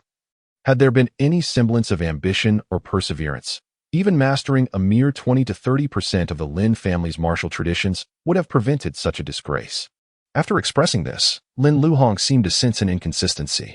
If the scheme had indeed succeeded, why had the Song family only arrived in Finjiang today? What exactly are Song Li and Song Weishan up to? So this is the situation? It follows that the Song family must have entrusted the colorful fate to Song Lei, who then transported it to Fengjin. Indeed, that must be the case, while simultaneously sending Song Wei to escort a counterfeit colorful fate to Yanjing. What a clever ploy, truly admirable. However, why did Song Lei rush to Finjiang the very next day? Lin Luzhong once again fell into contemplation. After a considerable time, he lifted his head and remarked that there must be other underlying reasons for this matter, yet there is no need for us to pursue further inquiries. Since the colorful Fei has already fallen into the hands of the Song family, any further investigation would be rendered futile. If I am not mistaken, tomorrow marks the day of negotiations between the Song and Luo families. The Lin family must strive to cultivate a favorable relationship with the Song family, ensuring that tensions do not arise, as the Song family is about to rise in prominence. Sigh, what an opportunity, grasped so swiftly, quite impressive indeed. Lin Luzhong concluded his thoughts with a sigh, evidently recognizing that the members of the Song family are significantly more capable than those of the Lin family. Chapter 76. He has passed away. I shall accompany him. In truth, Su Jingru did not harbor much resentment towards her confinement. It was merely that last night she had taken Lin Yun's clothing but forgot to return it. Now she had no idea where he was. Letting out a soft sigh, she held Lin Yun's garment close, feeling an inexplicable sense of his presence beside her. She longed to wash his clothes, yet feared that the cherished scent she adored would vanish in the process. As she rummaged through the pockets of Lin Yun's shirt, she discovered a mobile phone. Remarkably the latest model, evidently of considerable value. A bulging wallet elicited a quiet chuckle from Su Jingru, who mused about Lin Yun's unique character in carrying such a substantial amount of cash. Individuals like him were becoming increasingly rare. However, Upon inspecting the wallet, she noted it appeared to be made of synthetic leather despite its contents. Intrigued, Su Jingru sought to uncover just how much cash Lin Yun had stowed away. Yet, when she opened the wallet, she was taken aback to find it filled entirely with blank sheets of paper, some inscribed with words, others left blank. Did he truly have no money? Had Xian not transferred funds to him? Xian had mentioned that the money was deposited into the company account. Could it be that Lin Yun had not withdrawn any cash? If he had not withdrawn any money, then it is likely that his salary has yet to be disbursed. Perhaps he truly has no funds left. Indeed, I did not pay for dinner last night, so it must have been him who covered it. In Su Jingru's mind, the funds allocated to Lin Yun by the company were his to utilize as he pleased, regardless of their intended purpose. She hastily rummaged through the other pocket of his coat and finally extracted a few 100 yuan notes along with a card.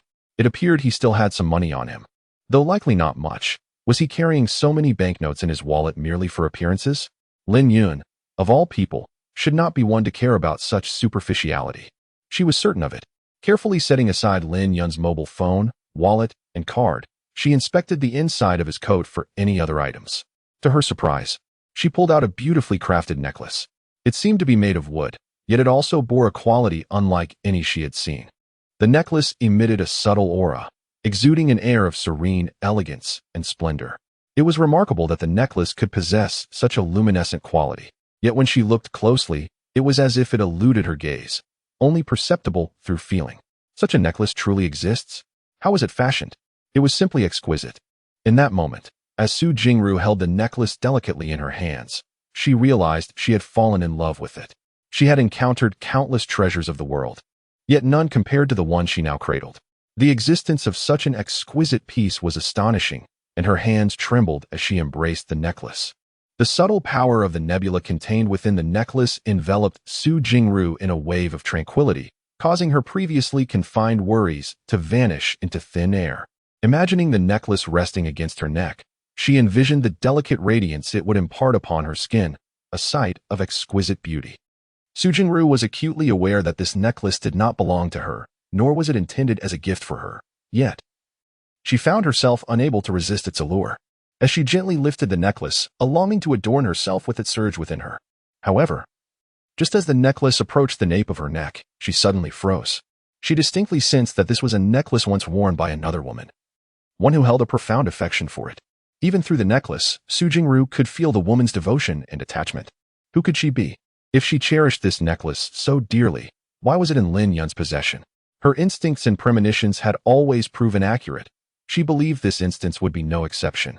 Carefully setting the necklace back down, Su Jingru's complexion paled slightly. Where had this necklace come from? She had never heard of a place that produced such pieces. The pale blue chain and the accompanying beads seemed somewhat mismatched. She recognized that the chain itself was not particularly precious, yet when adorned with these 52 beads, it transformed into something extraordinarily elegant and beautiful. Lin Yun, from where did you acquire this necklace? Whose was it before? It must have belonged to a fortunate woman. Why, then, does such a soul-stirring necklace remain hidden in Lin Yun's pocket, rather than gracing its rightful owner? Is Lin Yun indeed the partner of this woman? Su Jingru's hands trembled as thoughts of Lin Yun's woman flooded her mind, nearly causing her to drop the necklace onto the floor, her pale complexion growing even more ashen. Han Yushi had not been to work for several days. Her spirits were utterly depleted. Yet today, for a fleeting moment, she felt as though she was on the brink of losing something significant. Startled, she rose to her feet. How could such a sensation arise? Had her mind truly been so scattered in recent days? Shaking her head, she poured herself a glass of warm water and took a few sips, feeling slightly better. She had already lost so much, her necklace, Lin Yun, and what else could she possibly lose? A sudden realization struck her. She felt as though she had nothing left. Embracing the cushion beside her brought a modicum of solace. Perhaps she still had this cushion to lean on. Why? Han Yushi inquired, fixing her gaze on Han Yuding. Feeling the weight of her sister's cold stare, Han Yuding lowered her head and mumbled, "I'm sorry, sister. I inadvertently informed Mom about your divorce." Han Yushi and Han Yuding were not born of the same mother, but rather were half-sisters sharing the same father. Han Yushi's mother had vanished when she was just a few years old, the reasons for her absence shrouded in mystery. Whether she had passed away or simply disappeared remained unclear.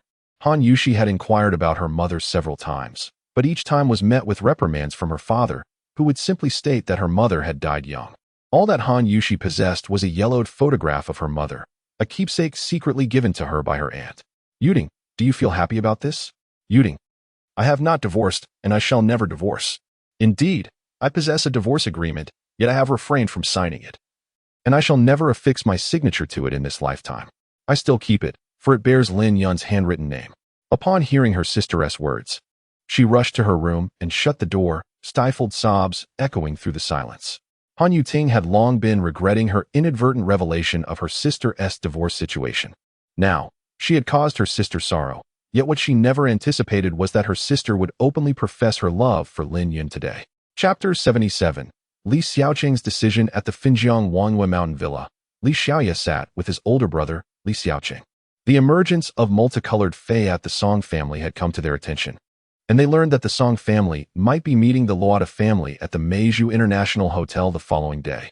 Li Xiaoqing promptly boarded a plane to Finjiang, arriving 5 hours later than Song Weishan, to urgently discuss countermeasures. Indeed, that old fox Song Weishan is cunning. We have all been outmaneuvered by him. As soon as Li Xiaoqing settled in and listened to the report from the fourth brother, he immediately realized that this must be a clever ruse by the Song family. He inwardly sighed at Song Weishan's remarkable patience, having waited so many days to contact the Luo family. Elder brother, this matter may not be as it seems. I suspect there are other reasons at play. Li Xiaoya expressed his perspective after hearing his brother's thoughts. Oh, could there be other aspects that I am unaware of? Upon hearing the words of the fourth, Li Xiaoqing hastily inquired. Indeed, this must pertain to the colorful feathers. This old fellow possesses some cunning. His actions leave others utterly perplexed. It appears that the Song family is on the rise. In hindsight, our decision to annul the engagement between Ming Sheng and Song Lei seems rather hasty, Li Xiaoqing remarked after listening to Li Xiaoya. Li Xiaoya continued, and upon finishing his statement, Li Xiaoqing fell into deep contemplation. After a moment, he lifted his head and asked, what happened next? This morning, our agents discovered that Song Lei was openly addressing someone as husband on the street, and astonishingly, the individual in question acknowledged it. What is even more bewildering is that this man, who considers himself Song Lei's spouse, claimed publicly that she was unwilling to share a bed with him and was pursuing a young man from her workplace, contemplating leaving home. Ultimately, it was only after Song Lei admitted her faults that they departed together. Yet, we are aware that Song Lei is not married and has no affiliation with any workplace. Li Xiaoya revealed the inconsistencies from yesterday's investigation. Oh, is that so? Li Xiaoqing was equally perplexed. The matter of Song Lei's marriage would certainly not escape the attention of a family like the Li's. They were unaware that this indicated Song Lei was still unwed. However, shortly after Song Lei left with the young man, within 3 hours, all members of the Song family appeared at the hotel where Song Lei was resting. Subsequently, news emerged regarding the appearance of colorful feathers and the impending negotiations between the Song family and the Lord family scheduled for tomorrow. Li Xiaoya concluded his report on the investigation in Finjiang and then turned to his elder brother, Li Xiaoqing, before mentioning another recent incident that had transpired in Finjiang. Immediately dispatch our top personnel to investigate this young man. It is imperative that he is brought here at all costs. Xiaoya, you must attend to this matter without delay. Oh, and be sure to take Yamada along as well. Li Xiaoqing swiftly made his decision, believing that this young man held the key to the situation. Although acquiring the colorful feathers was no longer feasible, he felt compelled to uncover the truth behind the matter. If this young man turned out to be the one responsible for injuring members of the Lin family, the Li family could immediately forge an alliance with the Lin family. Noticing his elder brother still lost in thought, Li Xiaoya promptly turned and set about making arrangements. He mused that his brother was evidently determined to secure this young man, who was merely clad in a shirt. Even Yamada, the formidable second-in-command of the Li family, had been dispatched. Yamada was a ninja, having studied martial arts under numerous esteemed masters in Huagua and even delving into the ancient martial traditions of certain clans. His proficiency in ninjutsu was remarkable, as many who were more skilled than he fell victim to his techniques. Moreover, Yamada himself was a first-rate expert. Segment break line heaven on earth. Lin Yun gazed upon the shimmering golden words before him and recalled that he used to frequent this place, albeit not in his current state. Young Master Lin, you truly are a rare visitor. It has been quite some time since I last saw you. What brings you here today? Please, come inside and take a seat. A voluptuous and alluring woman gracefully exited the establishment, surprisingly clutching a folder in her hand. Upon spotting Lin Yun, her face illuminated with delight as she warmly greeted him. Lin Yun furrowed his brows, pondering the fact that he had no recollection of this woman whatsoever. Ever since his nebula had taken shape, all his former memories had faded away, leaving only the ones he had consciously retained. Thus, he found himself unfamiliar with this woman. However, the sight of her holding a folder struck him as rather peculiar. "Ah, Master Lin, how quickly you have forgotten those of us who are but mere mortals," she chided playfully. "I am Feng Shui. You certainly didn't wear such a surprised expression when you took advantage of me back then." With a charming laugh, Feng Shui seized Lin Yun's arm, guiding him further inside. In her mind, Lin Yun was merely a wealthy young master, for whom money held little significance. She believed that if she could attach herself to him, a substantial windfall would surely follow. Although Feng Shui's ample softness pressed against his arm, Lin Yun felt no discomfort. Yet, considering her profession, he gently withdrew his arm. It wasn't he out of any lofty principles, but rather an awareness of his current financial state. "Have we ever shared a bed, Miss Feng?" he inquired. "Oh, Master Lin, how you jest. If only it were so simple." "Come along," she replied, her voice laced with faint cheerfulness, while inwardly she ridiculed him. Indeed, he appeared to be nothing more than an uncultivated, frivolous young master, brazenly transparent in his desires. "It is quite simple if one desires to spend the night with me. It all depends on the price you are willing to pay. I am not the type to yield to mere handfuls of cash." Lin Yun secretly exhaled in relief. Although the woman before him, Feng Shui, was not unattractive, indeed. She possessed a voluptuous figure and a bewitching allure capable of igniting a man's desires. He held no interest in such women. Hearing that he had never shared a bed with her in the past was a comfort. Had he indeed been intimate with Feng Shui before, it would have been a burden. He was not the kind to indulge and simply walk away, even when confronted with a woman from the world of pleasure. Lin Yun noticed the disdain and contempt in Feng Shui's eyes, but he merely chuckled inwardly, realizing that this time, she would be at a disadvantage. For he had not a single cent to offer. Just as Feng Shui was about to say something further, her phone suddenly rang. "What? All right, I will be there shortly," she said, hastily hanging up. She shoved the folder into Lin Yun's hands and said, "Young Master Lin, I apologize, but could you hold this for me? I have something to attend to, and I will return shortly." With that, she swiftly hailed a taxi and vanished from sight. "Thank you for celebrating and expressing gratitude for the promotion of Xiechio to the position of steward. I would like to recommend an engaging book, the novel TXT Paradise." Chapter 78, The Meeting of Xingda. As Mr. Dai Sheng was about to speak, he was abruptly interrupted by a middle-aged man. "Oh, it is Master Lin once again gracing us with his presence. Welcome. Please, Master Lin, come upstairs." Upon witnessing the manager personally greeting Lin Yun, the young attendant quickly stepped aside. "Oh, no need for that. I shall simply sit here for a moment, awaiting someone, and I shall depart shortly." "You may attend to your duties," Lin Yun replied, as he settled into a nearby sofa, closing his eyes and falling silent. "Very well, make yourself comfortable. Xiao Wei, please prepare a cup of coffee for Master Lin," the middle-aged man instructed the attendant before promptly leaving, his mind still pondering whether it was true that Lin Yun of the Lin family had gone mad. After all, he had not visited in over 2 years. Yet his demeanor did not suggest insanity. Could it be that he had recovered? Nevertheless, it was clear that he wished to be left undisturbed. Lin Yun remained still, engaging in his cultivation of the nebula technique. 2 hours swiftly elapsed, and upon opening his eyes, he was astonished to find that Feng Shui had yet to arrive. Lin Yun's motivation for assisting Feng Shui was evident. She was not wholeheartedly engaged in her profession, as the helplessness and reluctance in her eyes were unmistakable to him. However, he was reluctant to delay his own plan of boarding the free train for too long. Upon opening the folder in his hand, he discovered it contained research on a new product. The materials suggested they were developing a novel medication aimed at treating heart-related ailments. Yet, the equations and drug combinations presented were perplexingly flawed. Based on the research outlined, the resulting product would at best be harmless, and the cost of the medication was substantial, proving detrimental rather than beneficial. Furthermore, the final equations were clearly stuck at an impasse. Feeling idle, Lin Yun extracted a pen from the folder and pulled out several sheets of blank paper. He meticulously revised the equations and all drug combinations, replacing over 60% of the components. After more than an hour of effort, he examined his work with a sense of satisfaction. following his proposed solutions, the resulting medications, while not a definitive cure for heart disease, would undoubtedly yield significant benefits for patients in the early stages or with milder symptoms. It was merely a casual act of assistance to this woman of the world. Noticing the time approaching 7 o'clock, Lin Yun decided he could wait no longer. He prepared to submit his work at the service desk before hurrying to catch his train. Just as he stood up, Feng Shui rushed in energetically from outside. Upon observing Lin Yun standing, she felt a sense of astonishment at the unwavering devotion displayed by this young master of the Lin family. She had presumed that he would have long discarded the matter at hand and departed, yet to her surprise, he remained to await her arrival.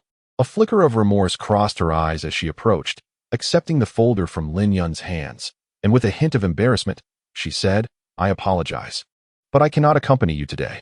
Perhaps next time, I could join you." "Very well, let us save it for next time," Lin Yun cheerfully replied before hastily exiting, showing no trace of lingering sentiment.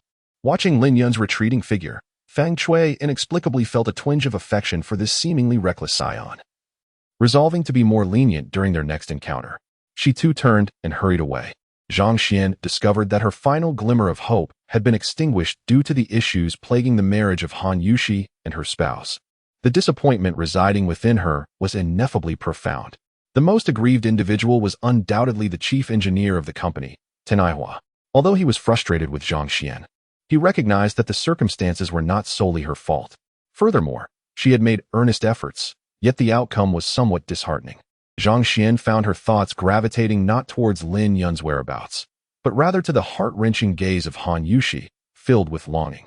While she held a deep admiration for Lin Yun's capabilities, she could not help but feel a sense of injustice for Han Yushi. She mused to herself on Lin Yun's extraordinary fortune to have such a beautiful woman concerned for him, yet he remained oblivious to the need for appreciation, even going so far as to leave his home. Was it the melancholy rain that moved him due to his remarkable talent? Yet, do all gifted individuals possess such eccentricities? Despite his wife actively seeking employment, he presents himself at the talent market akin to a peculiar artist, devoid of a resume. Zhang Xian, what do you believe should be our next course of action? Hu Xiaodong, acknowledging Zhang Xian as the person handling this matter, inquired first about her thoughts. Almost everyone in the conference room regarded Zhang Xian with a hint of curiosity, while Nüwa displayed evident displeasure. It was apparent to all that Zhang Xian had altered her stance midway.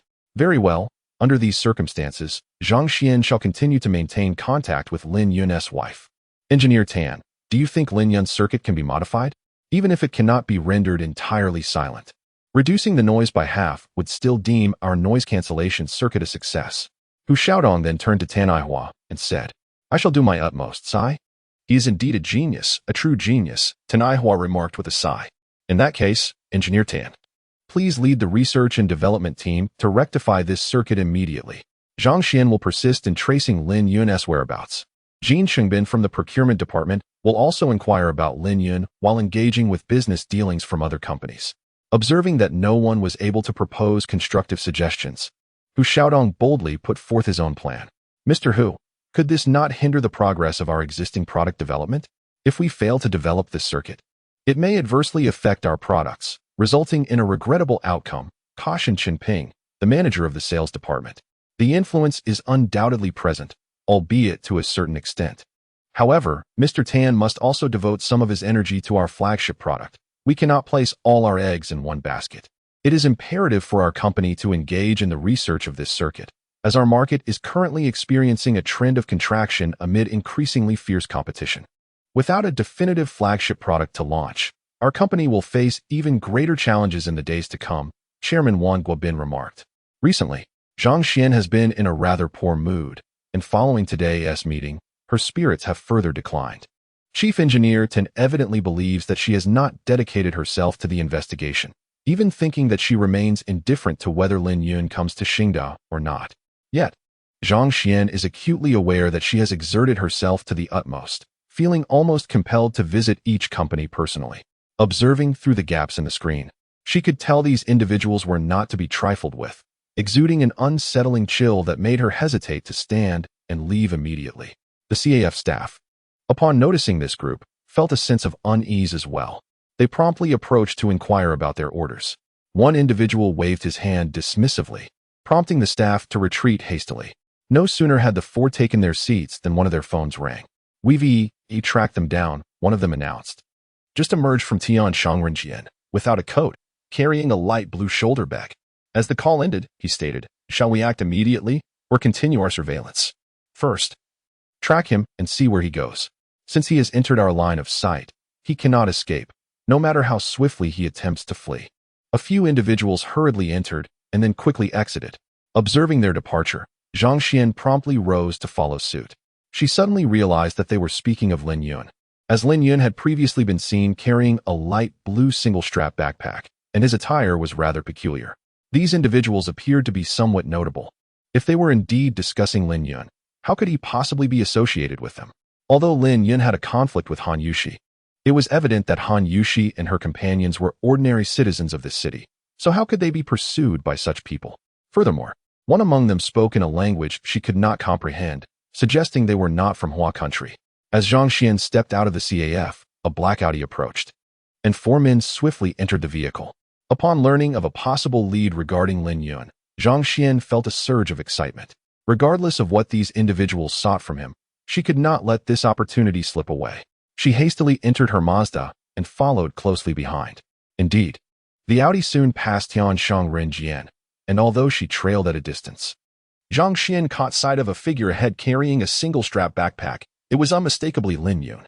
A wave of exhilaration washed over her, causing her to forget that she was stalking him and the fact that he was someone who frightened her. Black head, the target has been identified. However, a Mazda is trailing us. A robust man of average stature addressed the dark-skinned individual. Understood, Blackhead. The frail figure, Hook, promptly retrieved his phone to jot down Zhang Xian's license plate number. As Zhang Xian noticed the Audi ahead, which was not moving slowly, suddenly brake and reverse without any hesitation, she almost forgot her intent to intercept Lin Yun. It was only upon witnessing this scene that she remembered she was tracking someone. A cold sweat broke out on Zhang Xian as she hurriedly exited her vehicle.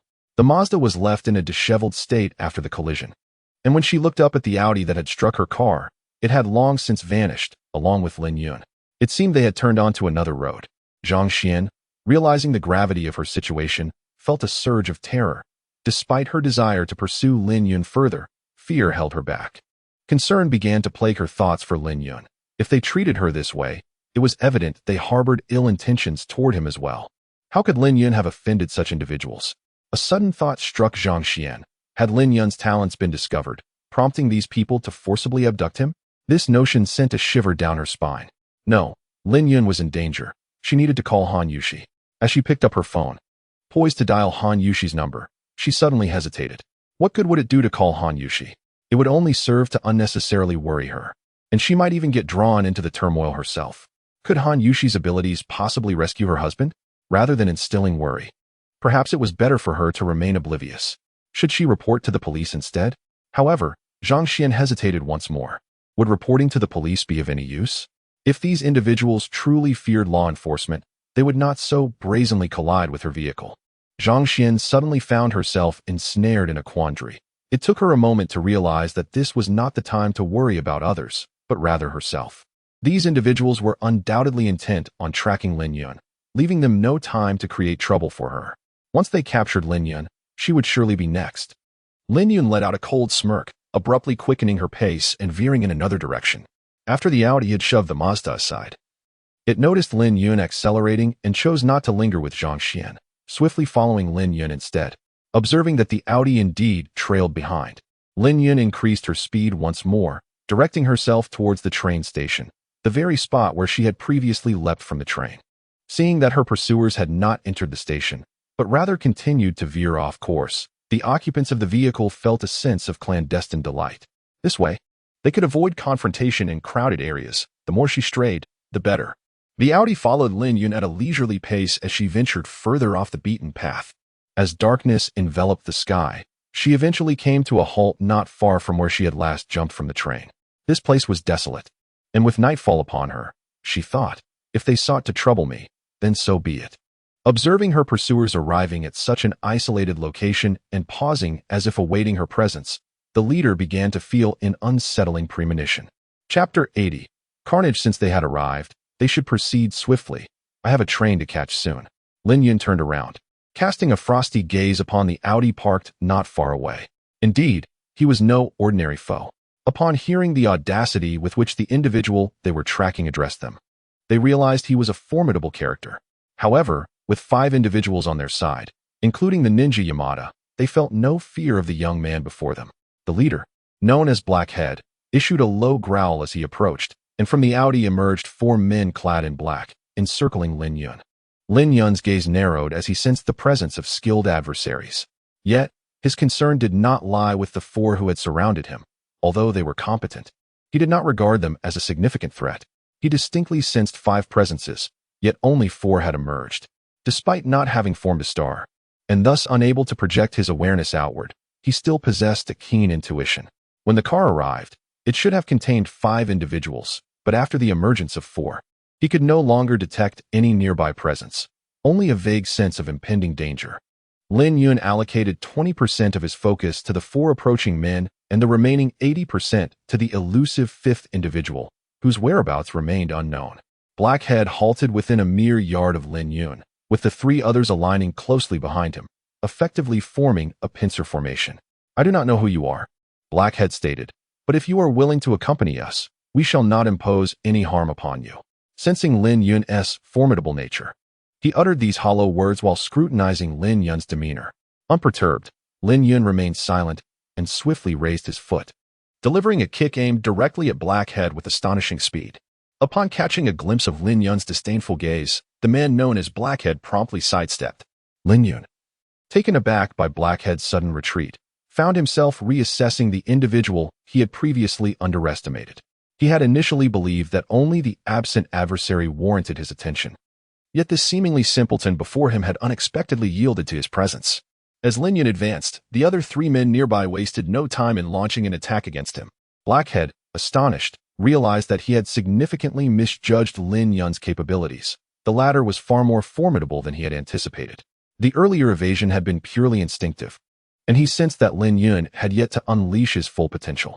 A robust man of average height lunged at Lin Yun with a short dagger, aiming ruthlessly for his left side. Just as the dagger approached, Lin Yun deftly sidestepped, seizing the man's wrist with a firm grip. A sharp crack echoed through the air as the man's wrist was mercilessly crushed. Lin Yun swiftly commandeered the dagger and cast it aside, simultaneously delivering a powerful kick to the assailant's midsection. The man soared several feet into the air before crashing to the ground, lifeless and motionless. At that moment, a muffled groan escaped from the right, where another assailant had been attacking Lin Yun. Blackhead and another burly man, witnessing the right-hand ambush, saw their comrade clutching his throat in a futile attempt to stem the blood.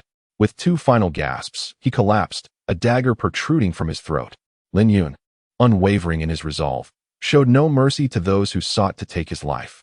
He took a sharp breath, having previously underestimated Lin Yun's speed.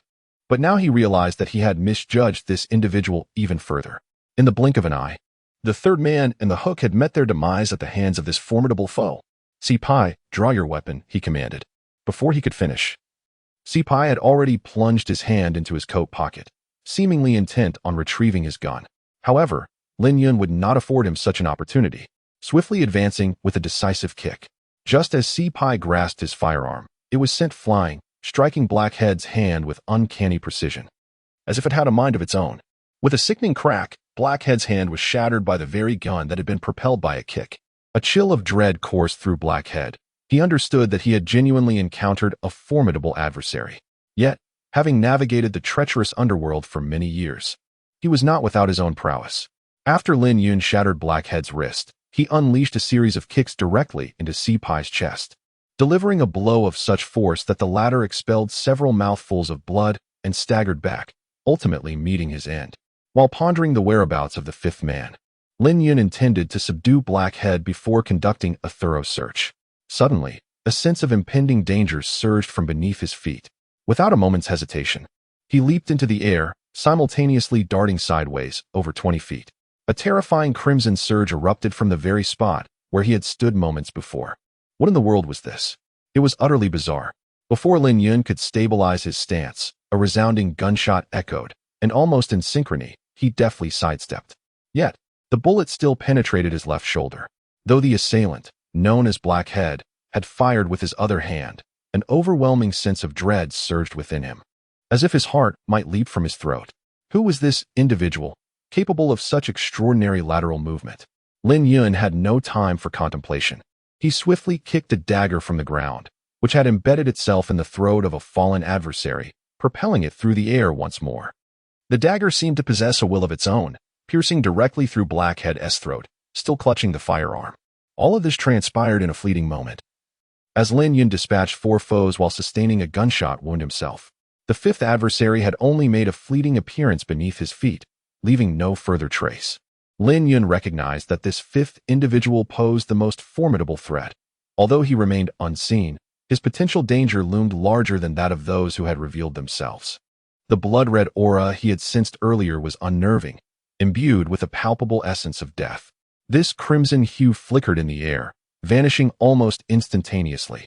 Yet the very ground where Lin Yun had stood transformed into an ominous black. He remained motionless, harnessing the power of the nebula to staunch the flow of blood from his shoulder, though his complexion had turned somewhat ashen.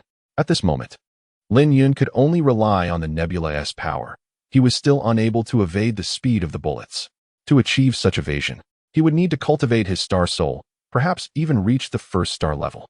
He stood in silence, surrounded only by the faint chirping of unfamiliar insects, with the occasional distant honk of a car reminding him that he was still on the fringes of the city. However, the 5th assailant remained elusive. The crimson object that struck first was an enigma, capable of launching an attack from beneath the earth. Yet Lin Yun held steadfast in his disbelief that he would encounter a practitioner of the arcane arts in this place. If this was not a cultivator, then who was it that initiated the assault?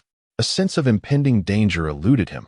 Could it be that this person had already departed, or that they possessed the uncanny ability to mask their murderous intent so effectively that it went unnoticed? Lin Yun found himself ensnared in confusion, but soon his gaze hardened with resolve as he sensed the direction of the assailant. All around him, the tiny insects of late spring chirped, yet an unsettling silence enveloped the area behind him. Lin Yun approached the fallen figure, known as Black Skin, and carefully withdrew the dagger from his throat, taking care to wipe the blood from the blade. With a thunderous crash, Lin Yun's dagger vanished into the earth, accompanied by a resounding boom. Where he had anticipated a vacant space, a shadow began to contort into existence. Just as this distorted silhouette was on the verge of vanishing once more, Lin Yun delivered a decisive kick, as if the shadow had willingly presented itself for impact. The shadow gradually solidified, revealing a man with a menacing scowl, now forced from the ground by Lin Yun's strike. Without hesitation, Lin Yun pressed forward, unleashing a flurry of rapid kicks. With a sharp crack, the grim-faced man was sent hurtling several paces away, collapsing to the ground and spewing forth dark blood. Notably, a dagger protruded at an angle from his throat, the very one Lin Yun had cast earlier. Remarkable martial arts, exquisite strategy. This person is truly formidable. He uttered these 9 words in an unrefined manner before collapsing to the ground. Lin Yun glanced at the individual sprawled on the ground, pondering who might be attempting to target him. The last adversary, capable of burrowing into the earth, was indeed impressive. Although he was merely concealed beneath a thin layer of soil, a sudden assault on Lin Yun, if unprepared, could have proven nearly impossible to evade. Had it not been for Lin Yun's unexpected strike, capturing this individual would have been exceedingly challenging, if not utterly impossible. Perhaps upon forming a star soul or reaching a 1st-tier mastery, he could have retained such a foe. However, with his current cultivation level, without a surprise attack, confronting this malleable and subterranean opponent could only result in inflicting injuries upon him. Capturing him was utterly out of the question. Observing the sinister man, it was evident he was not a native. He bore semblance to someone from a certain island nation. As Lin Yun delivered a final kick to the man's body, he perceived the aura of countless lives extinguished at the hands of this individual, a palpable killing intent emanating from him. Such an aura could not be dispelled unless one practiced authentic internal martial arts or true cultivation techniques. Lin Yun conjectured that genuine internal martial arts were scarce on Earth, while he had never even heard of any cultivation methods that harnessed spiritual energy. With another kick, he propelled the sinister man's corpse several yards away, sending it rolling into a drain, where it vanished from sight. Approaching the Audi, I found myself disinterested in its interior, though I could not help but notice the rear, which had been rendered unrecognizable by the impact. I wondered about the identity of the unfortunate soul struck by this vehicle. Perhaps they were acquainted with me. To prevent this group from discovering the identity of the victim, Lin Yun overturned the Audi and, igniting a lighter, set the car ablaze. As I approached the dark-faced assailant, who had shot me, I intended to search his pockets when suddenly his phone began to ring. Wrapping the device in cloth, I answered the call. And a deep voice inquired about the progress of the task, expressing concern over the delay. The train to Fengjin was soon to arrive, and without hesitation, I seized the opportunity, climbing onto the rear of the train. I chose not to enter the carriage, but instead remained on the roof, focusing on my internal healing. However, the bullet remained lodged within, obstructing the nascent nebula energy from circulating. It could only stem the flow of blood, which, despite the slow trickle staining my shirt, showed no sign of abating. As dawn broke, the train neared Fengjin Station. I leapt from the rooftop, immediately sensing the station's heightened security. Grateful that I had not clandestinely entered the carriage, I speculated on the identity of the individual I had dispatched the previous night, realizing that the station had been placed under strict surveillance so swiftly. At this moment, I dared not venture forth, opting instead to retreat discreetly to a more distant location. He walked to a rather remote area and finally settled among the tall grass, fully aware that the moment he stepped outside, he would be pursued and captured, a fate that seemed inevitable given his current condition. Fortunately, the Fengjin train station was merely under martial law, and no personnel were dispatched along the railway to conduct searches. Otherwise, escape would have been exceedingly difficult. Who could possibly be seeking his demise? It could not be the Lin family, as they would not know that he was responsible for Lin Kai's plight. Moreover, if they were aware, they would not have waited so long to pursue him. Who then? Could it be the woman to whom he had returned the 5 colored feathers? That seemed implausible as well. Having acted kindly in returning the 5 colored feathers, would she truly wish to silence him? The only conceivable scenario was that someone had witnessed him returning the 5 colored feathers to her. If that were the case, that individual might have later learned of its significance and sought him out. Yet, how could that person even know about the 5 colored feathers? While this hypothesis was the most likely, it also appeared the least realistic. After all, if the woman had indeed acquired the 5 colored feathers, it was unlikely that the entire world would be made aware of it. Nevertheless, his immediate priority was to extract the bullet and tend to his wounds. If only he could swiftly cultivate his star soul, the one who had attempted to ambush him, only to be outsmarted in return, was undoubtedly a ninja. Had it not been for his stealthy attack, he would not have sustained any injuries. Next time, once he achieved a single star, he would not hesitate to eliminate any of these foes he encountered. After a day's passage, Lin Yun had merely managed to staunch the flow of blood. However, Lin Yun's back and chest were now stained crimson with blood, though fortunately, the bleeding had temporarily ceased, leaving him with an exceedingly pale complexion. As darkness enveloped the sky, Lin Yun retrieved a clean shirt and donned it over his wounds. He effortlessly vaulted over the courtyard wall, vanishing near the railway. Given the perilous circumstances, he dared not take the subway. Instead, he hailed a taxi and instructed the driver to take him to Tsinghua apartment. The Tsinghua apartment was not far from Tsinghua Garden. After tossing 100 yuan to the driver, declaring no need for change, he alighted from the vehicle. However, upon exiting, Lin Yun turned back toward Tsinghua Garden. A wave of dizziness washed over him, a clear indication that he was exceedingly weak, likely due to significant blood loss.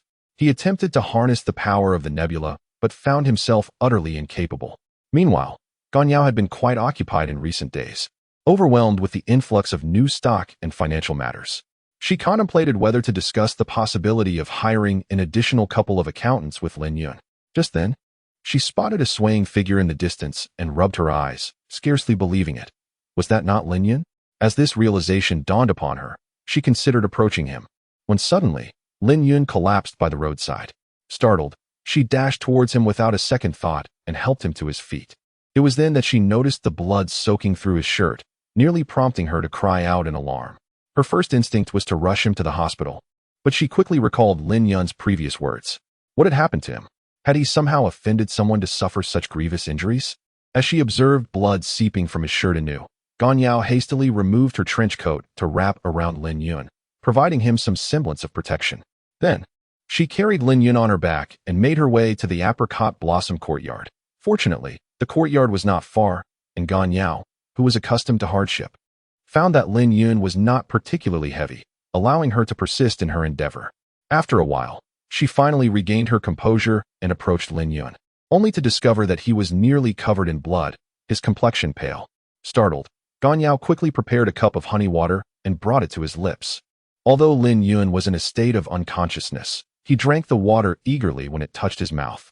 Observing his pallor, Ganyao realized he must have lost a considerable amount of blood, prompting her to hastily cook some red bean porridge with red dates.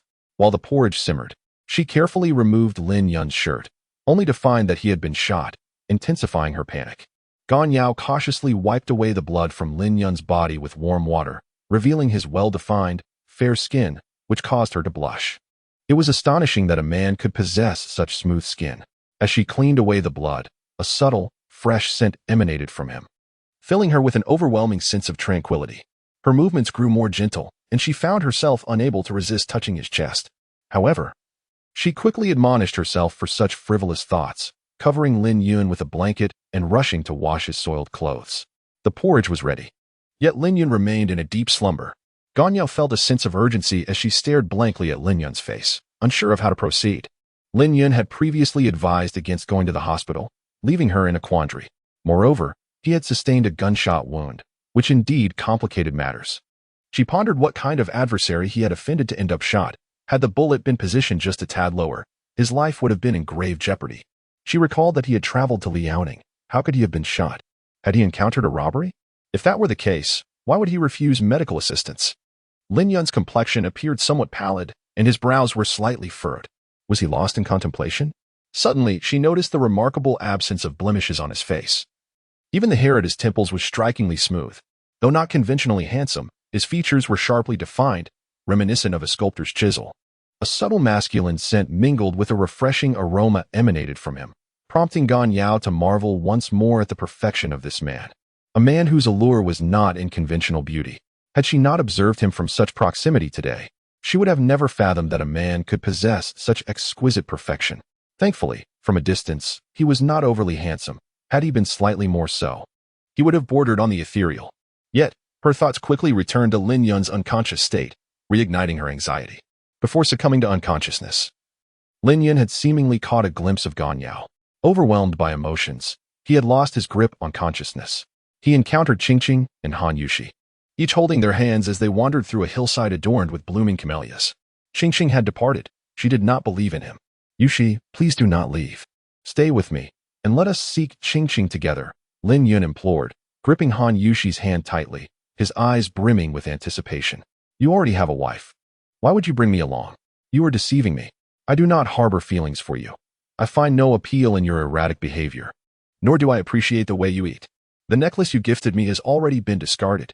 I intend to leave as well, so do not seek me out again. Han Yushi declared, prying Lin Yun's fingers apart before vanishing among the blooming camellias, much like Qingqing had. Do not go, Yushi. Do not depart. Lin Yun cried out, his voice torn and fragile, yet he felt as though it scarcely reached the heavens. Beside him, Ganyao sat, her heart racing with concern. Lin Yun's brow furrowed deeper, beads of perspiration rolling down his forehead.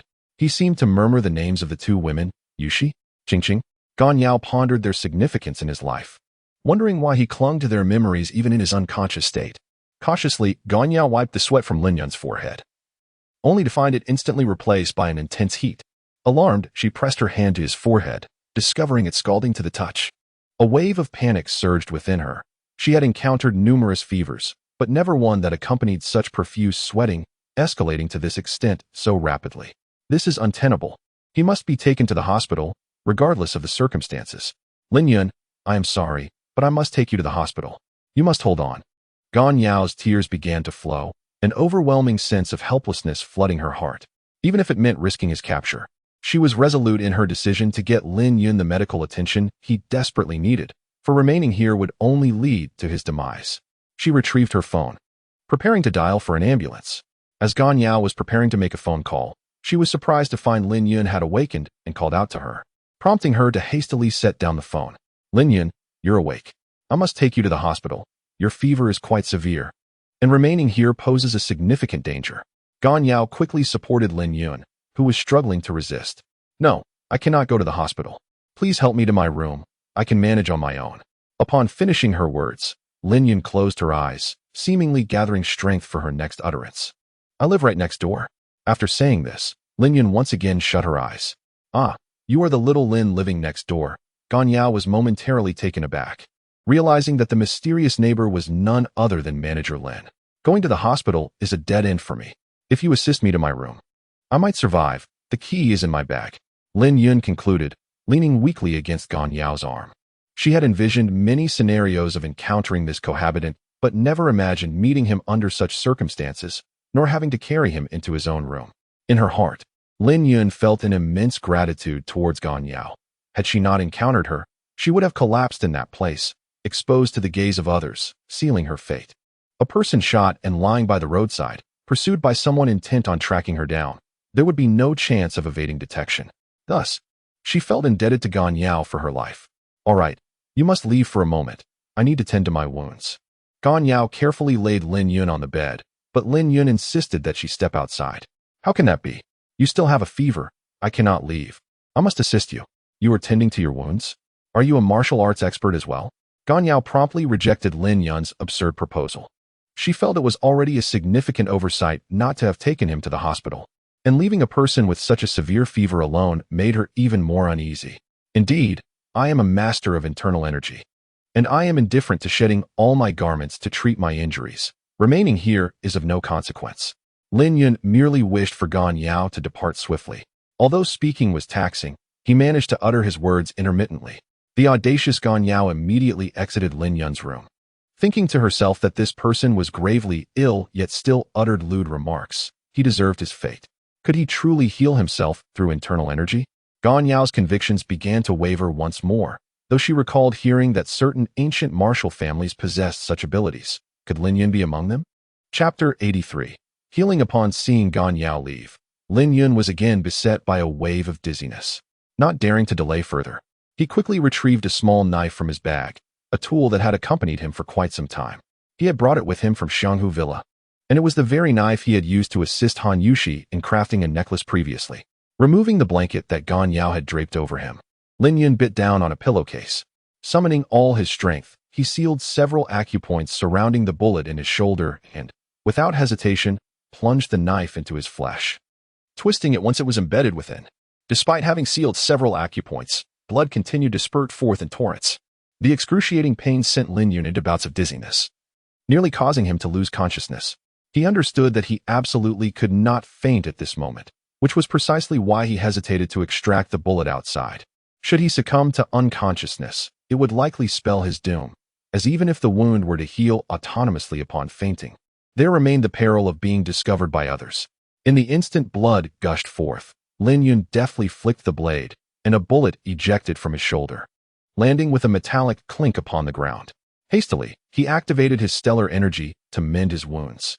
Indeed, after the iron bullet was removed, though the blood loss appeared alarming, the bleeding soon ceased and began to heal slowly. Leaning back against the bedding, Lin Yun closed his eyes and gradually channeled his stellar energy, appearing as though he were in slumber. Only he knew he was out of danger. However, despite his recovery, the excessive blood loss left him feeling faint, compounded by fatigue and hunger, rendering him utterly drained. Lin Yun was aware that as long as the bullet was extracted, he would be fine. The consequences of being shot were significantly more severe for him, who had only formed the stellar nebula. If the bullet were not removed promptly, the longer it remained, the more perilous the situation would become, with the risk of succumbing to the impact of the stellar energy. Once he formed the star soul or reached the first star, being shot would hold little significance. Moreover, by that time, it would be nearly impossible for anyone to hit him with a gun. Though Gan Yao had exited Lin Yun's room, she remained deeply anxious outside. After waiting for over 2 hours, with the clock nearing 11, there was still no sound from Lin Yun's room. Unable to contain her anxiety, Gan Yao pushed the door open to check on Lin Yun. She found him lying motionless beneath the covers, his body marred by fresh bloodstains. Lin Yun, what has happened to you? Panic surged through Gan Yao, her heart racing in fear that Lin Yun might not have survived. Tears streamed down her face as she grappled with despair. Without regard for his state of undress, she rushed to support his shoulder. He was still warm. There was hope yet. She quickly fished out her phone, intent on calling for help. Gan Yao, why are you holding me? Could you fetch me some water and food? Lin Yun weakly opened his eyes, gazing at the alarmed Gan Yao. Ah, you're not dead. Gan Yao gasped, almost dropping her phone. Did you wish for my demise? If I were to die here, you might become a suspect, Lin Yun quipped, attempting to lighten the mood despite his dire thirst that rendered him nearly speechless. Gan Yao chose not to dwell on his words and hurried out to pour a glass of warm water, returning promptly to offer it to him. Lin Yun gulped it down in one breath, looking at Gan Yao with an unmistakable plea for more. After consuming 6 glasses of water, he finally set the cup down. Thank you, Gan Yao. You have saved me this time. Truly, you are a woman of both beauty and grace. Gan Yao shot him a disapproving glance. He was still unwell, and she found it beneath her to argue with him. Although she was not unattractive, she was certainly no beauty, and she was aware of this fact. When faced with Lin Yun's candid remarks, she had no desire to engage in a discussion about it. Gan Yao held a bowl of red bean porridge, and Lin Yun, upon seeing it, felt an overwhelming urge to consume it. However, his arms were immobile at the moment. Reluctantly, he suggested, "Why don't you place it here? I will eat it later when I feel hungry." Observing the towel wrapped around Lin Yun's arm, Gan Yao swiftly realized that he was incapable of feeding himself. Just moments ago, he had claimed he would fetch something to eat. Yet now he was deferring to a later time. Fortunately, Gan Yao chose not to dwell on Lin Yun's inconsistency. Instead, she held the bowl to his lips, feeding him spoonful by spoonful. Despite Lin Yun's tough exterior, he was mindful of Gan Yao's potential embarrassment, so he quickly devoured the porridge. Noticing his hearty appetite, Gan Yao did not inquire whether he desired more. She simply fetched another bowl. She continued to feed him until the last morsel of her carefully prepared porridge was consumed, at which point Lin Yun finally declined further assistance. In truth, he was still somewhat hungry, but he felt a twinge of guilt at the thought of asking Gan Yao to prepare more. "Would you like me to help you wipe down?" Gan Yao inquired. Her cheeks still flushed from the earlier act of feeding Lin Yun. Yet, she suppressed the urge to leave, feeling that since Lin Yun was awake, assisting him in wiping his body would be somewhat awkward. "No need. Thank you for today," Lin Yun replied. He could clearly sense Gan Yao's hesitation and understood that it would be inappropriate to ask a young woman to assist him in cleaning the blood from his body. Gan Yao glanced at Lin Yun, whose body was marred with bloodstains. Though she yearned to assist him once more, a sense of embarrassment held her back. Having fed him earlier had already been an awkward endeavor, and now, to aid him in washing his back while he was conscious would be utterly mortifying. "Very well. I shall take my leave. Should you require anything, simply knock on this wall, and I shall hear you," Gan Yao said, tidying up the dishes and indicating the wall that separated her from Lin Yun. Once Gan Yao had exited, Lin Yun found that after replenishing his sustenance and hydration, his recovery accelerated. Within 2 hours, he had regained the ability to move his arm. He contemplated taking a shower, but realized it was nearly 3 o'clock. It would be wiser to rest until morning. The following day, Gan Yao rose early, hastily arriving at Lin Yun's room without even changing her clothes. Throughout the night, Lin Yun had made no sound. Not a single knock on the wall, nor a cough had escaped him. She had prepared herself, ready to assist him should the need arise, given the severity of his condition. Gan Yao had been so worried that it wasn't until 1 or 2 in the morning that she finally fell asleep, only to awaken and discover Lin Yun had not called for her. Anxiously, she hurried over to check if there were any new developments. However, upon opening the door, she found Lin Yun sleeping soundly, and her entrance had inadvertently disturbed his slumber. Seeing Gan Yao enter, Lin Yun quickly sat up. Had it not been for the fact that Gan Yao had carried him in the previous day, she would have thought Lin Yun was merely feigning his condition. How could someone so gravely injured recover so swiftly? Realizing Lin Yun was indeed unharmed, Gan Yao promptly exited the room, closing the door behind her. Yet, she wondered, why had the door not been shut? "Ah, Xiao Gan, how did you come out of Xiao Lin's room?" Aunt Zhou, the landlord, had come up early to find Gan Yao for a matter, concerned that she might leave for work. To her surprise, she discovered that the door outside was left ajar. Just as she was chiding Gan Yao for her carelessness, she saw Gan Yao emerging from Lin Yun's room in her pajamas. "Gan Yao, take your blanket away. There's a bit of blood on it. You should wash it." A voice from inside the room called out to Lin Yun.